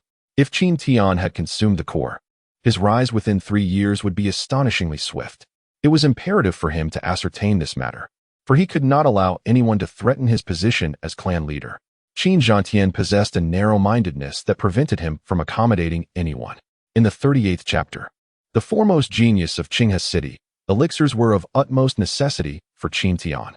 The elixirs were akin to the vital red and blue potions in a game. Without them, life lacked assurance, and the prospect of vanquishing foes became bleak. Qin Tian was acutely aware of the damage within his dantian, rendering his body incapable of condensing and gathering qi. He recognized that on the arduous path of future cultivation breakthroughs, he could not rely on anything but potent elixirs. These elixirs served as the greatest support for his qi value. Possessing them was tantamount to having an inexhaustible reservoir of energy. Thus, the significance of elixirs was abundantly clear. 50 elixirs equated to 15,000 points of qi value, capable of unleashing 3 instances of divine power, a strength incomparable. Qin Tian felt a stirring excitement within and resolved to enhance his alchemical skills. Mastering the art of alchemy would ensure a boundless supply of elixirs, allowing him to stride confidently through life. The blood-red sunset bathed half of Qinghe City in a hue reminiscent of a gruesome stain, evoking an ominous omen. As hurried pedestrians scurried past, as Qin Tian ambled down the street, he slowed his pace, contemplating his forthcoming upgrade plans. Within half a month, if he could ascend to the spirit movement realm, 50 elixirs would undoubtedly be indispensable, and he could even seize an opportunity to profit. The thought of the considerable stash of elixirs on Qin Zhantian's person brought an involuntary smile to Qin Tian's face. "Qin Tian," a sharp and stern voice echoed, laced with palpable animosity. Qin Tian was momentarily taken aback. Turning his head, he was slightly startled to see Xiao Rufeng. The memories of Xiao Rufeng linger vividly in my mind. 5 years ago, he was a defeated foe under the command of Qin Tian, utterly vanquished in battle without any chance of retaliation. From that day forth, Xiao Rufeng underwent a profound transformation in his character. For 5 years, he has devoted himself to relentless training, harboring deep-seated resentment within his heart. During this time, Qin Tian's Dantian was shattered, earning him the label of a complete failure in Qinghe City. Yet, Xiao Rufeng has risen to surpass the younger generation, establishing himself as the foremost genius of Qinghe City. At this moment, his cultivation has reached the 6th tier of spirit movement, towering 8 tiers above Qin Tian. The realms of martial artists and spirit movement are not of the same caliber, and the disparity in strength is stark, especially after the 5th tier of spirit movement, where each breakthrough brings about a qualitative change in the body and a significant surge in qi. It is said that a practitioner at the 6th tier of spirit movement could vanquish one at the 5th tier with ease, perhaps in a single strike. Upon learning of Qin Tian's restored strength, having severely injured Qin Kuan and withstanding Qin Xiangtian's shadowless divine skill, as well as his recent victory over Zhao Yi, who was at the 3rd tier of spirit movement, Xiao Rufeng's heart surged with tumultuous emotions. Once, Qin Tian was regarded as a worthless failure with a shattered Dantian, and Xiao Rufeng dismissed the idea of avenging that defeat. However, with Qin Tian's resurgence, the long-buried hatred within him has been reignited. Over the past few days, that hatred has grown uncontrollably, spreading and gradually coalescing into a formidable inner demon. To vanquish this inner demon, he must eliminate Qin Tian, the very source of his torment. With arms crossed over his chest, Xiao Rufeng's hands gripped the sword, which stirred subtly, emitting a resonant clang as if responding to the tumultuous qi surging within his Dantian. The wrath of his hatred roared, giving rise to the ringing of the sword. Qin Tian coldly remarked, sensing an overwhelming power emanating from Xiao Rufeng, a force capable of effortlessly annihilating him. As he gazed upon Xiao Rufeng, Qin Tian became increasingly cautious. With a stoic expression, Xiao Rufeng locked his gaze onto Qin Tian, suddenly breaking into a chilling smile, and declared, "Do not worry, I shall not strike here. 5 years ago, I was bested by you in the family competition. 5 years hence, I am relieved to see you regain your strength. On the arena, before the eyes of all Qinghe City, I shall defeat you and take your life. Your days are numbered, so cherish them well." A formidable pressure was unleashed, and instinctively, the dragon-elephant void sutra deep within Qin Tian's Dantian began to operate, resisting the oppressive force radiating from Xiao Rufeng. A chill coursed through Qin Tian's spine, as if he were ensconced in an icy cellar. Xiao Rufeng's tone oscillated between coldness and malice as he regarded Qin Tian, his smile growing increasingly sinister, the long-buried hatred within him seemingly yearning to emerge. "Remember, do not even think of escaping. In half a month, your demise is inevitable." His arrogance was palpable, viewing Qin Tian as nothing more than a corpse, destined to perish before the populace of Qinghe City, as retribution for that year's defeat. The weight of his pressure was formidable. Anger ignited within Qin Tian as he met Xiao Rufeng's gaze and replied with a smile, "5 years ago, I was able to defeat you. There is no reason I should falter now." Defeating Xiao Rufeng? Qin Tian felt a sense of uncertainty. The 6th level of agility was no trivial matter, especially considering that Xiao Rufeng was the son of Xiao Lai, with access to all the resources of his family. His exceptional growth over the past 5 years was undeniably supported by his lineage. Yet, Qin Tian harbored a disdain for being threatened, a sensation that greatly displeased him. Were he possessed of the strength to eliminate Xiao Rufeng at this moment, he would strike without hesitation, delivering a powerful blow. The mere presence of Xiao Rufeng instilled in him a sensation akin to a dagger lodged in his back. Moreover, from the depths of his gaze, Qin Tian sensed an ominous intent to kill. Should they cross paths at the family invitation tournament, he would undoubtedly show no mercy. "Ha!" Xiao Rufeng erupted into wild laughter, a sound that resonated with formidable energy. The hilt of his sword trembled violently, poised to unleash its might at any moment. An overwhelming surge of battle intent surged toward Qin Tian. On the street, passers-by suddenly experienced a wave of dizziness. Some even found their legs turning to jelly. Robust men reduced to feeble shadows of themselves, as if recovering from a grave illness. The sheer force of Xiao Rufeng's battle intent was astonishing, revealing the terrifying depth of his prowess. Qin Tian furrowed his brow, his breaths becoming heavier as he summoned every ounce of his strength to withstand this formidable energy. In that moment, Xiao Rufeng's expression shifted, a smirk graced his lips, and the sword in his hand regained its composure. The overwhelming battle intent vanished without a trace. "Rest assured," he declared, "I told you I would not kill you now. We shall meet again in half a month at the family invitation tournament." 5 years ago, he suffered a humiliating defeat at the hands of Qin Tian in front of the entire populace of Qinghe City. Now, 5 years later, He seeks to avenge that loss in the very same location. More importantly, he aims to prove that he is the foremost genius of Qing'e City, the one most likely to ascend to the realm of Lian Gang before the age of 30, a prodigious talent of unparalleled potential. In that moment, Qin Tian would merely become a specter beneath his blade. Xiao Rufeng cast a cold glance at Qin Tian, laughed heartily, and vanished into the crowd. Qin Tian exhaled heavily, beads of cold sweat trickling down his forehead, the pressure in his heart mounting. Damn it, he despised this feeling. The oppressive aura released by Qin Zhantian during yesterday's training session had already left him unsettled. Now, Xiao Rufeng's pressure felt like adding fuel to the fire, igniting his fury. Sixth-tier spirit movement. Qin Tian clenched his teeth, watching Xiao Rufeng's figure gradually fade away, a murderous intent surging within him. A heartfelt thanks to Yi Yiran Xiaozhang for the generous donation. Brother, your support is greatly appreciated. Additionally, I kindly request some recommendation votes. The current number is dismally low, and I beseech you, my brothers. Chapter 39. Family Rules? Nonsense. Brothers, I have been utterly overwhelmed. It hurts. Can we not go a bit wild with collections, recommendation votes, and member clicks? Initially, Qin Tian paid little heed to the invitation from the 4 great families for the competition. He planned to make a half-hearted attempt at breaking through to the spirit movement realm within half a month, collect 50 spirit-nourishing pills, and merely participate in the competition as a formality. The allure of a mid-grade spiritual weapon was indeed substantial, but it was not something he urgently required. It now appears that even if Qin Zhantian offers him no rewards, he would still participate, and with utmost dedication. The overwhelming pressure emanating from Xiao Rufeng has thoroughly provoked him, the sheer force of dominance inciting his ire and filling him with fury. It is utterly infuriating that this individual managed to defeat him 5 years ago. There is no reason he should succumb to him again after 5 years. A loss would be a severe humiliation, perhaps even a matter of life and death.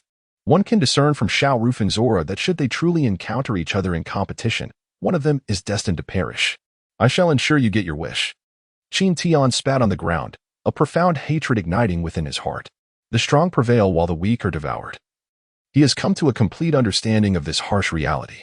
Heiyang sat alone in the room, indulging in wine, while the portly companion lay on the bed, exhausted like a dead dog, reluctant to utter a word. Today, he has learned what it means to undergo devilish training. It is truly not a task for the faint of heart. Brother Heiyang, Qin Tian entered the room and took a seat, pouring himself a small cup of Zhuguo wine. Typically unaccustomed to drinking, he downed it in one gulp. The fiery liquid coursed down his throat, igniting a burning sensation that surged into his stomach, as if a flame were raging within, uncomfortable yet managing to disperse some of the oppressive hatred in his heart. Heiyang erupted in laughter, patting Qin Tian on the shoulder. Brother, this is strong liquor. Even I dare not consume it too recklessly. Qin Tian managed a wry smile and inquired, Brother, having traversed the Kunlun Mountains for many years, you must possess a general understanding of the surrounding areas. Are there spots nearby where demon beasts are particularly dense? Are you considering hunting demon beasts again? He grabbed a handful of peanuts, tossing them one by one into his mouth while chewing.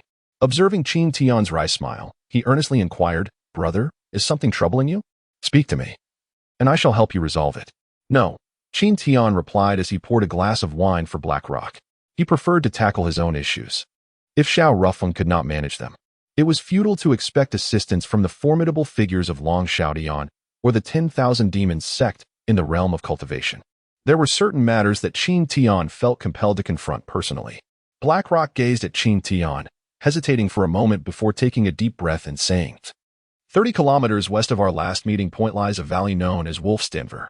It is home to a fierce breed of demon beast called the Blue Fang Wolf, which appears in packs. Encountering such a wolf pack is truly terrifying. Hence, the area is generally deserted, with the Blue Fang wolves densely populating it. As you are currently only a level 8 warrior, venturing into such a perilous locale may not be wise. Would you like me to accompany you? The wolf's den, though not extensive in size, was densely inhabited by the Blue Fang wolves, known for their ferocity and pack mentality. Confronting them was a daunting prospect. Unless one's strength was overwhelming, falling prey to their jaws was all too likely. Qin Tian offered a faint smile, having already arrived at a decision. He then retrieved the Arhut King fist from his bosom and placed it on the table, declaring, Brother, please pass this on to Menglei. Blackrock glanced at it, taken aback. and remarked, "The Arhot King Fist, a superior technique, is indeed well suited for Meng Lei's cultivation."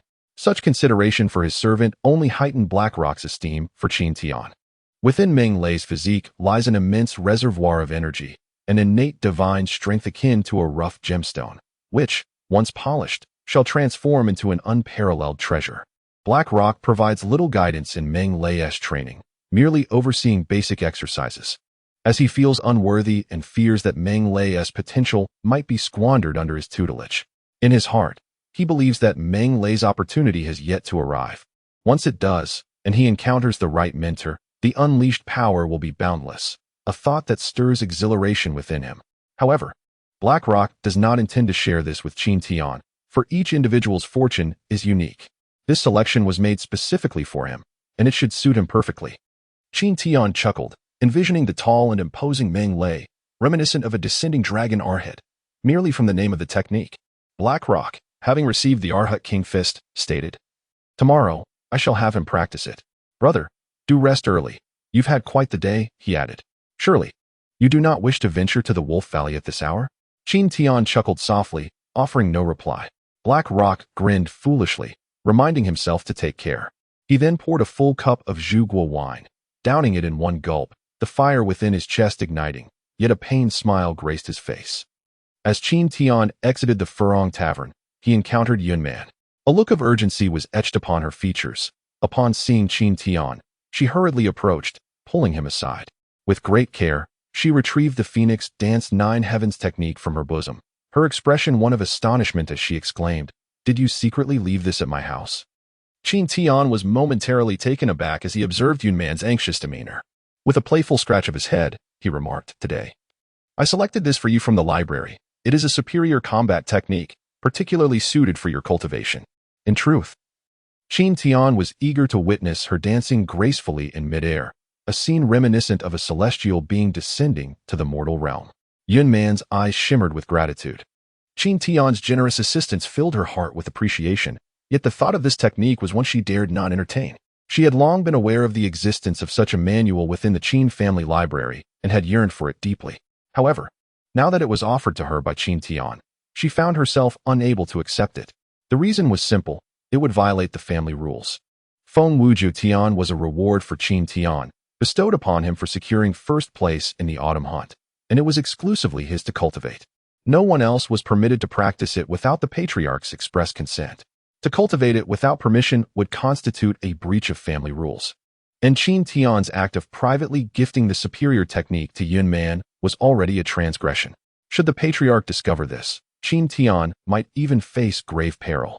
Although Yunman felt a pang of reluctance, the thought of Qin Tian's safety compelled her not to even glance at the first page. She thrust Feng Wuju Tian back into Qin Tian's hands, her anxiety mounting as she insisted, "I cannot accept this. It would violate family rules." Family rules? Qin Tian scoffed, dismissing the notion with a derisive laugh. Did the Qin family still adhere to such regulations? He had long seen through the facade. It was merely a game for those in power. Qin Yang could cultivate superior techniques while others were barred from doing so. How absurd. In truth, the Qin family had long since abandoned any semblance of genuine family rules. It had become utterly decadent. He then placed the cultivation technique in Yunman's hands and said, "Rest assured, devote yourself to your training. You must master it within half a month. If you are concerned about violating clan rules, practice in secret, and only employ the techniques when absolutely necessary." However, Yunman felt an urgent anxiety, not for herself, but for Qin Tian. "But you," she began. "There are no buts. Just focus on your training," Qin Tian replied, gently brushing her small nose. As he looked at her, the bitterness in his heart dissipated entirely. Torn between emotions, Yunman ultimately accepted it in silence. Gazing at Qin Tian filled her with warmth and sweetness. After their separation, Qin Tian journeyed northward, mounting his steed and galloping towards the Wolf Valley. Time was of the essence. He needed to swiftly break through to the spirit movement realm and accumulate more energy points. The pressure from Xiao Rufeng was exceedingly daunting. In the 41st chapter, Bloodbath Upgrade, he declared, "If you are reckless, I shall be even more so. Brothers, after being relentlessly hunted overnight, I can no longer endure this. If you unleash your fury, I shall deliver a full 3 updates today." At the entrance of the Wolf Valley, Qin Tian clenched his fists, drenched in wolf's blood, his gaze radiating a fierce killing intent. The last remaining green Feng wolf before him began to retreat slowly, its green eyes betraying a hint of panic. As it sensed Qin Tian closing in step by step, it suddenly turned and fled into the depths of the valley. But how could Qin Tian let it escape? With a swift stride, he closed the distance and struck the fleeing blue Feng wolf with a powerful punch to its spine, shattering the bone. The creature's eyes rolled back as it succumbed to death. Congratulations, you have gained 158 experience points, 40 energy points, and 1 survival point. In this moment, the ground was littered with corpses. Blue Feng wolves lay in heaps. After delivering a final blow to the last of the pack, Qin Tian collapsed heavily onto the ground, panting like a bull, surveying the devastation around him with a faint smile. Black Rock had been correct. The Valley of Evil Wolves was home to but one species of beast, the blue Feng wolf. They appeared only in swarms, and even at the valley's entrance, solitary wolves were a rare sight. As he fought his way through, Qin Tian had slain 3 packs of blue Feng wolves, leaving his garments tattered and resembling those of a beggar. Yet, he felt a profound satisfaction. The experience gained from the blue Feng wolves was substantial, and each kill yielded considerable energy points.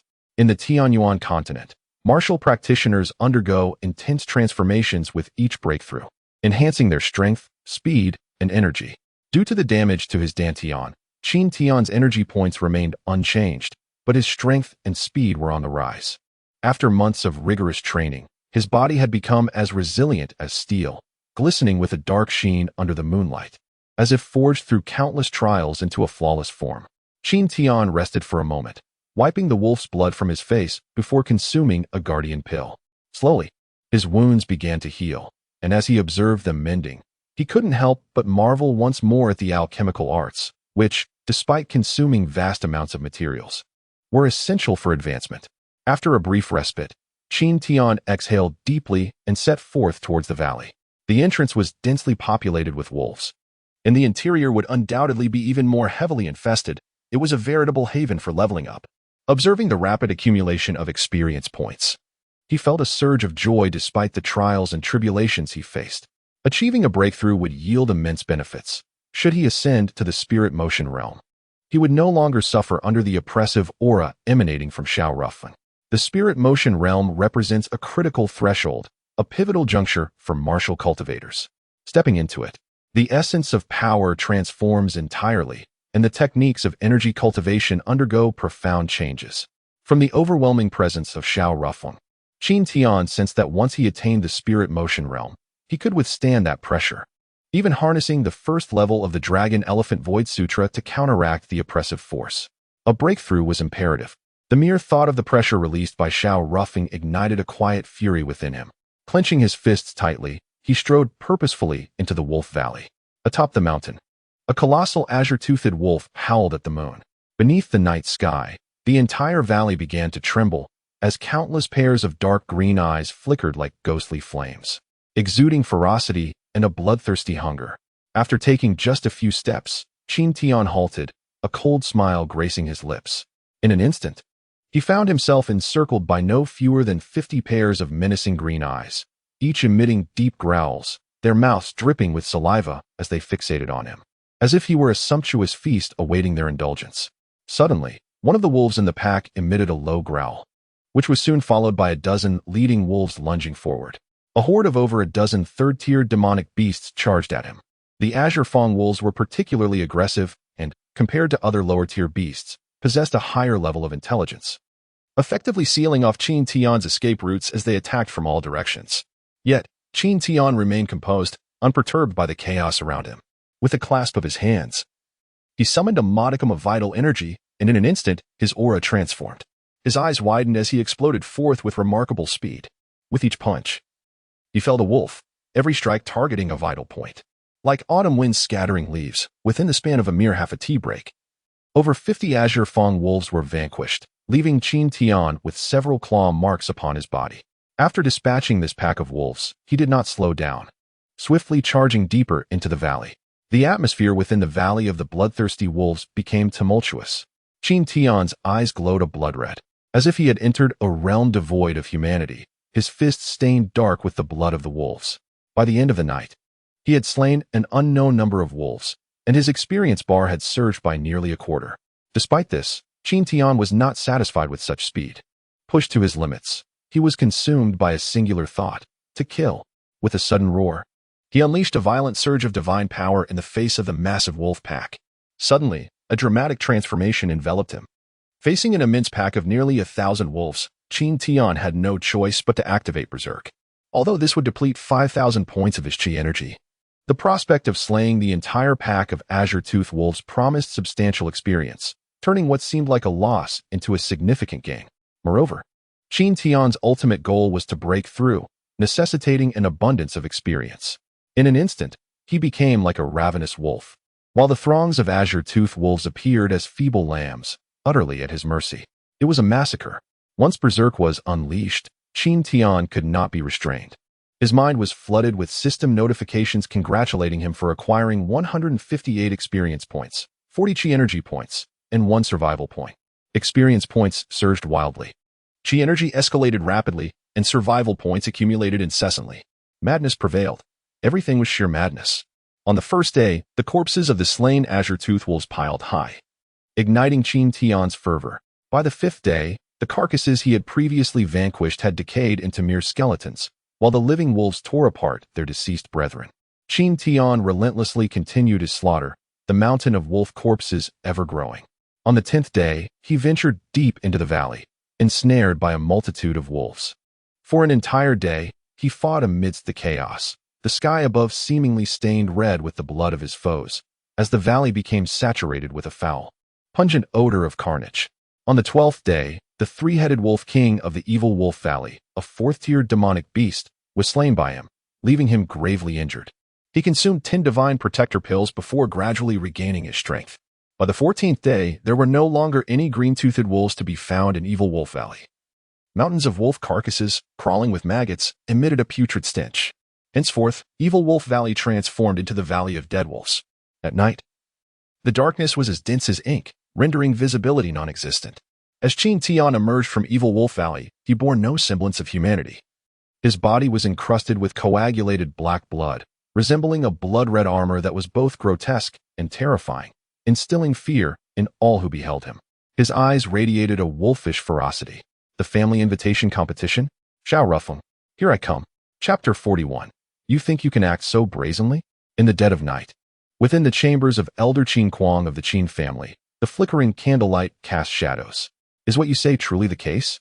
Qin Kuang's eyes gleamed with a cold light, infused with a palpable aura of murder, as a chilling atmosphere enveloped the room. It is indeed true. Qin Yang possesses extraordinary prowess, having cultivated the superior technique Wild 8 Blades and having hunted countless demonic beasts during the autumn hunt competition.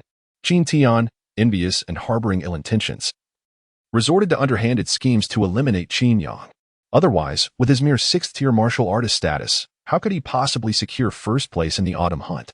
The beast heads within his spatial wooden plaque were all trophies acquired through the slaughter of Qin family disciples. Alas, it is all my fault for yielding to a moment of weakness. I should have struck him down decisively from the very beginning, thus sparing the Qin family from such a grave calamity. My 2 sons perished at the hands of that wretched clan, and this grievance is one I cannot possibly swallow. Qin Xiangtian wore an expression of profound sorrow, and as he spoke of his loathing, flames of fury ignited within him, wishing nothing more than to rend Qin Tian into pieces. Following the autumn hunt competition, Qin Xiangtian commenced a thorough investigation. After several days of clandestine inquiries, intimidation, and coercion, he finally uncovered the truth. However, he remained oblivious to the fact that Qin Tian had acquired the crystal core in his mind. He believed that no matter how formidable Qin Tian may be, he could never contend with a 5th-tier beast. If he himself could not, how could Qin Tian? Ah, you audacious Qin Tian, how dare you slay my son? I vow to take your head as an offering to the spirit of my departed child.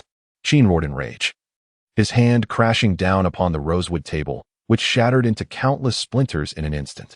Second Elder, do not be hasty. While Qin Tian deserves 1,000 tortures, the pressing concern lies with Qin Xiangtian. As long as he remains, we cannot eliminate Qin Tian.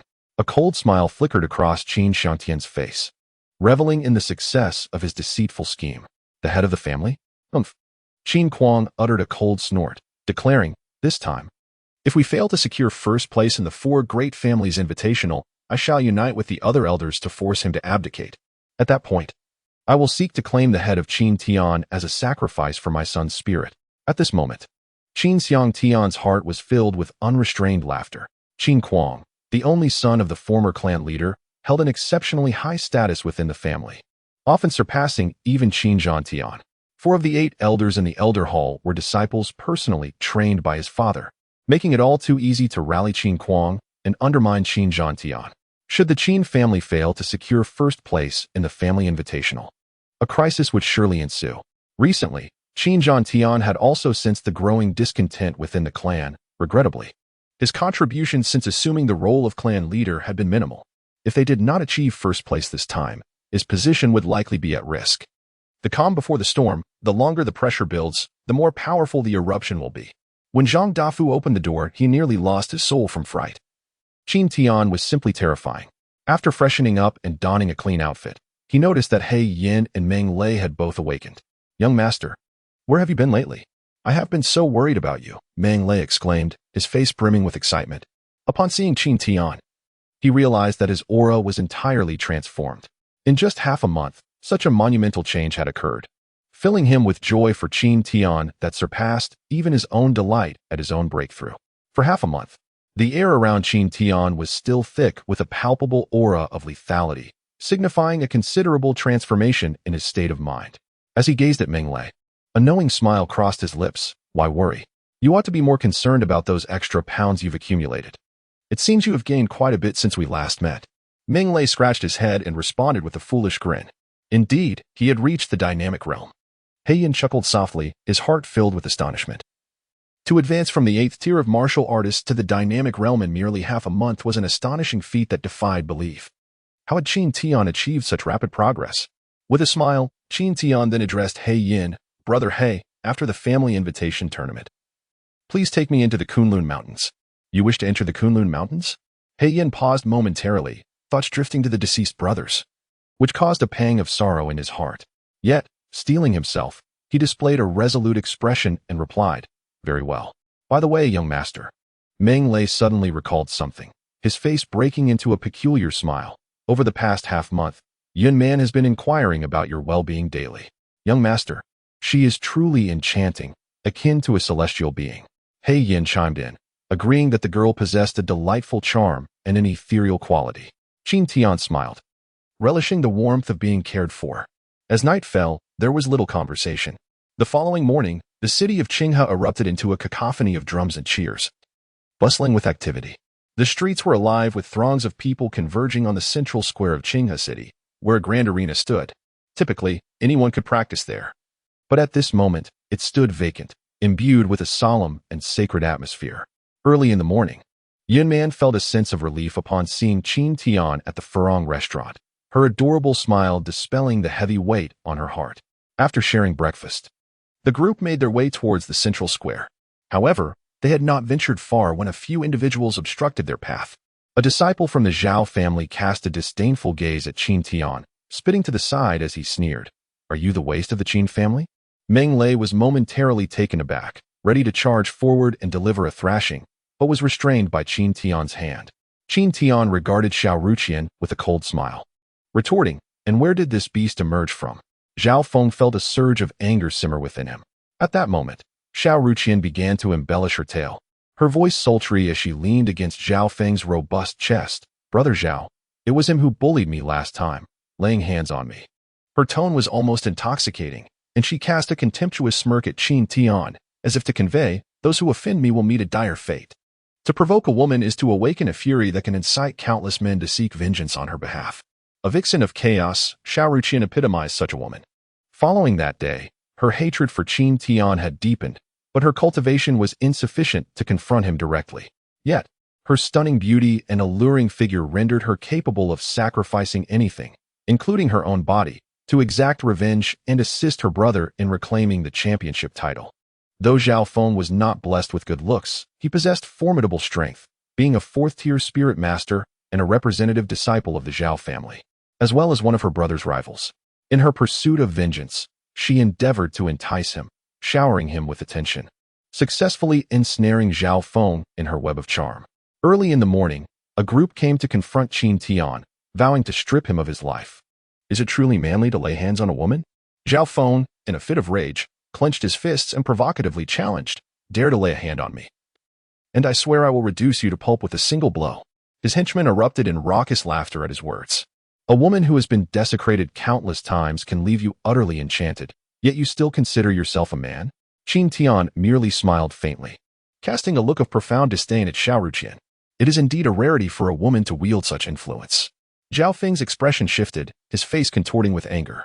In an instant, he lunged forward, delivering a powerful punch.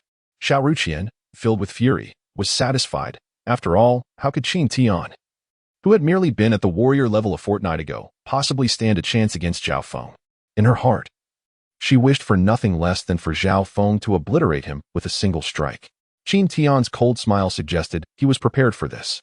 As Zhao Feng moved, Qin Tian responded in kind. With a firm stance, his aura transformed, propelling him forward in a flash, where he seized Zhao Feng by the throat, lifting him effortlessly. You wish to provoke me? Boom. No sooner had the words left his lips than he hurled Zhao Feng aside. In a seamless motion, he followed up with a swift strike to Zhao Feng's abdomen, who let out a pained cry before being sent flying over 3 yards, unconscious. The spectacle was a dazzling display of dominance. Zhao Feng had no opportunity to resist. At this moment, Xiao Ruqian resembled someone who had swallowed a few flies. Her complexion turned pale, cold sweat pouring down her face, as she trembled in terror and exclaimed, "How could this happen?" After dispatching Zhao Feng, Qin Tian cast a cold gaze in her direction, his speed accelerating once more as he charged towards her, delivering a resounding slap. Smack! The sharp sound echoed, causing Xiao Ruqian to sway precariously, her cheek instantly swelling, blood seeping from the corner of her mouth, her body trembling slightly as an overwhelming sense of oppression engulfed her. This feeling was all too familiar. It was the pressure emanating from a practitioner of the spirit movement realm. The formidable aura nearly drove her to the brink of madness, as if she wished to hurl herself against the roadside. Disheveled and wild, she appeared like a lunatic. The outcome was entirely different from what she had envisioned. Regardless of your state of mind, it is now the 3rd watch of the night.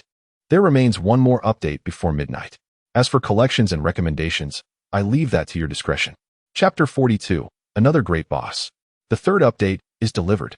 Were it not for Yun Man's presence, Qin Tian would have ruthlessly eliminated Xiao Ruqian, for he understood that a woman like her was capable of anything.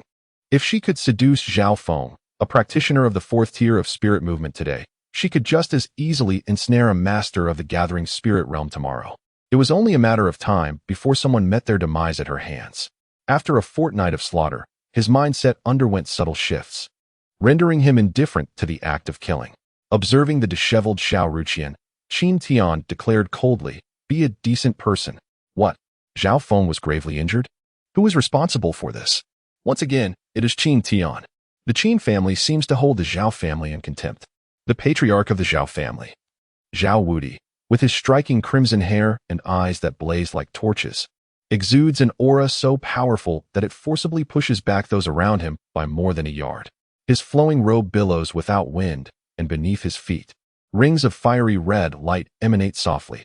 He is a 7th-level refiner, the most formidable presence in Qinghe City.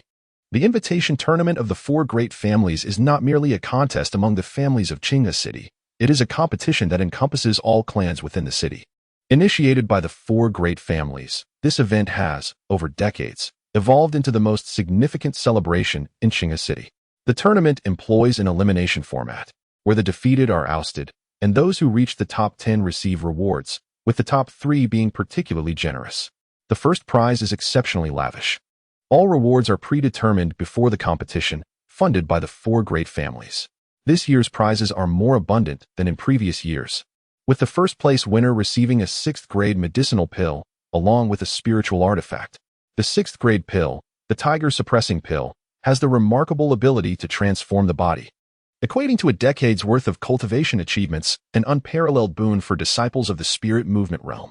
As for the spiritual artifacts, they are even rarer. Among the numerous families in Qinghe City, fewer than 10 possess such items, with their total number not exceeding 10. The fact that a spiritual artifact is being offered as a prize in this tournament indicates a significant investment igniting the ambitions of countless young aspirants. However, many are aware that claiming the first position is no easy feat. The four prominent families gathered an assembly of disciples under the age of 20. With numerous adept practitioners at the spirit realm, the competition for supremacy was undoubtedly daunting, especially with the participation of the prodigious Xiao Rufeng, which diminished any hope further. In the central square, a throng of people surged like a tidal wave. Each family had delineated their positions, with the four illustrious families occupying the central area, claiming the most extensive space, while smaller clans radiated outward. One side of the square was designated for the judging panel, comprised of elders selected from the four families, all possessing cultivation at the gathering spirit realm, capable of swiftly intervening in case of unforeseen incidents. Qin Tian, accompanied by Yun Man and Meng Lei, made their way to the center of the square, maneuvering towards the Qin family's designated area. Many bystanders instinctively parted to clear a path for him. However, a greater number regarded Qin Tian with skepticism, primarily due to Xiao Rufeng's presence. Among the younger generation, Xiao Rufeng was the epitome of genius, the foremost talent of Qinghe City, most likely to reach the refining vigor realm before turning 30. Upon arriving at the Qin family's position, Qin Tian offered a slight bow, greeting the clan leader. Qin Zhantian smiled gently, gesturing for Qin Tian to take a seat. Just as Qin Tian was about to comply, a palpable aura of hostility surged from the side. Upon glancing over, his heart quivered at the sight of a radiant golden figure, the formidable Qin Kuang. With fiery eyes fixed upon Qin Tian and fists clenched tightly, the tension was palpable. Qin Zhantian frowned slightly, casting a glance at Qin Kuan nearby. In an instant, Qin Kuang's expression shifted, returning to a semblance of calm, although the air of menace around him remained undiminished. Another boss, yet another boss. Qin Tian was completely invigorated.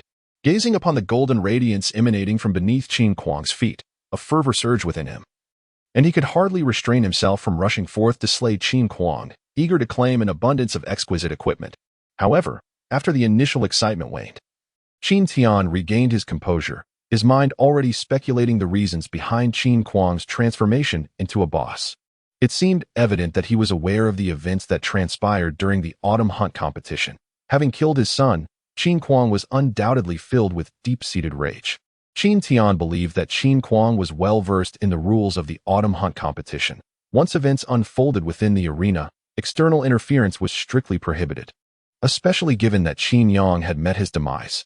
The fact that Qin Kuang harbored murderous intent and had transformed into a boss placed him squarely on Qin Tian's list of dangers. Henceforth, he would need to exercise utmost caution in their encounters. Qin Kuang's cultivation had reached the pinnacle of the gathering spirit realm, and as such, Qin Tian recognized that he currently lacked the strength to confront him. Nevertheless, he understood the importance of self-preservation. As long as Qin Zhantian remained, none would dare act recklessly. For the murder of a talented disciple from the Qin family constituted a grave offense punishable by death. He was assured that as long as Qin Zhantian served as the clan leader, they would refrain from any rash actions. Once seated, Qin Tian respectfully inquired, "Clan leader, aside from myself, who else from the Qin family is participating?" Qin Feng, Qin Qing, Qin Zhantian replied, momentarily taken aback by Qin Tian's inquiry.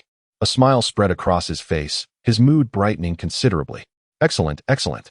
I did not misjudge you. You have indeed ascended to the spirit motion realm. Haha. Spirit motion realm?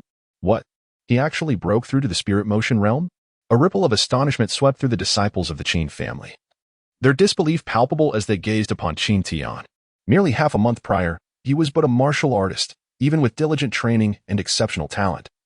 It seemed implausible that he could ascend to the spiritual motion realm in such a brief period. Qin Tian smiled subtly, contemplating, "Spiritual motion realm? Is that all you can discern?"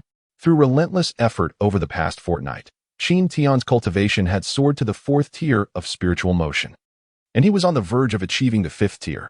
Beside him, Meng Lei listened to the praises being lavished upon Qin Tian, a foolish grin spreading across his face, illuminated by the sun's brilliance. Yun Man, too, shared in the joy, albeit her smile was more reserved yet captivating. The most elated of them all was Qin Zhantian, initially skeptical of Qin Tian's ability to break through to the spiritual motion realm. He now recognized him as the prodigious talent he had been 5 years ago. With carefree abandon, he retrieved 50 spirit-nourishing pills from his robe, declaring, "Here is the reward I promised you." Qin Tian smiled gratefully as he accepted the offering, Thank you, clan leader. Thank you for what? This is rightfully yours, Qin Zhantian replied, disregarding the disapproving glances of several elders. His laughter echoed, for to him, 50 pills were of little consequence. He had a sister who was a fervent alchemist, rendering such pills negligible in value. Not only did these pills serve to bridge the distance between them, but they also fostered a sense of gratitude within Qin Tian. Qin Zhantian presented them in front of the assembly as a form of intimidation, subtly warning those with ulterior motives. As for gratitude, Qin Tian felt little, yet he recognized the necessity of leveraging Qin Zhantian's formidable presence. After all, he was not yet powerful enough to effortlessly slay the peak of the spirit-gathering realm, Qin Kuang, nor Qin Zhantian. In Chapter 43, at the Central Square, as the crowd gathered, a cacophony of discussions erupted, all speculating who might triumph in the upcoming family invitation tournament. The majority favored Xiao Ruffing, for he had secured first place for 4 consecutive years and now stood at the 6th tier of the spirit realm. It seemed only natural for him to claim victory once more. A few eager individuals initiated a betting pool, where the odds for Xiao Ruffing stood at 1-1, while the odds for the other disciples soared, with Qin Tian being a staggering 1-8, an utterly overlooked contender. Unfazed by the odds, Qin Tian sat quietly at the side, awaiting the commencement of the competition. After a brief interlude, the Zhao clan leader, Zhao Wudi, cleared his throat and approached the arena to announce the start of the match. As the foremost family in Qinghe City, only he possessed the authority to declare the tournament's commencement, much to the chagrin of the other clan leaders present. The competition followed a random pairing system, where participants would battle against one another based on drawn lots. With over 50 families represented and 3 representatives from each, the total number of contestants exceeded 160. However, the format was elimination-based, and after several rounds, only a handful would remain. As the competition began, the war drums on one side of the arena thundered to life, their resounding echoes igniting a fervor within the spectators, stirring their fighting spirit. More than 80 disciples ascended the stage, each drawing a small slip of paper from a colossal box, then standing still as the elder referee stepped forward to announce their respective opponents. Those who advanced past 3 rounds would undoubtedly possess strength beyond the spirit realm, making it impractical for them to compete in such a confined space. As the 10 contestants took to the stage, Qin Tian found himself among the second batch. A series of battles unfolded with little suspense, as several disciples of martial arts were swiftly eliminated. Next up was Yang Shun, who was to face Qin Tian. The referee announced the commencement, and Qin Tian stepped forward, casting a calm smile at Yang Shun, who was at the spirit movement level. "I apologize, Qin Tian," Yang Shun remarked coldly, his body suddenly shifting as a surge of energy erupted forth, releasing an intangible pressure that filled the air. Drawing the large blade from his back, he charged directly at Qin Tian. Encountering a contestant of the spirit movement level right from the start, it was uncertain whether Qin Tian was fortunate or simply lucky. With 2/3 of the participants being at the martial arts level, he found himself facing someone of a higher realm, causing him to chuckle slightly. "It seems I owe you an apology." He emitted no energy and exuded no pressure, remaining tranquil, as though he were a mere apparition. Yet, just as Yang Shin closed in, the blade poised to strike, Qin Tian's fists moved with sudden ferocity. This time, he too refrained from utilizing any energy. Yet the speed and ferocity of his punches were astonishing, leaving Yang Shun no time to react. Before the blade could descend, Yang Shun felt a searing pain in his chest. With a resounding thud, he was propelled backward, crashing to the ground over 4 yards away, rendered immobile. Qin Tian stood resolute, unmoving as a mountain. The once boisterous arena fell into an abrupt silence, all eyes wide in astonishment at Qin Tian, who had triumphed over a spirit movement contestant with a single blow, and without the use of energy, relying solely on the sheer force of his strike. An ordinary punch had contained an extraordinary power. Most crucially, the aura surrounding Qin Tian resembled that of clear water, tranquil and undisturbed. After a considerable pause, the judge finally proclaimed Qin Tian the victor, advancing him to the next round. The previously quiet plaza erupted into fervent discussions. To conclude the battle with a single strike is indeed remarkable. That Yang Shin fellow is at the spirit movement realm, not an insignificant opponent.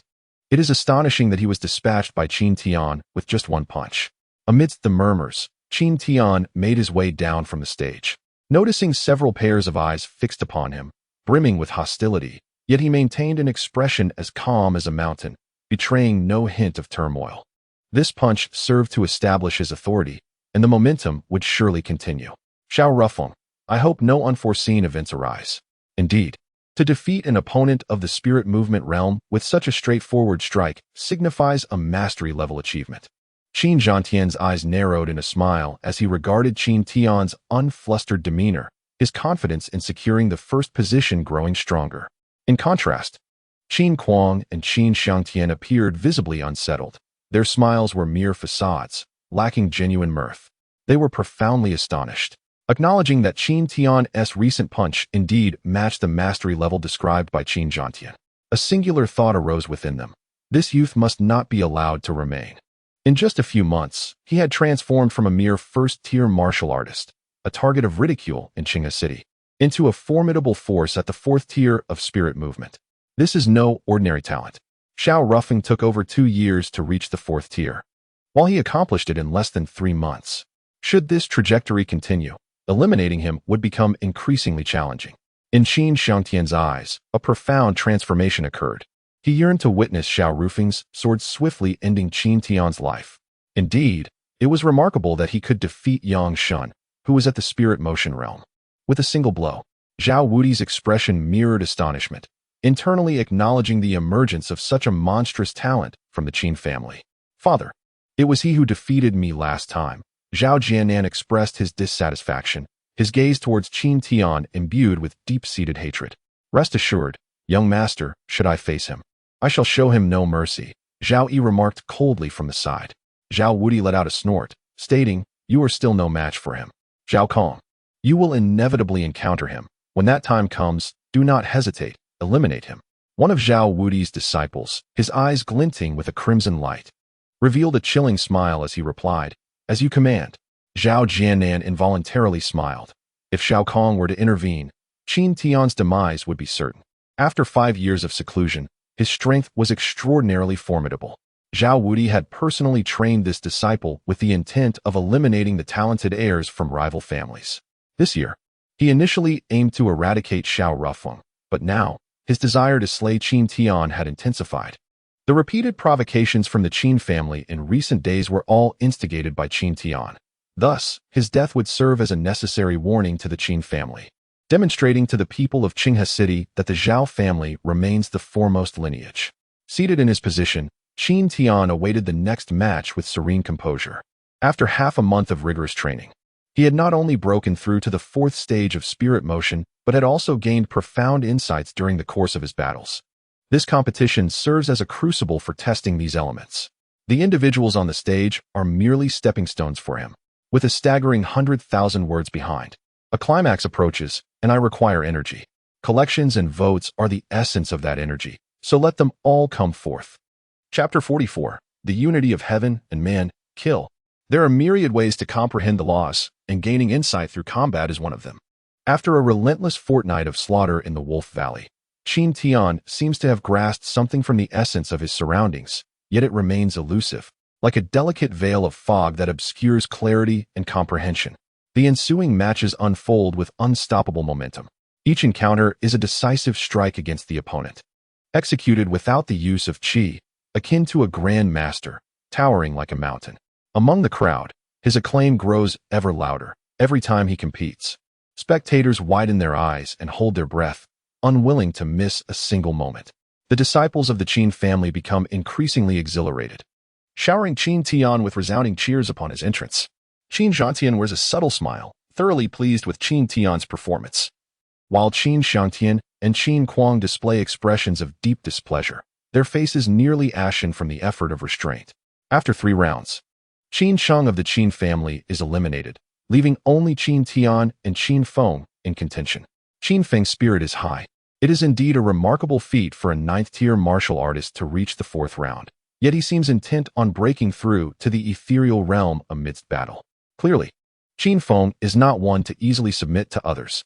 Qin Tian cannot help but regard him with admiration, holding a deep respect for such individuals. In the next round, Qin Tian faced off against Zhao Yi. The elder referee stepped forward to announce the matchups, and at long last, they were pitted against each other. Zhao Yi's expression shifted, revealing a glimmer of excitement. Today, he finally had the opportunity to avenge the humiliation he suffered at the Farong Tavern. Without delay, Zhao Yi ascended the stage, fixing his gaze on Qin Tian and declaring, "Come up and meet your demise." His arrogance was palpable, showing utter disdain for anyone from the Qin family. Qin Zhantian furrowed his brow, his anger simmering as he commanded, "Teach him a lesson." Qin Tian let out a cold chuckle, offering no reply as he approached the arena. Locking eyes with Zhao Yi, "Are you eager to meet your end? I am more than willing to send you to hell." In the midst of his excitement, Zhao Yi sneered and began a series of intricate hand movements, conjuring 4 hands, then 8, and soon transforming them into 16, ultimately manifesting a staggering 128 hands. Countless hands floated in the air, each imbued with potent energy, resembling 128 tangible hands, exuding a chilling aura of death. This was the illusory divine palm. To unleash the illusory divine palm right from the start was indeed a ruthless move. Who would have anticipated that Zhao Yi could conjure 128 hands? This time, Qin Tian was bound to face dire consequences. The illusory divine palm was a high-level technique of the Zhao family, one that was typically beyond the reach of ordinary practitioners. It is rumored that Zhao Wudi has also mastered the illusionary divine palm, capable of manifesting over 640 hands. Amidst the swirling discussions, Qin Tian merely smiled with a hint of mischief, and then, with a gentle motion, he thrust his palm forward. It appeared feeble at first glance, yet it bore the immense force akin to an avalanche, surging forth with a fierce gust of wind emanating from his palm. Had Zhao Yi employed the illusionary divine palm against him merely half a month ago, he would have had little confidence in securing even a slight victory.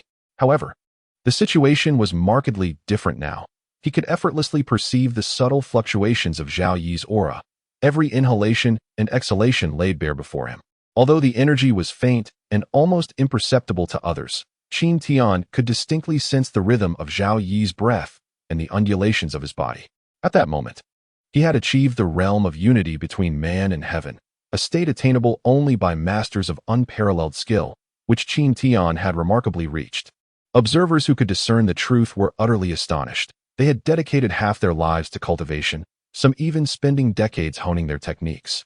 Yet they struggled to manifest even a fraction of true mastery. Qin Tian, at merely 15 years of age, had grasped the profound realm of unity between man and heaven. Gentle ripples began to form, gradually coalescing into a monumental wave that left many in sheer disbelief. The foremost master of Qinghe City was none other than Qin Tian. Zhao Yi, oblivious to the changes in Qin Tian's aura, perceived only an ordinary strike, feeling a sense of insult. In response, he conjured illusions, unleashing 128 hands simultaneously towards Qin Tian as the fierce winds surged and the energy erupted. Qin Tian smiled calmly, his palm clenched, and his expression suddenly shifted. A palpable killing intent surged forth, followed by an abrupt assault. This murderous aura, akin to a tangible electric dragon, pierced through layers of illusions, with Qin Tian closely in pursuit, landing a decisive punch against Zhao Yi's right palm. 128 hands could effortlessly perceive the tangible. Was it mere coincidence? Or was it a testament to overwhelming strength? Zhao Yi had no time for contemplation. A pang of anxiety gripped his heart as he cursed inwardly. Having practiced the illusionary divine palm for merely half a month, he had only managed to form it without solidifying its essence. As long as he could locate the material form, the ethereal hands would dissipate into mere shadows. If it were Zhao Wudi, however, he would conjure 640 solid hands, each one unyielding and indomitable. A sharp pain throbbed in Zhao Yi's right palm, compelling him to swiftly retreat several feet. Yet, upon glancing back at Qin Tian, a chill enveloped him. He had vanished. After shattering Zhao Yi's illusionary divine palm with a single punch, Qin Tian anticipated Zhao Yi's retreat path, effortlessly discerning the fluctuations of his energy. In an instant, he summoned his ki, exponentially amplifying his speed, propelling himself directly behind Zhao Yi, revealing a chilling, radiant smile. Zhao Yi felt a sudden chill creeping down his spine, cold sweat breaking out on his forehead. With a thunderous roar, both fists surged forth with unrestrained force. As one punch landed, Zhao Yi was struck from behind, his body propelled through the air. Qin Tian, undeterred, accelerated once more. Before Zhao Yi's body even touched the ground, another punch was unleashed. Zhao Yi soared into the air, his complexion ashen, his breath faint like a whisper. In a swift sequence of 4 strikes, Qin Tian landed on one foot, suddenly leaping into the air. With a powerful kick, he struck down hard upon Zhao Yi's neck. A sickening crack echoed as the skull fractured. The arena reverberated with a dull thud, sending dust swirling into the air. Zhao Yi lay motionless on the ground, his skull shattered, eyes rolled back in their sockets. The system's voice chimed in, evil value 1. Current evil value 8. Hearing this, Qin Tian offered a faint smile, not sparing a glance at Zhao Yi as he strode towards the edge of the stage. At that moment, he cast a cold gaze at Xiao Rufeng, who was also observing him. Their eyes met, igniting sparks of enmity. Zhao Wudi let out a heavy breath, his eyes wide as lanterns, exclaiming in disbelief. How outrageous! Cultivating a disciple of the spirit realm is no easy feat, especially one with Zhao Yi's exceptional talent, who had the potential to break through to the refinement realm and become a dominant force. Who would have thought he would be ruthlessly slain by Qin Tian? Utterly unable to retaliate, even the judging panel could not intervene in time. Upon hearing his words, the entire plaza erupted in a frenzy. The magnificent 4-hit combo had been executed in the blink of an eye, and astonishingly, Qin Tian had not even utilized any energy techniques to perform the phantom divine palm. In their eyes, he appeared as a monstrous figure, grotesquely powerful. First and foremost, I extend my gratitude to the brothers Yi Iran Xiaozhong, Xiangxi Huanghan, and Huai Zhua for their generous contributions. Thank you, brothers, and special thanks to Sister Moron Linshuang for her support. However, initially, I intended to post 3 updates today. Yet, with the upcoming recommendations next week, which are text-based, I find myself quite exhilarated. Thus, I dare to make a bold attempt to ascend the homepage leaderboard next week with 3 updates daily. I kindly ask for your understanding and support. For those who have yet to bookmark, I encourage you to do so. Chapter 45, Surrender? A quadruple strike. Only a seasoned gamer like Qin Tian could conceive such a maneuver. In the game, combos rely on skill connections, but this time, he achieved a quadruple strike through sheer, overwhelming speed. At that moment, a wave of exhilaration coursed through him, though he maintained a composed exterior. Combos had never been witnessed in the history of the Family Invitation Tournament. The most one could witness were merely bursts of speed, lacking continuity. Yet, Qin Tian's execution of the combo was nothing short of magnificent. This spectacle caught the attention of many talented martial practitioners, etching itself in their memories. Young master, this move is like a divine miracle. Meng Lei could not contain his excitement, his face alight with joy, and his heart soaring to euphoric heights. Zhao Yi, a 3rd-tier spirit practitioner, was utterly overwhelmed by Qin Tian, unable to defend himself at all.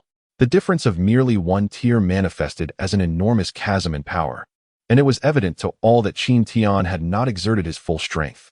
Had he unleashed his true potential, would it not still have been a single blow to conclude the battle? The throngs of spectators in the square were ablaze with fervor.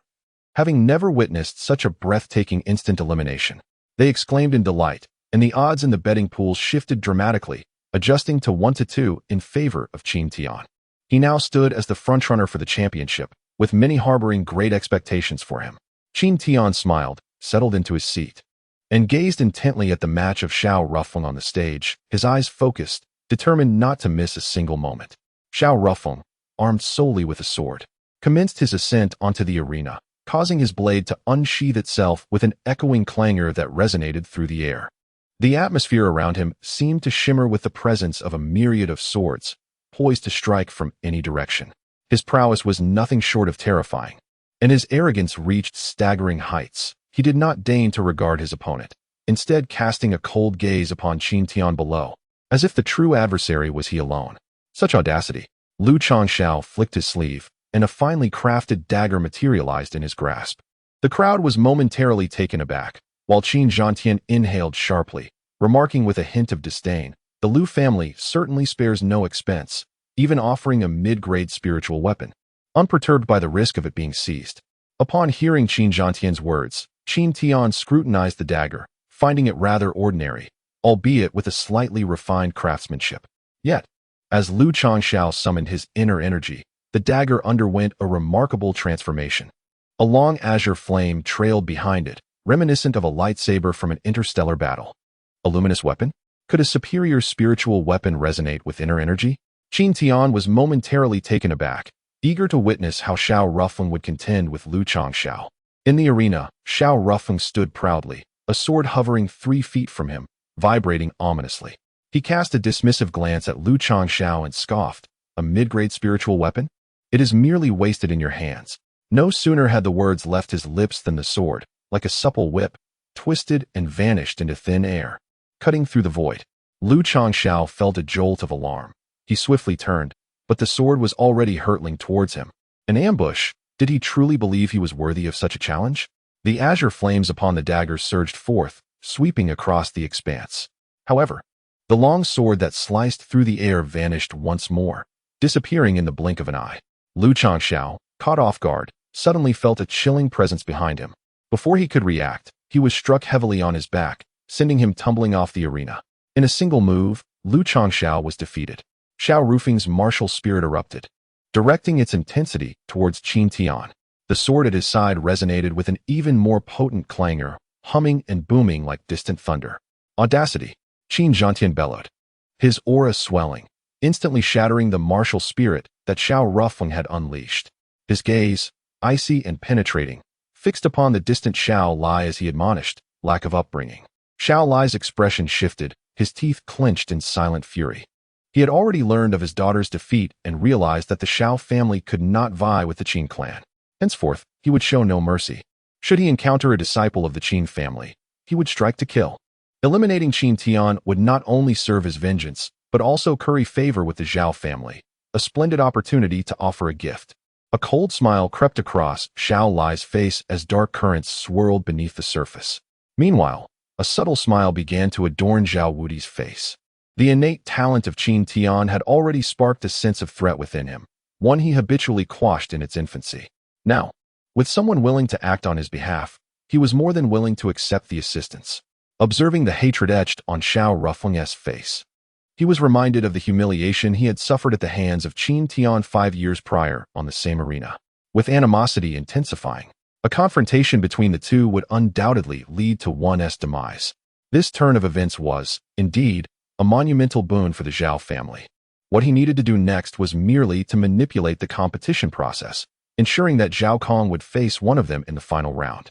He then subtly nodded towards the elder of the Zhao family in the referee group, who understood his implication.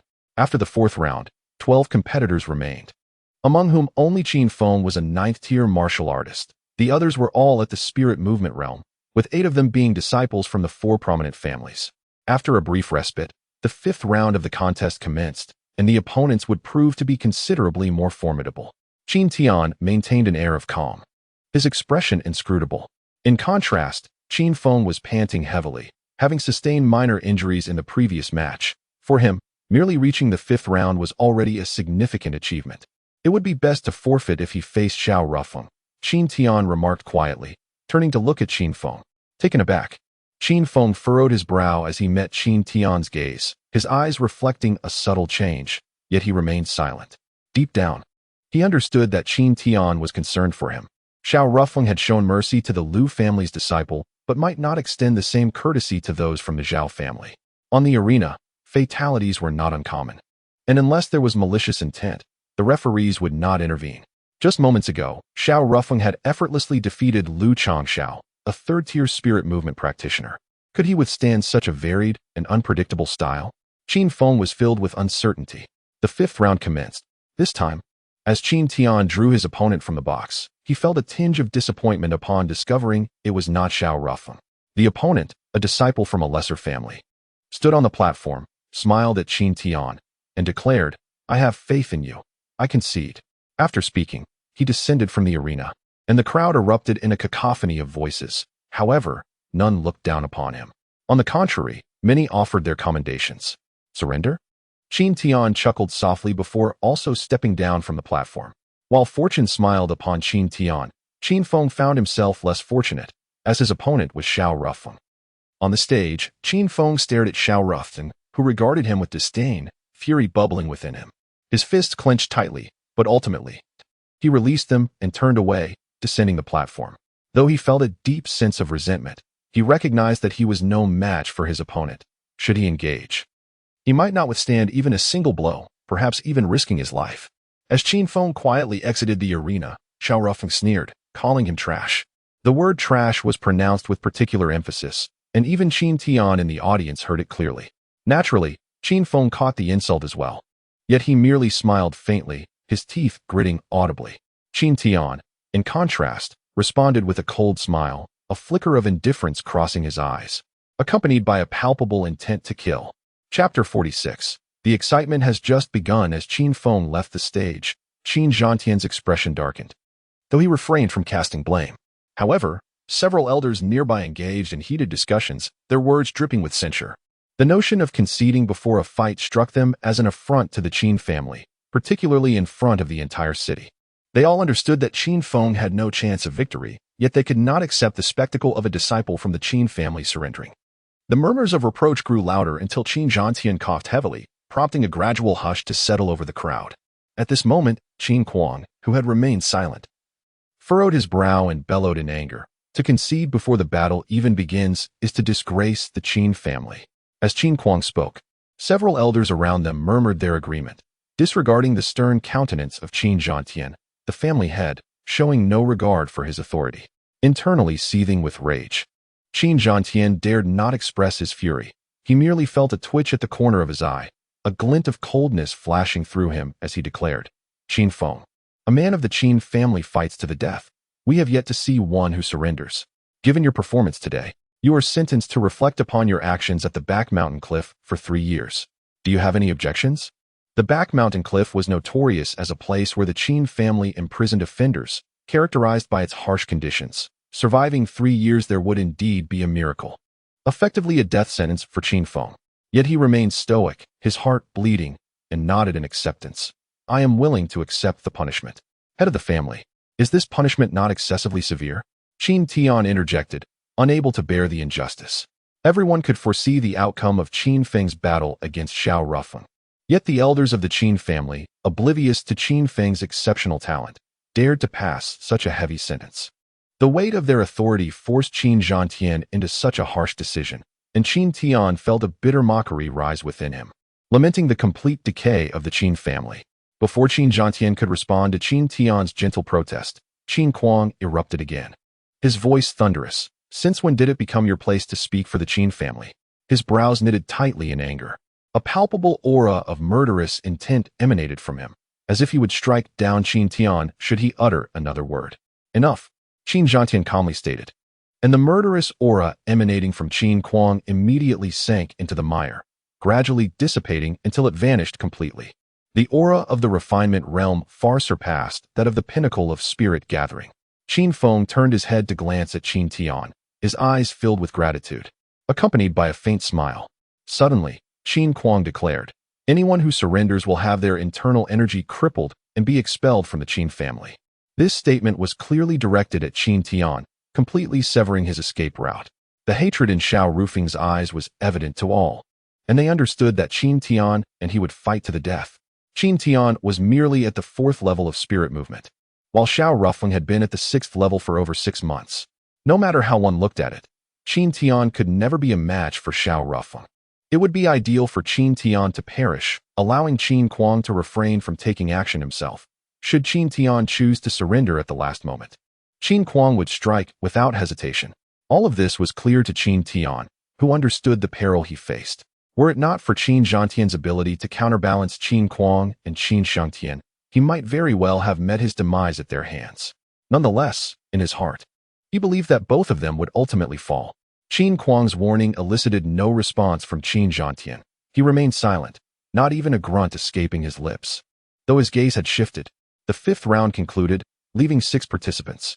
Aside from Xiao Rufeng, all were members of the 4 major families. The 6th round commenced swiftly, with Qin Tian, Xiao Rufeng, and Zhao Kong not encountering one another. The opponents of both Qin Tian and Xiao Rufeng tacitly conceded upon taking the stage, while Zhao Kong only advanced to the final round after a grueling battle. In the 6th round, Zhao Kong's performance was arduous, as if he had relied on mere luck to reach the final stage, bearing various minor injuries across his body. The only constant was the lack of any change in expression on his face. In the 7th round, only 3 contestants remained. Qin Tian's target was Xiao Rufeng, yet he could not afford to underestimate Zhao Kong, who was adept at feigning innocence. Observing his performance revealed considerable skill, prompting Qin Tian to remain vigilant. Zhao Kong, often regarded as the Dark Horse, was participating in the family invitation tournament for the first time, a name that had previously gone unheard. This indicates how deeply Zhao Wudi had kept him under wraps. With only 3 individuals in the 7th round, one would inevitably have to sit out. Inside a box lay 3 slips of paper. Drawing the blank slip would allow one to advance directly to the next round. The first to draw was Zhao Kong. Upon revealing the slip to the referee, it was confirmed to be blank. Fortune favored him indeed. At that moment, Qin Tian was increasingly convinced of Zhao Kong's formidable prowess. Observing his composed demeanor, he speculated that Zhao Kong's capabilities were likely on par with Xiao Rufeng's. It appeared that the Zhao family initially intended to use him against Xiao Rufeng, but his unexpected emergence had altered their strategy. A mere pawn? Qin Tian smirked inwardly. If one wished to play the part of the pawn, they should be aware that he was the hunter. With Zhao Kong sitting out, Qin Tian and Xiao Rufeng were no longer required to draw lots. Xiao Rufeng eagerly stepped onto the stage, fixing his contemptuous gaze upon Qin Tian. Qin Tian approached the platform with deliberate calmness, their eyes locking. Xiao Rufeng coldly declared, 5 years ago, you defeated me here. 5 years later, I shall slay you, proving to the world that I am the true prodigy of Qinghe City. Before their battle even commenced, animosity ignited like a spark, and the plaza fell into a profound silence. Today, the rivalry for the title of Qinghe City's foremost genius was destined to reach its resolution. 5 years ago, it was Qin Tian. These past 5 years have been marked by Xiao Rufeng, and today, the time has come to determine the victor. The anticipation surrounding the rightful heir to the title of the foremost genius of Qinghe City has captivated all. On the arena, the spirit of battle surged. The resonant hum of Xiao Rufeng's sword reverberated, cascading outward in ripples. Disciples of lesser cultivation found their eardrums assaulted, akin to the sound of thunder, forcing them to retreat in distress. An overwhelming pressure was unleashed, far more potent than the last time it was displayed on the streets, resembling the tumultuous waves of the ocean, sweeping forth with ferocity. The tempestuous aura, akin to a sword piercing the heavens, charged directly towards Qin Tian. As fierce winds howled through the air, casting a shroud of gloom over the arena, rendering the atmosphere stifling. Another wave of pressure. Qin Tian responded with a cold smile, invoking the Dragon Elephant Void Sutra within him. In the face of Xiao Rufeng's formidable aura, he remained unfazed, a faint smile gracing his lips, imbued with disdain and scorn. A hint of progress. With a sharp command, Xiao Rufeng intensified the pressure, and the sword hovering nearby trembled violently, producing a sharp sound before darting forth, aimed directly at Qin Tian's vital point. With the 6th level of agility and profound energy, the pressure he exerted resembled a lance, razor-sharp and formidable. Following the pressure, the sword rushed towards him with a speed that rivaled lightning. Qin Tian thrust one hand forward, summoning a fierce wind that spiraled around him, intensifying into a miniature whirlwind. With a powerful step, the whirlwind erupted outward. Could the pressure generate tangible force? Impossible. Qin Tian was merely at the 4th level of agility. How could his energy be so profound? Xiao Rufeng could scarcely believe his eyes. With an enraged shout, he propelled himself forward. A thunderous sound erupted from the arena, resonating like a series of dull impacts. The ground trembled, and the heavens seemed to groan in response. The crowd in the square was struck with awe as they witnessed the clash of these formidable forces, their energies radiating in a profound display of power. Qin Tian took a half-step back, while Xiao Rufeng retreated slightly more. Although they appeared evenly matched, it was evident that Xiao Rufeng was at a slight disadvantage. Being at the 6th tier of agility, which granted him an edge in both strength and martial prowess over Qin Tian. The fervor of battle surged within him, his anger escalating as his breath quickened. With his long sword in hand, Qi coiled around the blade, shimmering and undulating like a serpent poised to strike, evoking a sense of trepidation in those who beheld it. Xiao Rufeng's composure faltered. Qin Tian, inwardly amused, realized that his previous strike, employing the Dragon Elephant Void Sutra, had expended over 500 points of qi. He was slightly taken aback. Xiao Rufeng was far stronger than he had anticipated, indeed. The prowess of someone at the 6th tier of agility was not to be underestimated. Yet, it was merely formidable, nothing more.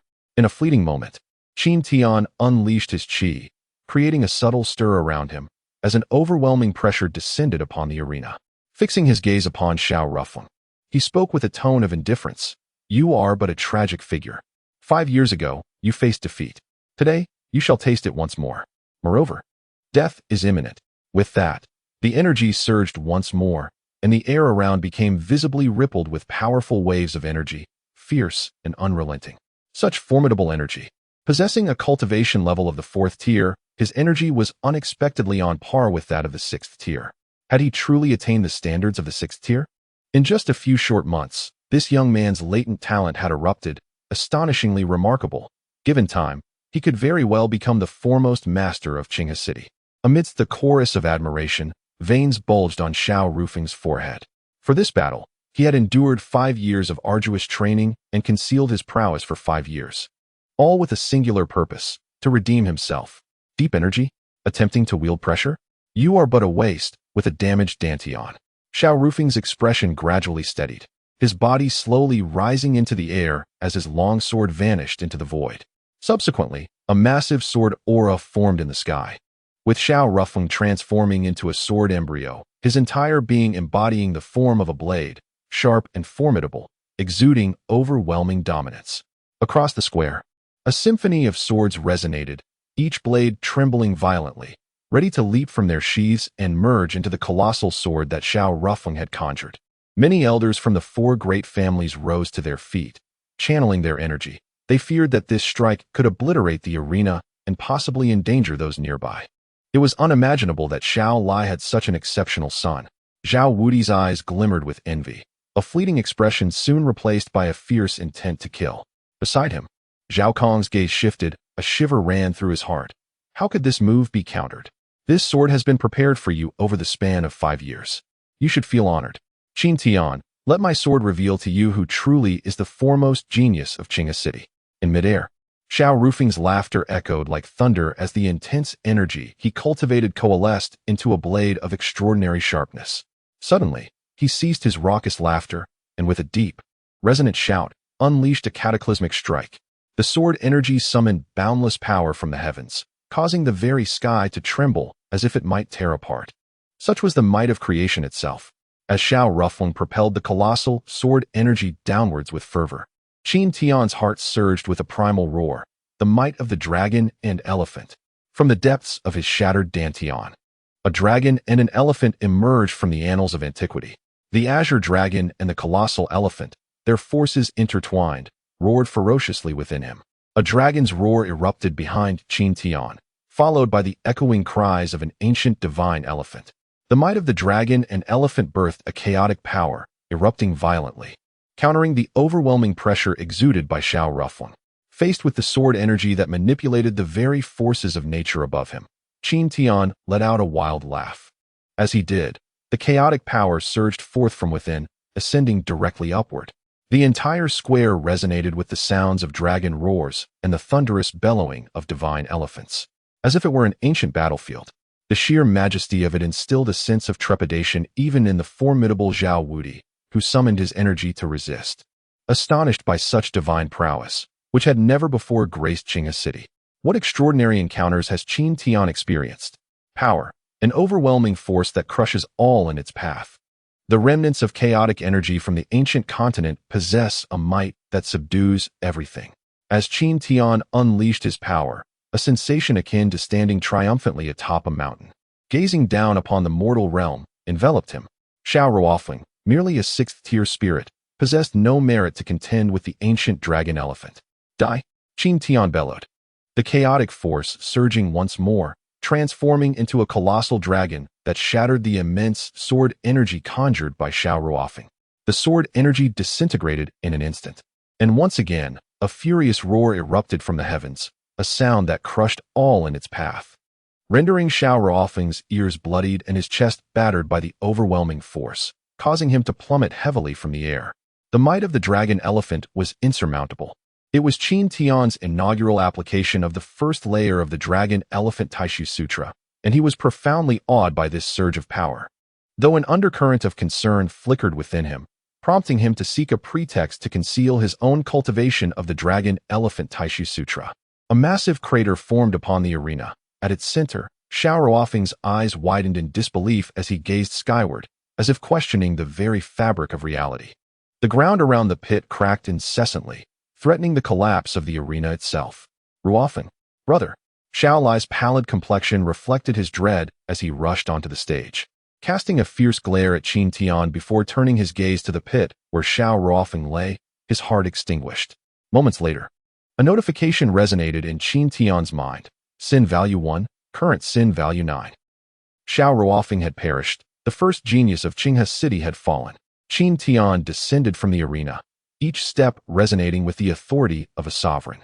The square was enveloped in an eerie silence, everyone left in a stupor, utterly astounded by the battle that had just transpired. Young master, so formidable. Meng Lei burst into hearty laughter, his spirits soaring with exhilaration. For a long while, the square erupted with screams, an utterly unimaginable scene. It was as if their souls had been trampled into fragments at the moment of the dragon's might. Can you hear it? The roar of the dragon.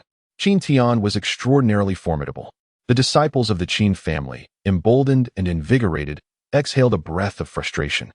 Gazing at Qin Tian's retreating figure, feeling a profound distance between them, Qin Zhantian remained silent, devoid of any semblance of a smile, his inner thoughts eerily calm. He pondered a pressing question. The crystal core of the violent golden ape must have been devoured by Qin Tian. Otherwise, it would be impossible to comprehend the sheer power behind Qin Tian's strike, one that even he found stirring. Qin Tian, what other secrets do you conceal? Chapter 48. What is dominance? With Xiao Ruofeng deceased, Qin Tian advanced to the final round, facing off against Zhao Kong. He was but a step away from seizing victory. However, with Xiao Ruofeng's death, the flames of wrath in Qin Tian's heart had extinguished. He no longer wished to fight desperately in this final round. The title of the first genius of Qinghe City held no allure for him. Let others vie for it, for he had no interest whatsoever. A towering tree invites the winds of envy. As the arena was cleared, Xiao Lai's eyes blazed with fiery hatred, a fervent desire to see Qin Tian consumed by his wrath. Yet, Qin Zhantian remained on high alert, wary of Xiao Lai's potential loss of reason driven by grief. Fearing he might launch a surprise attack on Qin Tian, who could endure the pain of losing a child. As Qin Tian stood on the precipice of claiming the championship, it became imperative for Qin Zhantian to safeguard his well-being. Should Qin Tian emerge victorious, his standing within the family would undoubtedly solidify, effectively thwarting the scheming elders from finding excuses to usurp his position. If only he could carve out some time.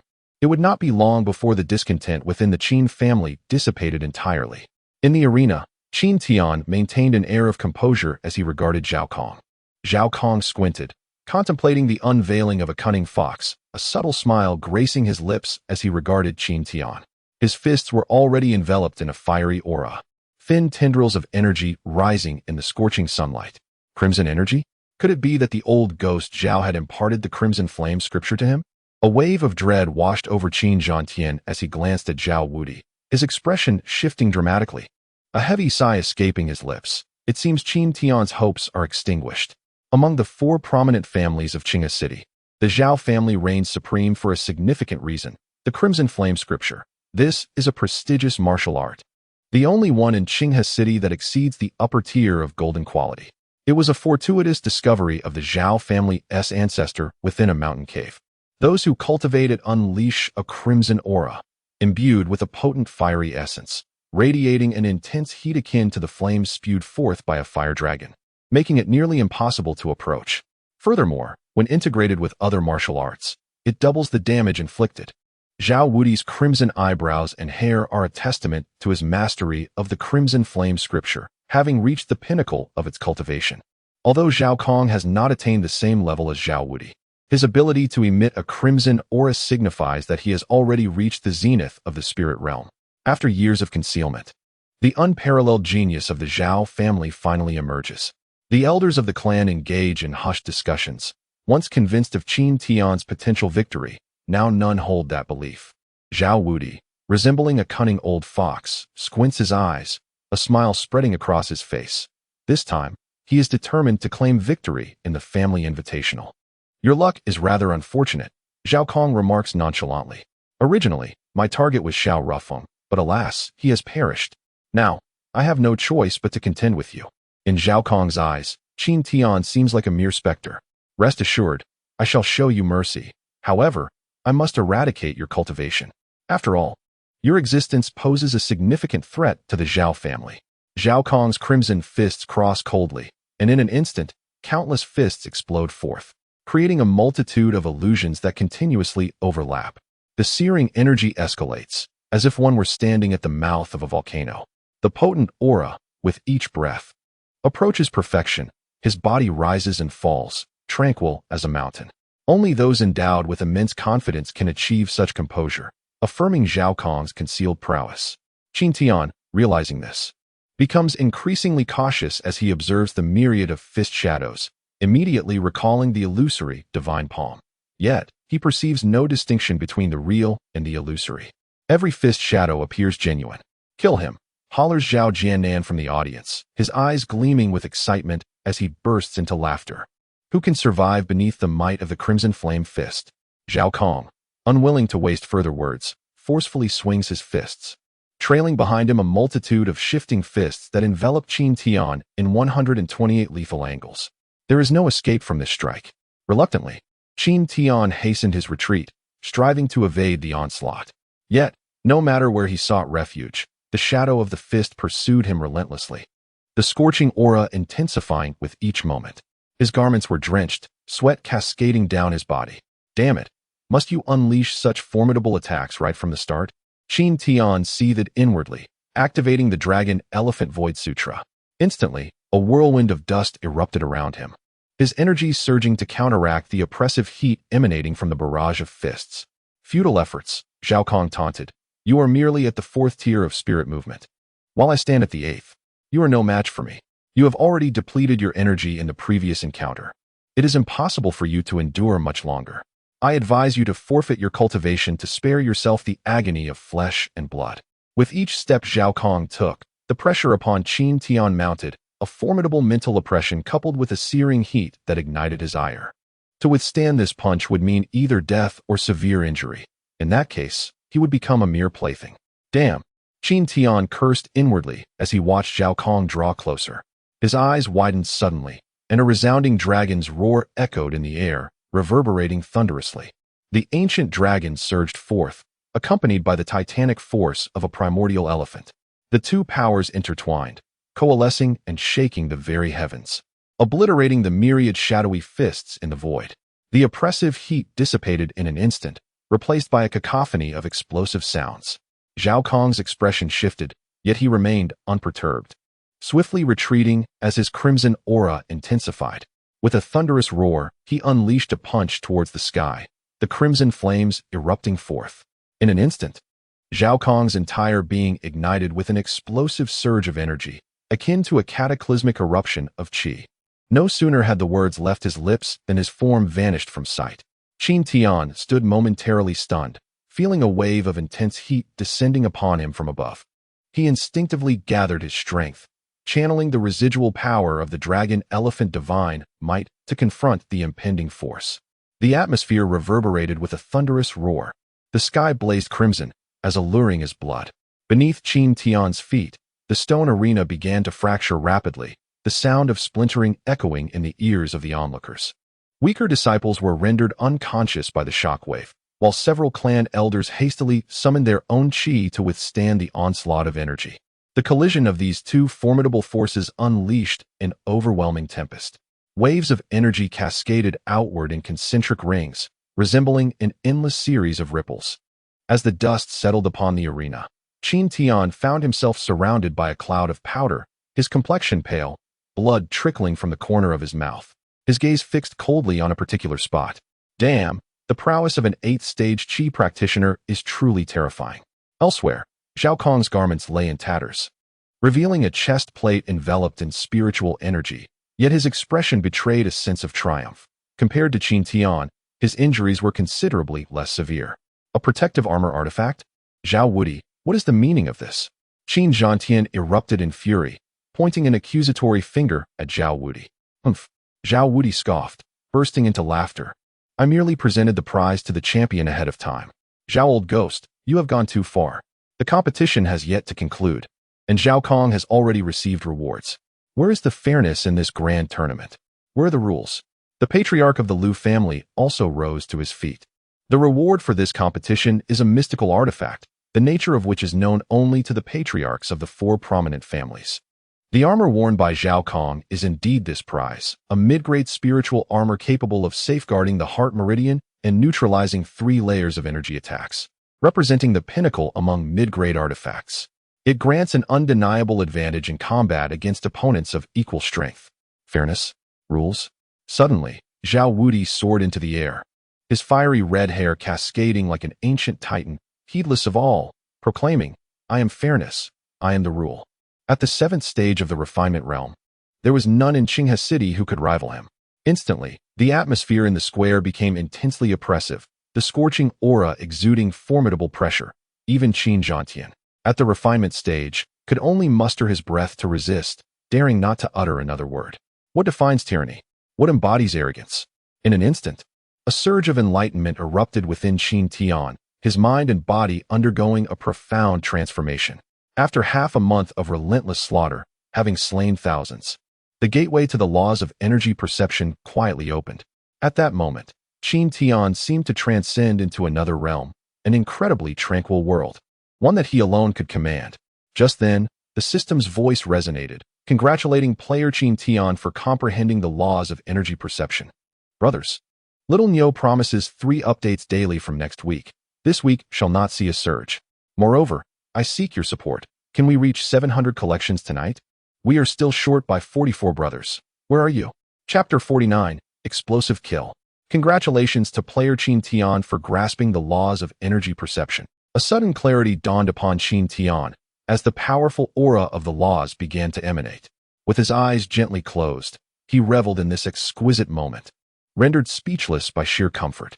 The laws are numerous and varied, transcending the techniques of martial arts. They represent an opportunity, a grand portal. Stepping through it will yield a magnificent transformation. For 15 days, within the treacherous Wolf Valley, I engaged in relentless battles, both day and night, continuously absorbing the essence of the wolves and exploring through the act of killing. After this accumulation of experience, enlightenment dawned upon me under the overwhelming presence of Zhao Wudi. As a surge of power illuminated my heart, gently pushing open the gateway of the laws. Through the crack of the door, a blinding light streamed forth, invigorating my entire being. Above the arena, the winds surged and clouds roiled, as the sound of thunder rumbled ominously from the heavens. If I can defeat him, Qin Tian suddenly proclaimed, gazing steadfastly at the lofty Zhao Wudi with unwavering resolve, betraying not a flicker of doubt. The comprehension of the law of breath remained inscrutable to outsiders, even to Zhao Wudi, who had reached the 7th stage of refinement. He could not discern the fluctuations within me. Yet, I could distinctly sense the rhythm of Zhao Wudi's breath, the cadence of his heartbeat, all vividly captured within my gaze. Zhao Wudi erupted into an exaggerated, thunderous laughter, his aura intensifying once more as he fixed his piercing stare upon me. Boy, even if you could defeat him, he would still be the first, and you would gain nothing in reward. Oh, I almost forgot to mention, I had him consume the Fuhu pill as well, haha. Such arrogance and tyranny. Not only does he presume to claim the title of first, but he also appropriates the rewards. The Zhao family evidently regards the other clans with utter disdain, a flagrant insult, a brazen affront. Zhao Wudi, do you truly consider the 3 great families beneath your notice? In an instant, a formidable aura surged forth, robes billowing around him as Zhang Taishan roared into action. The disciples of the Zhang family beat their drums in a show of support, creating a grand spectacle. Suddenly, another imposing presence ascended, Liu Bi. The patriarch of the Liu clan also soared into the air. Following closely, Qin Zhantian followed suit. Good, good, good, Zhao Wudi exclaimed 3 times, his fury palpable. With a cold, disdainful shout, he challenged, do you truly believe that the 3 of you united can stand against me?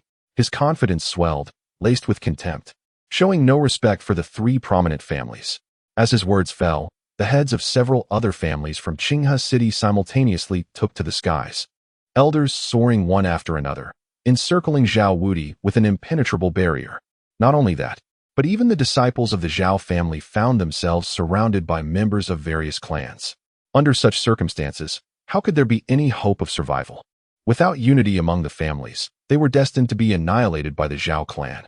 At that moment, Zhao Wudi's anger intensified, his countenance betraying his turmoil. Although he was invincible at the 7th level of Qi refinement in Qinghe City, facing several clan leaders of the same realm, along with numerous peak elders of the spirit gathering stage, he felt uncertain about the outcome of the confrontation. Even if he emerged victorious, the Zhao family would undoubtedly suffer severe losses. Driven by a long-held ambition to conquer Qinghe City, he forced himself to remain calm. The Zhao clan was not adequately prepared, and he could not afford a catastrophic failure. With a hearty laugh, he turned his gaze towards the arena where Qin Tian stood and declared, "If you can defeat him, the first prize shall undoubtedly be yours." The sudden shift in his tone left those present in disbelief, as what had seemed like an impending battle now took an unexpected turn. "Old Zhao, you have even given Zhao Kong the Vuhud pill and the magical armor. This competition is utterly unfair," Qin Zhantian exclaimed. "Fairness, absolute fairness. If you kill that Qin brat, the rewards will naturally belong to the Zhao family." "It is merely an early collection," Zhao Wudi retorted with a disdainful snort. In an instant, he transformed, a flash of crimson light appearing, and seated himself upon the grand chair, glaring coldly at the disciples of other families, bellowing, "Get lost." His imposing presence instilled fear in the hearts of those present. Ignoring the crowd, Zhao Wudi turned his gaze to Zhao Kong on the arena, urging, "Kill him, and you shall be the first." The matter of the prize will then be beyond dispute. Only by swiftly eliminating Qin Tian can we ensure there will be no contention regarding the rewards. Zhao Kong on the stage smirked coldly, channeling his crimson energy once more. Qin Tian, maintaining a calm demeanor, disregarded Zhao Kong and approached the front of the stage. Fixing his gaze upon Zhao Wudi, "What if I were to kill him?" he asked, his tone laced with provocation, showing no regard for Zhao Wudi. His eyes ablaze with fierce combat spirit. In that moment, all eyes turned to Zhao Wudi, contemplating how he would react should Qin Tian emerge victorious. The onlookers awaited his response, while several clan leaders readied themselves, their fighting spirit palpable. "If you win, then indeed you shall be first. The magical armor rests upon him. If you dare, seize it," Zhao Wudi sneered. He dismissed the notion that Qin Tian could ever rival Zhao Kong. Qin Tian offered a slight smile, turning to Zhao Kong, and asked, "Are you prepared?" A chilling tension enveloped the arena. Qin Tian extracted 50 spirit-nurturing pills from his bosom and consumed them all at once, causing his internal energy to surge dramatically. He cast a grim smile reminiscent of death at Zhao Kong. Unfazed, Zhao Kong summoned a crimson aura that billowed around him, even more potent than before. "Spirit-nurturing pills? No matter how many you consume, they will be of no avail," he remarked. "Is that so?" Qin Tian mused, contemplating the disparity of their circumstances. "While they may be futile for you, they hold immense value for me." His energy level surged by 15,000 points in an instant. With a gentle exhalation, he perceived the intricate flow of Zhao Kong's aura with clarity, unraveling the very laws of energy. At that moment, Qin Tian's state of mind transcended the ordinary. Facing Zhao Kong's overwhelming power, his expression remained eerily calm, devoid of any emotion. Suddenly, his eyes widened, and he silently invoked the dragon elephant divine might. The primordial chaotic power erupted forth once more, this time far more potent than before. The energy surged violently, as if a dragon and an elephant from ancient times were stepping forth. Even before any movement, the arena began to tremble violently, akin to an earthquake. "Impossible, impossible," Zhao Kong stammered, his expression shifting as he howled at the heavens. "Die." The crimson aura transformed into a colossal fireball, unleashing all of his internal energy, pushing the crimson flame sutra to its utmost limit. The intense heat was unsettling, and the primordial chaotic force instilled a sense of dread, sending chills down one's spine. The two forces intertwined, incessantly gnawing, colliding, and crushing against one another, altering the very colors of heaven and earth, causing the ground to quake. In the square, individuals continuously fainted, as two formidable forces radiated outward, overwhelming those of lesser cultivation who could not withstand the onslaught of energy. Yet, this was merely a prelude. A contest of momentum. Crimson flame roars to the heavens. Zhao Kong bellowed, his aura surging tumultuously before transforming into an immense sea of fire. The searing heat erupting wildly as he launched himself toward Qin Tian. Like a meteor, his speed was dazzlingly swift. Boom, boom, Boom! The divine elephant trampled forward, the roar of dragons resonating throughout. The power of the divine dragon and giant elephant surged within him, the energy swirling in his dantian, igniting Qin Tian's blood with fervor, unleashing the true might of the dragon elephant divine power, a formidable force that exploded forth. As Zhao Kong charged, Qin Tian coldly declared, "Death!" He stepped forward, unleashing his fists with a force akin to parting the heavens. Thunderous roars echoed from the clouds. A colossal bolt of lightning descended, genuinely invoking the power of the heavens, a force so potent it scorned all living beings, utterly tyrannical. Boom! The arena was reduced to ashes, energy rampaging uncontrollably.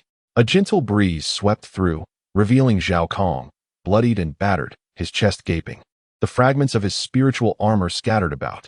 He stood there, eyes vacant, gazing at Qin Tian, blood spilling from his lips as he struggled to articulate something. Yet the words eluded him. Qin Tian sneered, charging forward with lethal intent. "Zhao Kong!" Zhao Wudi shouted, instantly leaping onto the stage. Directing a palm strike toward Qin Tian's forehead with a thunderous roar, "You seek death." Qin Tian was taken aback, not anticipating Zhao Wudi's sudden assault. Without allowing himself to dwell on it, he let out a furious roar in his heart, frenzy, a soft hum. A pale white halo faintly radiated. "You are overwhelmingly powerful. I adore you all, surpassing 700 collections. Everything has been seized, haha." Chapter 50, The Might of Divine Powers. Alohum. In a corner of the square, Hyan, with a piece of withered grass clutched in his mouth, wore an increasingly broad smile, his aura radiating outward. As he gazed at Qin Tian on the arena, his eyes brimming with excitement. Only he understood what Qin Tian had just unleashed, and only he comprehended the sheer terror of that move. The divine technique, frenzy. The pale white halo spread out, vaguely echoing the roar of the violent golden ape, shaking the very heavens and earth. The power emanating from Qin Tian reached an utterly terrifying degree. Zhao Wudi's attack was destined to strike him down. If he did not adapt to the divine frenzy, he would be utterly unable to withstand that blow. At the 7th stage of refining qi, he was an invincible presence in Qinghe City. Within him, chaos surged. It was as if 100,000 ancient giants were rampaging in his dantian, trampling fiercely. With every limb and bone, every meridian, every pore brimming with immense power, the force roiling and writhing, radiating like stripes. What is the essence of overwhelming dominance? At this moment, Qin Tian was embodying it. The frenzy of the spirit realm is simply incomparable to that of the martial artist realm. Back when Qin Tian employed frenzy in the autumn hunt venue, it was merely at the martial artist level, with power, qi, and speed vastly inferior to his current prowess. The immense energy unleashed by the 4th-tier fury left everyone in awe, pondering what extraordinary cultivation method could possibly yield such formidable qi. The shock was unparalleled. The disciples of the Qin family stood in unison, while Qin Zhantian's eyes sparkled with golden light as he exuded an overwhelming aura, charging towards the arena. Qin Tian's talent and potential far exceeded his expectations. For the future of the Qin family, he must ensure Qin Tian's safety. Zhao Wudi was taken aback, utterly astonished that Qin Tian possessed such a powerful technique, far beyond his imagination. What kind of method could produce such overwhelming force? Amidst his astonishment, his resolve to eliminate Qin Tian only strengthened. He could not allow anyone to threaten the growth of the Zhao family. In an instant, Zhao Wudi's attacks became even more ferocious.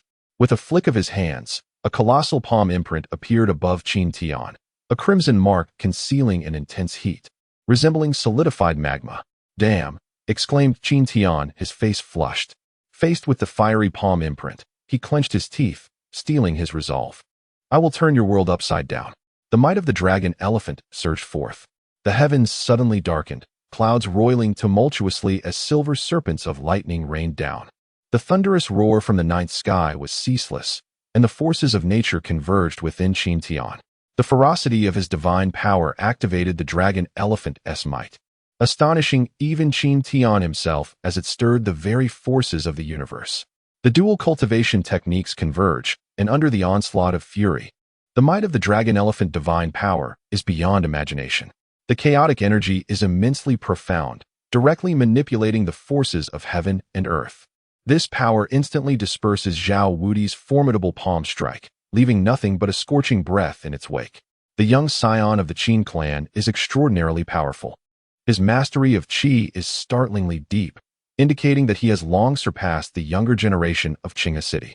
The Qin family is on the verge of a rise. The forces of heaven and earth swiftly repel Zhao Wudi, who somersaults through the air and lands on the side of the arena, his eyes ablaze. Fixating intently on Qin Tian. Clenching his fists, a resounding boom erupts as he unleashes his full power, exclaiming, "Qin brat, I underestimated you. Now prepare to die." Yet, Qin Tian pays him no heed, instead casting his gaze toward the faltering Zhao Kong in the distance. With a cold smirk, he moves his hand, channeling an energy blast that pierces through Zhao Kong's skull, blood splattering across the ground. Congratulations to player Qin Tian for securing first place in the Family Invitation Tournament, earning 10,000 experience points, 5,000 chi points, and 100 survival points. 1 evil point, with a current total of 10. Upon Zhao Kong's demise, the system promptly notifies Qin Tian of his victory rewards. Initially, Qin Tian was unaware of the rewards associated with the tournament. But it was only after slaying Zhao Yi that the system announced the rewards.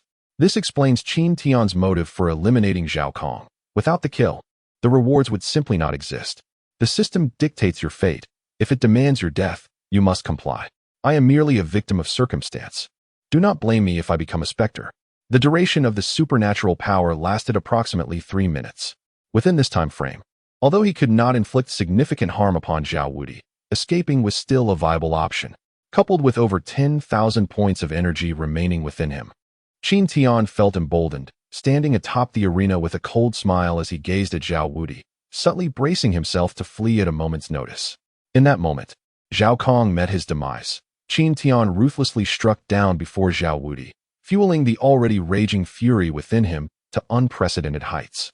He had not anticipated that the situation would spiral beyond his control, as certain families began to stir with restless intentions, making it clear that a resolution was increasingly unattainable. Yet, a singular thought consumed his mind: the annihilation of Qin Tian. "Qin Tian, I shall ensure your demise," he vowed. The atmosphere thickened with an ominous intent, as countless sparks erupted around him, the air igniting with fervor. Above him, the clouds transformed into a fiery crimson, resembling a colossal inferno, the pinnacle of the Crimson Flame Sutra. The flames billowed, expanding relentlessly, as disciples in the square were engulfed in a cacophony of terror, fleeing in a frenzied panic. The air was saturated with screams, cries, and desperate calls, resonating throughout the square. They understood that if they did not escape now, there would be no second chance. "Audacious! You push your luck too far. Zhao Wudi, do not overreach." In a unified surge, dozens of masters from Qinghe City ascended the arena. Initially, they had refrained from challenging Zhao Wudi. Recognizing the formidable strength of the Zhao family, which was well known, a single misstep could lead to their annihilation. However, their patience had reached its limit. The square was filled with disciples of their family, and the ultimate move of the Crimson Flame Scripture would undoubtedly result in countless casualties. The prominent families would suffer devastating losses, and they could not allow Zhao Invincible to continue his rampage. The Zhao family disciples simultaneously brandished their weapons, only to be surrounded by disciples from other families in that very moment. Zhao Invincible surveyed the elite masters of Qinghe City before him and coldly declared, "Those who stand in my way shall perish." His imposing aura was both arrogant and tyrannical. With a flick of his hand, immense clouds descended, igniting dry objects spontaneously. Meanwhile, Qin Tian smirked inwardly, thinking, "I shall take my leave. You may do as you please." Harnessing the violent force of supernatural powers, he accelerated to his utmost speed, propelling himself swiftly into the crowd and vanishing from sight. Trying to escape? A thunderous roar echoed as a colossal flame descended from the heavens, obscuring the sun. It was excessive. Qin Zhantian bellowed, unleashing a surge of qi that erupted from his entire being. The other patriarchs of the refinement realm also gathered their energies in unison. Together, over a dozen of them directed their formidable qi towards Zhao Invincible. The immense flames coalesced from their combined qi were dispersed by the skilled masters, scattering like sparks, igniting anyone who came into contact with even the slightest ember, turning them to ashes in no time. In the congested crowd of the square, many individuals were engulfed in flames, and screams erupted. The battle was on the verge of erupting into chaos. Qin Tian maneuvered through the throng, concealing his presence, and swiftly retreated. Upon seeing Qin Tian safely depart, He Yin promptly gestured to Meng Lei, who understood the cue and immediately led Yun Man away from the square. The family invitation tournament has transformed into a battle of patriarchs, a turn of events that none anticipated. Qin Tian wore a malevolent smile, reveling in the chaos. Thinking to himself, let them perish, let them all be wiped out. What fools they are. The 51st chapter, entitled Brothers, depicts Qinghe City in utter turmoil. All prominent families have been embroiled in the conflict. The central plaza lies in ruins, and the surrounding structures are in disarray, with countless casualties. In the annals of Qinghe City's history, such large-scale warfare had never occurred, leaving the various families severely weakened. The Zhao family, relying on 3 masters of the refinement stage, found no advantage either, suffering heavy losses among their disciples, while the other 3 major families also faced significant casualties, including the death of several elders, further diminishing their strength. Ultimately, they had no choice but to declare a cessation of hostilities. Upon witnessing the end of the great battle, he promptly dispatched messengers to report the news. He was confident that soon the power of Qinghe City would fall into his hands, and at that time, the Zhao family, the Zhang family, and the so-called 4 great families would all be compelled to heed his command. Imagining the prosperous days to come, he could not help but burst into an excited laugh. At the Furong Tavern, Meng Lei handed Qin Tian a dragon tiger pill, saying, "This will allow you to break through to the spirit movement realm. Remember, do not consume it until you reach that stage, for it would be detrimental to your health." In the room, only Qin Tian and Meng Lei remained. Observing Meng Lei, Qin Tian felt a twinge of concern. However, there was nothing he could do. He was about to enter the Kunlun Mountains, and Meng Lei's cultivation level would not allow him to survive there.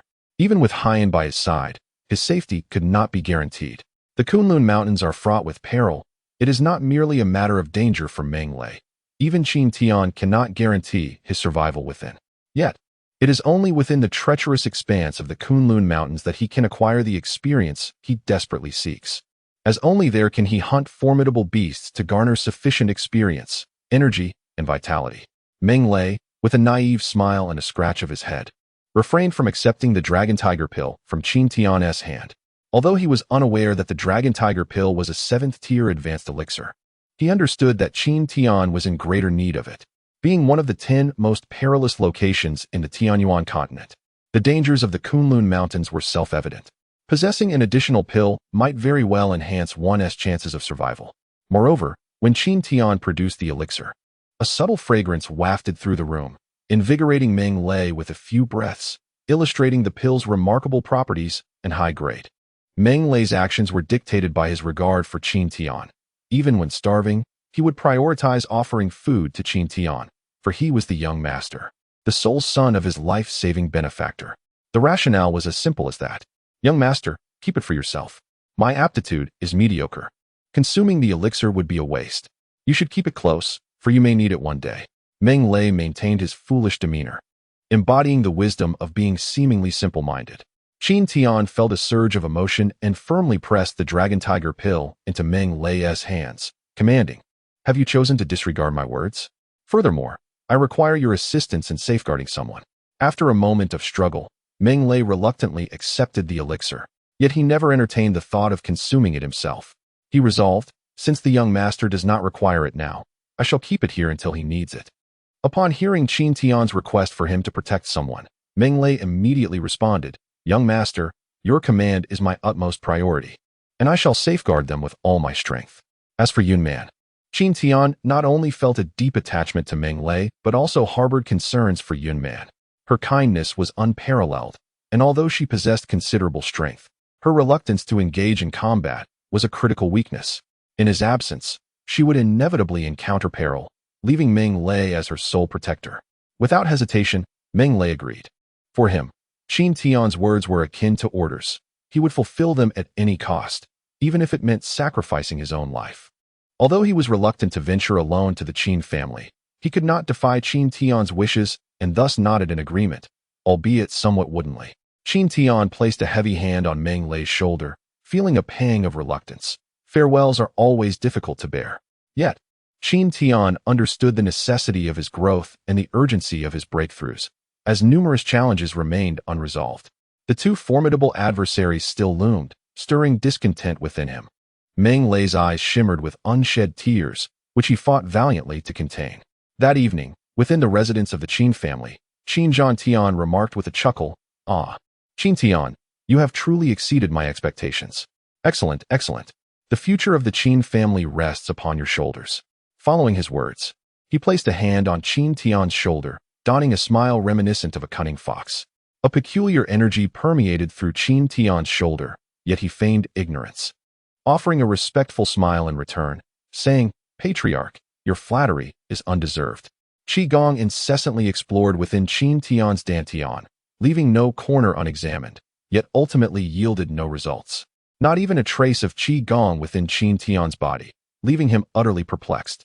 The sound of a dragon's roar, the thundering of a colossal elephant, and a milky white halo surged the Qi Gong to unprecedented levels. These phenomena incessantly tormented him, and he yearned to dissect Qin Tian to uncover the secrets hidden within. "Patriarch, you mentioned a top-grade spiritual artifact last time." Qin Tian subtly shifted his stance, coldly thinking, "I knew you would seize every opportunity. You are indeed the true old fox. However, I shall grant you no chances, just wait."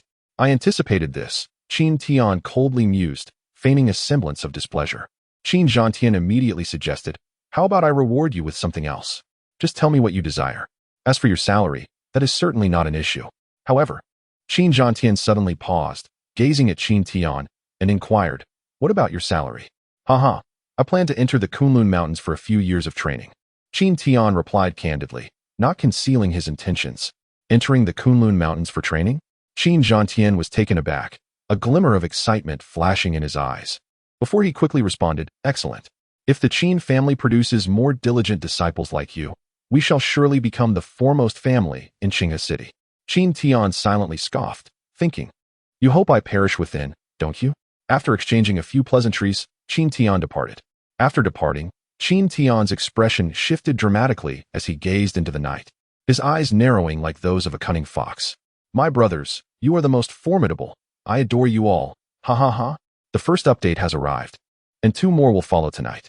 The protagonist is on the verge of entering the Kunlun Mountains, so prepare for the rise of the prodigy. Ha ha." At noon, under the blazing sun, autumn has set in, yet within the Kunlun Mountains, the heat remains unbearable. After a night of relentless travel, Qin Tian was drenched in sweat, his clothes thoroughly soaked, and he couldn't help but feel envious of the aura emanating from Heiyin beside him. The Kunlun Mountains lie over 60 kilometers from Qinghe City, and after traversing nearly 500 kilometers into the heart of the mountains, Heiyin exhibited no signs of fatigue, his complexion unflushed, his breath steady, devoid of any fluctuations in his internal energy. Since Qin Tian mastered the principles of aura, he could sense the life forces of all living beings within a kilometer radius. This principle transcends mere rules, surpassing conventional techniques. Only those with exceptional insight can comprehend such laws. Although the principle of aura may seem somewhat trivial, it proves invaluable in combat, allowing Qin Tian to distinctly perceive the flow and operation of his opponent's internal energy. Furthermore, within a kilometer, he can detect the presence of adversaries. While this distance may seem short, it provides ample preparation time for a skilled practitioner. Ahead lies the very heart of the Kunlun Mountains. Heiyin cast a wary glance at the dim path ahead, a chilling breeze swirling around him, causing a subtle tremor in his heart. A chilling wind swept through the air, accompanied by the haunting cries of monstrous beasts that instilled terror in the hearts of all who heard them, rendering anyone reluctant to venture even a single step forward. The creatures inhabiting the outskirts of the Kunlun Mountains were of a lower tier, presenting little challenge to Qin Tian. The experience points from these lesser beasts were negligible. A mere 100 points were hardly sufficient for someone of Qin Tian's caliber. Moreover, the area was teeming with numerous adventuring parties, and encountering a creature was often followed by a swarm of players eager to claim it as their own. It was akin to a novice village where a multitude of players fought over a single low-level monster, an exasperating endeavor that Qin Tian wished to avoid. Taking a deep breath, Qin Tian's eyes glowed with a crimson light as he released the essence of his aura, attuning himself to the life forms within a kilometer radius, seeking any concealed higher-tier beasts. Within mere moments, as he prepared to step into the shadowy woods, Yin suddenly recalled something and remarked, "You must consume the crystal core now and swiftly advance to the gathering spirit realm. Otherwise, you will find it difficult to protect yourself within." Consume the crystal core? A flicker of excitement crossed Qin Tian's face as he nearly forgot about it. Qin Zhantian had tested him repeatedly, seeking to ascertain whether Qin Tian had indeed absorbed the core. What immense energy lay hidden within it that even a cultivator of the refining qi realm, like Qin Zhantian, felt a sense of caution. Retrieving the crystal core of the violent King Kong ape from his spatial ring, he beheld its translucent form, akin to a marble, with a milky white halo flickering in and out of visibility, emanating an overwhelming aura of power. He needed to consume it quickly, lest it attract the attention of higher-tier beasts. Yin spoke with urgency, explaining that the beasts within the Kunlun Mountains, much like humans, adhere to the principle of survival of the fittest, where the weak are preyed upon by the strong.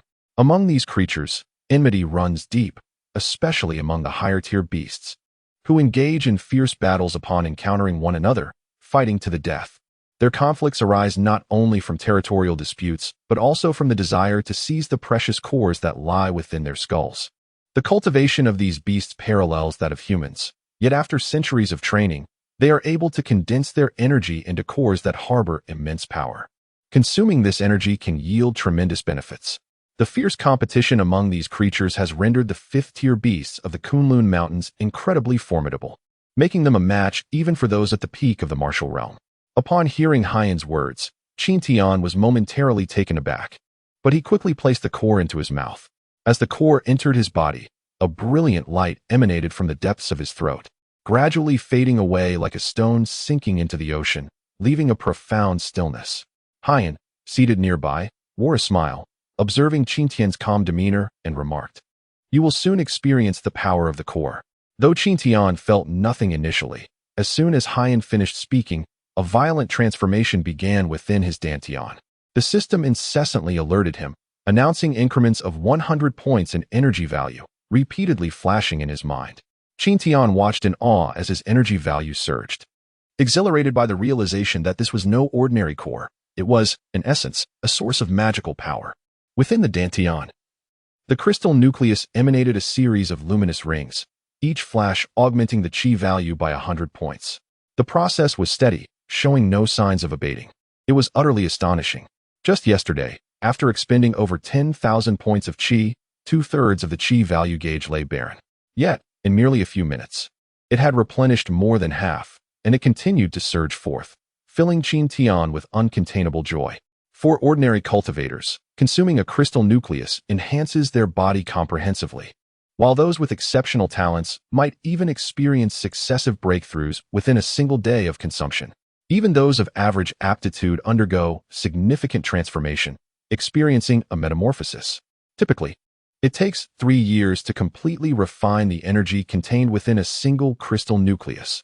During this period, one need only focus on its refinement to achieve considerable enhancement. Although Qin Tian's body remained unchanged upon ingesting the nucleus, the qi within his dantian was in constant motion, releasing energy and causing his qi value to rise incessantly. For Qin Tian, the swift escalation of qi value far outweighed any physical transformation. After half an hour, the qi value gauge was filled to capacity. At that moment, the crystal nucleus within his dantian fell silent, motionless. Without hesitation, Qin Tian quietly activated his qi, expending a few points, and instantly, the crystal nucleus stirred back to life, radiating brilliance and causing his qi value to surge once more. The source of magical power, without a doubt, was the source of magical energy. Qin Tian's heart swelled with ecstasy, nearly bursting forth with a triumphant shout. With this treasure in hand, he need not worry about insufficient qi. Unleashing formidable techniques would become a seamless affair, capable of obliterating any foe. What pure exhilaration! A sense of profound joy enveloped him, surpassing even the exuberance of a child celebrating the new year. Qin Tian directed his thoughts into his dantian, eager to ascertain whether he could exert control over the crystalline core within. To his astonishment, he discovered a connection forming between his consciousness and the core, igniting a wave of elation within him. He promptly established the criteria for unleashing his energy. Once everything was calibrated, a joyful expression graced Qin Tian's face as he mused to himself about the benefits of the medicinal enhancement, laughing heartily.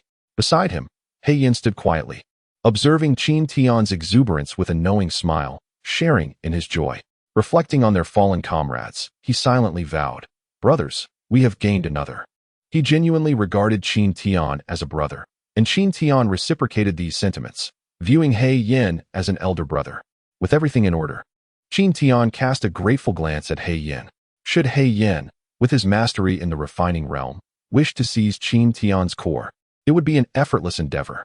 The crystalline core from the ferocious golden ape should have rightfully belonged to He Yin, yet he selflessly bestowed it upon Qin Tian.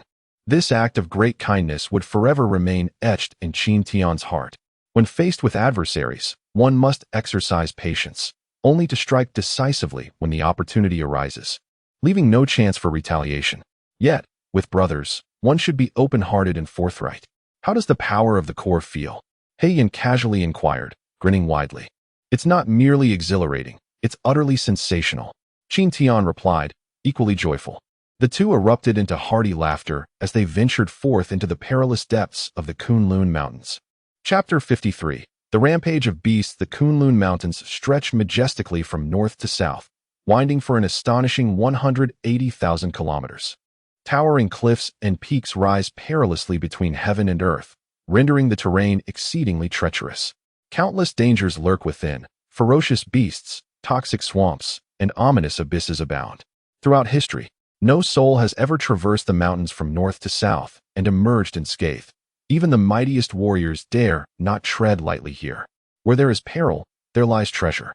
The crystalline cores of beasts, rare and exotic flora, and the unparalleled treasures concealed within mysterious caverns beckon to countless adventurers. Among them, perhaps only Qin Tian has ventured forth solely for the purpose of personal advancement. As he stepped into the heart of the mountains, the atmosphere shifted dramatically, a palpable sense of danger enveloping him.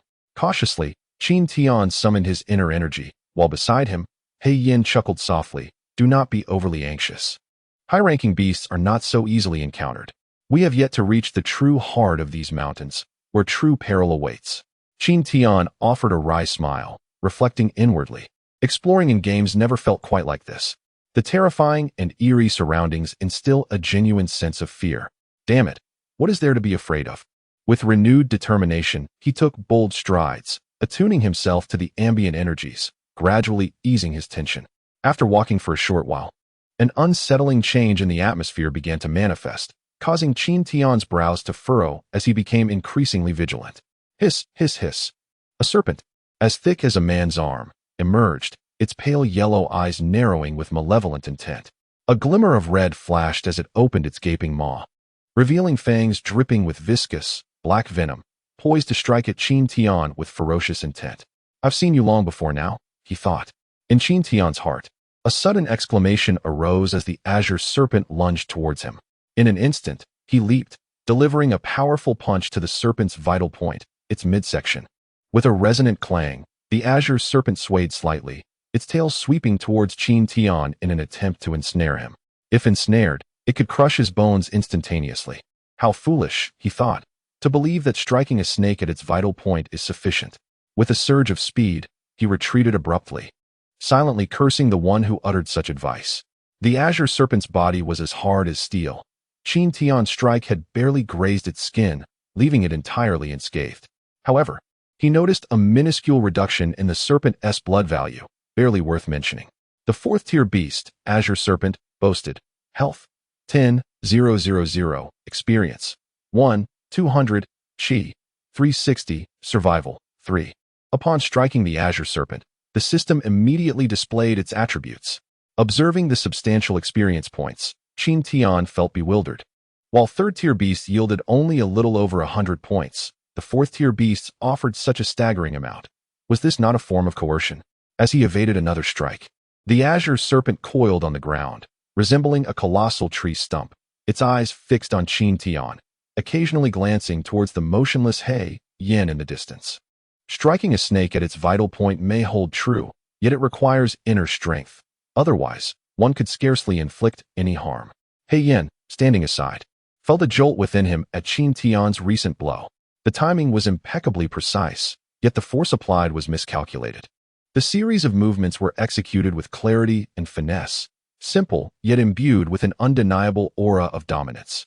Although the realm of refining energy is formidable, confronting a fourth-tier beast is not a trivial task. Observing Haiyan effortlessly slay a fourth-tier beast, renowned for its formidable combat and defensive capabilities, a jolt of realization surged within him. The technique Haiyan employed, along with the subtle application of energy manipulation, was etched into his memory.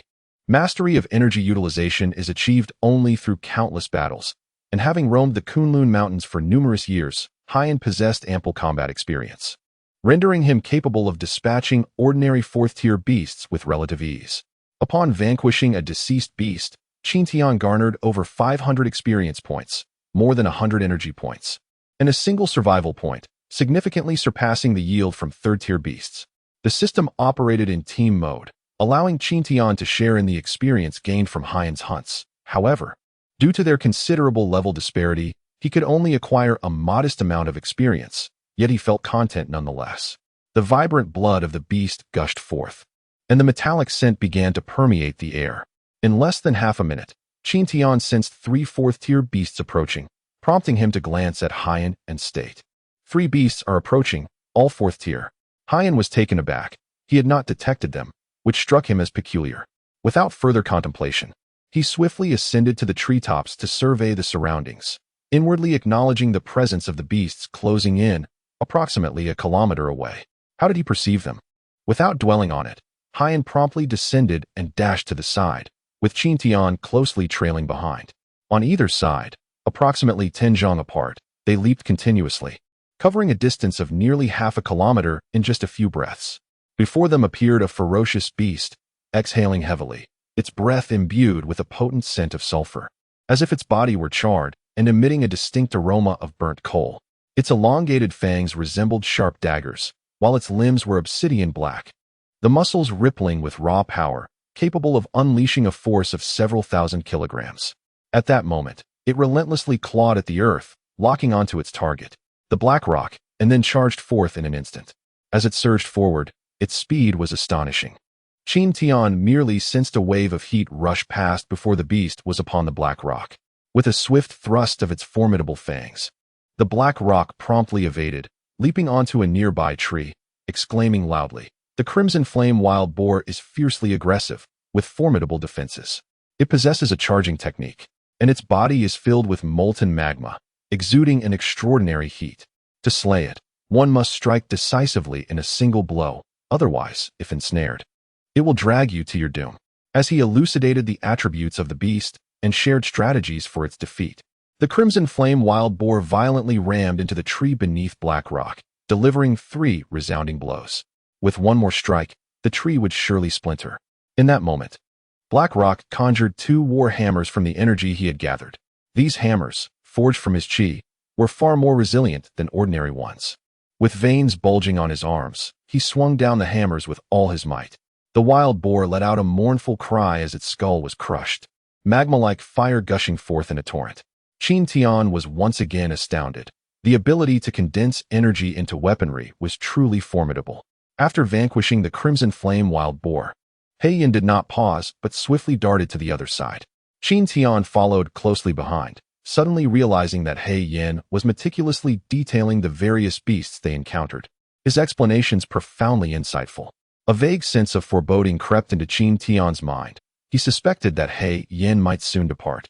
Upon entering the Kunlun Mountains, Haiyan had already begun instructing him on how to hunt these creatures, how to confront them, seek out their weaknesses, and harness the power of qi. Much like a devoted mentor, setting aside his concerns, Qintian resolved to pay close attention, for once Haiyan was gone, he would be left to navigate this perilous world alone. As they fought their way through, they unwittingly trekked over 10 kilometers into the heart of the mountains. Throughout their journey, Qintian advanced to the 5th tier of spiritual agility, and his qi value increased significantly, marking a fruitful expedition. Glancing at the sky, Haiyan hesitated for a moment before stating, "This will suffice for today. We must find a secure location to conceal ourselves. The night is when the beasts are most active, and we should avoid venturing out." With that, he leaped several times until they reached a cliff, gazing at a cave nestled halfway up the mountainside. "We shall spend the night there," he declared, and with a surge of qi, he ascended into the air. Suddenly, a cacophony of shrieks erupted as a colossal rock swooped down menacingly. Yin cursed under his breath, recognizing it as a death wish. With a sudden burst of energy emanating from his legs, he pivoted slightly and delivered a powerful kick toward the approaching rock. The creature plummeted like a severed kite, crashing against the cliffside, its skull shattered and blood spraying forth. In this unforgiving terrain of the Kunlun Mountains, one must always remain in a state of readiness. Absolute safety was a mere illusion, and danger lurked at every corner. The invaluable lessons Yin imparted throughout the day were etched firmly in Qin Tian's memory. As the day drew to a close, Qin Tian became increasingly convinced that Yin was preparing to depart. Chapter 54, The Frustrating System. Alas, the situation seemed dire. In a bid to preserve my dignity, I resolved to add an extra chapter tonight, totaling 4. Brothers, I implore you for your recommendations and collections. As night fell, darkness enveloped the cave. Under the starry sky, the occasional roar of demonic beasts echoed, rendering the night tumultuous. Yin crouched at the cave's entrance, his vigilant gaze scanning the surroundings. Ever since he had ventured into the heart of the Kunlun Mountains, his taut nerves had remained unrelaxed, constantly attuned to the shifting environment. The terrifying Kunlun Mountains harbored dangers at every turn. Cliff lizards and avian monstrosities lurked, and in a moment of carelessness, one's life could slip beyond their grasp. Qin Tian leaned against the interior of the cave, gently closing his eyes in an attempt to rest, yet sleep eluded him. With a resigned exhale, he approached the entrance. Gu, you should take a break. Allow me to keep watch. Yin smiled faintly, leaning against the damp rock wall without moving, observing Qin Tian. Can't sleep? Qin Tian settled beside him, leaning against the opposite wall, gazing into the pitch-black night sky.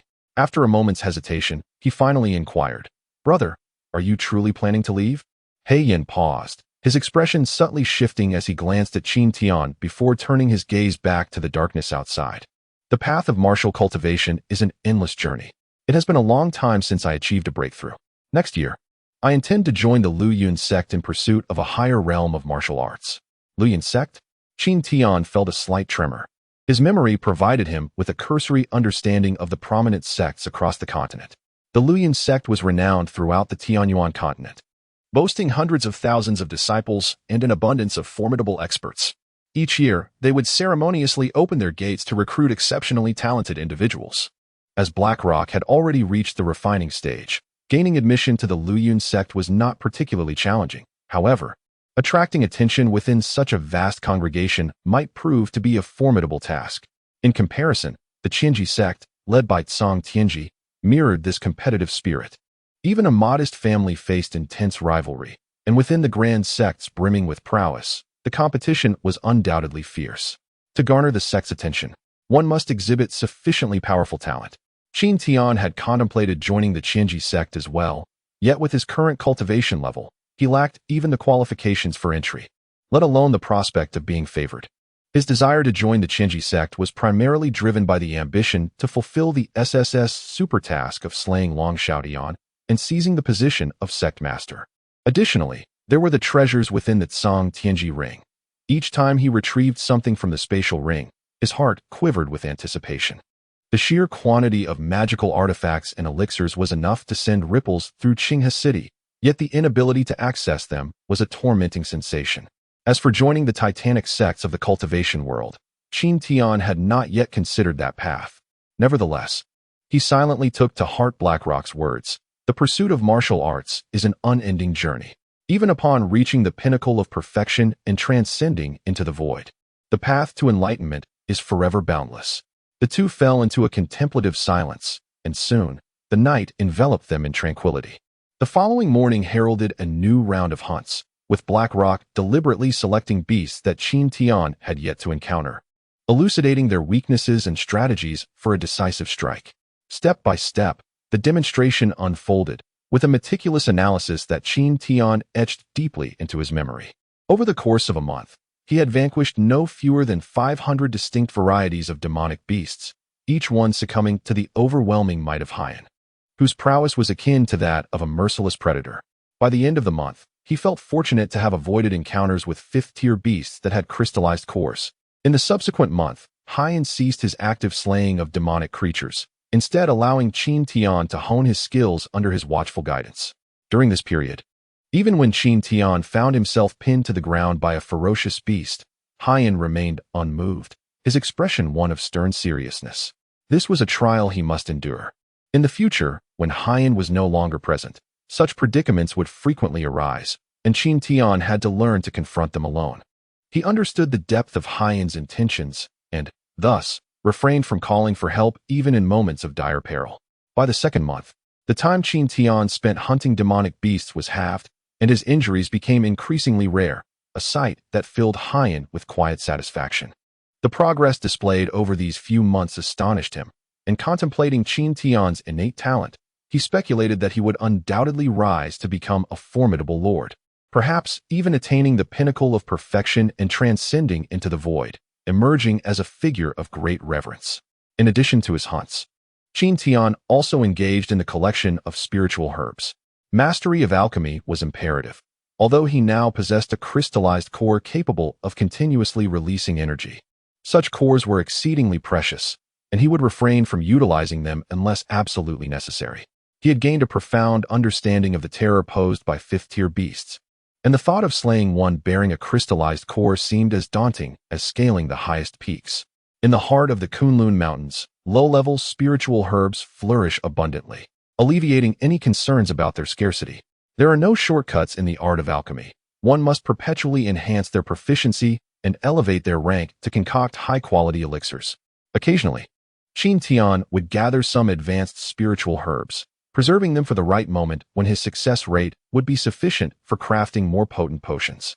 As time flowed by, Qin Tian underwent a gradual transformation. He had evolved from a stern demeanor to one that now often bore a satisfied smile. Half a year had passed, and Qin Tian found himself effortlessly hunting fourth-level magical beasts, capable of slaying hundreds in a single day with minimal injuries. This proficiency accelerated his leveling process, and within 6 months, he had reached the 9th level of spiritual agility, just a step away from breaking through to the gathering spirit realm. However, recently, he observed a significant decline in experience accumulation. It had been over a month since he reached the 9th level, and based on his experience accumulation, he should have been nearing the next upgrade. The sudden drop in experience left him perplexed. Was it possible that 4th-level magical beasts no longer sufficed for him? Cursing softly, Qin Tian found the statement awkward and spat a few times in frustration. He opened the system interface, staring at the experience bar that was full, utterly baffled by the underlying issue. Could it be that the system was intentionally increasing the difficulty? It seemed illogical. Initially, the experience gain was normal, only to become erratic when he was on the verge of leveling up. Surely, the system wasn't playing tricks on him. At this juncture, it appeared that to transcend into the gathering spirit realm, he would need to slay a 5th-level magical beast. Otherwise, such a breakthrough would remain unattainable. Qin Tian's eyes were vacant, having already expressed his disdain for the system's ancestors. What was this all about? Upgrading was fundamentally reliant on accumulated experience, and now, at this critical juncture, he was suddenly being thrust into a situation requiring him to battle monsters beyond his level. This was truly pushing him to the brink. After complaining for an entire morning, the system remained utterly unresponsive. Eventually, Qin Tian realized that the system was merely a program. Attempting to elicit a response from it was akin to chasing a pipe dream. A 5th-tier demon beast, just the thought of the fearsome, violent King Kong ape sent a shiver down his spine. Damn it, he resolved to go all out. Moreover, Xiaoniu had something to convey. Heartfelt gratitude to everyone for their unwavering support. It was genuinely moving. He did not wish to use his status as a newcomer as an excuse, acknowledging that his writing had numerous shortcomings, including typographical errors and awkward phrasing. Xiaoniu sincerely apologized and hoped for your understanding. His ability to construct a compelling narrative was somewhat lacking, and he requested your patience regarding the illogical aspects. Once again, he expressed his gratitude for your support and hoped you would continue to stand by him. The situation was precarious. They had consistently triumphed over others, but had yet to face defeat themselves. Brothers, if you appreciate this book, please lend your support with a vote. In Chapter 55, Blood-Eyed Main Lion, thanks to I am Just Trash for the evaluation ticket, and to friends Sheezy00000000. I remain arrogant, and L the Crow for their generous contributions. Xiaoniu is profoundly grateful. The second update has been delivered, with another 2 updates scheduled for the evening, seeking all possible support. The game is replete with numerous tasks, including mini quests aimed at leveling up, which Qin Tian could certainly comprehend. However, the endeavor to hunt a 5th-tier monster presents considerable challenges. Throughout the afternoon, Qin Tian was consumed by frustration, as the experience gained from slaying a dozen 4th-tier beasts remained stagnant. It appeared that without vanquishing a 5th-tier beast, leveling up was an impossibility. "Damn it, you're quite formidable," he muttered under his breath, as his fist struck mercilessly against the cranium of the blazing boar. Grasping its elongated tusks, he exerted tremendous strength to hoist its several thousand-pound form into the air, before bringing it crashing down with a resounding thud. The ground yielded under the impact, forming a substantial crater, while the blazing boar's eyes rolled back, its body convulsing uncontrollably. As it observed Qin Tian advance step by step, it struggled desperately, yearning for escape. Yet, driven by the fury incited by the system, Qin Tian was resolute in preventing its flight. With a single stride, he launched himself forward like a bullet, and in the blink of an eye, he was beside the blazing boar. Placing a foot upon its head, he seized one of its tusks and yanked it out with sudden force, eliciting a pained wail from the creature, its eyes nearly bursting from their sockets. Breath exuding fiery magma. Without hesitation, he extracted the other tusk as well. Unable to withstand the excruciating agony, the blazing boar succumbed at last. Ignoring the system's notification, Qin Tian nonchalantly twirled the tusks of the crimson flame. Wild boar represent the most resilient aspect of its anatomy, honed to a razor-sharp edge through relentless wear over time. When it strikes, it exudes a searing aura reminiscent of molten lava, a presence potent enough to send even 3rd-tier beasts fleeing in terror, devoid of any inclination to engage in battle. Throughout the afternoon, Qin Tian allowed his emotions to erupt, venting his frustrations with the ferocity of a rampaging beast, causing havoc among the creatures in the vicinity. By the time he returned to the cave, night had fallen. Inside, He Yin sat cross-legged, engrossed in his cultivation of energy techniques. Qin Tian refrained from disturbing him and instead took a seat at the cave's entrance, retrieving a pill from his pocket and tossing it into his mouth. The nourishing pill is an indispensable resource for cultivators, not only enhancing their spiritual prowess, but, more importantly, satiating their hunger and replenishing necessary nutrients. For Qin Tian, its efficacy was so minimal that it could be disregarded. After consuming the pill, his hunger abated, and he fell back into contemplation, pondering the prospect of advancement. He mused, to ascend to the 5th tier, he must slay a beast of that caliber. With He Yin preparing to depart, it would be prudent to procure a crystal core for him before his departure, for he owed him that much. Since his entry into the Kunlun Mountains, Qin Tian had secretly plotted this endeavor. The energy contained within a crystal core is immensely powerful. Initially, during the autumn hunt competition, he had little understanding of the significance of the core, but now, having absorbed one, he recognized its paramount importance for martial cultivators. The core of the violent diamond ape was never rightfully his, since He Yin had relinquished it to him. He felt compelled to return the favor with a core of his own. Soon, He Yin would set off for the Luoyuan sect, and it was imperative that Qin Tian prepared a suitable gift for him. After consuming the crystal core, his cultivation would undoubtedly see significant enhancement, potentially elevating his status to that of an inner disciple within the Luoyuan sect. With careful consideration, Qin Tian cast a glance at the still meditating He Yin and leapt down.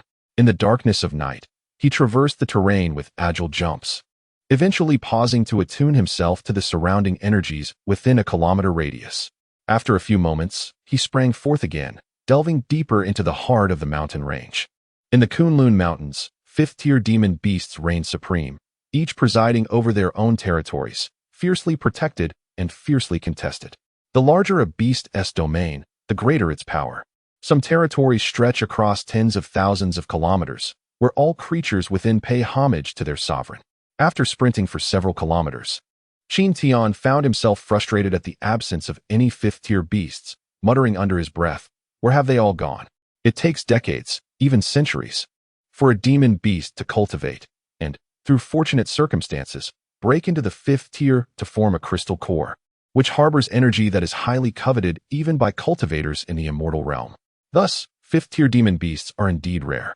Perched atop a treetop, Qin Tian surveyed the area for a moment. He unleashed his perception of the energy laws to sense the movements of nearby beasts. Frowning, he hesitated briefly before pressing onward. He advanced throughout the night, losing track of how many kilometers he had penetrated. As dawn began to break, Qin Tian finally halted, observing the remnants of towering trees, massive craters, and the fresh signs of destruction around him. The evidence of a fierce battle was unmistakable, and his spirits lifted at the thought that such devastation could only be the work of a high-ranking demon beast. With renewed determination, he activated his perception once more, and soon a smile graced his face as he softly remarked, "At last, I have found one." Leaping from the treetops, with steps as light as a whisper, Qin Tian cautiously advanced, guided by the sensing of his surroundings. In his hand, he dragged a bone knife fashioned from the tusks of a crimson flame wild boar, embodying a sense of calmness that was almost palpable. His eyes remained vigilant, constantly scanning the area. The aura he sensed was extraordinarily powerful, a sensation he had never encountered before. He surmised that a formidable high-tier beast lay ahead. In the span of less than a kilometer, Qin Tian took over half an hour to traverse the distance. By now, dawn had broken, the sun was rising, and the dew on the leaves cascaded down like gentle rain, trickling down his cheeks without him bothering to wipe it away. His gaze remained fixed ahead, a tumultuous sensation swirling in his throat. As he stepped into the expansive clearing, an overwhelming pressure assailed him, emanating from a colossal lion that appeared to be in a deep slumber. Had he not grasped the principles of aura sensing, he would have undoubtedly been exposed by now. Beholding the immense creature before him, Qin Tian felt a tremor within, gritting his teeth as he prepared to launch a surprise attack. Suddenly, the giant beast stirred, opening its massive maw to emit a bone-chilling roar, followed by a stream of crimson blood oozing from beneath its rear. What could possibly be happening? Qin Tian remained concealed, motionless. From the roar, he could distinctly perceive the chaotic aura within the beast, indicating severe injury. Observing the blood pooling beneath it only confirmed his suspicions of its grievous wounds. As the ancients wisely stated, one should seize the opportunity to strike when the foe is weakened. With a resolute inner voice, Qin Tian summoned the might of the dragon elephant. The dragon elephant's supreme scripture surged with a thunderous force, unleashing a formidable aura. Rather than recklessly charging ahead, Qin Tian opted to stack his skills, bellowing a single word, frenzy. The essence of the dragon elephant's might and his own frenzy harmoniously intertwined, enveloping Qin Tian in a tempestuous and domineering energy.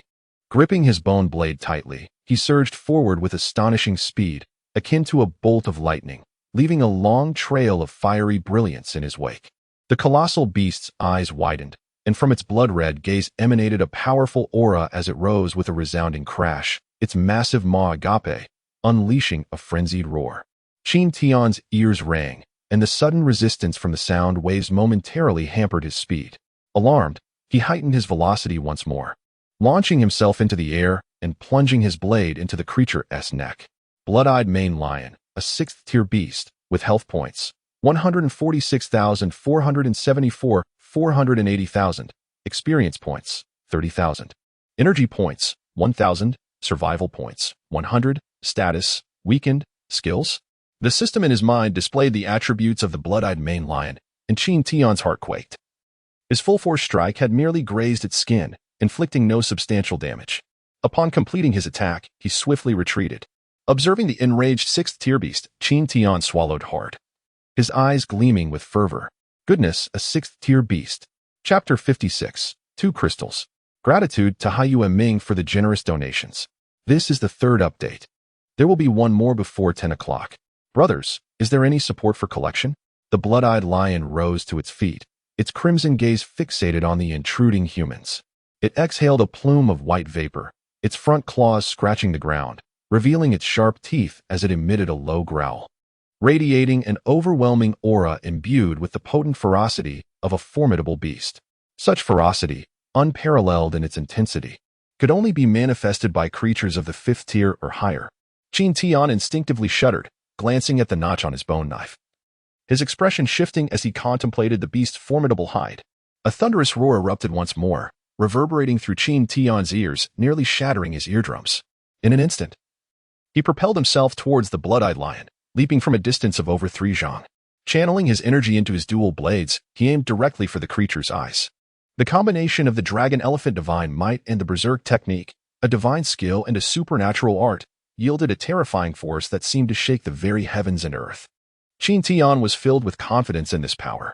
Yet, just as success seemed within reach, the lion's front paw moved suddenly, unleashing 3 razor-sharp wind blades that sliced through the air, cleaving directly towards Qin Tian. The 3 blades of wind were unleashed by the formidable demonic energy within, creating razor-sharp gusts capable of severing metal and shattering stone with ease. Qin Tian's expression shifted dramatically as the 3 blades completely thwarted his offensive. With no other choice, he summoned powerful energy from his dantian once more, allowing his hands to radiate with surging true qi as he met the oncoming assault with his bone blade. A resounding clash echoed, akin to the collision of metal. Qin Tian was propelled backward, his hands aflame with pain, and his chest surged with turbulent blood and qi. The force embedded within the wind blades exceeded his expectations. Fortunately, he had faced only one directly. Had all 3 converged upon him, his life would have been forfeit. The 6th-tier demonic beast was overwhelmingly powerful, capable of sending him reeling nearly 100 meters with a mere flick of its strength. The brute force approach proved ineffective. He needed to devise an alternative strategy. Gritting his teeth, Qin Tian acknowledged that with his current capabilities, he was no match for the 6th-tier beast and thus resolved to rely on cunning.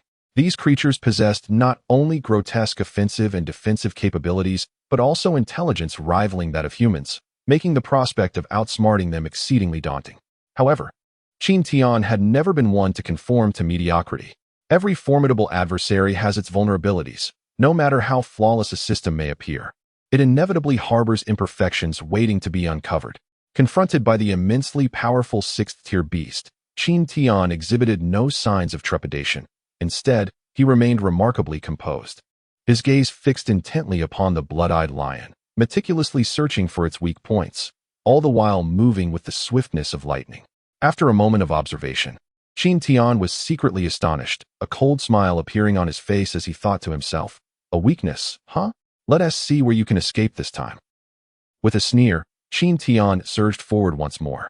This time, his target was not the head of the blood-eyed main lion, but rather its tail.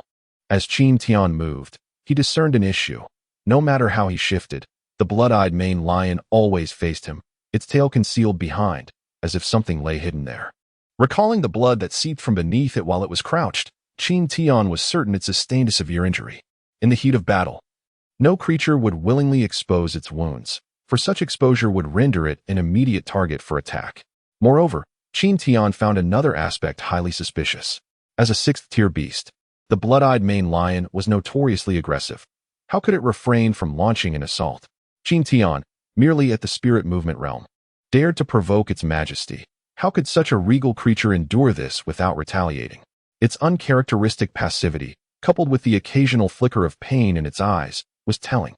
Given that it had lost over 480,000 health points, leaving it with merely 140,000. It further suggested that it had recently endured a fierce battle and was currently in a state of extreme weakness. The more Qin Tian analyzed, the more exhilarated he became, marveling at his extraordinary fortune that day. With strides that spanned 10 paces each, he quickly closed the distance to the blood-eyed main lion. Before it could unleash a formidable wind blade, Qin Tian abruptly altered his direction, doubling his speed as he charged towards its tail. Observing the crimson blood pooling behind it, he grinned widely and shouted, "Die!" The blood-eyed main lion was in an exceedingly feeble state. As it confronted Qin Tian head-on, it instinctively unleashed 6 blades of wind forged from its demonic energy. However, to its surprise, Qin Tian abruptly altered his course, darting towards its rear.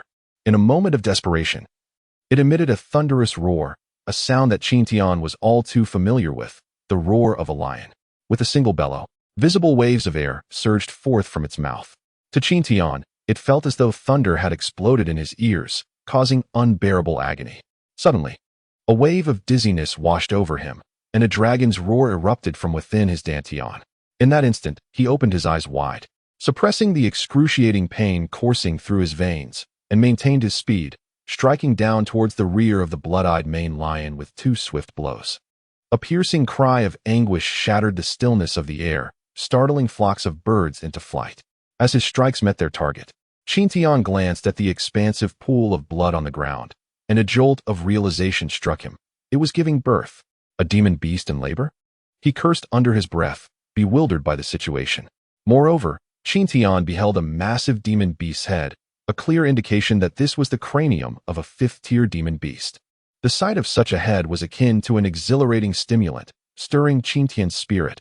His eyes gleamed with excitement as he mused. A kill comes with a bonus. What a profitable endeavor this is. Indeed, the blood-eyed main lion was in the throes of childbirth, and as Qin Tian surmised, it was a difficult labor. When it comes to demonic beasts, whenever a lord of one faction exhibits signs of weakness, other beasts inevitably sense the vulnerability and come forth to provoke and vie for territory. Behind the blood-eyed main lion lies the head of a fifth-tier beast, exhausted after a fierce battle lasting a day and a night. At this moment, it is also facing the throes of labor, plunging it into a state of weakness. Had it not been for this frailty, Qin Tian would have long been reduced to mere pulp beneath its might, and it would never have allowed him to approach. Beneath him, blood flows profusely. The blood-eyed main lion lets out a desperate howl, its crimson eyes darkening to a deep red, so vivid that it seems capable of dripping blood. It glares at Qin Tian with fury, its front paws hovering slightly above the ground as it struggles to push itself back up. It prepares to launch an attack. Qin Tian's eyes widen in alarm. Just then, the blood-eyed main lion falters and collapses back to the ground, blood gushing from beneath it. A small blood-eyed main lion is desperately thrashing about, its tiny mouth agape, striving to emit a sound, yet no noise escapes. A splendid opportunity. Oh, brother lion, do not take offense at my ruthlessness. It is not my fault you are so strikingly handsome. Qin Tian channels the core within his dantian, a thought directing its flow, and the core begins to pulsate, emitting a luminous white aura. The system continuously prompts, increased chi value by 100, increased chi value by 100. Then, he unleashes the dragon elephant divine might, amplifying his power to its zenith once more. This strike is destined to inflict grievous injury. Qin Tian incessantly shifted his position, while the blood-eyed main lion succumbed to exhaustion, its reflexes utterly failing. It could only unleash formidable wind blades with its two claws, which mercilessly cleave through everything in their path, toppling towering trees and leaving chaos in their wake. As it desperately dodged the wind blades, inching closer, the forces of the colossal dragon and divine elephant within his dantian intertwined violently, releasing an overwhelming power. Qin Tian could distinctly feel the strength coursing through every part of his body.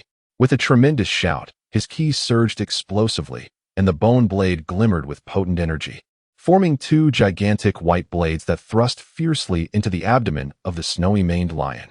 The creature emitted a series of agonizing howls, writhing in pain, yet fearful of harming the offspring yet to be born. It bore the excruciating agony, letting out heart-wrenching wails. Chapter 57, The Pet System. The fourth update has arrived, totaling 9,000 words. An eruption of events, indeed. The moment of birth is the most vulnerable. The two blades pierced deep into the blood-eyed main lion's abdomen, swiftly draining tens of thousands of health points, with its health continuously plummeting towards depletion. Its swollen belly gushed forth blood. A sixth-tier beast in such disarray, when had it ever been reduced to this state? Once a king, now it lay in utter despair. One could only wonder if it was merely unfortunate, or if Qin Tian was exceptionally fortunate. The rare occurrence of a beast in labor, compounded by complications, was a phenomenon not seen in a century, and Qin Tian inwardly rejoiced.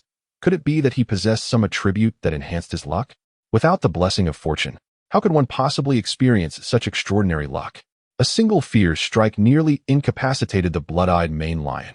Qin Tian's divine abilities, still raging, had a little over 2 minutes remaining, ample time for a few more blows. Yet, he hesitated momentarily, though his hand did not falter. In a world governed by the law of the jungle, showing mercy to an enemy is but cruelty to oneself. The core of a sixth-tier beast is significantly superior to that of a fifth-tier, brimming with a potent energy that Qin Tian desperately needed. One such core equates to an inexhaustible source of spiritual energy. He could not afford to spare its life out of momentary compassion. He was no saint, nor did he feel shame for his actions. On the contrary, he had always considered himself far from virtuous, tirelessly striving to seize every benefit for himself. With successive strikes, he cleaved heavily into the abdomen of the blood-eyed main lion, reducing its blood value from several 100,000 to a mere few thousand. The lion relinquished its struggle, channeling its last vestiges of demonic energy to bring forth its offspring. In the instant the young blood-eyed main lion touched the ground, Its eyes brimmed with a pleading expression, as if imploring Qin Tian to spare its child. Qin Tian cast a glance at the small creature, struggling weakly in the pool of blood, and felt a twinge of compassion. Mysteriously compelled, he nodded slightly. The blood-eyed Maine lion cast one final gaze at its progeny, its dark red eyes reflecting a mother's tender smile, before slowly closing them, its body beginning to grow rigid. Congratulations to player Qin Tian for slaying the 6th tier monster, the blood-eyed Maine lion, earning 30,000 experience points, 1,000 energy points, and 100 survival points. Congratulations to player Qin Tian for acquiring the pet blood-eyed Maine lion. Congratulations to player Qin Tian for breaking through to the Gathering's spirit realm. A series of notifications from the system filled Qin Tian with immense satisfaction. He had completely forgotten his complaints and curses from the previous day, reveling in the delightful sounds. Suddenly, Qin Tian's eyes widened as he exclaimed, "A pet? What is happening? How could there be a pet? Could it be the pet system has been activated?" Without hesitation, Qin Tian accessed the system, and indeed, a pet section appeared. He promptly opened the pet system, and the attributes of the blood-eyed Maine lion were displayed immediately. Pet, blood-eyed Maine lion, combat type, level, 1 health, 100 demonic power, 10 status, weak skill, wine blade, damage, 1, note, growth type, requires daily feeding. Must not be discarded or left to roam freely. The growth of the pet relies on the owner's attentive care. Care for you. Qin Tian was instantly infuriated. As if he were not already struggling to care for himself, now he was saddled with the responsibility of a pet. What kind of situation was this? It even required feeding, as though it were a mere egg. Reluctantly, Qin Tian decided to set aside his frustrations and first excavate the crystal cores. Feeling somewhat uplifted at the prospect of obtaining 2 crystal cores. As anticipated, the blood-eyed Maine lion had indeed slain a 5th-tier beast, and the crystal cores unearthed were comparable to those found within the violent golden ape. It appeared that the lion had refrained from consuming them, intending to reserve them for its newly born offspring, thus allowing Qin Tian to benefit from the situation. He meticulously wiped them clean and stored them within his spatial ring. Next, he extracted the crystal core from beneath the lion's skull. This core was slightly larger, and Qin Tian sensed a gentle breeze emanating from it, a result of the lion's comprehension of wind-based techniques. Years of diligent practice had infused its essence into the crystal core, allowing it to exude a whisper of wind. With both cores secured, Qin Tian felt a wave of satisfaction wash over him. He offered one to Brother He, retaining the other for future use, ensuring that his days ahead would be considerably more pleasant. Suddenly, a soft whimpering sound reached his ears. Looking down, he saw the cub of the blood-eyed Maine lion licking the bloodstains from his boots with its delicate tongue, revealing its tiny teeth as it gazed up at Qin Tian with an affectionate smile, exuding an endearing charm. Its blood-red eyes and short mane resembled those of a playful puppy, an utterly adorable sight. At that moment, the little creature shimmered with a radiant glow, having just emerged. It began to diligently clean the blood from its fur, then curiously surveyed its surroundings. Ultimately, it focused on the animated Qin Tian and excitedly scampered toward him, stumbling several times before regaining its balance. It appeared to understand his words, as it affectionately licked his arm and grinned widely. A pet. It was far too small to be of any significance. Qin Tian chuckled softly, cradling the little creature in his arms as he dashed through the forest in the direction of the cave. Along the journey, the little creature was brimming with excitement, chattering incessantly to Qin Tian. When it noticed his lack of engagement, it continued to prattle on its own.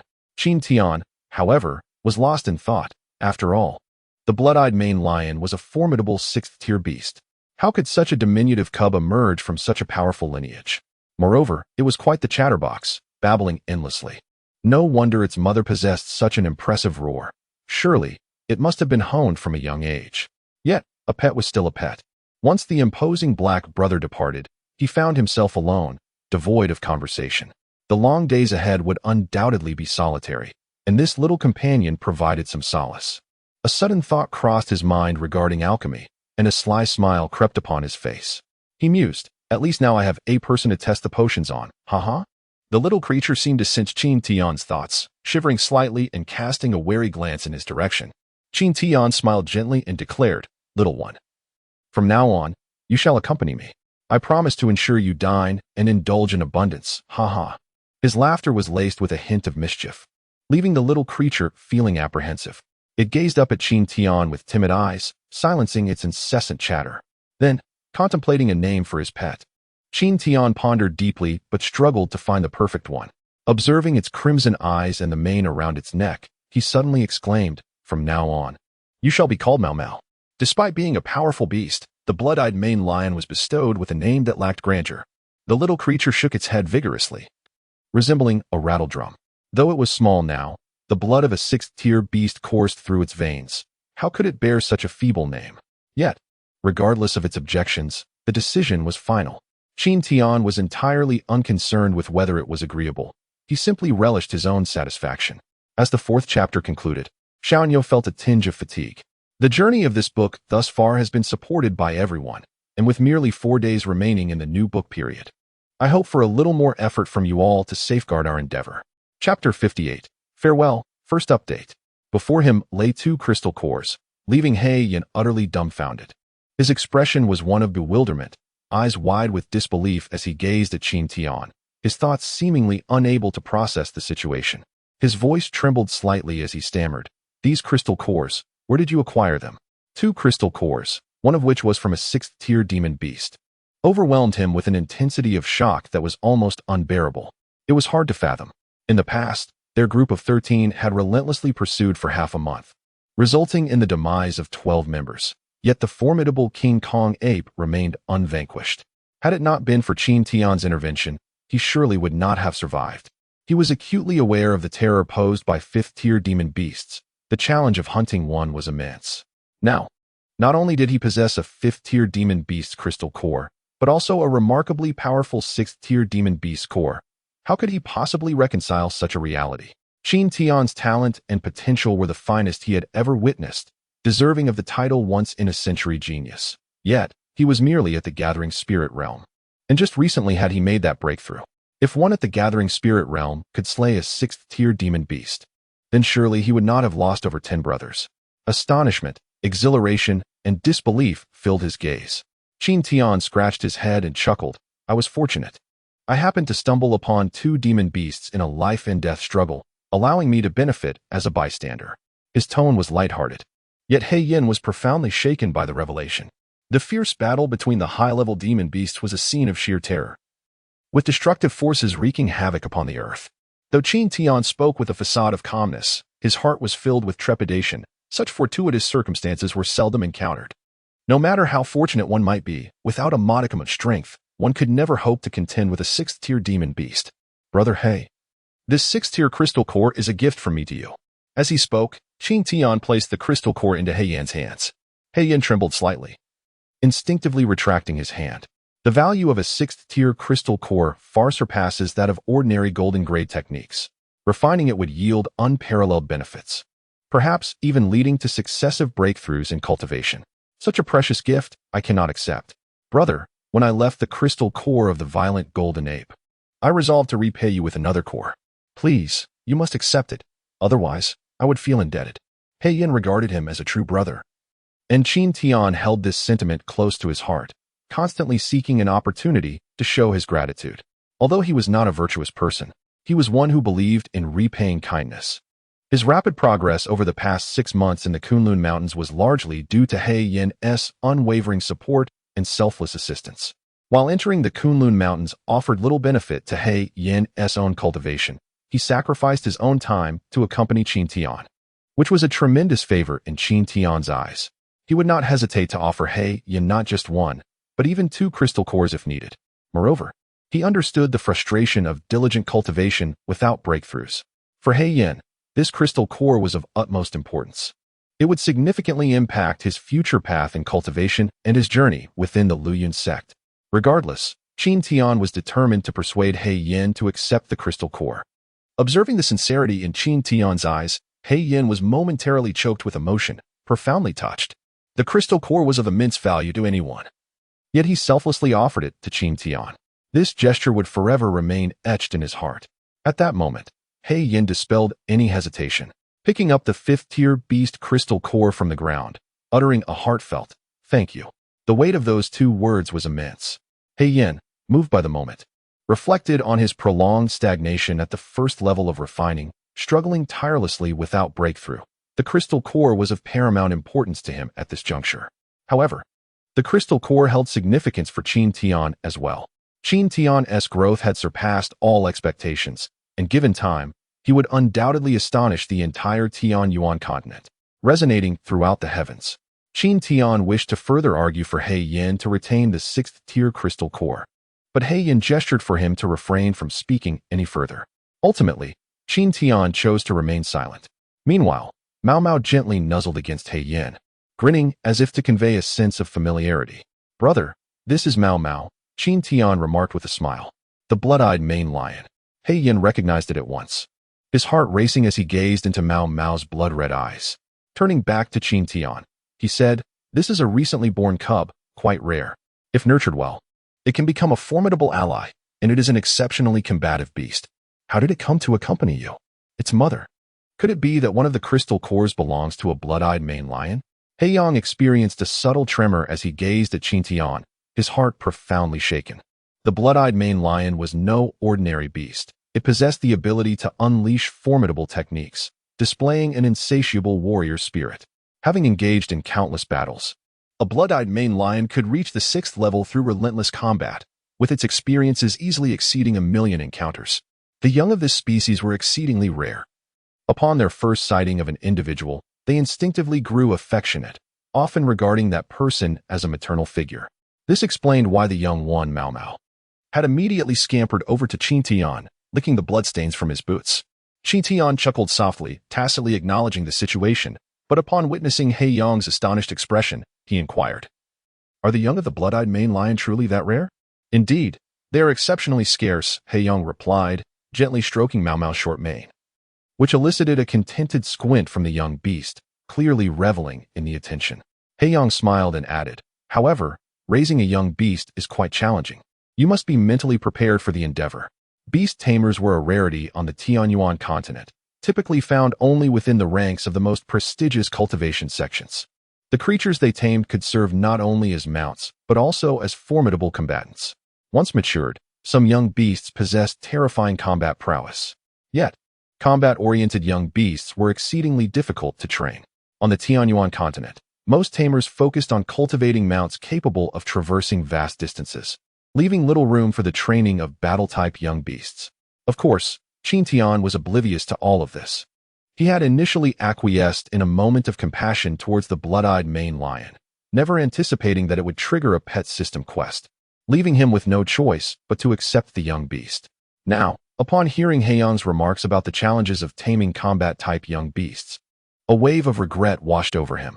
Mao Mao seemed to comprehend the conversation between them, lowering her head and approaching Qin Tian, gazing up at him with a pitiful expression, as if to plead, "Do not abandon me. Rest assured, I shall not forsake you." Qin Tian smirked slyly, inwardly reflecting, "I still rely on you to test the elixirs."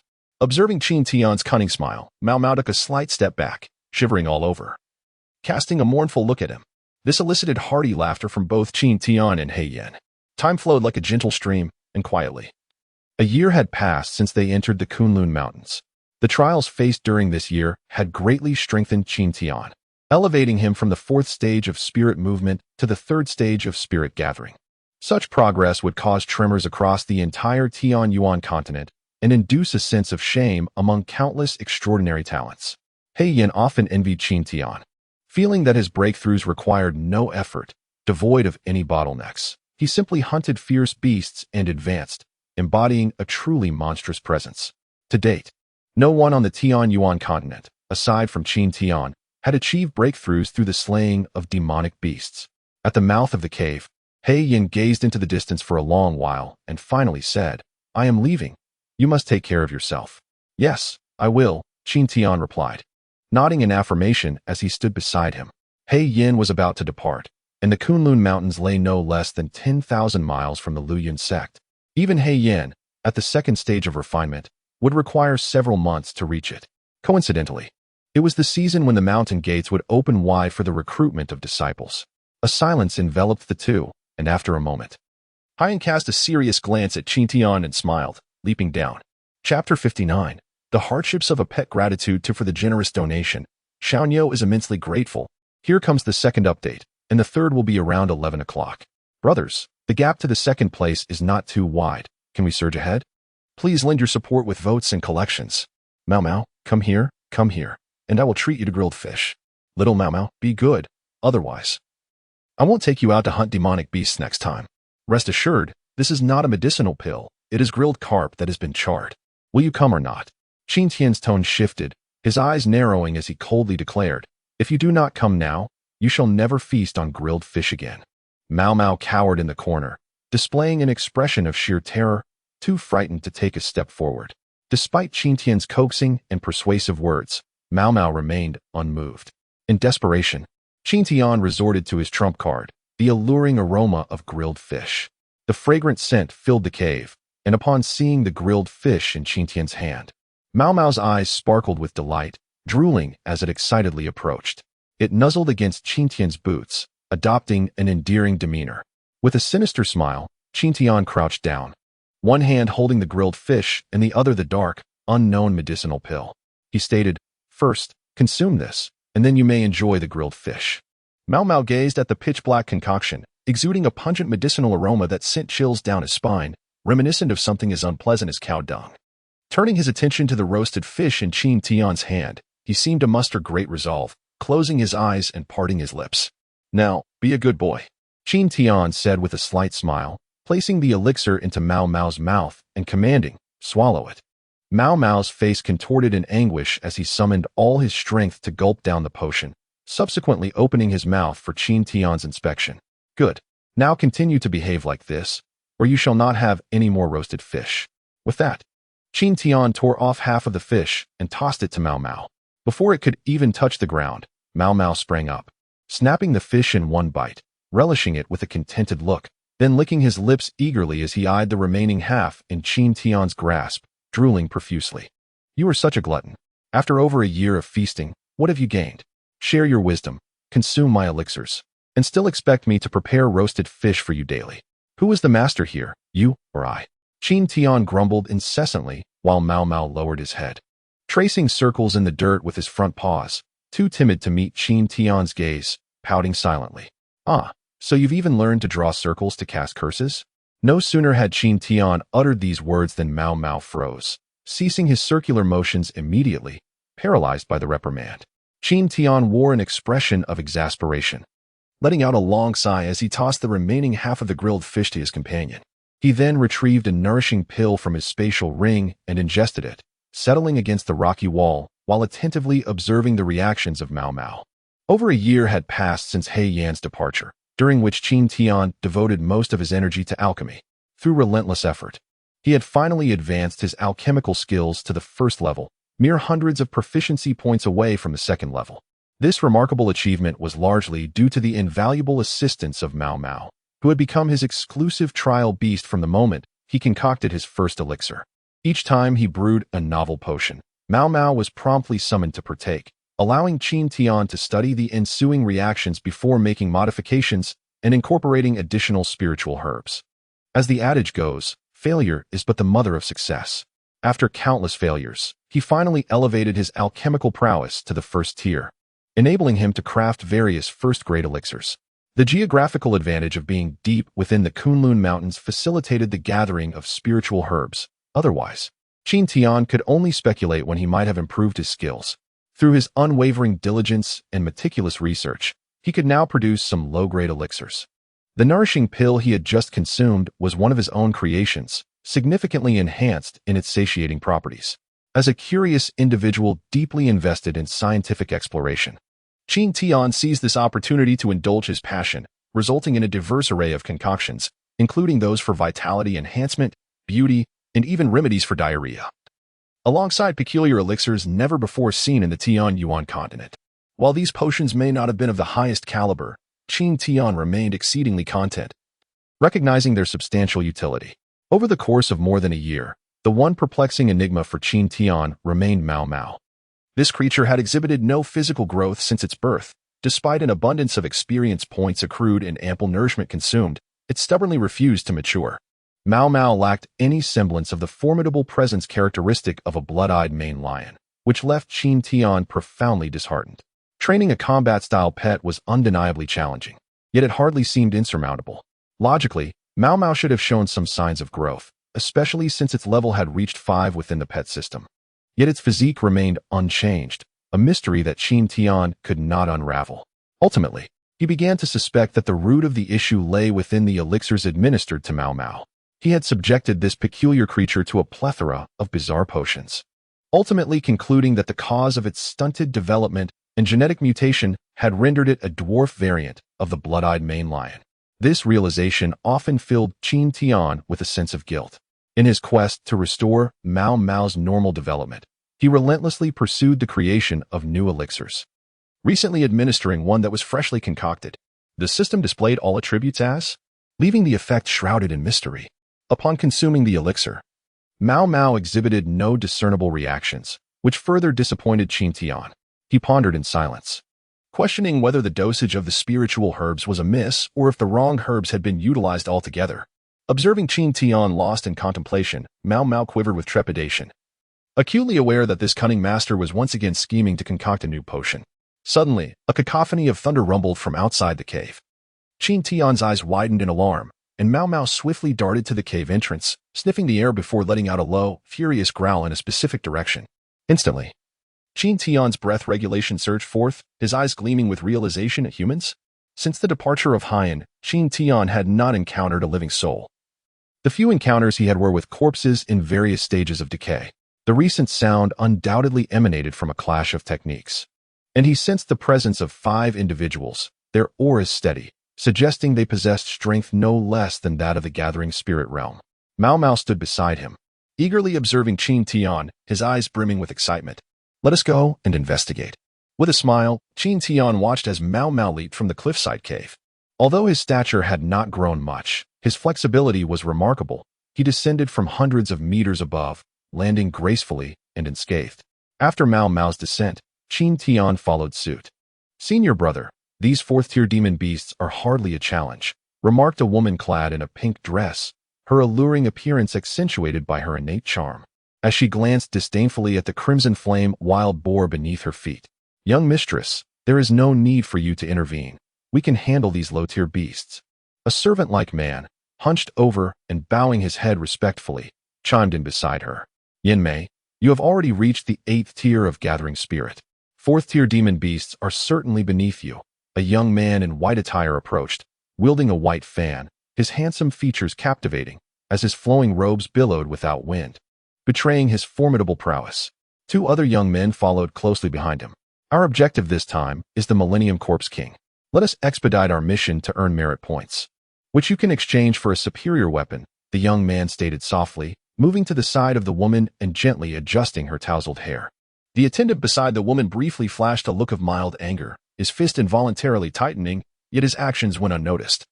The man gently arranged the disheveled strands of hair from the woman's forehead and said softly, "I am aware that you have long desired that exquisite glass sword. Once we vanquish this millennial-old corpse king, the merits will be sufficient." "Brother, you are truly wonderful to me," the woman giggled dreamily, leaning slightly against the man's embrace, evoking an exceedingly intimate atmosphere. The 2 men nearby displayed expressions of envy. Suddenly, the woman's demeanor shifted as she exclaimed, "What a delightful young beast! Brother, quickly catch it for me." Before the man could make a move, the other 2 men seized their opportunity to spring into action, racing forward. In Chapter 60, do not take kindness for granted. Gratitude to Zai Ran E Jen Yen 00 for the generous donation, and thanks for becoming the first apprentice of this book. Here comes the 3rd update. Mao Mao danger. An arrow, imbued with a fierce aura, sliced through the air, aimed directly at Mao Mao's calf. With a snarl, Mao Mao bared its sharp little teeth, letting out an angry growl. Just as the arrow was about to strike, it suddenly darted away, leaping with extraordinary speed to another treetop. "What are you all doing? You cannot even handle a single young beast.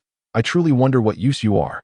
The woman shouted in anger, while the 2 men beside her wore grim expressions, their muscles twitching slightly. They drew another arrow, taking aim at Mao Mao once more. "Wait." The man's gaze faltered momentarily as he abruptly raised his hand, signaling for them to halt. He then addressed a dense cluster of foliage, "Come forth." "My friend." Qin Tian executed a swift somersault, followed closely by Mao Mao, who landed in front of him, displaying a fierce demeanor as she glared at the woman. The woman scrutinized Qin Tian, her expression shifting as she calmly commanded, "Asan, eliminate him."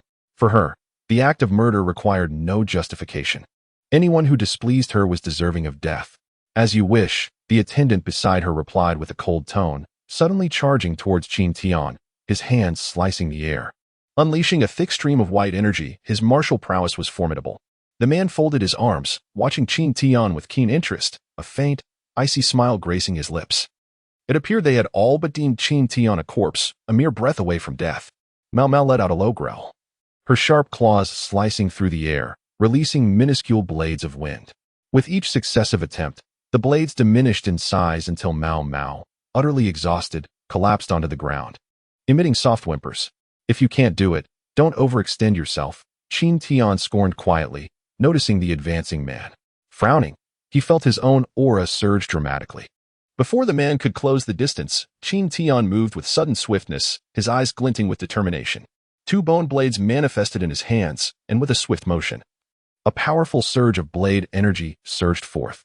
A mere flicker of blade energy, easily dismissed. The man known as Asan coldly shouted, swinging his right hand effortlessly to shatter the oncoming blade energy. A triumphant expression adorned his face, but when he suddenly altered his stance to confront Qin Tian, he discovered that Qin Tian had vanished. Instantly, a chill of sweat broke out, and he instinctively shielded himself, pivoting abruptly. Qin Tian sheathed his bone dagger and swiftly retreated. "What a useless fool," the woman scornfully remarked, her gaze fixed on Qin Tian, her displeasure evident. Aside from her curse, the other three men remained silent, astonished as they regarded Qin Tian. Asan, possessing formidable strength at the 5th stage of energy gathering, had been defeated in a single move. Had Qin Tian not shown mercy, Asan would have met his demise. Witnessing Qin Tian's effortless victory, Mao Mao leaped with joy, grinning broadly. Just as the woman was about to erupt in anger, the man in white gently touched her, signaling her to calm down. He stepped forward respectfully, saying, "Brother, I apologize for any offense earlier, please forgive me." Qin Tian let out a cold laugh, ignoring him, and glanced at the haughty woman before addressing Mao Mao. "Let's go." Attempting to leave? It won't be that simple. The woman, seeing Qin Tian about to depart, barked sharply. Her sword was instantly drawn, transforming into a dazzling bloom of swordplay in mid-air, her body moving with a grace that was both quick and lethal as she lunged towards Qin Tian. "How dare you?" Qin Tian seethed, an aura of power radiating from him, his formidable presence erupting. The man in white was taken aback, feeling a gust of wind at his feet. In a flash, he positioned himself in front of the woman, his expression changing as he commanded, "Stop right there. Senior brother, step aside, for I must slay him." The woman declared fiercely, her countenance dark and menacing. No one had ever dared to speak to her in such a manner throughout her life, and her heart blazed with fury at the thought of executing Qin Tian with a single sword strike. The young man in white fervently shielded her, turning around with an apologetic smile as he said, "Junior sister, please do not take offense. She is merely being unreasonable." "Humph." Qin Tian rolled his eyes, casting a disdainful glance at the woman before leaping onto the treetops, flipping through the branches before vanishing into the depths of the forest. "Brother, why did you let him escape? He is merely at the 4th level of spirit gathering. What should we fear from him?" As Qin Tian distanced himself, the expression of the young man in white shifted dramatically, turning somber as he replied, "Asan is at the 5th level of spirit gathering, and yet he was defeated in a single blow. Do you truly believe that Qin Tian is only at the 4th level?" The woman's expression changed upon hearing his admonition. She turned her gaze toward Asan, who displayed a pained expression, and coldly exclaimed, "You worthless fool, what use are you to me?" With that, she lunged forward, aiming her sword at him. Asan's face turned pale with shock. He could hardly fathom that the master he had devoted himself to protecting would seek to take his life for failing to kill Qin Tian. Despair washed over him, more agonizing than the wounds at his waist, as he slowly closed his eyes, adopting a demeanor of indifference. With a clang, the longsword was deflected. The young man in white deftly flicked his fan, closing it with a swift motion before stating, "Now is not the time to squander our strength. If you take a life, we shall diminish our own power. You prevent me from slaying that rogue. And now you even stop me from dealing with my own hound. What do you truly wish for?" The woman was in a furious rage, her demeanor transformed from delicate and charming to that of a fierce motherly figure. The man in white felt a slight twitch in his eyes, anger surging from within him. A palpable intensity emanated from his fan, and a cold glint flashed in his gaze. In an instant, he exhaled softly, regaining his usual composure, and took the woman's hand, gently caressing it. Yin Mei, do not fret. Let us first slay the Millennia Corpse King, and then we shall find that young man. I will ensure he meets his end. Really? The woman's anger diminished significantly as she leaned closer. Have I ever deceived you, junior sister? The man in white replied tenderly, though his heart was filled with murderous intent. Had it not been for the backing of the Tianyang Palace, he would have already eliminated her with a single blow. Unable to tolerate her unreasonable outburst, the Tianyang Palace is one of the 8 great palaces of the Qinji sect. Mao Mao, do not take unnecessary risks. With your mediocre skills, whom can you hope to defeat? Qin Tian stood atop a massive tree, gazing at the setting sun. Mao Mao grumbled beside him, displaying a defiant demeanor. Although Mao Mao's attacks were lackluster, her reflexes and speed were astonishing, which genuinely surprised Qin Tian. After more than a year of companionship, Qin Tian had developed deep feelings for Mao Mao. When that arrow was loosed moments ago, a wave of alarm surged through him as he worried for her safety. They had ventured into the Kunlun Mountains not to hunt beastly creatures. What purpose would there be in entering the Kunlun Mountains if not to hunt? That man in white possessed formidable strength and had likely already transcended the refinement realm. They were not clad like the disciples of an ordinary family. The woman was pampered and possessed the temperament of a spoiled heiress, suggesting that her family's influence was undoubtedly formidable.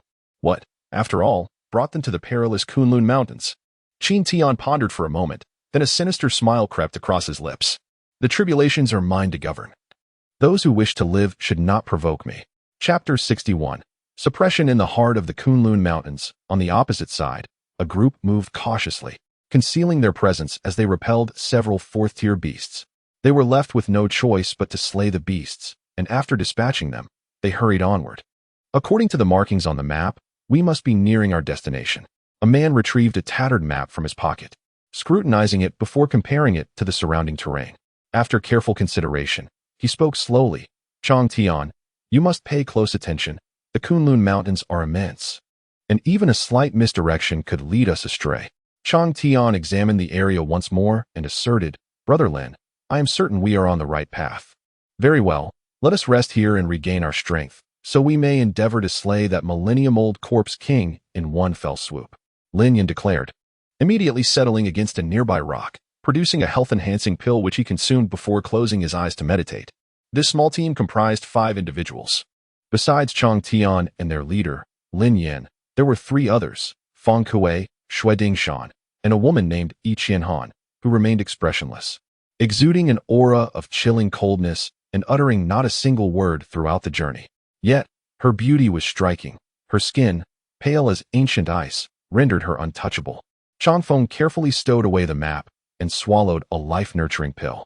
He then glanced at Lin Yan and said, I have heard that Yang Han has also taken on this mission, and he has brought along the young master of the Tianyang Palace. This time, Lin Yan opened his eyes and replied, the tasks of the Qianzhizong can be undertaken by anyone. There is no need to overthink it. The merit points belong to whoever completes it first. While his words held truth, I am wary of Yang Han's underhanded tactics. He is notoriously treacherous. Let us not forget how he once conspired against you to gain the favor of Nangong Lai, which led to his exceptional selection as an inner disciple. Such cunning individuals are not to be underestimated. Chongfeng's gaze deepened, vigilant of their surroundings.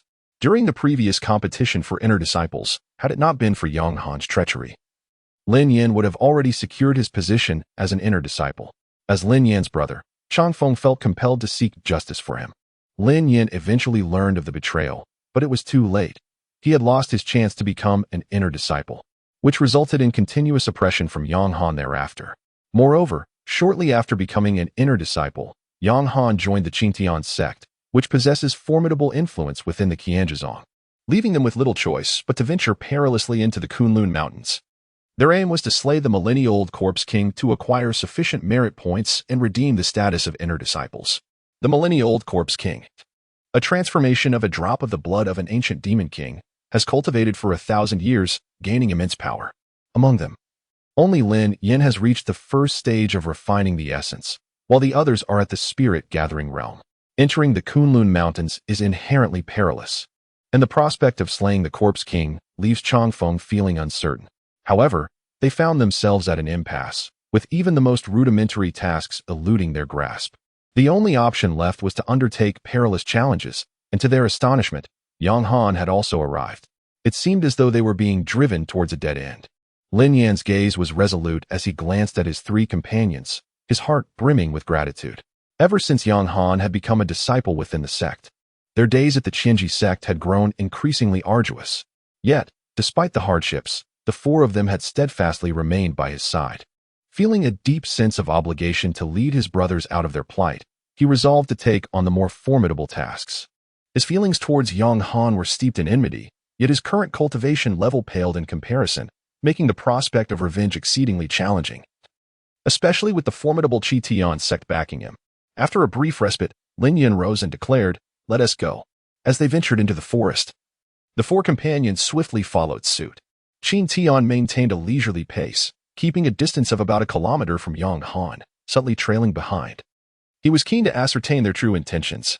The five-member team possessed considerable strength, bolstered further by the presence of Yang Han at the refining realm. Qin Tian found it puzzling. With their capabilities, they seemed a tad short of being able to hunt fifth-tier beasts, and their demeanor did not suggest any intent to pursue such creatures. Their route appeared to be directed towards a specific destination. Qin Tian was quite familiar with this area, which held no distinctive features apart from a certain ruin. A ruin? He paused, lost in thought. He had visited that ruin no fewer than 10 times. Aside from the chilling winds that swept through, he had never perceived anything amiss. Could it be that something else lay buried beneath the remnants? Upon this realization, a jolt surged through my heart, illuminating the truth. It was undoubtedly the ruins. The site resembled an intricate formation, from which a chilling aura intermittently emerged from the depths below. The formation appeared to show signs of instability, as if something could erupt from the earth at any moment. It was evident that something substantial lay hidden beneath. Consequently, Qin Tian quickened his pace, concealing his presence, and swiftly pursued. His suspicions were confirmed. Yang Han and Nan Gongyan's group was indeed headed towards the ruins. However, when they arrived, Lin Yan and his companions had already reached the location first and were in search of an entrance. The word death was pronounced with particular emphasis, imbued with a palpable intent to kill. Over the years, Lin Yan and his associates had been driven to the brink by him. This mission's objective remained unchanged, to prevent Lin Yan from garnering any accolades. Lin Yan's expression shifted dramatically. Before he could utter a word, a servant named Asan, standing beside Nan Gongyan, stepped forward and barked at Lin Yan and his companions. "Why do you not pay your respects to the young master?" Nan Gongyan smiled approvingly at Asan, feeling greatly satisfied. Fortunately, he had refrained from killing him earlier, for who else would attend to his needs? Lin Yan and his companions bowed, with the exception of Yi Qianhan. "Do you not recognize the young master of Tianyang Palace?" Asan bellowed, pointing at Yi Qianhan threateningly. "Enough," Yang Han sneered softly, casting a fleeting glance at Yi Qianhan before turning back to Yang Han and inquiring, "What? Are you not leaving?" "Yang, do not overstep your bounds," Chang Feng shouted, his eyes fixed on Yang Han, his teeth grinding audibly. As he recalled the perilous mission they had undertaken in the Kunlun Mountains, only to have their path obstructed further. "You are yet unqualified to converse with me." Upon finishing his words, he flicked his fan, revealing a palpable aura of menace as a fierce wind surged forth, his internal energy erupting with sudden ferocity, propelling him towards Chang Feng with lightning speed. At that moment, Lin Yan furrowed his brow as a large blade flew from behind him, transforming in midair into a colossal golden sword of astonishing might. With both hands firmly gripping the hilt, he swung the golden blade downward with tremendous force. A thunderous roar erupted. Lin Yan was violently thrown back, blood seeping from the corner of his mouth. Gazing at the unmoving Yang Han with astonishment, had he broken through again? Heh. Yang Han sneered coldly and remarked, "Didn't he expect this? Did you? Haha. I am now at the 5th stage of Qi refinement, and your mere 1st stage strength hardly qualifies you as my adversary. You would do well to depart swiftly, otherwise, do not blame me for resorting to lethal measures." Chapter 62, The Millennial Corpse King. The second update. With the third arriving before 11 o'clock. I sincerely appreciate your support. The imminent clash was palpable. The two factions appeared to be vying for the same objective, harboring significant enmity towards one another. Without exchanging more than a few words, they were already embroiled in combat, their animosity seemingly as deep as the ocean. Observing Yang Han's strike, Qin Tian felt a tightening in his chest, secretly lamenting, the 5th stage of Qi refinement is formidable. The power encapsulated in a single blow seems capable of shaking the very heavens. Let them fight. Death would be preferable. Qin Tian reveled in this misfortune, opting to remain concealed and watch the unfolding events from the shadows. Once more, I reiterate, those who possess a modicum of sense should distance themselves from me, or else. A chilling smile flickered across Yang Han's face as he ominously declared, "Otherwise, do not blame me for executing you one by one." As his words hung in the air, he flicked his fan, and his white robe billowed ominously, exuding a palpable aura of menace. The crowd fell silent, their gazes fixated on Yang Han in astonishment. Within the Qianji sect, disciples were strictly forbidden from engaging in mutual slaughter. Should any skirmish arise that caught the attention of the law enforcement hall, no one would escape severe punishment. This was precisely why Yang Han had refrained from taking lives for many years. However, amidst the perilous Kunlun mountain range, where demonic beasts roamed freely, fatalities were commonplace. Yet, he could not shake the unease of potential betrayal from his own ranks, especially with Nan Gongyan as an unpredictable variable. Had it not been for this uncertainty, he would have long since eradicated Lin Yin and his companions. Lin Yin was acutely aware of the sect's rules, and the murderous intent emanating from Yang Han compelled him to tread cautiously. Before Lin Yin could utter a word, Chong Feng interjected defiantly, "If you have the guts, come at me. I have never feared you before. As disciples of the sect, what does the Qin Tian sect matter? I refuse to believe you can wield absolute power within the Qianji sect. If you kill us, I doubt you will evade the law enforcement hall's excruciating retribution over the course of 79 days of blistering winds."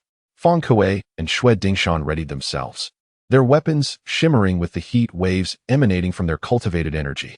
Should Yang Han strike, they would unleash their full force, willing to fight to the bitter end. As they surveyed their surroundings, they suddenly realized that each Qian Han had vanished.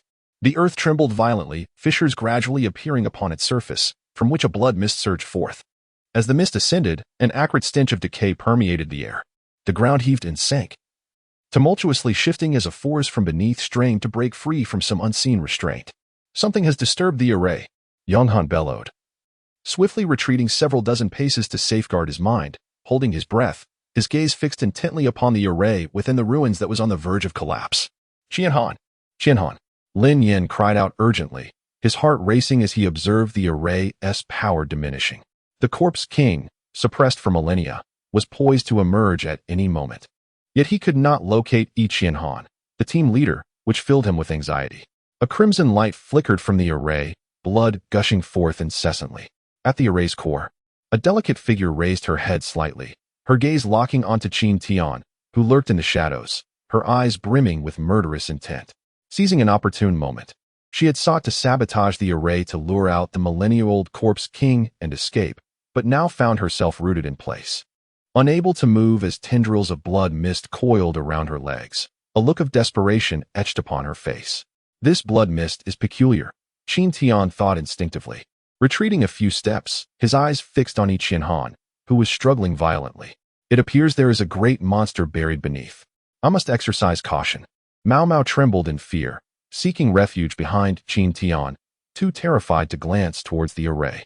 Help me," Yi Qian Han's face turned pale, her vitality surging chaotically within her meridians.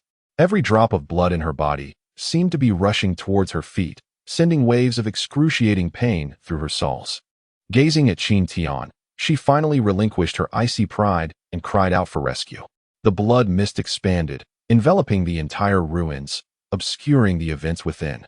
Yet an overwhelming force continued to swell, emanating a chilling malevolence that instilled fear in the hearts of onlookers. Should he save her or not?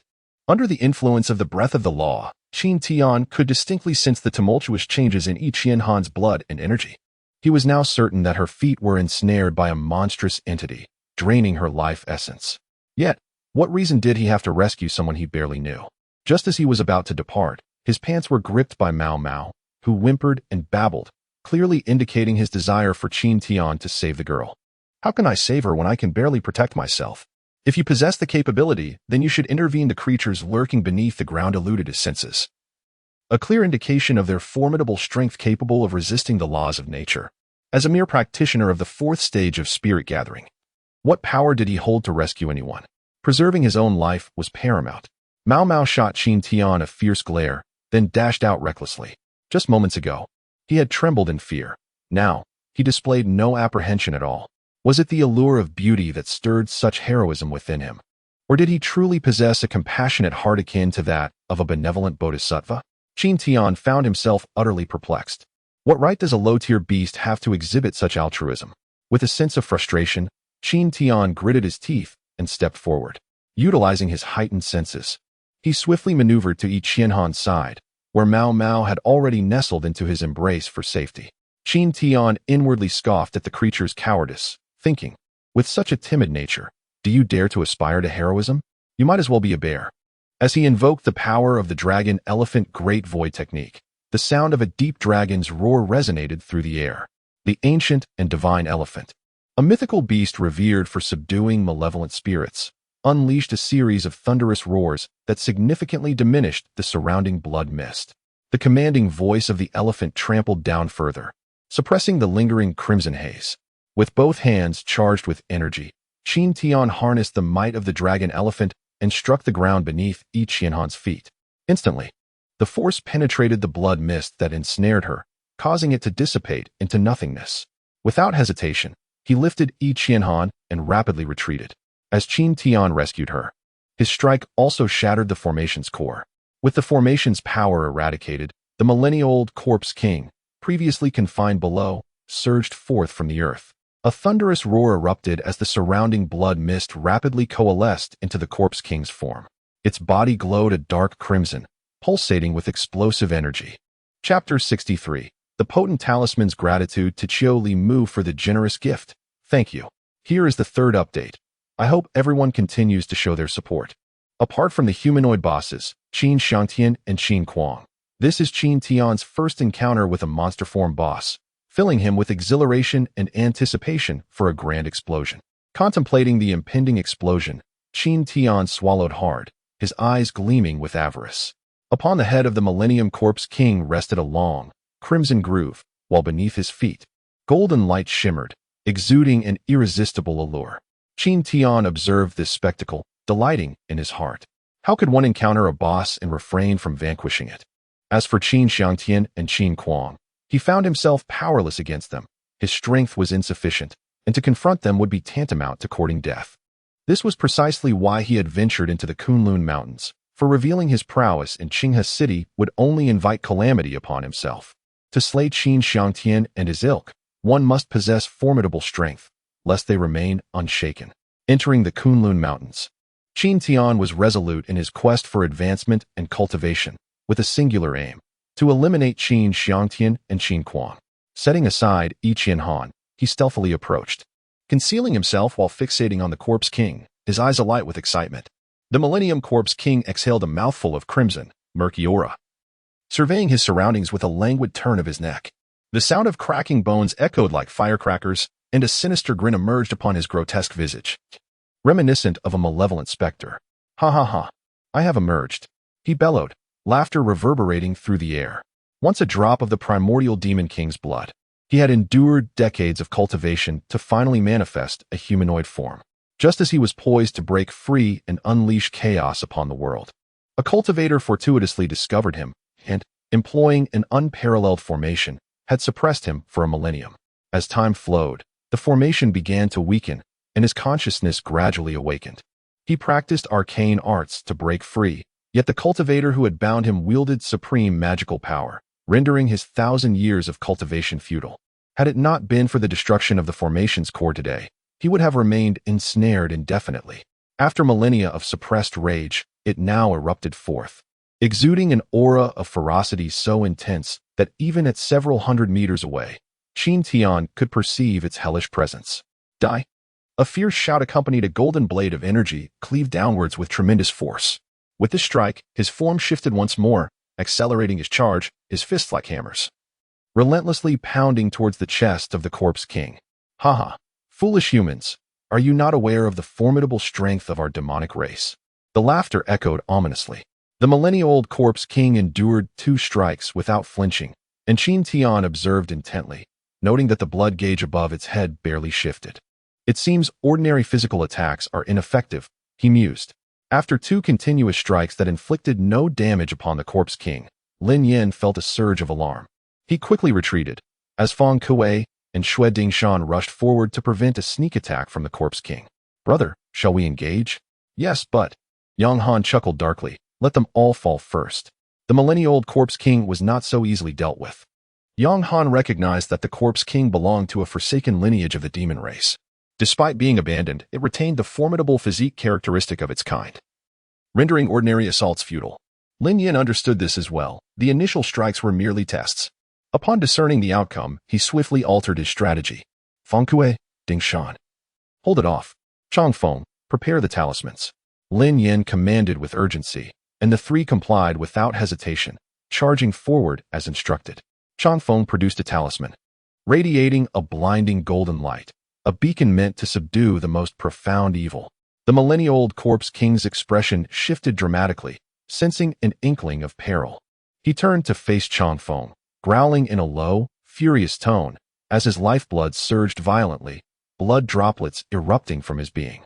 His decaying visage twisted in a fierce rage, and with a thunderous roar, all the expelled blood droplets detonated simultaneously. "Retreat!" Lin Yin shouted, positioning himself protectively in front of Changfeng, his gaze piercing and resolute. The air reverberated with explosive sounds akin to thunder as the blood droplets erupted, transforming the ruins above into a mist of crimson, reminiscent of a gentle rain descending slowly. This mist soon coalesced once more into tiny droplets, gradually merging until they were absorbed back into the Corpse King's form. The blood magic incantation dictated that blood was the essence of all power. With a violent rupture, Feng Kuei's chest exploded, and Xue Dingshan staggered, blood seeping from the corners of his mouth. Lin Yan's complexion turned ashen, his eyes weary as they fixated on the Corpse King. "Foolish humans, daring to provoke the demon clan, you shall descend into the depths of hell." The Corpse King bellowed, his body launching forward like a formidable bomb, propelled by a surge of crimson energy. His dark red eyes glinted ominously as he conjured two powerful fiery auras upon his fists, crashing down with unrelenting force. In that moment of impending doom, Changfeng burst forth from behind Lin Yin, activating the golden talisman with fervor. Before the millennia-old Corpse King could land his strike, the talisman unfurled dramatically, adhering to his form as Changfeng shouted with conviction. A resounding roar filled the air, golden light erupted, illuminating the surroundings. As the talisman unleashed an overwhelming energy that voraciously consumed the lifeblood of the ancient Corpse King. At this moment, Qin Tian felt a jolt in his heart. The power of the talisman was indeed formidable, for a single talisman had depleted half of the Corpse King's vitality. He mused to himself. "It seems I must procure a few talismans to experiment with."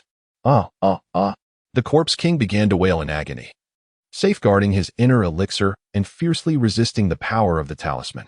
To his astonishment, they had brought the talisman to subdue evil spirits. Yang Han uttered a cold command, waving his fan as he quietly released his qi, unleashing a tremendous force. Simultaneously, several individuals beside him unleashed their qi, poised for action. "Changfeng, summon another talisman to subdue evil spirits." Lin Yin shouted urgently. This was indeed an opportune moment to vanquish the millennia-old Corpse King. Another talisman would completely devour his life force, rendering him powerless. Changfeng rummaged through his spatial ring, his gaze suddenly vacant.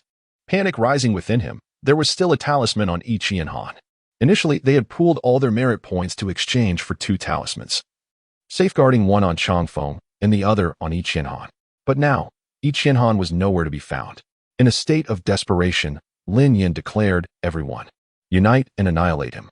Before he could charge forward, a white shadow appeared, and with a flick of his fan, Yang Han materialized before the millennia-old Corpse King. With two fingers poised, he concentrated his qi into a sharp force and plunged it directly into the Corpse King's chest. "This is bad. He aims to seize the inner elixir," Changfeng cried out, disregarding everything else, as he summoned his qi and charged forward with all his might. Yang Han indeed yearned to extract the inner elixir from the Corpse King's body, a treasure cultivated over a millennium. By refining this unparalleled gem, he could potentially ascend to the Void Realm within a few years, easily securing a position among the top 50 inner disciples. Inner elixir? What precisely is an inner elixir? Qin Tian pondered silently, observing as the blood value of the Millennium Corpse King steadily dwindled. He felt no urgency. His instincts informed him that the Millennium Corpse King could not possibly be so weak. The pent-up wrath from a millennium of suppression had yet to be unleashed, and now, With so many attempting to seize his cultivated elixir, was this not akin to adding fuel to the flames? As he beheld Yi Qianhan's alluring figure, a surge of excitement coursed through him. He ventured a hand into her embrace, reaching towards her bosom. Chapter 64, Blood Demon Battle Armor. The first update has been delivered. With heartfelt gratitude to Su, Shirley, and Han Tian for their generous support. I am deeply moved. Thank you. Beneath her bosom, Qin Tian continued to explore, feeling a twinge of embarrassment himself. Most alarming was Yi Qianhan's unexpected response, her complexion inexplicably flushing crimson, which stirred a restless yearning within Qin Tian, akin to a cat's scratch. In that moment, he glanced at Yi Qianhan's stunning visage and stealthily advanced once more. To think that one at the 5th stage of refining would dare to covet my inner elixir was a gross overestimation of one's own abilities. Enraged, the Corpse King unleashed a surge of dark red light from both hands, delivering a sudden and powerful strike to Yang Han's chest.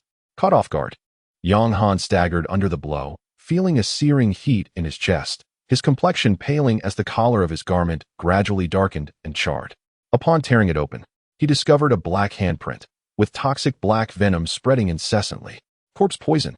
In an instant, Yang Han's heart trembled, and he swiftly retrieved a vial of elixir from his bosom, raising his head to consume it. After ingesting the elixir, the corpse poison gradually subsided. However, it was not completely purged. To eradicate the poison entirely, he must seize the inner elixir from the Corpse King. The inner elixir of the demon clan can neutralize a myriad of toxins, let alone mere corpse poison. It could easily counteract even the most ancient and bizarre poisons. Altogether, Yang Han bellowed, and the other two immediately encircled him. After a moment's hesitation, Nangong Yin joined the fray. Observing Yang Han and his companions closing in, Lin Yin exchanged a glance with Feng Kuei, and they promptly retreated. Coward, Yang Han disparaged silently, fanning himself as a formidable energy surged within him, coalescing into a weapon. A resplendent white greatsword materialized in his left hand. He stepped forward, sending dust flying, while the surrounding thin blood mist dispersed in response, his white robe rustling ominously, condensing energy into a weapon. The Corpse King exclaimed coldly, as the gaping wound that Yang Han had inflicted upon him began to heal spontaneously. His gaze locked onto Yang Han, and his vital energy surged violently. The blood coursing through his veins writhed and churned. The Corpse King bellowed, "Blood Demon Battle Armor." The seething blood suddenly coalesced, enveloping him in a suit of crimson armor, radiating a fierce red glow and exuding an impenetrable hardness. A dark red heart-protecting mirror materialized at his chest. Now, to extract his inner elixir, one would have to slay him first, as it was utterly impossible otherwise. The Millennium Corpse King, born from a single drop of the ancient Demon King's blood, has endured a millennium of suppression, yet has simultaneously cultivated for a millennium. This blood demon battle armor, a refined product of the blood magic technique, is a superior spiritual artifact that renders ordinary weapons utterly ineffective. Upon the emergence of the blood demon armor, Yang Han's visage turned pale with disbelief. To think that a set of spiritual armor could be summoned. Now, to vanquish him, one would need to cultivate the art of subduing evil spirits or possess a talisman of suppression. Otherwise, they would stand no chance against him. With a swift motion, Yang Han hurled a colossal sword formed from his chi.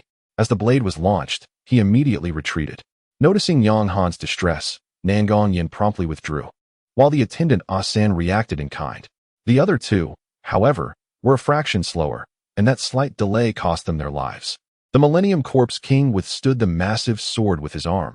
The blade struck with a resonating clang, yet only left a faint mark upon his armor. The power of the superior spiritual artifact was overwhelming. Infuriated by the failed assault, the Millennium Corpse King, glowing with rage, seized Yang Han's lagging companion, delivering a devastating punch that shattered his chest, blood gushing forth. The scent of fresh blood ignited the Corpse King's senses, and he greedily consumed the splattering crimson essence. With another step, he vanished momentarily, draining the lifeblood from yet another victim. Two lifeless husks lay before them. "Brother Lin, what shall we do?" On the other side, Chang Feng's expression was one of desperation.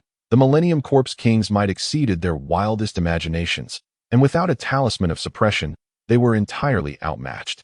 Lin Yin pondered for a moment and declared, "Find Qianhan, and we shall retreat." As the captain, his foremost duty was to ensure the safety of his comrades. Without their lives, all hope would be lost. The Millennium Corpse King was beyond their capacity to defeat, and retreat was the only viable option. However, the disappearance of Yi Qianhan filled Lin Yin with great anxiety, prompting him to swiftly navigate around the Millennium Corpse King in search of him. If he could locate Yi Qianhan, they would evacuate immediately. After being suppressed for so many years, his brothers had never abandoned him. Although they harbored a strong desire to slay the Millennium Corpse King, seize the inner core, and earn merit points, he could not gamble with the lives of his brothers. Feng Kuei, Xue Dingshan, and Chang Feng dispersed in different directions to search. Damn it, why aren't you attacking? Just deal a few thousand more points of damage. Qin Tian, hidden in the shadows, scornfully berated them. The Corpse King, half-hearted in its assault, hesitated and dared not continue the fight. What was he, an old hawk, to do in such a predicament? If you want to attack, I shall. Gazing at the blood magic battle armor adorning the Millennium Corpse King, greed glimmered in Qin Tian's eyes. It was only natural to claim equipment from slain monsters. Although the last violent golden ape was not a boss, it had dropped a tome of divine abilities, now facing a genuine boss. It was inconceivable that it would not yield valuable treasures.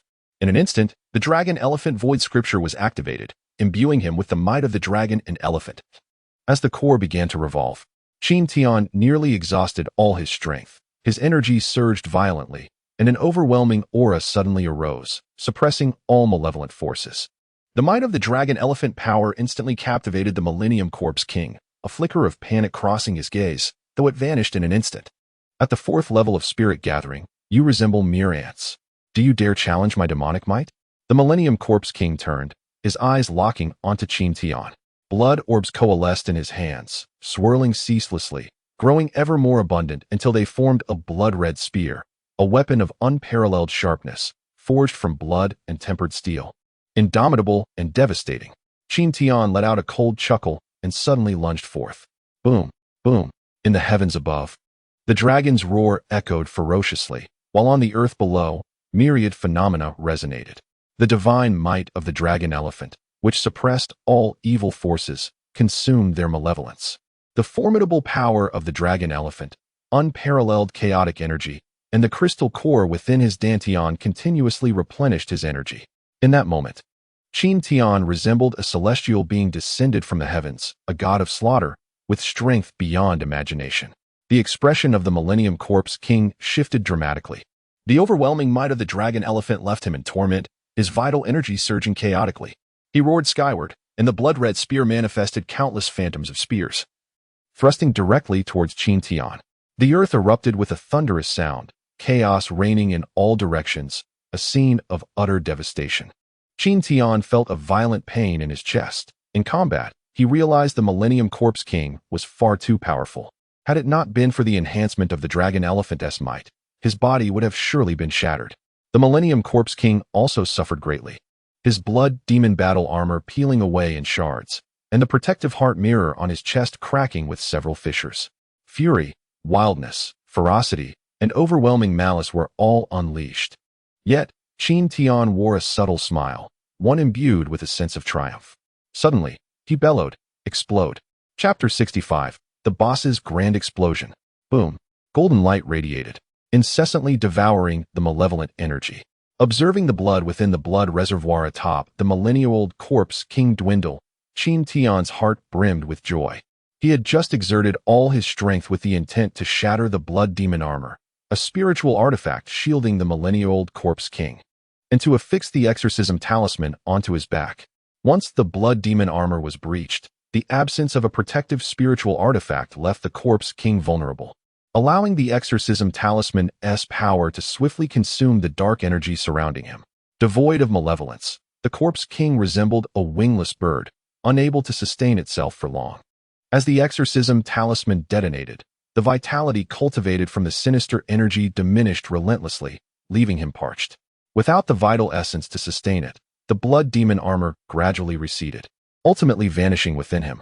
Corrupted flesh fell away, charred black, emitting dense green smoke. The millennial-old corpse king wailed in despair, striving to grasp the malevolent power being consumed.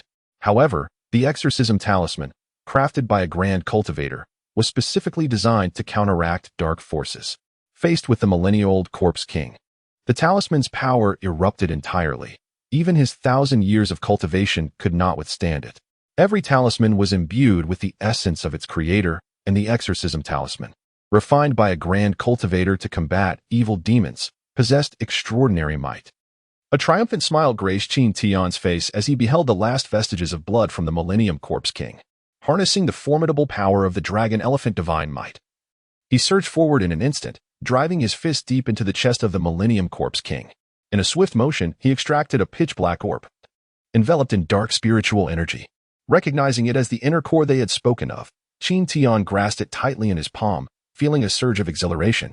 Congratulations to player Qin Tian for slaying the Millennium Corpse King, earning 50,000 experience points, 10,000 energy points, and 500 survival points.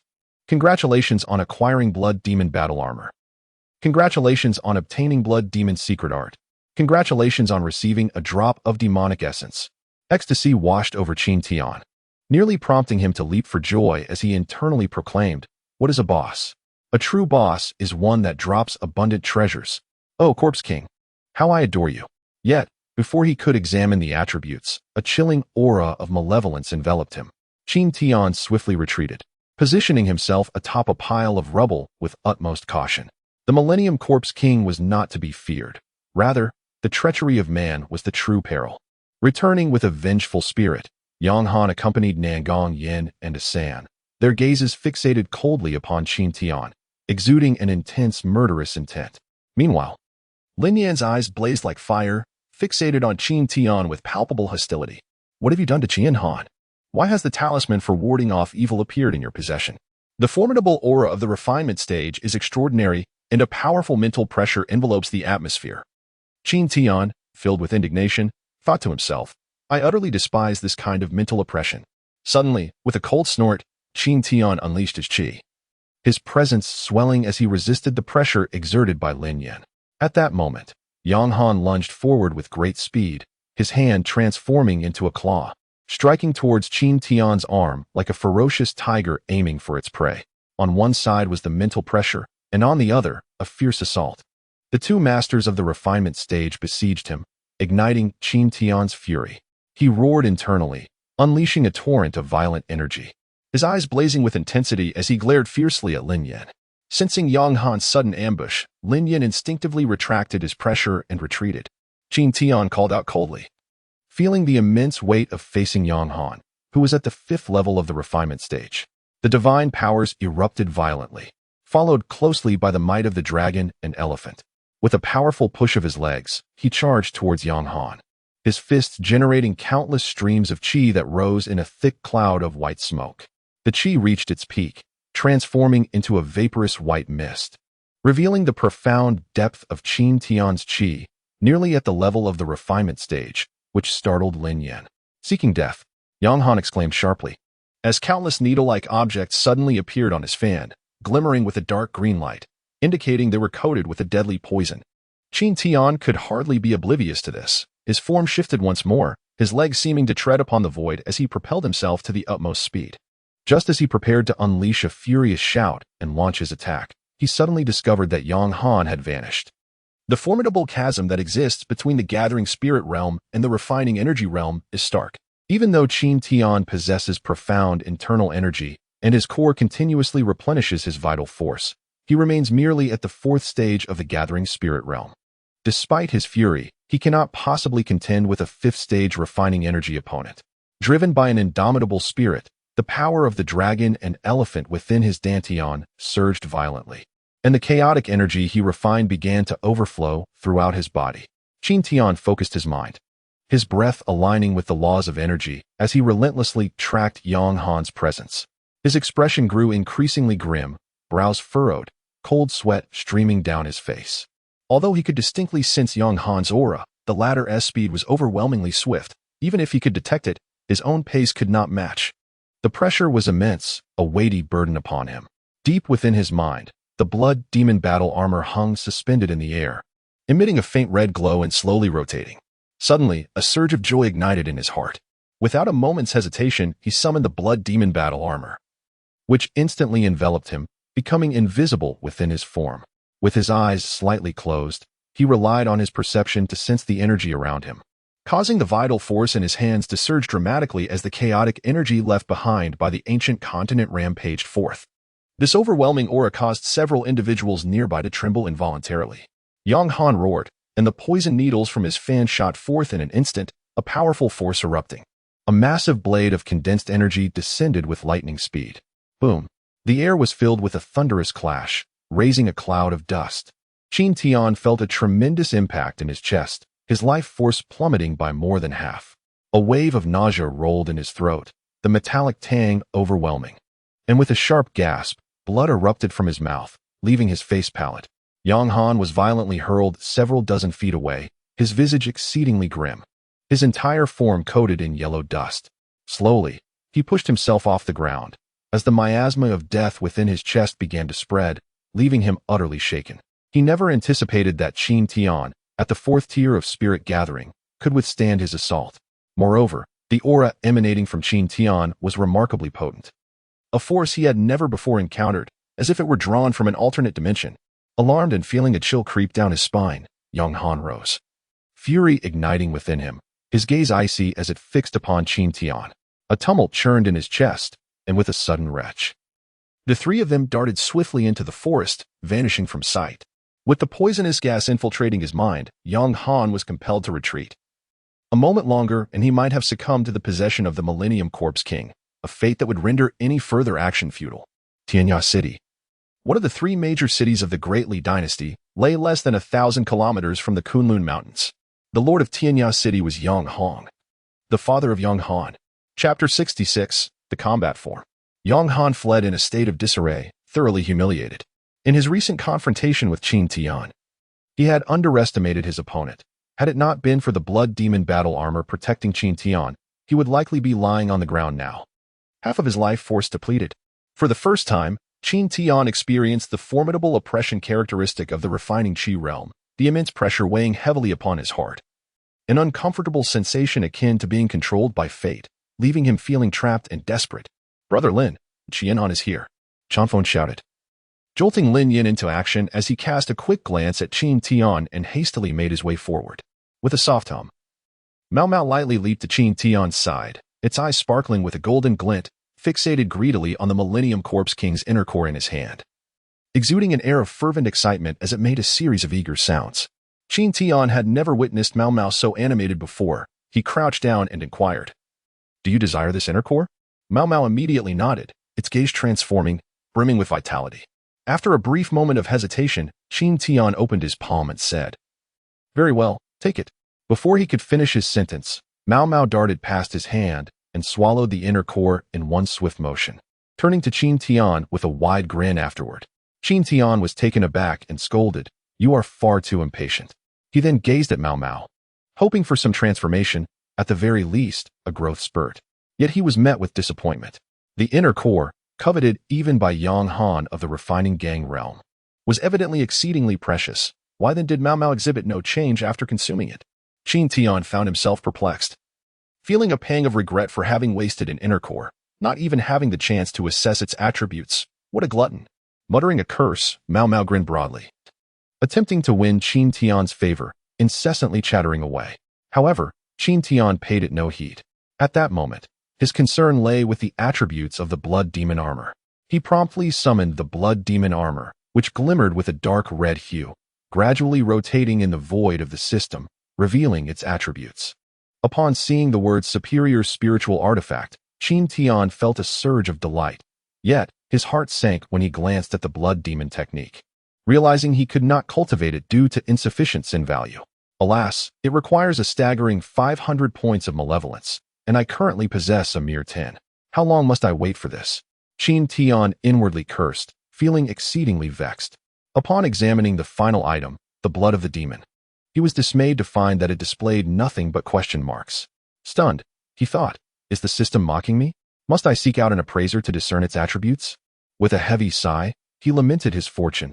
Of the 3 items he had acquired, 2 were utterly unusable. However, upon glimpsing the blood demon battle armor, a flicker of joy ignited within him. With the spiritual piece of armor for protection, he felt a renewed confidence in facing 5th-tier demonic beasts. Just as he prepared to close the system, A sudden curiosity compelled him to investigate the changes in Mao Mao after consuming the inner core. Opening the pet system, he observed that Mao Mao's attributes remained unchanged, and a wave of regret washed over him. He should never have allowed it to consume the inner core. Now, there was no turning back. The contents of its belly were irretrievable. As he was about to exit the pet system, Qin Tian's eyes widened in astonishment. Combat mode? When had the system been added? Without further hesitation, he promptly activated combat mode. A resounding roar echoed through the skies, startling the surrounding avian and beastly creatures. Qin Tian nearly stumbled to the ground, his heart racing. Was this not the lion's roar of the blood-eyed maned lion? Turning his gaze, a colossal blood-eyed maned lion stood not far from him, exuding an intimidating aura with an overwhelming force. Qin Tian fled in panic. The creature before him was identical to the sixth-tier blood-eyed maned lion he had previously hunted. How could he not run upon encountering such a formidable beast? Alarmed, he recalled its name, Mao Mao, and felt a surge of amusement. Mao Mao, he called out. The massive lion quickly nodded, exhibiting an endearing and submissive demeanor as it approached. The ground trembled beneath it, reminiscent of thousands of elephants thundering by. This was a remarkable turn of fortune. Yet, just as he reveled in the moment, Mao Mao suddenly transformed, reverting to its diminutive size. What was happening? He swiftly accessed the system and was taken aback. The combat form could only be maintained for a mere minute, and the most unfortunate part was that it could only change once per day. Damn, this combat form was exceedingly disappointing. Qin Tian let out a frustrated roar, and Mao Mao, seemingly empathetic to his plight, timidly moved aside, not daring to meet Qin Tian's gaze. Alas, having it was better than not, yet a precious inner core had been squandered. With these thoughts in mind, as he was about to depart, Lin Yen and his companions approached. Qin Tian immediately braced himself with caution. My brother, there was a misunderstanding earlier. I sincerely ask for your forgiveness, Lin Yen said earnestly, clasping his fists in apology. Qin Tian smiled and replied, It's nothing. Suddenly, Qin Tian felt a searing gaze fixed upon him. He discreetly glanced at Yi Qianhan, his face involuntarily flushing with warmth. As his eyes wandered to her voluptuous figure, his heart raced, and he felt a dryness in his throat, an undeniable surge of desire coursing through him. Thank you for saving Qianhan. Without your intervention, we might have met our demise here. We will surely repay your life-saving grace, Lin Yen expressed with a deep bow, which left Qin Tian feeling somewhat uncomfortable.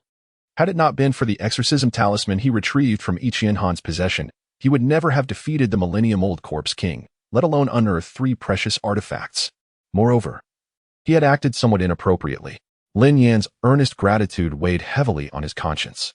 He had claimed the inner Dan, but their mission had undoubtedly failed. Now, he wished to offer the inner Dan to Lin Yan and his companions, yet he was at a loss, for he could not resort to harming Mao Mao. Qin Tian forced a smile and remarked, Isn't it a significant loss to return empty-handed after such a failed mission? Alas, the 2 exorcism talismans I exchanged for 1,000 merit points took an entire month to procure. It's not merely a loss, it's a complete financial ruin. Long Feng lamented, shaking his head.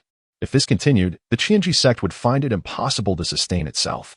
They had hoped to thrive from this mission, only to be met with such disheartening results.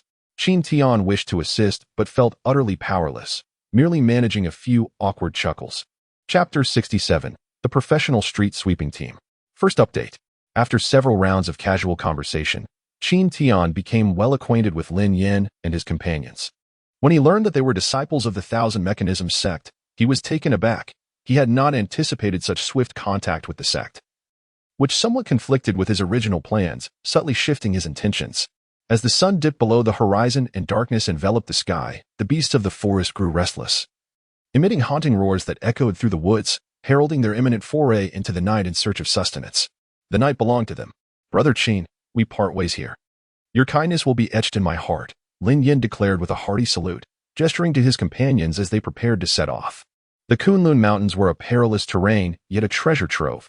Hunting a millennium-old corpse king was akin to gambling, and so was pursuing a 5th-tier beast, an endeavor that could easily become a life-or-death struggle. The glint in Lin Yin's eyes signaled to his comrades, who were already steeling themselves in anticipation as he waved goodbye. As they took their leave, Yi Qianhan cast a chilling glance at Qin Tian, causing an immediate shiver to run down his spine. Her icy stare was reminiscent of the frigid depths of the Nether Sea, hollow and eerily cold. He quickly averted his gaze. Unable to meet her eyes directly, feeling a pang of guilt for taking advantage of the situation. Yet, he did not believe he had erred. He was a man. After all, occasionally succumbing to base instincts, having relished the sensation of caressing her exquisite form. Shaking off Qian Han's gaze, Qin Tian swiftly made his way in the opposite direction, vanishing into the depths of the forest. Qian Han, he didn't do anything to you, did he? Did you see the look in his eyes? Chang Feng has always been meticulous in thought. From the moment Qian Han awakened, her gaze appeared amiss, and upon encountering Qin Tian, her expressions underwent a series of transformations, indicating that something significant had transpired. Qian Han remained silent. She was generally reticent, executing Lin Yan's commands with precision. Within the team, her prowess ranked second, possessing the 9th tier of spirit gathering, only a step away from the refining energy realm. Qian Han possessed striking beauty, earning her the moniker of the Ice Mountain Beauty within the Thousand Mechanisms sect. However, her demeanor was unusually ruthless. Anyone who dared to slight her would not be spared easily. Thus, she also garnered the title of the Ruthless Ice Fairy.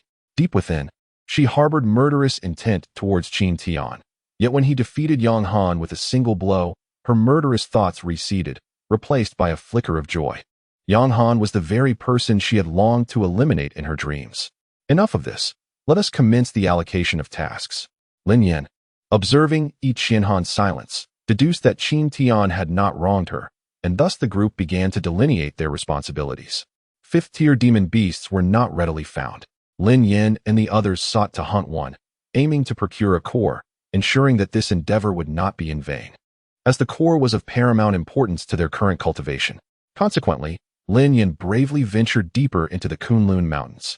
Lin Yan, Feng Kuei, and Qian Han were tasked with slaying the demon beasts, while Chang Feng was responsible for collecting their blood, bones, and hides.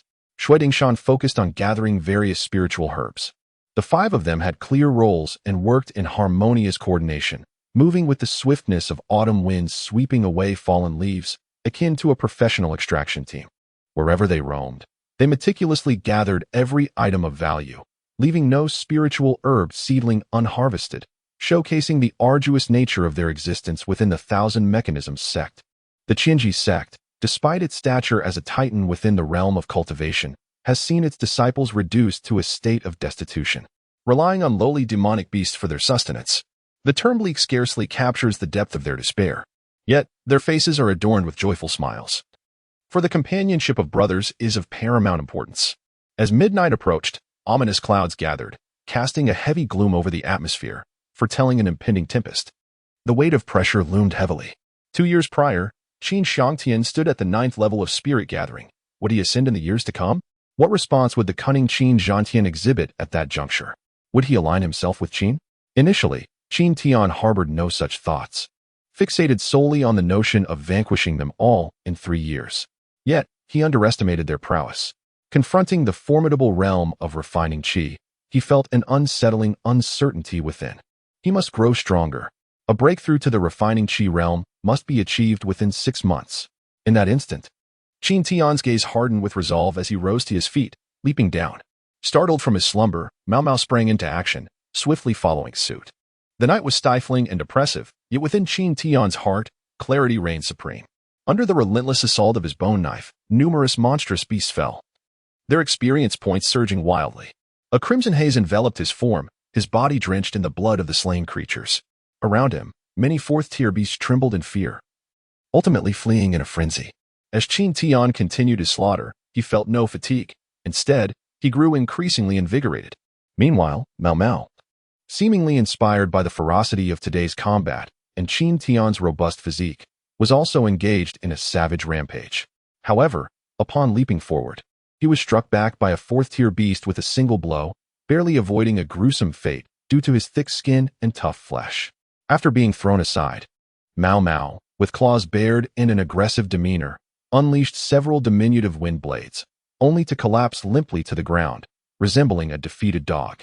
Gradually, the number of beasts dwindled, leaving a landscape strewn with their corpses, all meticulously dissected. Their vital essence and bones had been entirely harvested, and even the surrounding spiritual herbs had been stripped bare. Qin Tian couldn't help but ponder the situation. A street sweeper? This was excessively tidy. Who could be so desperate for wealth? Among those capable of slaying fourth-tier beasts, how many would truly care about the essence, bones, or even the low-tier spiritual herbs? The scene before him resembled the aftermath of a locust swarm, leaving nothing in its wake. Could anyone truly be so destitute? Without much thought, I pursued the carcass of the monster, eager to discover who could possibly be so destitute. Chapter 68. The Overwhelmingly Powerful Mao Mao. I am deeply grateful to He Chi Yu Gu for the generous donation of 1888. I am immensely excited and thankful. I also extend my gratitude to newcomer Xiao Jiu for their contribution. Thank you. Thank you for the support, my brothers. A rumble echoed through the air as a bolt of lightning cleaved the sky, accompanied by the relentless roar of thunder. The oppressive atmosphere was irksome, agitating both the environment and the beasts, driving them to a more ferocious frenzy. In the darkness, countless pairs of green eyes glimmered with a chilling, bloodthirsty gleam. The number of beasts swelled, forcing Lin Yin and his companions to exert every ounce of their strength to hunt them down. The scent of the beast's blood permeated the heavy air, inciting those nearby into a fervor. For the savage creatures, the aroma of blood was a potent stimulant. The more pungent it became, the more ferocious they grew. As the blood continued to seep and pool, beasts fell one after another, staining the ground crimson. What began as a manageable endeavor had escalated into a strenuous struggle. Lin Yin quietly contemplated the necessity of finding a secure refuge. Continuing in this manner was untenable. In the Kunlun Mountains, where countless beasts roamed, and under the cover of night, even if they were all at the refining chi stage, they could not withstand such a formidable horde. Although the fourth-tier beasts were not excessively powerful, their coordinated assaults were overwhelming. And there would inevitably come a time when they could no longer endure. From dusk until midnight, Lin Yin and his companions were pushed to their limits. Suddenly, a change flickered in Yi Qianhan's gaze as he leapt onto the treetop, his face paling. Fifth-tier beasts. As soon as the words fell from his lips, Lin Yin shouted, "Qianhan, retreat quickly." The expressions of the crowd changed dramatically. After a night of relentless combat, they were physically and mentally exhausted, and now faced with a fifth-tier beast. They were utterly outmatched. Lin Yin, acting decisively, commanded everyone to withdraw. Hesitation could lead to dire consequences. When Yi Qianhan sensed the presence of the fifth-tier beast, she too felt the ominous aura emanating from it, indicating that it might not merely be a fifth-tier creature, but potentially a sixth or even a seventh-tier beast. This thought sent a chill down Lin Yan's spine, causing his heart to shudder. A beast beyond the fifth tier possessed tremendous strength, and they were no match for it. Even if all five of them were at the refining chi stage, they would likely still fall short against a sixth-tier beast. With a commanding shout, Lin Yin ordered Feng Kuei and Xue Dingshan to retreat first, followed closely by Changfeng. Lin Yin remained rooted in place, beads of cold sweat forming on his forehead. And he called out again, "Qianhan, retreat." Thunder rumbled, and torrential rain poured down, accompanied by howling winds. Yi Qianhan, perched atop a treetop, did not hear Lin Yan's voice. Her gaze was fixed on the sky, her heart quaking with emotion. Suddenly, her fists clenched tightly, her icy eyes gleaming with a flicker of fury. In an instant, her slender sword shot forth, conjuring countless sword shadows. With a fierce shout, she commanded, "Go." Hundreds of slender swords twinkled with silvery light in the darkness, each pulsating with a formidable energy that instilled fear in all who beheld them. A colossal azure serpent reared its head towards the heavens, its deep green eyes resembling two luminous lanterns. As slender swords hurtled toward it, its elongated tail swept gracefully through the air. Clang, clang, clang. A cacophony of metallic clashes ensued as hundreds of swords were shattered, leaving not a single mark upon the serpent's formidable form, which boasted an unparalleled defense. With a fierce swish, the massive tail of the serpent swept through the air, uprooting several towering trees in an instant, twisting them into a chaotic mass. Akin to a colossal hammer poised to strike the heavens, the force descended with earth-shattering might, a tempestuous wind roaring downward, leaving Yi Qianhan stunned and motionless. His eyes glazed over, utterly awestruck by the serpent's power, forgetting even to flee. Amidst the torrential downpour, a bolt of lightning illuminated the serpent's gigantic body, revealing the emergence of enormous horns upon its massive head. The tail, entwined with the uprooted trees, cleaved through the sky like a thunderous hammer, crashing down with tremendous force. Mao Mao, in a battle stance, a shadow darted through the treetops, swiftly grasping Yi Qianhan and leaping down with unrelenting speed, not pausing for even a moment. The ground trembled with a resounding roar as the sixth-tier blood-eyed main lion clashed with the sixth-tier azure serpent on the verge of evolving into a flood dragon, unleashing devastation and chaos throughout the Kunlun mountain range. The serpent's elongated body coiled tightly around Mao Mao's substantial frame, constricting and writhing fiercely, while Mao Mao's powerful front claws seized the serpent's head, delivering devastating blows. Suddenly, one claw plunged into the serpent's enormous maw, gripping the venom-coated fangs with unwavering determination, pulling with all its might. With a resounding cry, a fang was extracted, and the azure beast let out a pained roar, its wrath manifesting as it clamped down fiercely upon the neck of the creature named Mao Mao. A heart-wrenching howl erupted from Mao Mao, echoing through the air as the wound darkened, blood gushing forth. In retaliation, a powerful blade of wind surged violently, striking the beast's colossal eye, and subsequently, Mao Mao seized the creature's head, delivering a forceful blow that sent it crashing away. The sound of destruction resonated through the forest as towering trees fell one after another, leaving chaos in their wake. Lesser beasts, akin to mice fleeing from a cat, scurried about in a frenzied state, desperate to escape. Time was running short. Qin Tian set down Yi Qian Han, his expression wrought with anxiety as he glanced at the timer for the combat form within the system. The clock had struck midnight, ushering in a new day, allowing Mao Mao to engage in battle form, albeit for a fleeting minute. 40 seconds had already elapsed, and in another 20 seconds, Mao Mao would revert to its diminutive form, utterly incapable of withstanding even a casual strike from the azure beast. With the might of the dragon elephant divine power surging within, an ancient and formidable elephant spirit seemed to step forth from the annals of time. An immense power instantaneously enveloped its being, and as the energy surged, it exploded forth with a fury akin to pouring gasoline on a fire, the qi escalating wildly.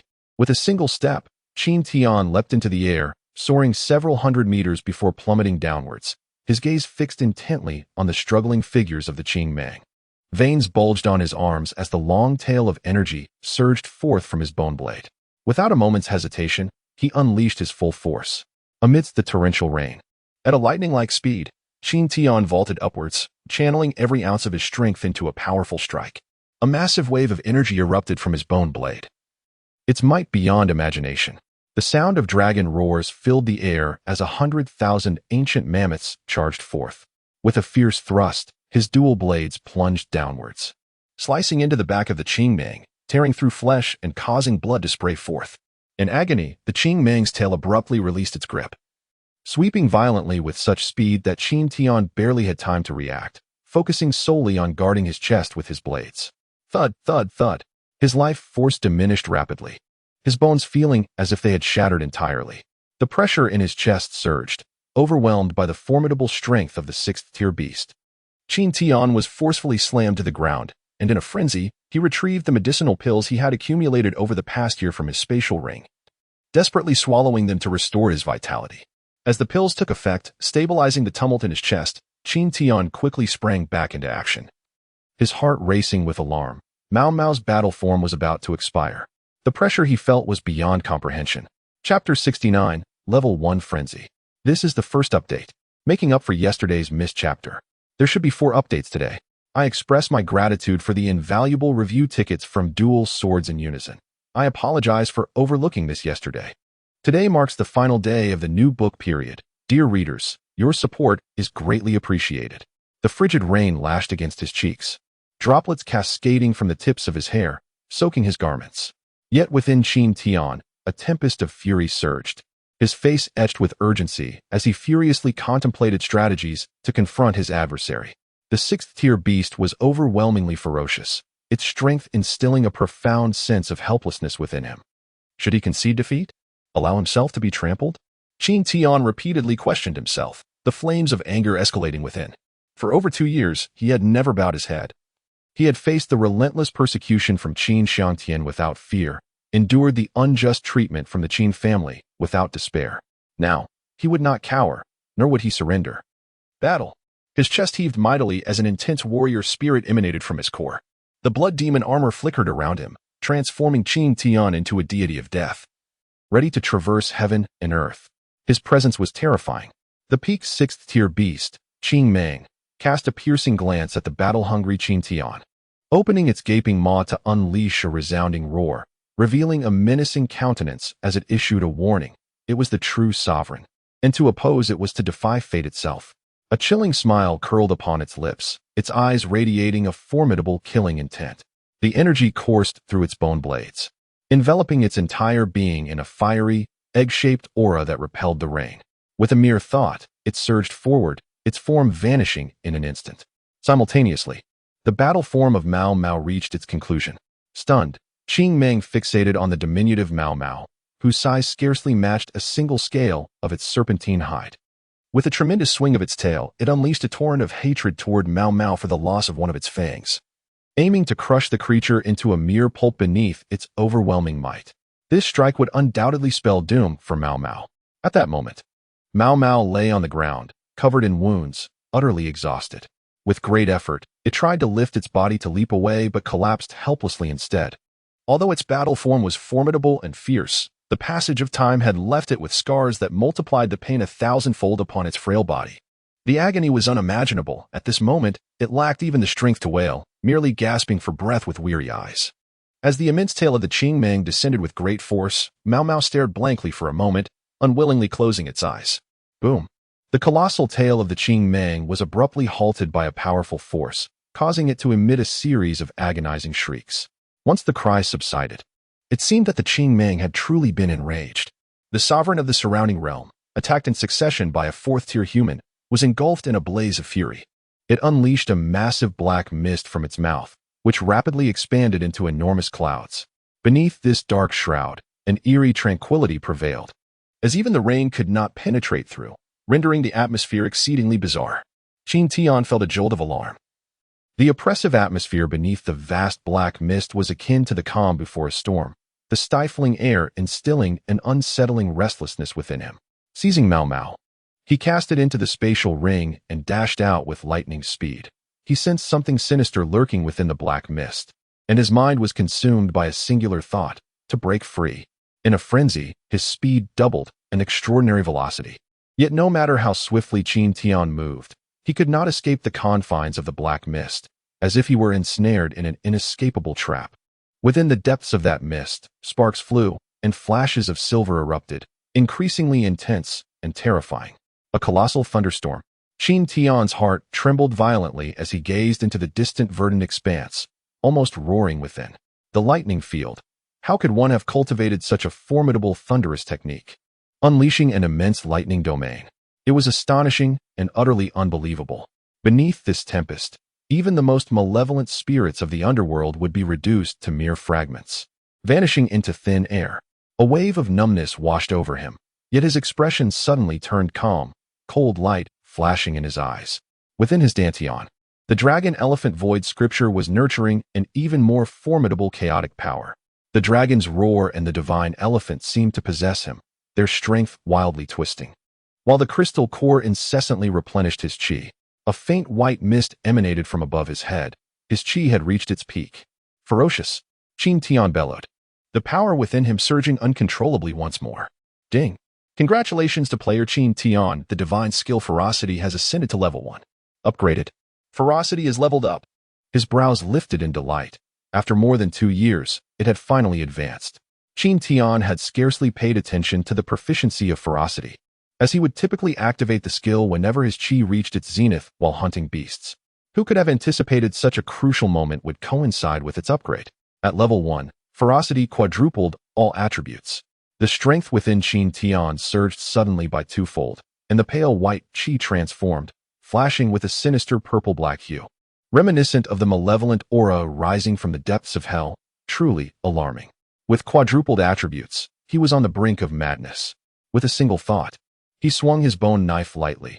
The purple-black qi shot skyward, cleaving through the black mist and creating a rift as torrential rain cascaded down. A chilling, triumphant smile crept across Qin Tian's face as he dragged the elongated purple-black qi beneath his bone knife, advancing step by step toward the verdant expanse. Qin Tian's actions undoubtedly struck a nerve with the Qing Meng, whose emerald single eye turned a deep crimson, the pupils dilating dramatically. From its fearsome fangs, venom dripped incessantly, corrosive and acidic, as its massive form loomed under the night sky like a majestic azure dragon, exuding an aura of sovereignty. You are but a mere caterpillar, Aspiring to transform into a dragon? Perhaps in your next life. In a fleeting moment, Qin Tian underwent a transformation, conjuring countless shadows of deep violet and black that leapt and darted with such velocity that even the sixth-tier beast, Qing Mang, could scarcely perceive them. Its tail swept violently, rendering the surroundings a veritable hell of chaos and carnage. A long howl escaped Qing Mang's throat, and amidst the swirling black mist, explosions began to erupt like a barrage of cannon fire, shaking the heavens and splitting the earth. A colossal thunderstorm was imminent. Boom! The force of the heavens cleaved through the night sky. A cataclysmic bolt descended, intent on annihilation.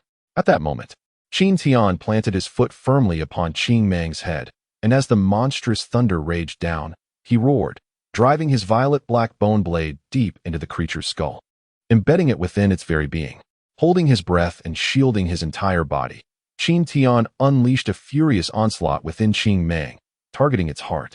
And with a brutal strike aimed at the serpent's gallbladder, he charged forth once more, drenched in blood. Thunder rumbled. The earth trembled beneath the colossal lightning.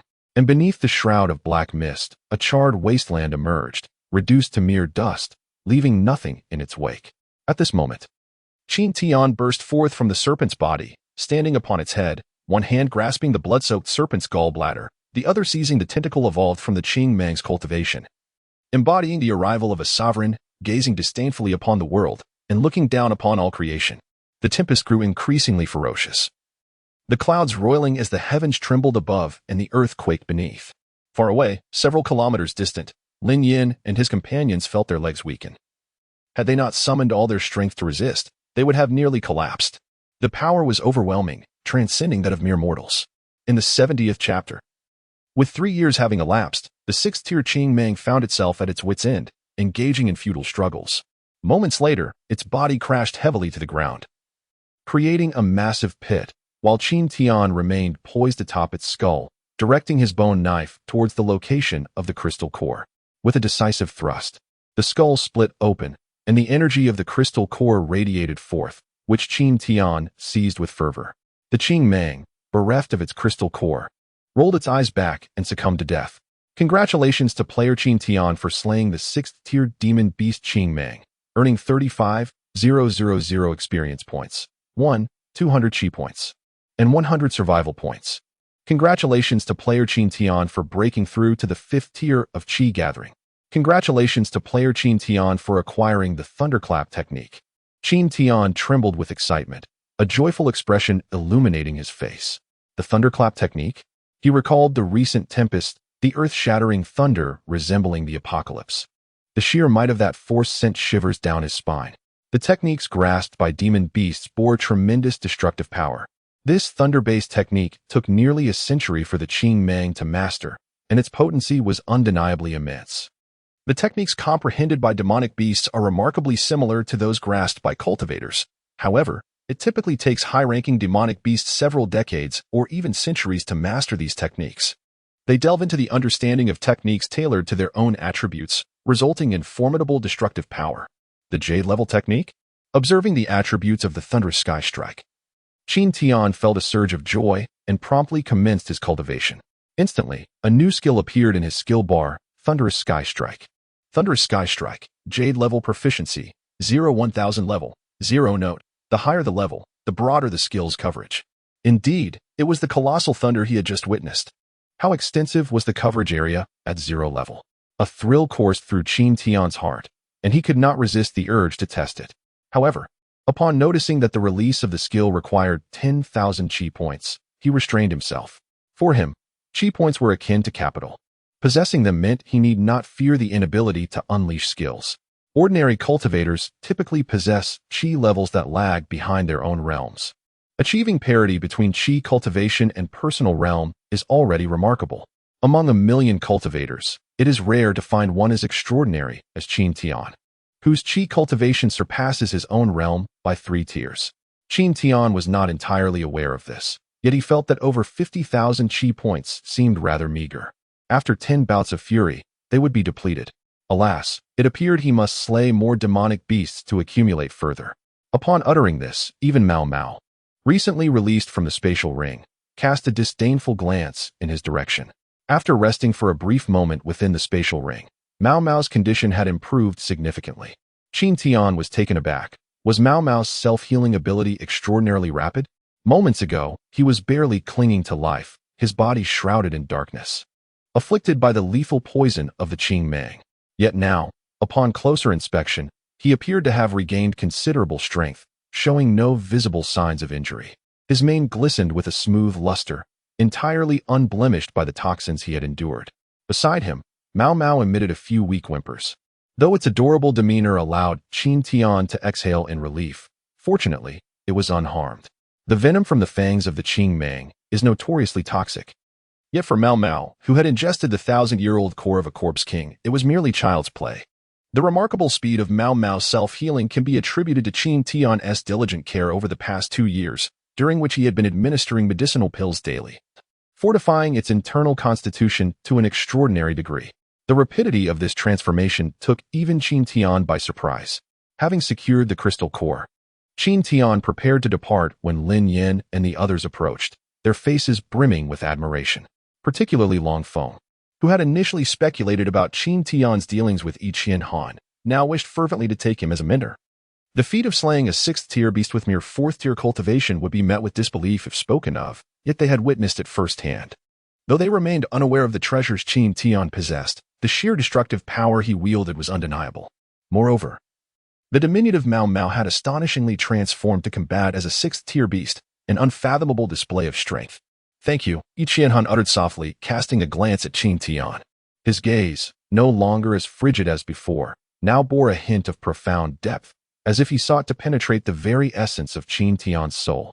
Qin Tian jested, "This marks the 2nd time I've saved you. You owe me nothing further." Lin Yin was momentarily taken aback as he turned to gaze at Yi Qian Han. At that moment, only Yi Qian Han comprehended the implications of Qin Tian's words. Recalling the events that transpired beside the ruins, a surprising flush of crimson appeared on his pale, icy visage, which left Lin Yin and the others utterly astonished. Chang Feng chuckled lightly and glanced at Qin Tian. His previous reservations had dissipated, replaced instead by a mischievous grin as he approached Qin Tian, saying, "Master, please guide us." Feng Kuei displayed a naive smile, scratching his head, and chimed in, "Take us along, would you?" Upon witnessing Feng Kuei's innocent laughter, Qin Tian was reminded of Meng Lei and responded, "Certainly." The group erupted in laughter, with even the usually stoic Lin Yin breaking into a smile, while only Yi Qian Han kept his head bowed, lost in thought. The 6-member team embarked on a fervent hunt, and with Qin Tian's involvement, their pace of slaying demonic beasts accelerated remarkably, causing his experience points to soar. As Qin Tian guided them in their hunt, Chang Feng took charge of gathering spiritual herbs, and without hesitation, Lin Yin agreed to Qin Tian's request to keep the herbs while disregarding everything else.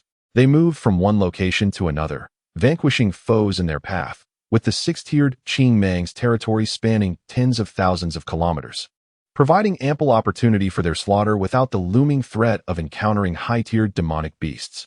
Time passed quietly, and before they knew it, 3 months had elapsed.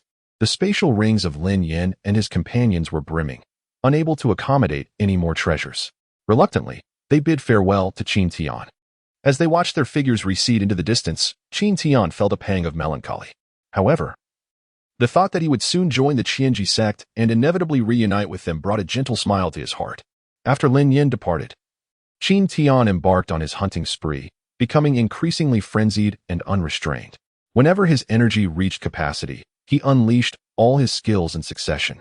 Reveling in the exhilaration of his first level of berserk, he was resolute in his desire to master every skill to perfection. The power at that time was beyond Qin Tian's imagination.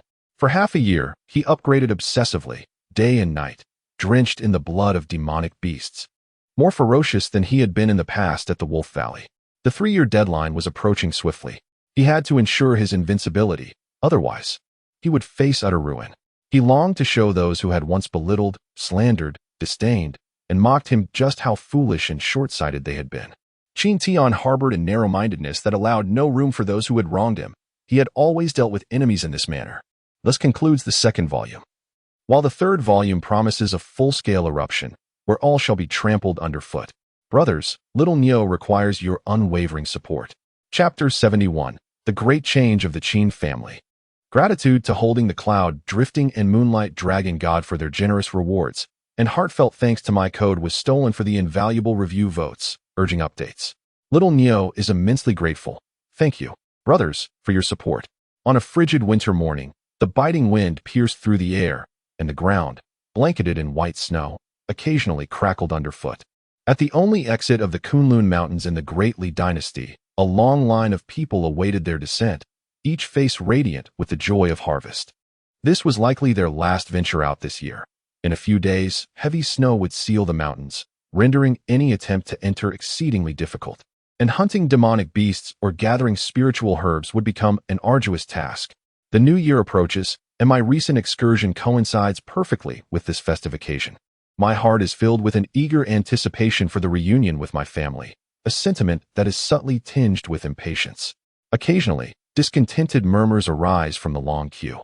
Among the throng, a slender youth clad in scant attire, possessing delicate features, moves steadily with the crowd. Perched upon his shoulder is a miniature, blood-eyed lion, incessantly chattering, drawing the attention of curious bystanders who speculate about its presence. Is that not a cub of the blood-eyed lion? Could he possibly be a beast tamer? Such a rare creature is seldom encountered, let alone its offspring. Look at how lightly he is dressed. His aura is strikingly formidable. I would wager his cultivation is at least at the 8th level of spirit movement. I feel an uncanny familiarity with him. As if I have seen him before, whispers circulate among the crowd, while Qin Tian wears a knowing, enigmatic smile, remaining silent. A gust of frigid wind carries snowflakes through the air, causing several burly men clad in fur coats to shiver against the cold.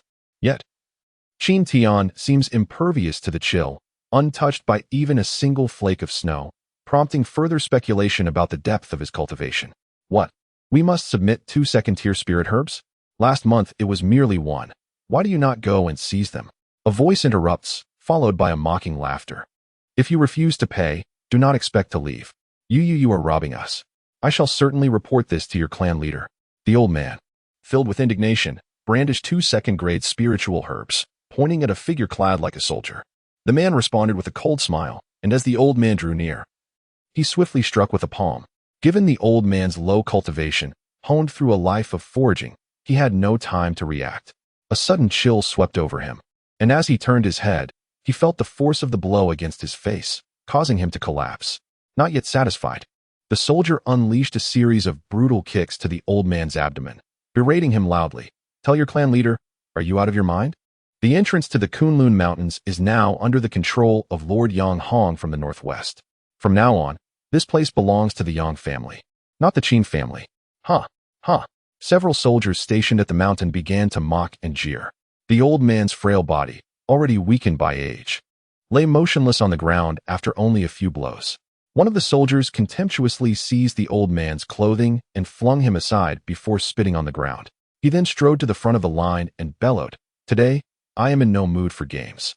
Every person leaving the mountain must pay 3 second-grade spiritual herbs, or you shall leave on your backs." What? Have you lost your mind? 3 second-grade spiritual herbs are worth several hundred taels of silver. What will we eat? Pay up. The Qin family is no longer collecting mountain fees. It is now the Yang family, the Northwest Lord Yang family of Tianya City. I have heard that all the families in Qinghe City have been absorbed by the Yang family. The Qin family initially resisted stubbornly, but ultimately they capitulated. It will likely be challenging to gather herbs in the mountains from now on. A wave of unrest swept through the crowd as whispers filled the air, the people too fearful to speak loudly. At the rear of the procession, Qin Tian paid little heed to the unfolding events ahead, leisurely advancing alongside the group. After more than half an hour, he finally arrived at the toll station, casting a glance at the attendant. A sudden realization struck him, and he inquired, "Are you not members of the Qin family?" The soldier, who had just brutally dispatched an elderly man with a few kicks, became incensed, his fury igniting as he pointed an accusatory finger at Qin Tian. "Listen well, I am a man of the Yang family from the northwest. Don't you dare bring up that pathetic Qin family. I'll make you understand, bang." Qin Tian merely raised his hand, and the soldier vanished from sight. Moments later, a resounding crash echoed as the soldier's mangled body crashed against a rock several dozen feet away, his chest shattered. He twitched slightly, his eyes rolled back, and he perished. Who dares to assault our Yang army? Several warriors of the spirit realm surged forward, brandishing their spears, rapidly encircling Qin Tian. "You must be tired of living. Provoking the Yang family awe before the words could fully escape his lips, a scream pierced the air as another soldier was sent flying, crashing heavily against another boulder. His chest obliterated, meeting his demise. Kill him. The onlookers could scarcely comprehend the speed of Qin Tian's actions. He appeared to have barely moved. His motions so swift that their eyes could not keep pace. Instantly, all the soldiers charged forward in a unified assault. A series of muffled thuds echoed. And with each sound, a figure was propelled forth, crashing to the ground lifelessly, their chests shattered, innards obliterated, reduced to mere remnants by the sheer force of energy. Who could this be? Unaware that we are the army of the Northwest King. Who dares to oppose the Northwest King? The soldiers trembled in fear, their bodies quaking. Eyes glazed as they beheld Qin Tian. Weak in their legs, they retreated cautiously, stammering, What do you wish to inquire? Who currently governs the entrance to the Kunlun Mountains? Qin Tian inquired softly. Tianya City, the Northwest King, the Yang family. The soldiers shivered uncontrollably, unable to meet Qin Tian's gaze, continuing to back away. The Northwest King Yang family? Qin Tian's brow furrowed, murmuring under his breath, his heart racing. To think that the ancestors of the Qin family had invested generations of effort to establish this entrance to the Kunlun Mountains, only for Qin Zhantian to relinquish it to the Yang family. Had he lost his senses? Without control over this entryway, the Qin family would surely decline within a decade, relegated to a second-rate family. Qin Zhantian, you are indeed unfit to be the clan leader. It is astonishing that within merely 3 years, the Qin family could so easily surrender the legacy left by their forebears. Qin Tian felt a deep chill for the fate of the Qin family, and thoughts of the immense changes within the clan filled him with a sense of urgency. I wonder how Meng Lei and Yun Man are faring. Chapter 72. A Fury Unleashed. Fourth update. 3 years can be deemed neither long nor short. In the span of Qin Tian's absence, the Qin family and the entire Qinghe city underwent profound transformations. The Northwest King, Yang Hong, weary of a life of mediocrity, sought more than mere kingship. He aspired to the title of emperor. Under his dominion, the 7 cities of the Northwest within the Great Li dynasty fell into his grasp. The ambitions that lay dormant for years and the aspirations buried for decades finally erupted. Qinghe City became his initial battleground, easily conquered. Despite Zhao Hechu's repeated requests for reinforcements to secure the city, all of which were thwarted, his messages never reached the imperial capital of the Great Li dynasty. Instead, they were intercepted one by Yang Hong, whose intent was to render Qinghe City powerless. The strategic significance of Qinghe City. Fortified by the treacherous Qing Shui River to the south and the perilous Kunlun mountain range to the north, made its capture a vital assurance and a potential retreat route. Yang Hong had long coveted Qinghe City. Thus, when he declared himself emperor, it was the first stronghold he sought to seize. The current state of Qinghe City is starkly different from its former fragmented power dynamics. Nearly all factions within the city have been assimilated, including those adventurous teams venturing from the Kunlun Mountains. Those who resisted faced merciless extermination. In those days, blood flowed like rivers through Qinghe City. The transformation of Qinghe City reverberated through the Qin family with even greater intensity. At the Furong Tavern, Zhang Dafu busied himself as usual, yet now he occasionally stood at the entrance, lost in thought as he gazed down North Street. Whenever an adventurous team emerged from the Kunlun Mountains, they would approach him with beaming smiles, eager to inquire about the whereabouts of Qin Tian. Since Qin Tian spared him once and gained fame during the family invitation competition, he resolved to stand by Qin Tian's side. The transformations within the Qin family over the past few years have surpassed those of several decades prior, leaving him uncertain as to whether his steadfastness should waver. After all, how many individuals can endure 3 years in the Kunlun Mountains and emerge alive? His sole reliance rests upon Qin Tian. However, following the upheaval within the Qin family, he realized that depending on Qin Tian was futile. Now, it is not merely about whether Qin Tian can survive the Kunlun Mountains, but even if he were to return alive, he would be unable to contend with the Qin family, which has undergone a profound metamorphosis. The plaque at the entrance of the Qin residence has been changed to Qin Mansion. Qin Zhantian is now a prominent minister in the founding of Tianya Imperial City, and the disciples of the Qin family have become the Qin army. Zhang Defuku let out a long sigh and began to tap away at the abacus, scrutinizing the accounts with a tightening in his chest. The tax burdens have become increasingly onerous, and if this continues, the Furong Tavern will be unsustainable.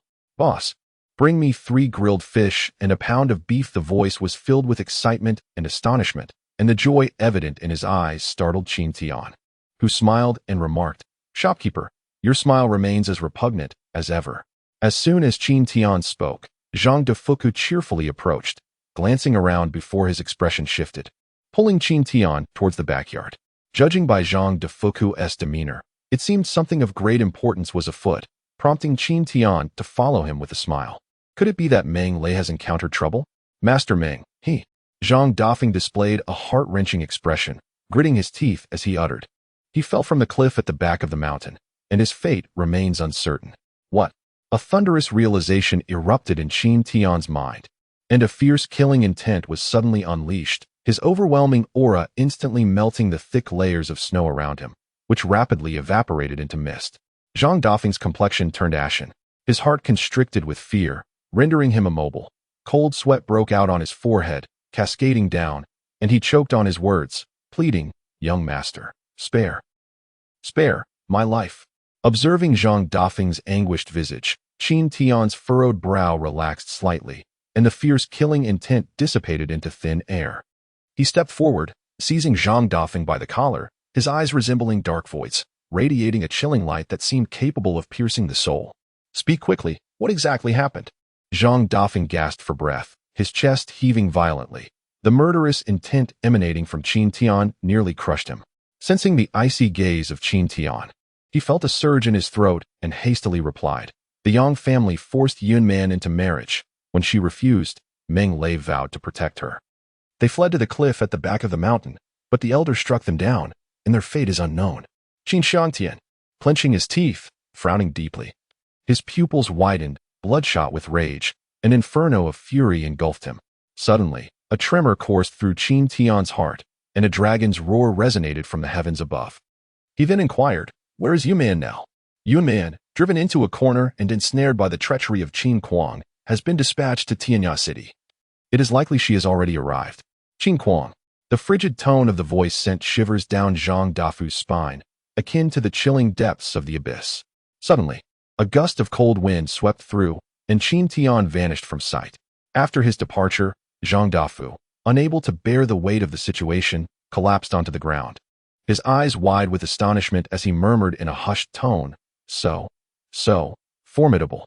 The Qin family was adorned with festive decorations, exuding an atmosphere of jubilation, with red lanterns hanging high and guests entering and exiting with cheerful smiles. Within Qinghe City, the Qin family stood alone in their connection to the royal kin. Many were perplexed as to why the third son of the Yang family, the extraordinary talent Yang Lin, would be enamored with Yun Man, whose cultivation only reached the 6th tier of spiritual agility. Moreover, Yun Man, by nature timid, found the art of cultivation nearly futile. She even trembled at the thought of engaging in duels. It was a mystery what qualities Yang Lin found appealing in her. The Qin family, however, paid little heed to the reasons behind Yang Lin's affections for Yun Man. As long as he cherished her, that was sufficient. With the formidable strength of the 7 cities in the northwest, it was only a matter of time before Yang Hong aimed to unify the Great Li dynasty. As the most distinguished among Yang Hong's 4 sons, Yang Lin's future was undoubtedly boundless. The Qin family rejoiced immensely at the prospect of Yang Lin's interest in Yun Man. At the entrance of the Qin residence, a chilling breeze swept past, and a long trail of phantoms converged into one. Qin Tian coldly fixated on the character's Qin Fu, his face betraying a fierce murderous intent. For those who are interested, do take a look. It is quite commendable. Chapter 73. Slay, slay, slay. I express my gratitude to my code was stolen in Maple Leaf of Autumn for their persistent requests for updates, as well as to Holding the Clouds for the generous donation of 588. Thank you. The Little Ox is immensely grateful. Very well, with 12,000 requests for updates and 8 such requests, you are indeed pushing me to my limits. If you can elevate me to the front page's click rankings, I am willing to embark upon this arduous path, even if it means exhausting my hands to the point of weariness. Tomorrow, I shall produce 12,000 words, as the Little Ox promises to deliver. The cold wind howls, and the streets are sparsely populated. Before the grand gates of the Qin residence in the northern part of the city, Qin Tian cast a cold glance at the words Qin residence. As he stepped inside, a palpable aura of murderous intent was unleashed, enveloping the surroundings in a chilling atmosphere that struck fear into the hearts of onlookers, rendering them unable to approach him. Who are you? Do you not know this is the Qin residence? The two guards sensed the overwhelming danger and immediately pointed at Qin Tian, sternly reprimanding him. Is Qin Xiang Tian inside? Qin Tian's words were delivered with icy detachment, causing the guards to tremble uncontrollably, the frigid tone making it difficult for them to breathe and leaving them utterly uncomfortable. However, this provoked their ire. With a swift motion, both drew their swords, brandishing them and shouting, "Who exactly are you? What business do you have with the elder?" I shall ask once more, is that old fool Qin Xiang Tian inside?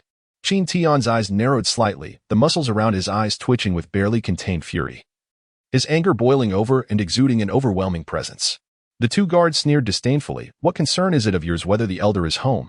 Where do you come from? You wild brat. Now get lost, or I shall surely break your dog legs. Humph. With a soft yet chilling reprimand, a smile gradually formed at the corners of his mouth, delineating a perfect grin, beneath which lay boundless malice. Observing Qin Tian's cold smirk, one of the guards, his eyes wide with fury, bellowed as he swung his steel blade. Boom. A resounding crash echoed. The grand gates of the Qin family were stained with blood. The guard's limbs shattered, blood gushing forth, yet his eyes remained fiercely defiant, now filled with a sense of powerlessness as his eyelids began to droop. He was slain in an instant by the third-tier spirit guard's single strike. After a brief pause, Qin Tian continued, I am also a member of the Qin family. The guard gazed at Qin Tian as though he were staring into the eyes of death. As Qin Tian took a gentle step forward, the guard felt himself inching closer to his own demise. His legs weakened, his complexion turned ashen, cold sweat drenched his entire body, and a lump formed in his throat as he stammered, at the elder's pavilion. For a meeting. Thank you. Qin Tian smiled kindly. Just as he was about to step through the Qin family gate, a few disciples of the Qin family rushed out. Among them was Qin Ren, the family steward. Qin Ren possessed low cultivation, yet he remained in the Qin family due to his connection with Qin Xiang Tian, and he had taken on the role of the chief steward. He charged out with several Qin family disciples, vociferously cursing, who dares to smash the Qin family's gates? I say he must be tired of living. The voice fluctuated from loud to soft, eventually diminishing to a point where even he could hardly discern his own words. Gazing at Qin Tian, Qin Ren's heart tightened as he inquired, Tian, do you recognize me? Qin Tian responded with a faint, casual smile, yet to those who listened, their hearts trembled anxiously, as if shaken by a thunderous storm within. Qin Ren's gaze briefly skimmed over the bloodied and disfigured guard, revealing a glint of murderous intent in his eyes. He stepped back slightly and commanded, Bring forth the traitor of the Qin family. Should there be any resistance, show no mercy. Several disciples promptly encircled Qin Tian, drawing their weapons in unison. Their gazes fierce and unyielding. A traitor of the Qin family? Qin Tian paused, letting out a cold chuckle. Just 3 years ago, he had been the hero of the Qin family. Now, without having committed any wrongdoing, he was labeled a traitor, an utterly absurd accusation. Considering you are all members of the Qin family, I shall spare your lives today. Depart swiftly, or else. A deathly smile reappeared on his face. Only the previously mentioned guard retreated a step, unable to meet Qin Tian's gaze, while the others remained brimming with fury and disdain. How dare they wreak havoc within the Qin family? The founding of the Tianya dynasty. Suddenly, a piercing scream erupted as one individual was abruptly hurled through the air, crashing heavily onto the street several yards away, bloodied and convulsing, until he lay motionless. Kill him. Qin Ren felt a chill run down his spine, his eyes betraying a deep-seated fear. With a loud cry, he immediately fled inward. Who would dare defy the orders of the chief steward? Moreover, Qin Tian was a traitor to the Qin family, one whom everyone wished to see slain. Once he was dispatched, would they not wield power and influence within the Qin household? Thus, several men brandished their swords and charged forward, their faces etched with murderous intent, determined to end Qin Tian's life. It seemed they had forgotten how the previous Qin family disciple had met his demise and were utterly oblivious to the identity of their adversary. They were overestimating themselves. Qin Tian snorted coldly, his hands deftly maneuvering a bone knife into existence. A long trail of energy flickered behind the blade, suffused with an aura of lethal intent. In mere moments, silence enveloped the entrance of the Qin family estate, an eerie stillness that sent chills through the air. With a clang, the last remaining guard turned pale, his eyes wide as if they might burst. He gazed at Qin Tian, his hands trembling, the sword slipping from his grasp and clattering to the ground, his body devoid of any strength. Panic set in, an overwhelming terror. He had witnessed blood-soaked scenes before, but never had he encountered such brutal carnage. The murderous aura paralyzed him, as if his very blood had turned to ice. His heart raced with dread, his gaze unfocused, enveloped by the metallic scent of blood amidst the chaos and scattered limbs. Qin Tian stood there coldly, timeless and unyielding, as if he had never moved at all. Take me to the Elder Pavilion. Qin Tian exhaled softly, sheathing his bone dagger. The fury within him did not wane with the release of his murderous intent. These individuals were parasites of the Qin family, and he felt no sorrow for their fate. To him, taking a life was a trivial matter. His frigid voice rendered the guards hesitant to refuse him. They stumbled, nearly losing their footing, as they hastened ahead, leading him into the Qin family courtyard. As they approached the entrance, a throng began to gather. The gruesome scene caused several women and children to crouch aside, retching in horror. Was this not the same Qin Tian who triumphed over Xiao Ruffing 3 years ago during the family invitation tournament and subsequently received a blow from Zhao Wudi? Who else could it possibly be? The Qin family had become a mere sycophant of the Tianya dynasty, relinquishing even the treasures bequeathed by their ancestors. Such a clan was destined for decline. Chapter 74, Bloodthirsty Battle Armor. Gratitude is extended to Yang Shifang for the generous donation of 5,888. It is my first time experiencing this excitement. My hands tremble with emotion. Thanks also to Holding the Clouds and Dancing in Moonlight for their support. Revenge must be washed in blood. As Ming lay plummeted from the cliff, his fate remained uncertain, fueling the flames of rage within Qin Tian. With each step he took, an aura of coldness emanated from him, intertwined with an overwhelming murderous intent that enveloped the entire Qin family in an atmosphere of boundless slaughter. Upon stepping through the gates of the Qin family estate, the gatekeeper, trembling with trepidation, led the way, his legs appearing particularly feeble as he stumbled forward, anxiety preventing him from maintaining composure. After a brief moment, Qin Ren, accompanied by dozens of Qin family disciples, charged forward with an imposing demeanor. These disciples were the elite of the Qin family, the backbone of their lineage, each at the pinnacle of the spirit realm, possessing formidable strength. With their presence, Qin Ren exuded an air of arrogance, pointing at Qin Tian and declaring, "It is he. Capture him." Qin Tian, how could it be him? The disciples hesitated for a moment, many remaining motionless, while only a few ventured towards Qin Tian. 3 years prior, during the family invitation tournament, they had idolized Qin Tian, viewing him as the epitome of their aspirations. The memory of that splendid battle lingered vividly in their minds, as if it had occurred just yesterday. Now, upon seeing Qin Tian, excitement sparkled in some of their eyes. To have survived for 3 years in the Kunlun Mountains and emerged unscathed was a testament to incredible strength. Their fervent gazes caused them to overlook Qin Ren's presence. Inciting his ire, he bellowed, "Have you not heard? He is a traitor of the Qin family. Why do you hesitate? Kill him." Fury etched across his face.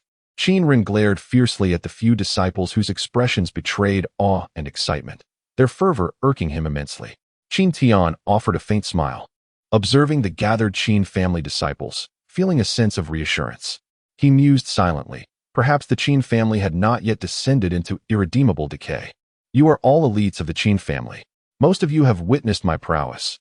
I harbor no desire to harm you, yet do not compel me to take action.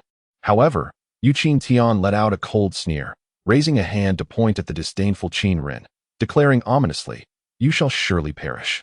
The words "shall surely perish" were enunciated with a heavy weight, causing Qin Ren to nearly collapse in fear, as if a colossal ice blade had been plunged into his heart. His corpulent frame began to tremble, cold sweat pouring down his brow, his complexion turning ashen. He gasped heavily and cursed, "Do you all intend to rebel? How dare you defy my orders? It seems you are tired of living." With a chilling command, Qin Tian extended his right hand, unleashing a potent energy from his palm. The energy surged forth, rapidly coalescing into a colossal hand. As this giant hand gently grasped the air, Qin Ren's body became uncontrollable, hurtling toward it. "Help, help, help me!" Qin Ren cried out in desperation. Yet none of the surrounding disciples dared to intervene. It was not that they lacked the desire to assist. Rather, they were utterly awestruck by Qin Tian's display. The energy could indeed form a giant hand. Although it did not reach the level of refining energy into weapons, his mastery of energy had evidently ascended to that realm. Their gazes grew increasingly fervent, filled with an unwavering dedication to cultivation and reverence for strength. At that moment, They no longer regarded Qin Tian as a traitor of the Qin family, but rather as an exalted powerhouse. They believed that even if all of them united, they would still be no match for Qin Tian. The mere aura emanating from Qin Tian rendered them immobile, paralyzed by his overwhelming presence.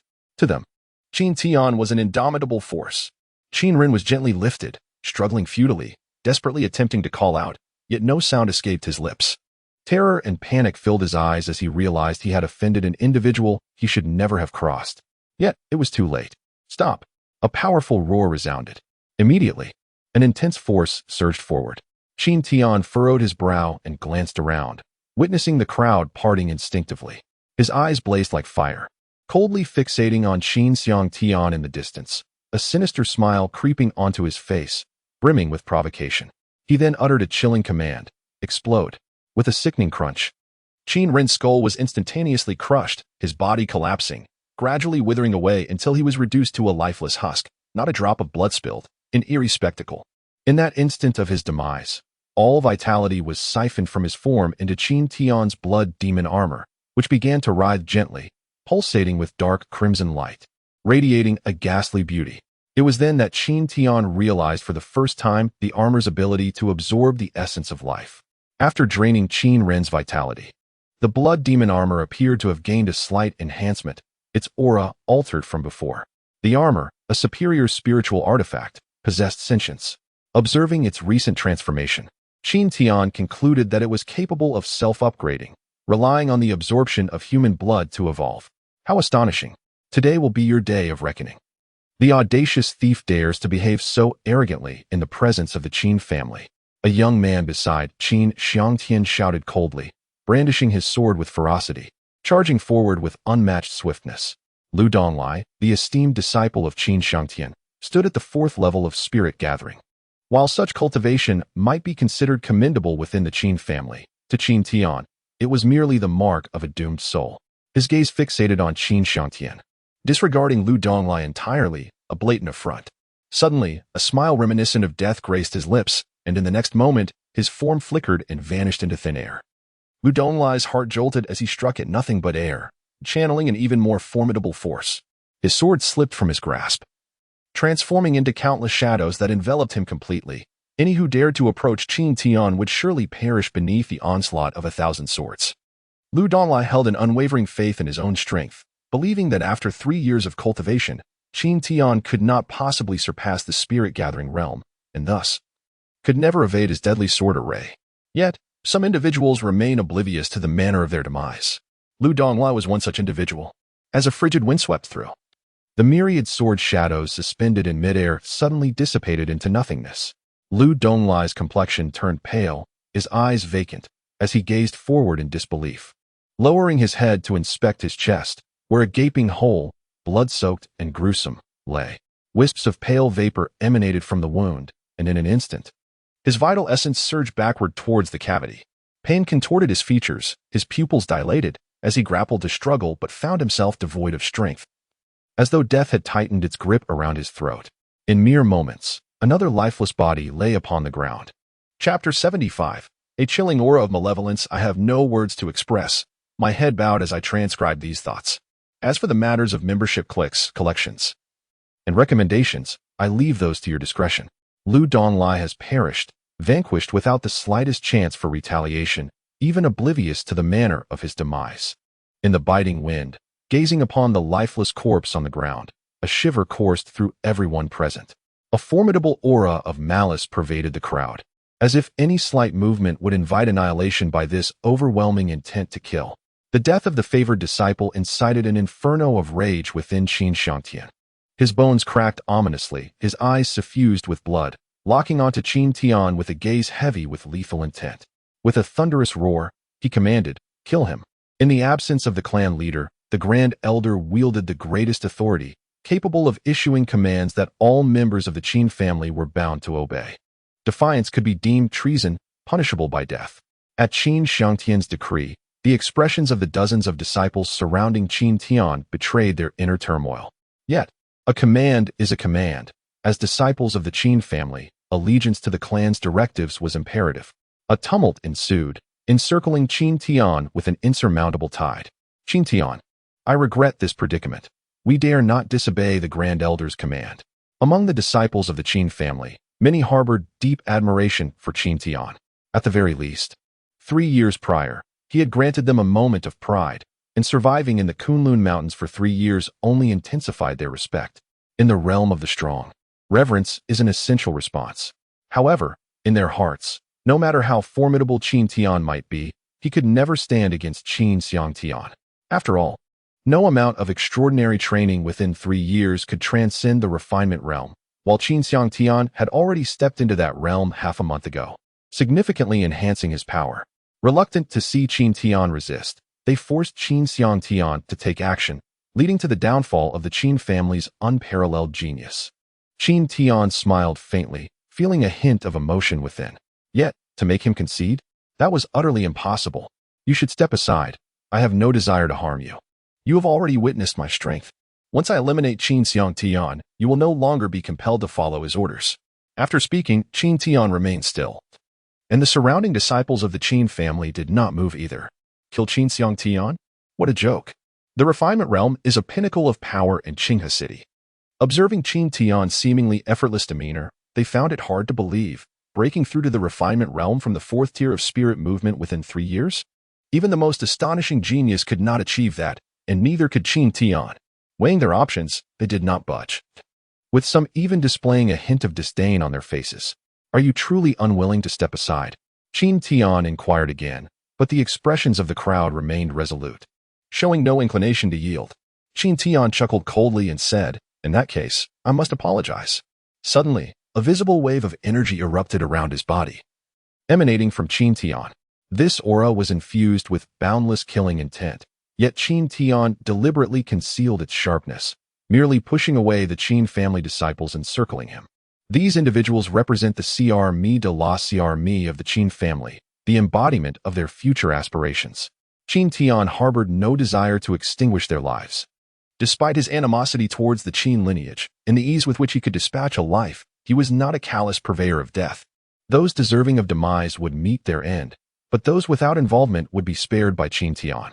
As his qi energy unfurled, the assembled throng felt an immense force bearing down upon them. With each advance of Qin Tian, they involuntarily retreated, their eyes wide with astonishment.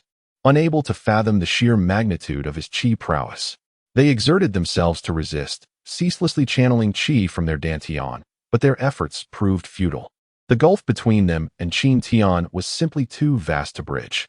At that moment, a question arose in their minds. What was the true extent of Qin Tian's cultivation? Step by step, he advanced, his face growing ever more contorted with a chilling smile. The murderous intent emanating from his being intensifying with each stride. Several elders flanking Qin Xiangtian were astounded. This young man's qi cultivation surpassed that of his peers by several orders of magnitude. Never before had the Qin family witnessed such an exceptional prodigy. Surely, he would soar to unimaginable heights, perhaps even ascend to the realm of true cultivation giants. His qi cultivation is indeed remarkable. However, he is untamed and reckless, and a disciple of this nature is a liability to the Qin family. He may very well bring about our annihilation. We cannot allow him to live. A traitor to the Qin family, he illicitly gifted superior cultivation techniques to outsiders, igniting internecine conflict and leaving the Qin family severely weakened. Such a villain deserves to be executed by all. What are we waiting for, Patriarch? Qin Xiangtian suddenly roared, his aura exploding forth as qi energy billowed from his clenched fist. With a thunderous shout, those around him fell silent. In the realm of refining qi, one holds absolute authority. They were merely in the gathering spirit realm, destined to find it exceedingly difficult to ever transcend into refining qi. They were filled with trepidation towards Qin Xiangtian, daring not to defy him. Only those endowed with power can exert boundless dominance. The formidable need not adhere to any rules. Their words become the law. There will the ultimate decree. Without the suppressive presence of Qin Xiangtian, Qin Xiangtian's originally yellow name transformed into a dark crimson one. In Qin Tian's eyes, Qin Xiangtian was poised to strike at any moment. However, he eagerly anticipated the onset of that attack. The fury within him could not be contained for even a moment longer. It demanded to be quenched with Qin Xiangtian's blood. With a resounding thud, Qin Tian stamped his foot, unleashing the ancient power of the divine elephant in a frenzied surge. Suddenly, the air around him trembled violently. The shock waves connecting the ground to the heavens, sending vibrations from his feet to the crown of his head, causing his entire being to resonate. The overwhelming force struck them in an instant, rendering them dizzy and powerless to resist. Within a few breaths, they all collapsed. The shockwaves generated by his energy incapacitated all the Qin family disciples in the spirit motion realm. It was a power unmatched, an overwhelming might. Some elders behind Qin Xiangtian nearly applauded in admiration, their hearts unable to suppress their astonishment at Qin Tian's mastery of energy, truly formidable. Raging flames consumed Qin Xiangtian's entire being as he witnessed the profound depth of Qin Tian's strength. The previously suppressed fury within him erupted violently. With a single hand motion, a tangible, colossal hammer of fire materialized in his grasp, condensing energy into weaponry. Qin Tian was momentarily taken aback, his heart tightening with the realization that he had unexpectedly entered the realm of refinement.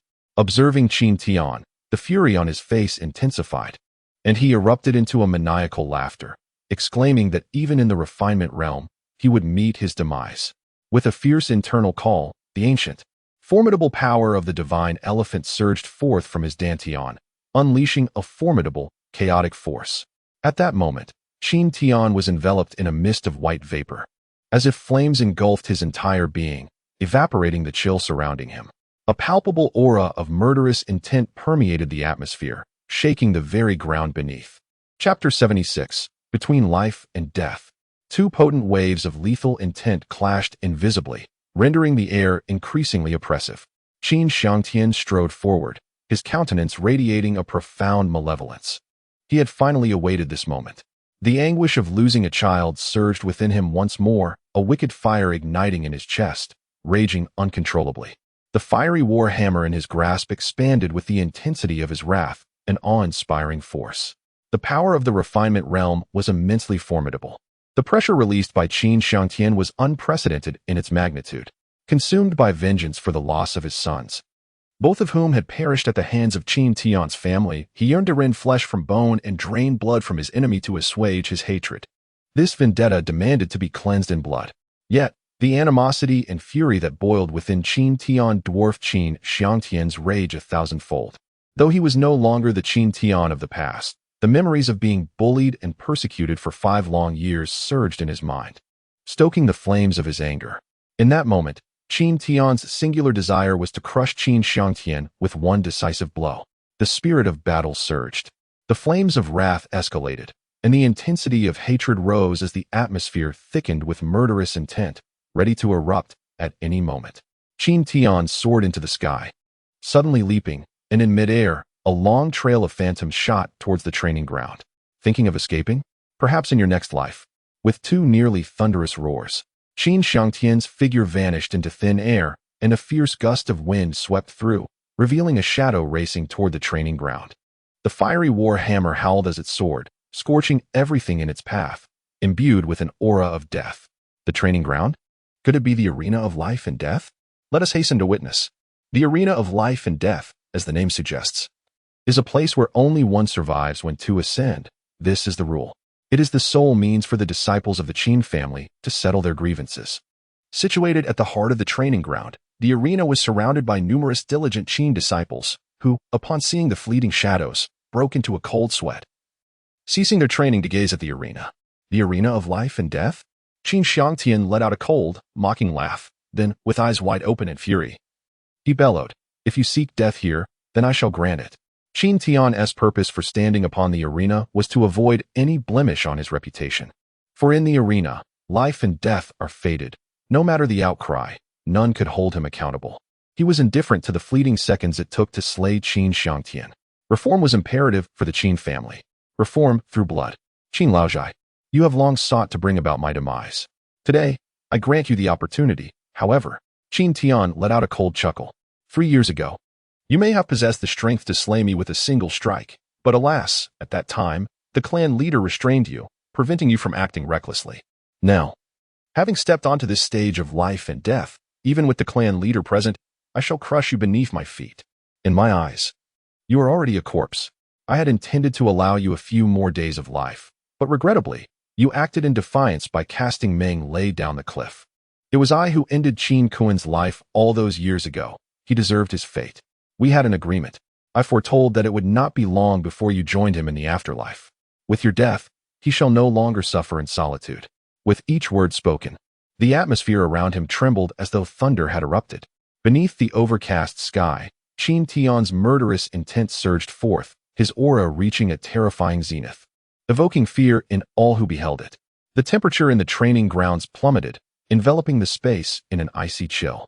As Qin Tian's deep voice resonated, Qin Xiangtian's eyes widened in fury, his hands channeling energy into a fiery warhammer that crackled ominously, his rage palpable. The muscles on his face twitched violently. With a mighty swing of the warhammer, Qin Tian shouted, "Supreme Hammer of Domination." In midair, the flaming warhammer conjured countless illusions, as if half the sky were ablaze. The accumulated snow on the training grounds melted instantaneously. The terrifying aura of the refined realm was unleashed. The weaker disciples, overwhelmed by fear, fled in panic, their hearts unable to withstand the immense pressure, with some fainting outright. "Can you no longer endure it?" "Ha." Qin Tian threw back his head and laughed heartily. Under the divine might of the dragon and elephant, the chaotic power erupted forth with full force. The blood demon armor flickering in and out with the fury in his heart, appearing exceedingly menacing. Roar. A dragon's roar echoed from the heavens. An overwhelmingly fierce energy surged forth, followed by the trampling of 100,000 colossal elephants. Qin Tian was imbued with explosive power, and confronted by the myriad phantoms of fiery giant hammers that materialized in the sky, he bellowed, "Break." The word escaped his lips, and he felt as if encased in a frigid abyss, his energy akin to the very essence of hell, exuding an aura of death. Boom, boom, boom. The two forces initially intertwined and collided, producing a deep, thunderous explosion. The sound of energy bursting forth, a phenomenon only possible when highly skilled practitioners clashed, was immensely powerful. The fiery giant hammers surged forward relentlessly, while Qin Tian gripped his bone knives tightly, his speed multiplying in an instant as the two forces collided violently. Boom, boom, boom. Cackling, cackling. Within the grayish clouds, it seemed as if winter thunder was crashing in chaos, as the heavy azure stone on the life and death stage incessantly cracked and rapidly developed fissures. Indeed, the energy cultivation of the refinement realm far surpassed that of the spirit-gathering realm. A wave of anxiety gripped Qin Tian's heart.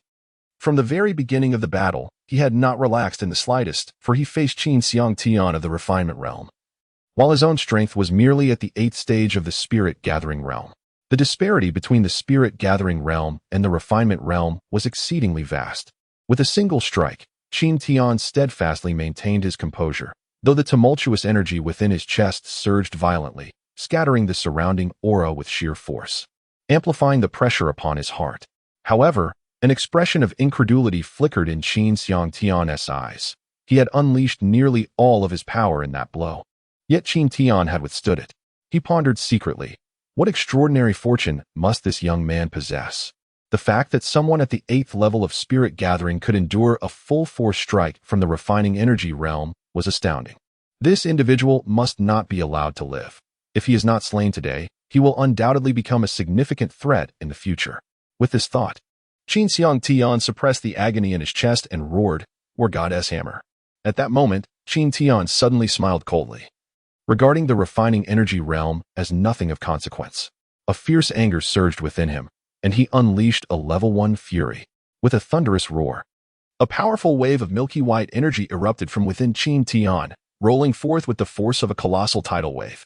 The life and death platform could no longer withstand this immense power. The blue stones beneath Qin Tian's feet crumbled into dust, scattering wildly. The level 1 divine ability unleashed a fourfold enhancement of attributes. In that instant, Qin Tian resembled a reaper emerging from the depths of hell, his scythe gleaming with the chilling light of doom. A brother has established a group for those who enjoy this book. Feel free to join. Group number 103305042. Chapter 77. Who Dares to Defy? The group has been formed. Come, brothers, to 103305042. Following the level 1 fury, the aura surrounding Qin Tian shifted dramatically. Like an ancient malevolent deity, the murderous aura emanating from him instilled profound dread, compelling even the observing elders to exert themselves in resistance. Their faces etched with expressions of anguish. Such a cunning young man, concealing his true intentions so deeply. What could he possibly desire? To obliterate the life and death platform? The power he wielded was overwhelmingly formidable, far beyond what one would expect from someone at the 8th level of spirit gathering. The elders began to converse among themselves. Each remark filled with astonishment, utterly unable to fathom that Qin Tian had attained such an extraordinary level of strength, surpassing all conceivable limits. Their concern for Qin Xiang Tian grew steadily. Qin Xiang Tian furrowed his brow, a sense of unease gripping his heart. Could it be that he had further concealed his capabilities? No. I refuse to believe it. Kill. With a thunderous shout, a colossal figure wielding a mighty war hammer materialized behind Qin Xiang Tian. The giant's fierce gaze held an innate authority, exuding a boundless murderous intent, its overwhelming presence radiating outward. The war god's hammer. Boom, boom, boom. The air crackled with explosive sounds, summoning the very forces of heaven and earth to descend with tremendous force. With a powerful sweep of its massive arms, the fiery war hammer soared through the air, raised high above its head, piercing the clouds. Flames erupted amidst the swirling clouds, as if the heavens themselves were on the verge of tearing apart. Indeed, the refinement realm allows one to harness the energies of the universe. Qin Tian mused, feeling the overwhelming power radiating from Qin Xiang Tian, a cold smile creeping across his face as he bellowed.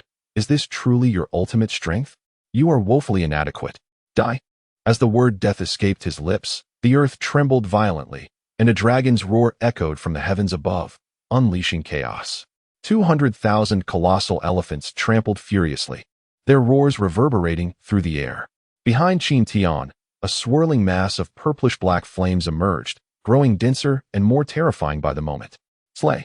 Qin Xiang Tian bellowed in arrogance, as the mighty war hammer behind him drew upon the forces of heaven and earth, cleaving the sky as it descended with overwhelming ferocity toward Qin Tian's head.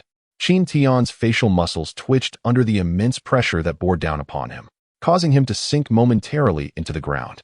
Furrowing his brow, he unleashed a powerful surge of energy from within, the purple flames soaring skyward to meet the descending hammer. In the blink of an eye, Qin Tian moved with such astounding speed that he became a blur, striking directly at Qin Xiang Tian with a single palm. The energy coalesced into the form of the war hammer, yet within his dantian, his energy reserves had been completely depleted, rendering him incapable of recovery in the short term. Observing Qin Tian's uncanny speed, an icy dread washed over him, panic igniting in his eyes.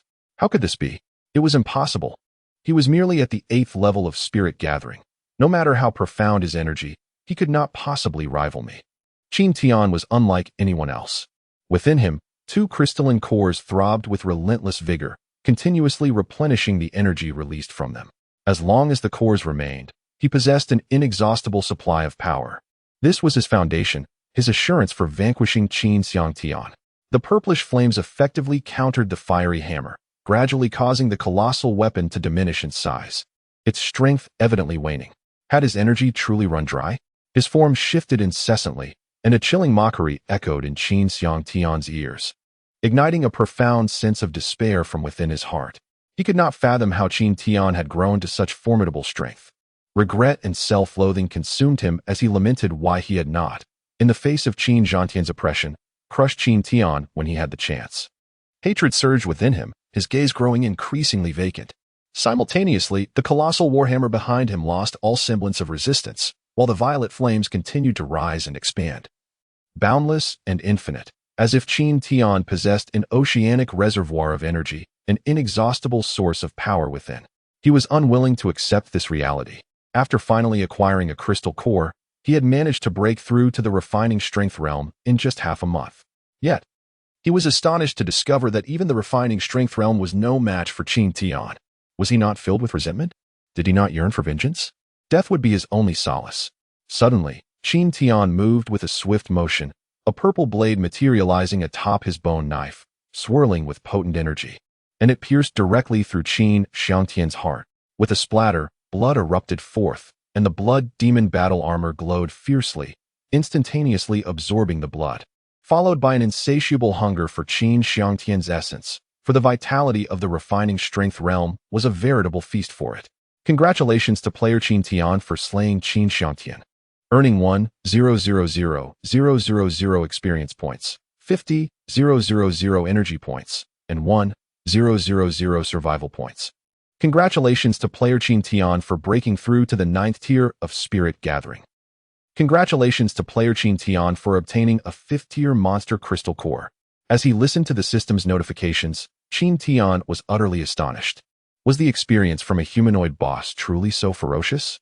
100,000 experience points and 50,000 energy points? It was exhilarating, utterly delightful. Upon the demise of Qin Xiangtian, the energy points consumed by Qin Tian were instantly replenished, with an additional 10,000 points gained. Remarkably, a 5th tier crystal core was dropped. Qin Tian was momentarily taken aback as he gazed at the gently rotating crystal core within the system, a subtle smile gracing his lips. It seemed that Qin Xiangtian had recently devoured the crystal core. Fortunate indeed that he had arrived in time. Had Qin Xiangtian's strength been further augmented, it would have been far more challenging to eliminate him. The thought of Qin Xiangtian transforming into the hammer-wielding war god sent a shiver down Qin Tian's spine. The war god could indeed channel the forces of heaven and earth. Had Qin Xiangtian not exhausted his energy, the outcome would have been uncertain. It appeared imperative to hasten his advancement to the refinement realm. With a long exhalation, Qin Tian felt the anger within him gradually dissipate. Observing the withering body beneath the purple sky, he let out a cold chuckle. Qin Kuan, your father has come to accompany you. Ding. Congratulations to player Qin Tian on successfully refining the Blood Demon battle armor. Successfully refined? Qin Tian furrowed his brow, swiftly accessing the system. The Blood Demon battle armor appeared to undergo subtle transformations. The dark red glow intensified, its luster becoming more resplendent. Indeed, it was refined through the consumption of human essence. Quite an unexpected revelation. Stowing away his energy, Qin Tian delivered a swift kick to Qin Xiangtian's corpse and called out to the elders, "Where is Qin Kuang?" The elders were taken aback, their expressions shifting as they revealed traces of anger. They had slain the Grand Elder, and now he sought to eliminate Qin Kuang? Such audacity was intolerable. Clearly, he held little regard for their authority as elders. Amidst a cacophony of indignation, voices rose in vehement reproach. Yet none dared to confront him directly. On the life and death platform, fate was a predetermined affair, even if Qin Tian were in the wrong. None possessed the authority to call him out. Moreover, Qin Tian regarded them with utter disdain, fully aware that the dire state of the Qin family was intrinsically linked to these obstinate elders. Do you dare to contest this? Step forward if you wish. Qin Tian thundered once more, and the elders promptly fell silent, too intimidated to meet his gaze. Where is Qin Kuang? Step forth and face your doom. His voice reverberated like thunder above the Qin family estate. The formidable humanoid boss reveled in the chaos. Even as Qin Tian racked his brain, he could not fathom the extensive experience and energy levels possessed by the assassin Qin Xiangtian, which utterly surpassed his expectations. Slaying Qin Xiangtian would yield immense rewards. Standing atop the life and death platform, Qin Tian cast a frigid glance at the elders and inquired, "Where is Qin Kuang?" The wealth of experience from the humanoid boss ignited in him an overwhelming desire to eliminate Qin Kuang as well. The prospect of 100,000 experience points was far too alluring. Amidst fear, there thrived an insatiable yearning for strength, which spiraled into fervor, a reverence for the powerful, and an admiration for Qin Tian. In a world where might commands respect, the strong are always venerated. One disciple, summoning his courage, approached the edge of the life and death platform. Unable to meet Qin Tian's piercing gaze, and timidly reported, "Elder Qin Kuang and the Patriarch have gone to Tianya City." Qin Tian was momentarily taken aback, a sense of relief washing over him. They were not present? As he pondered the magnitude of his own turmoil, Qin Xiangtian was struck by the absence of both the vengeful Qin Kuang and the family patriarch, leading him to a sudden realization that they were not within the Qin residence. Tianya City. In an instant, a fierce change swept across Qin Tian's countenance. An inferno of anger erupting within him as he thought of Yunman Meng Lei's precarious situation, having plummeted from the cliff, weighed heavily on his mind. Qin Tian was determined not to allow any harm to befall Yunman. With this thought, the extinguished flames of fury within his heart were rekindled, burning even more fiercely than before. His brow furrowed as he vanished from sight, only to reappear before several elders moments later. Qin Tian inquired nonchalantly, "Have the Patriarch and Qin Kuang departed for Tianya City?" The elders, with an air of aged disdain, cast Qin Tian a contemptuous glance before turning their gazes aside. Remaining silent, their faces adorned with an expression of haughty superiority, harboring a deep-seated disdain for him. Although life and death were fated on the life and death platform, the audacity of a mere branch member of the Qin family to slay a senior elder was utterly outrageous, a blatant affront to the authority of the Elder Council. Humph. With a cold snort, Qin Tian seized one elder by the collar with a swift motion, lifting him effortlessly while the muscles at the corner of his eye twitched slightly. I have no intention of repeating myself, he declared. Qin Tian, you are rebelling. Do you think the Qin family cannot contain you? I advise you to be sensible and release me at once, or else it will be you who suffers when this reaches the patriarch's ears. Such insolence. Put me down, put me down. The elder, lifted by Qin Tian, found himself utterly immobilized, devoid of even the slightest strength to resist. He could only plead with words, as the weight of pressure upon his heart intensified, causing his complexion to turn ashen. His tone diminished to a whisper. Yes, yes, they represent the Qin family in Tianya City. Did Yunman also go? Qin Tian inquired once more. Yes, yes. Yunman is to wed Yang Lin, with the wedding scheduled for tomorrow. The elder responded in haste, his heart unable to withstand the formidable energy released by Qin Tian, a searing pain coursing through his body, making him wince in agony. Against such timid and indolent elders, Qin Tian had ample strategies at his disposal. Tomorrow? Qin Tian gently released his grip, causing the elder to slump helplessly to the ground. Gasping for breath, surrounding elders cast sympathetic glances, their once haughty demeanor evaporated, as they meekly retreated, avoiding any eye contact with Qin Tian. In the Qin family, strength commanded respect. If one possessed sufficient power, even the patriarch could be challenged. A successful challenge would instantly elevate one to the position of the new patriarch. Originally, Qin Tian had intended to confront Qin Zhantian during the 18-year-old assessment, but now, the Qin family had transformed into a chaotic entity, leaving his aspirations in disarray. The matter of the 18-year-old assessment was no longer worth contemplating. At present, the foremost priority is to rescue Yaman. Confronting him is the formidable Northwest King, Yang Hong. A sudden tightness grips his heart, although he is unaware of the full extent of the Northwest King's power. The very fact that he has declared himself emperor signifies that he may be facing an entire dynasty, a nation. Qin Tian takes a deep breath, coldly reflecting, is it the Tianya dynasty? Regardless of who stands in my way, they shall meet their demise. With a fierce inner resolve, he unleashes a formidable aura that reverberates through the heavens and the earth. Qinghe City lies 700 kilometers from Tianya City. Surely, he can cover this distance in a single night. Tomorrow's grand wedding promises to be a fierce battle. Before proceeding to Tianya City, Qin Tian wishes to visit the cliff at the back mountain. He is resolutely convinced that the fatty is still alive, even if he has perished. He shall wrench him from the clutches of the King of Hell. Previously, Song Tianji had mentioned that through the use of supreme divine powers, one could reconstruct the physical form and resurrect the deceased. Fatty, you must not die. I still wish to travel the world with you. Qin Tian exhales deeply and then asks, who among you can lead me to the back mountain cliff? A chorus of eager voices rises from several disciples of the Qin family. Qin Tian smiles faintly, turning to the guard who had previously escorted him inside, and inquires, are you familiar with the way? The guard, taken aback, reveals a glimmer of surprise, stammering, I know the way. Excellent. Then you shall accompany me. The back mountain cliff of the Qin family is a place where the biting cold wind cuts through the air, shrouded in an ominous atmosphere. The prisoners confined in the rear mountain cliff are all criminals of the Qin family.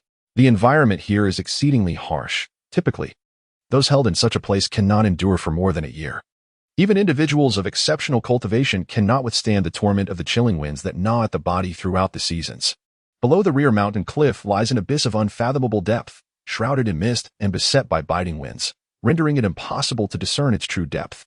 The sinister winds continually surge from the abyss, lacerating the skin like a blade. Here, the winds are perpetually bone-chilling, reminiscent of hell itself. Upon arriving at the rear mountain cliff, Qin Tian felt a tightening in his chest. This place is truly unfit for human habitation. Even at the 8th level of spirit gathering, he felt the invasive chill permeate his body, causing him to shiver uncontrollably. The guard accompanying him was even more tormented. Struggling to move forward, observing the guard reaching his limit, Qin Tian knew that further endurance would be unbearable.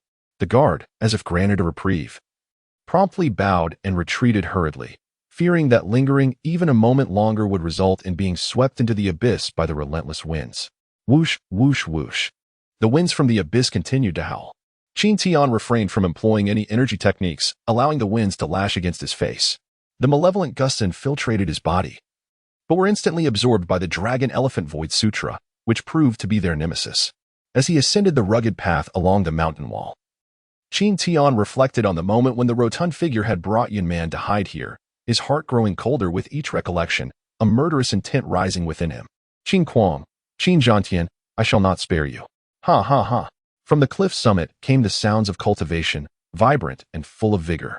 Seemingly unaffected by the consuming winds, Qin Tian gazed into the distance, taken aback. It was Qin Feng. Bestow upon me a reward, and I shall assist you in vanquishing the divine.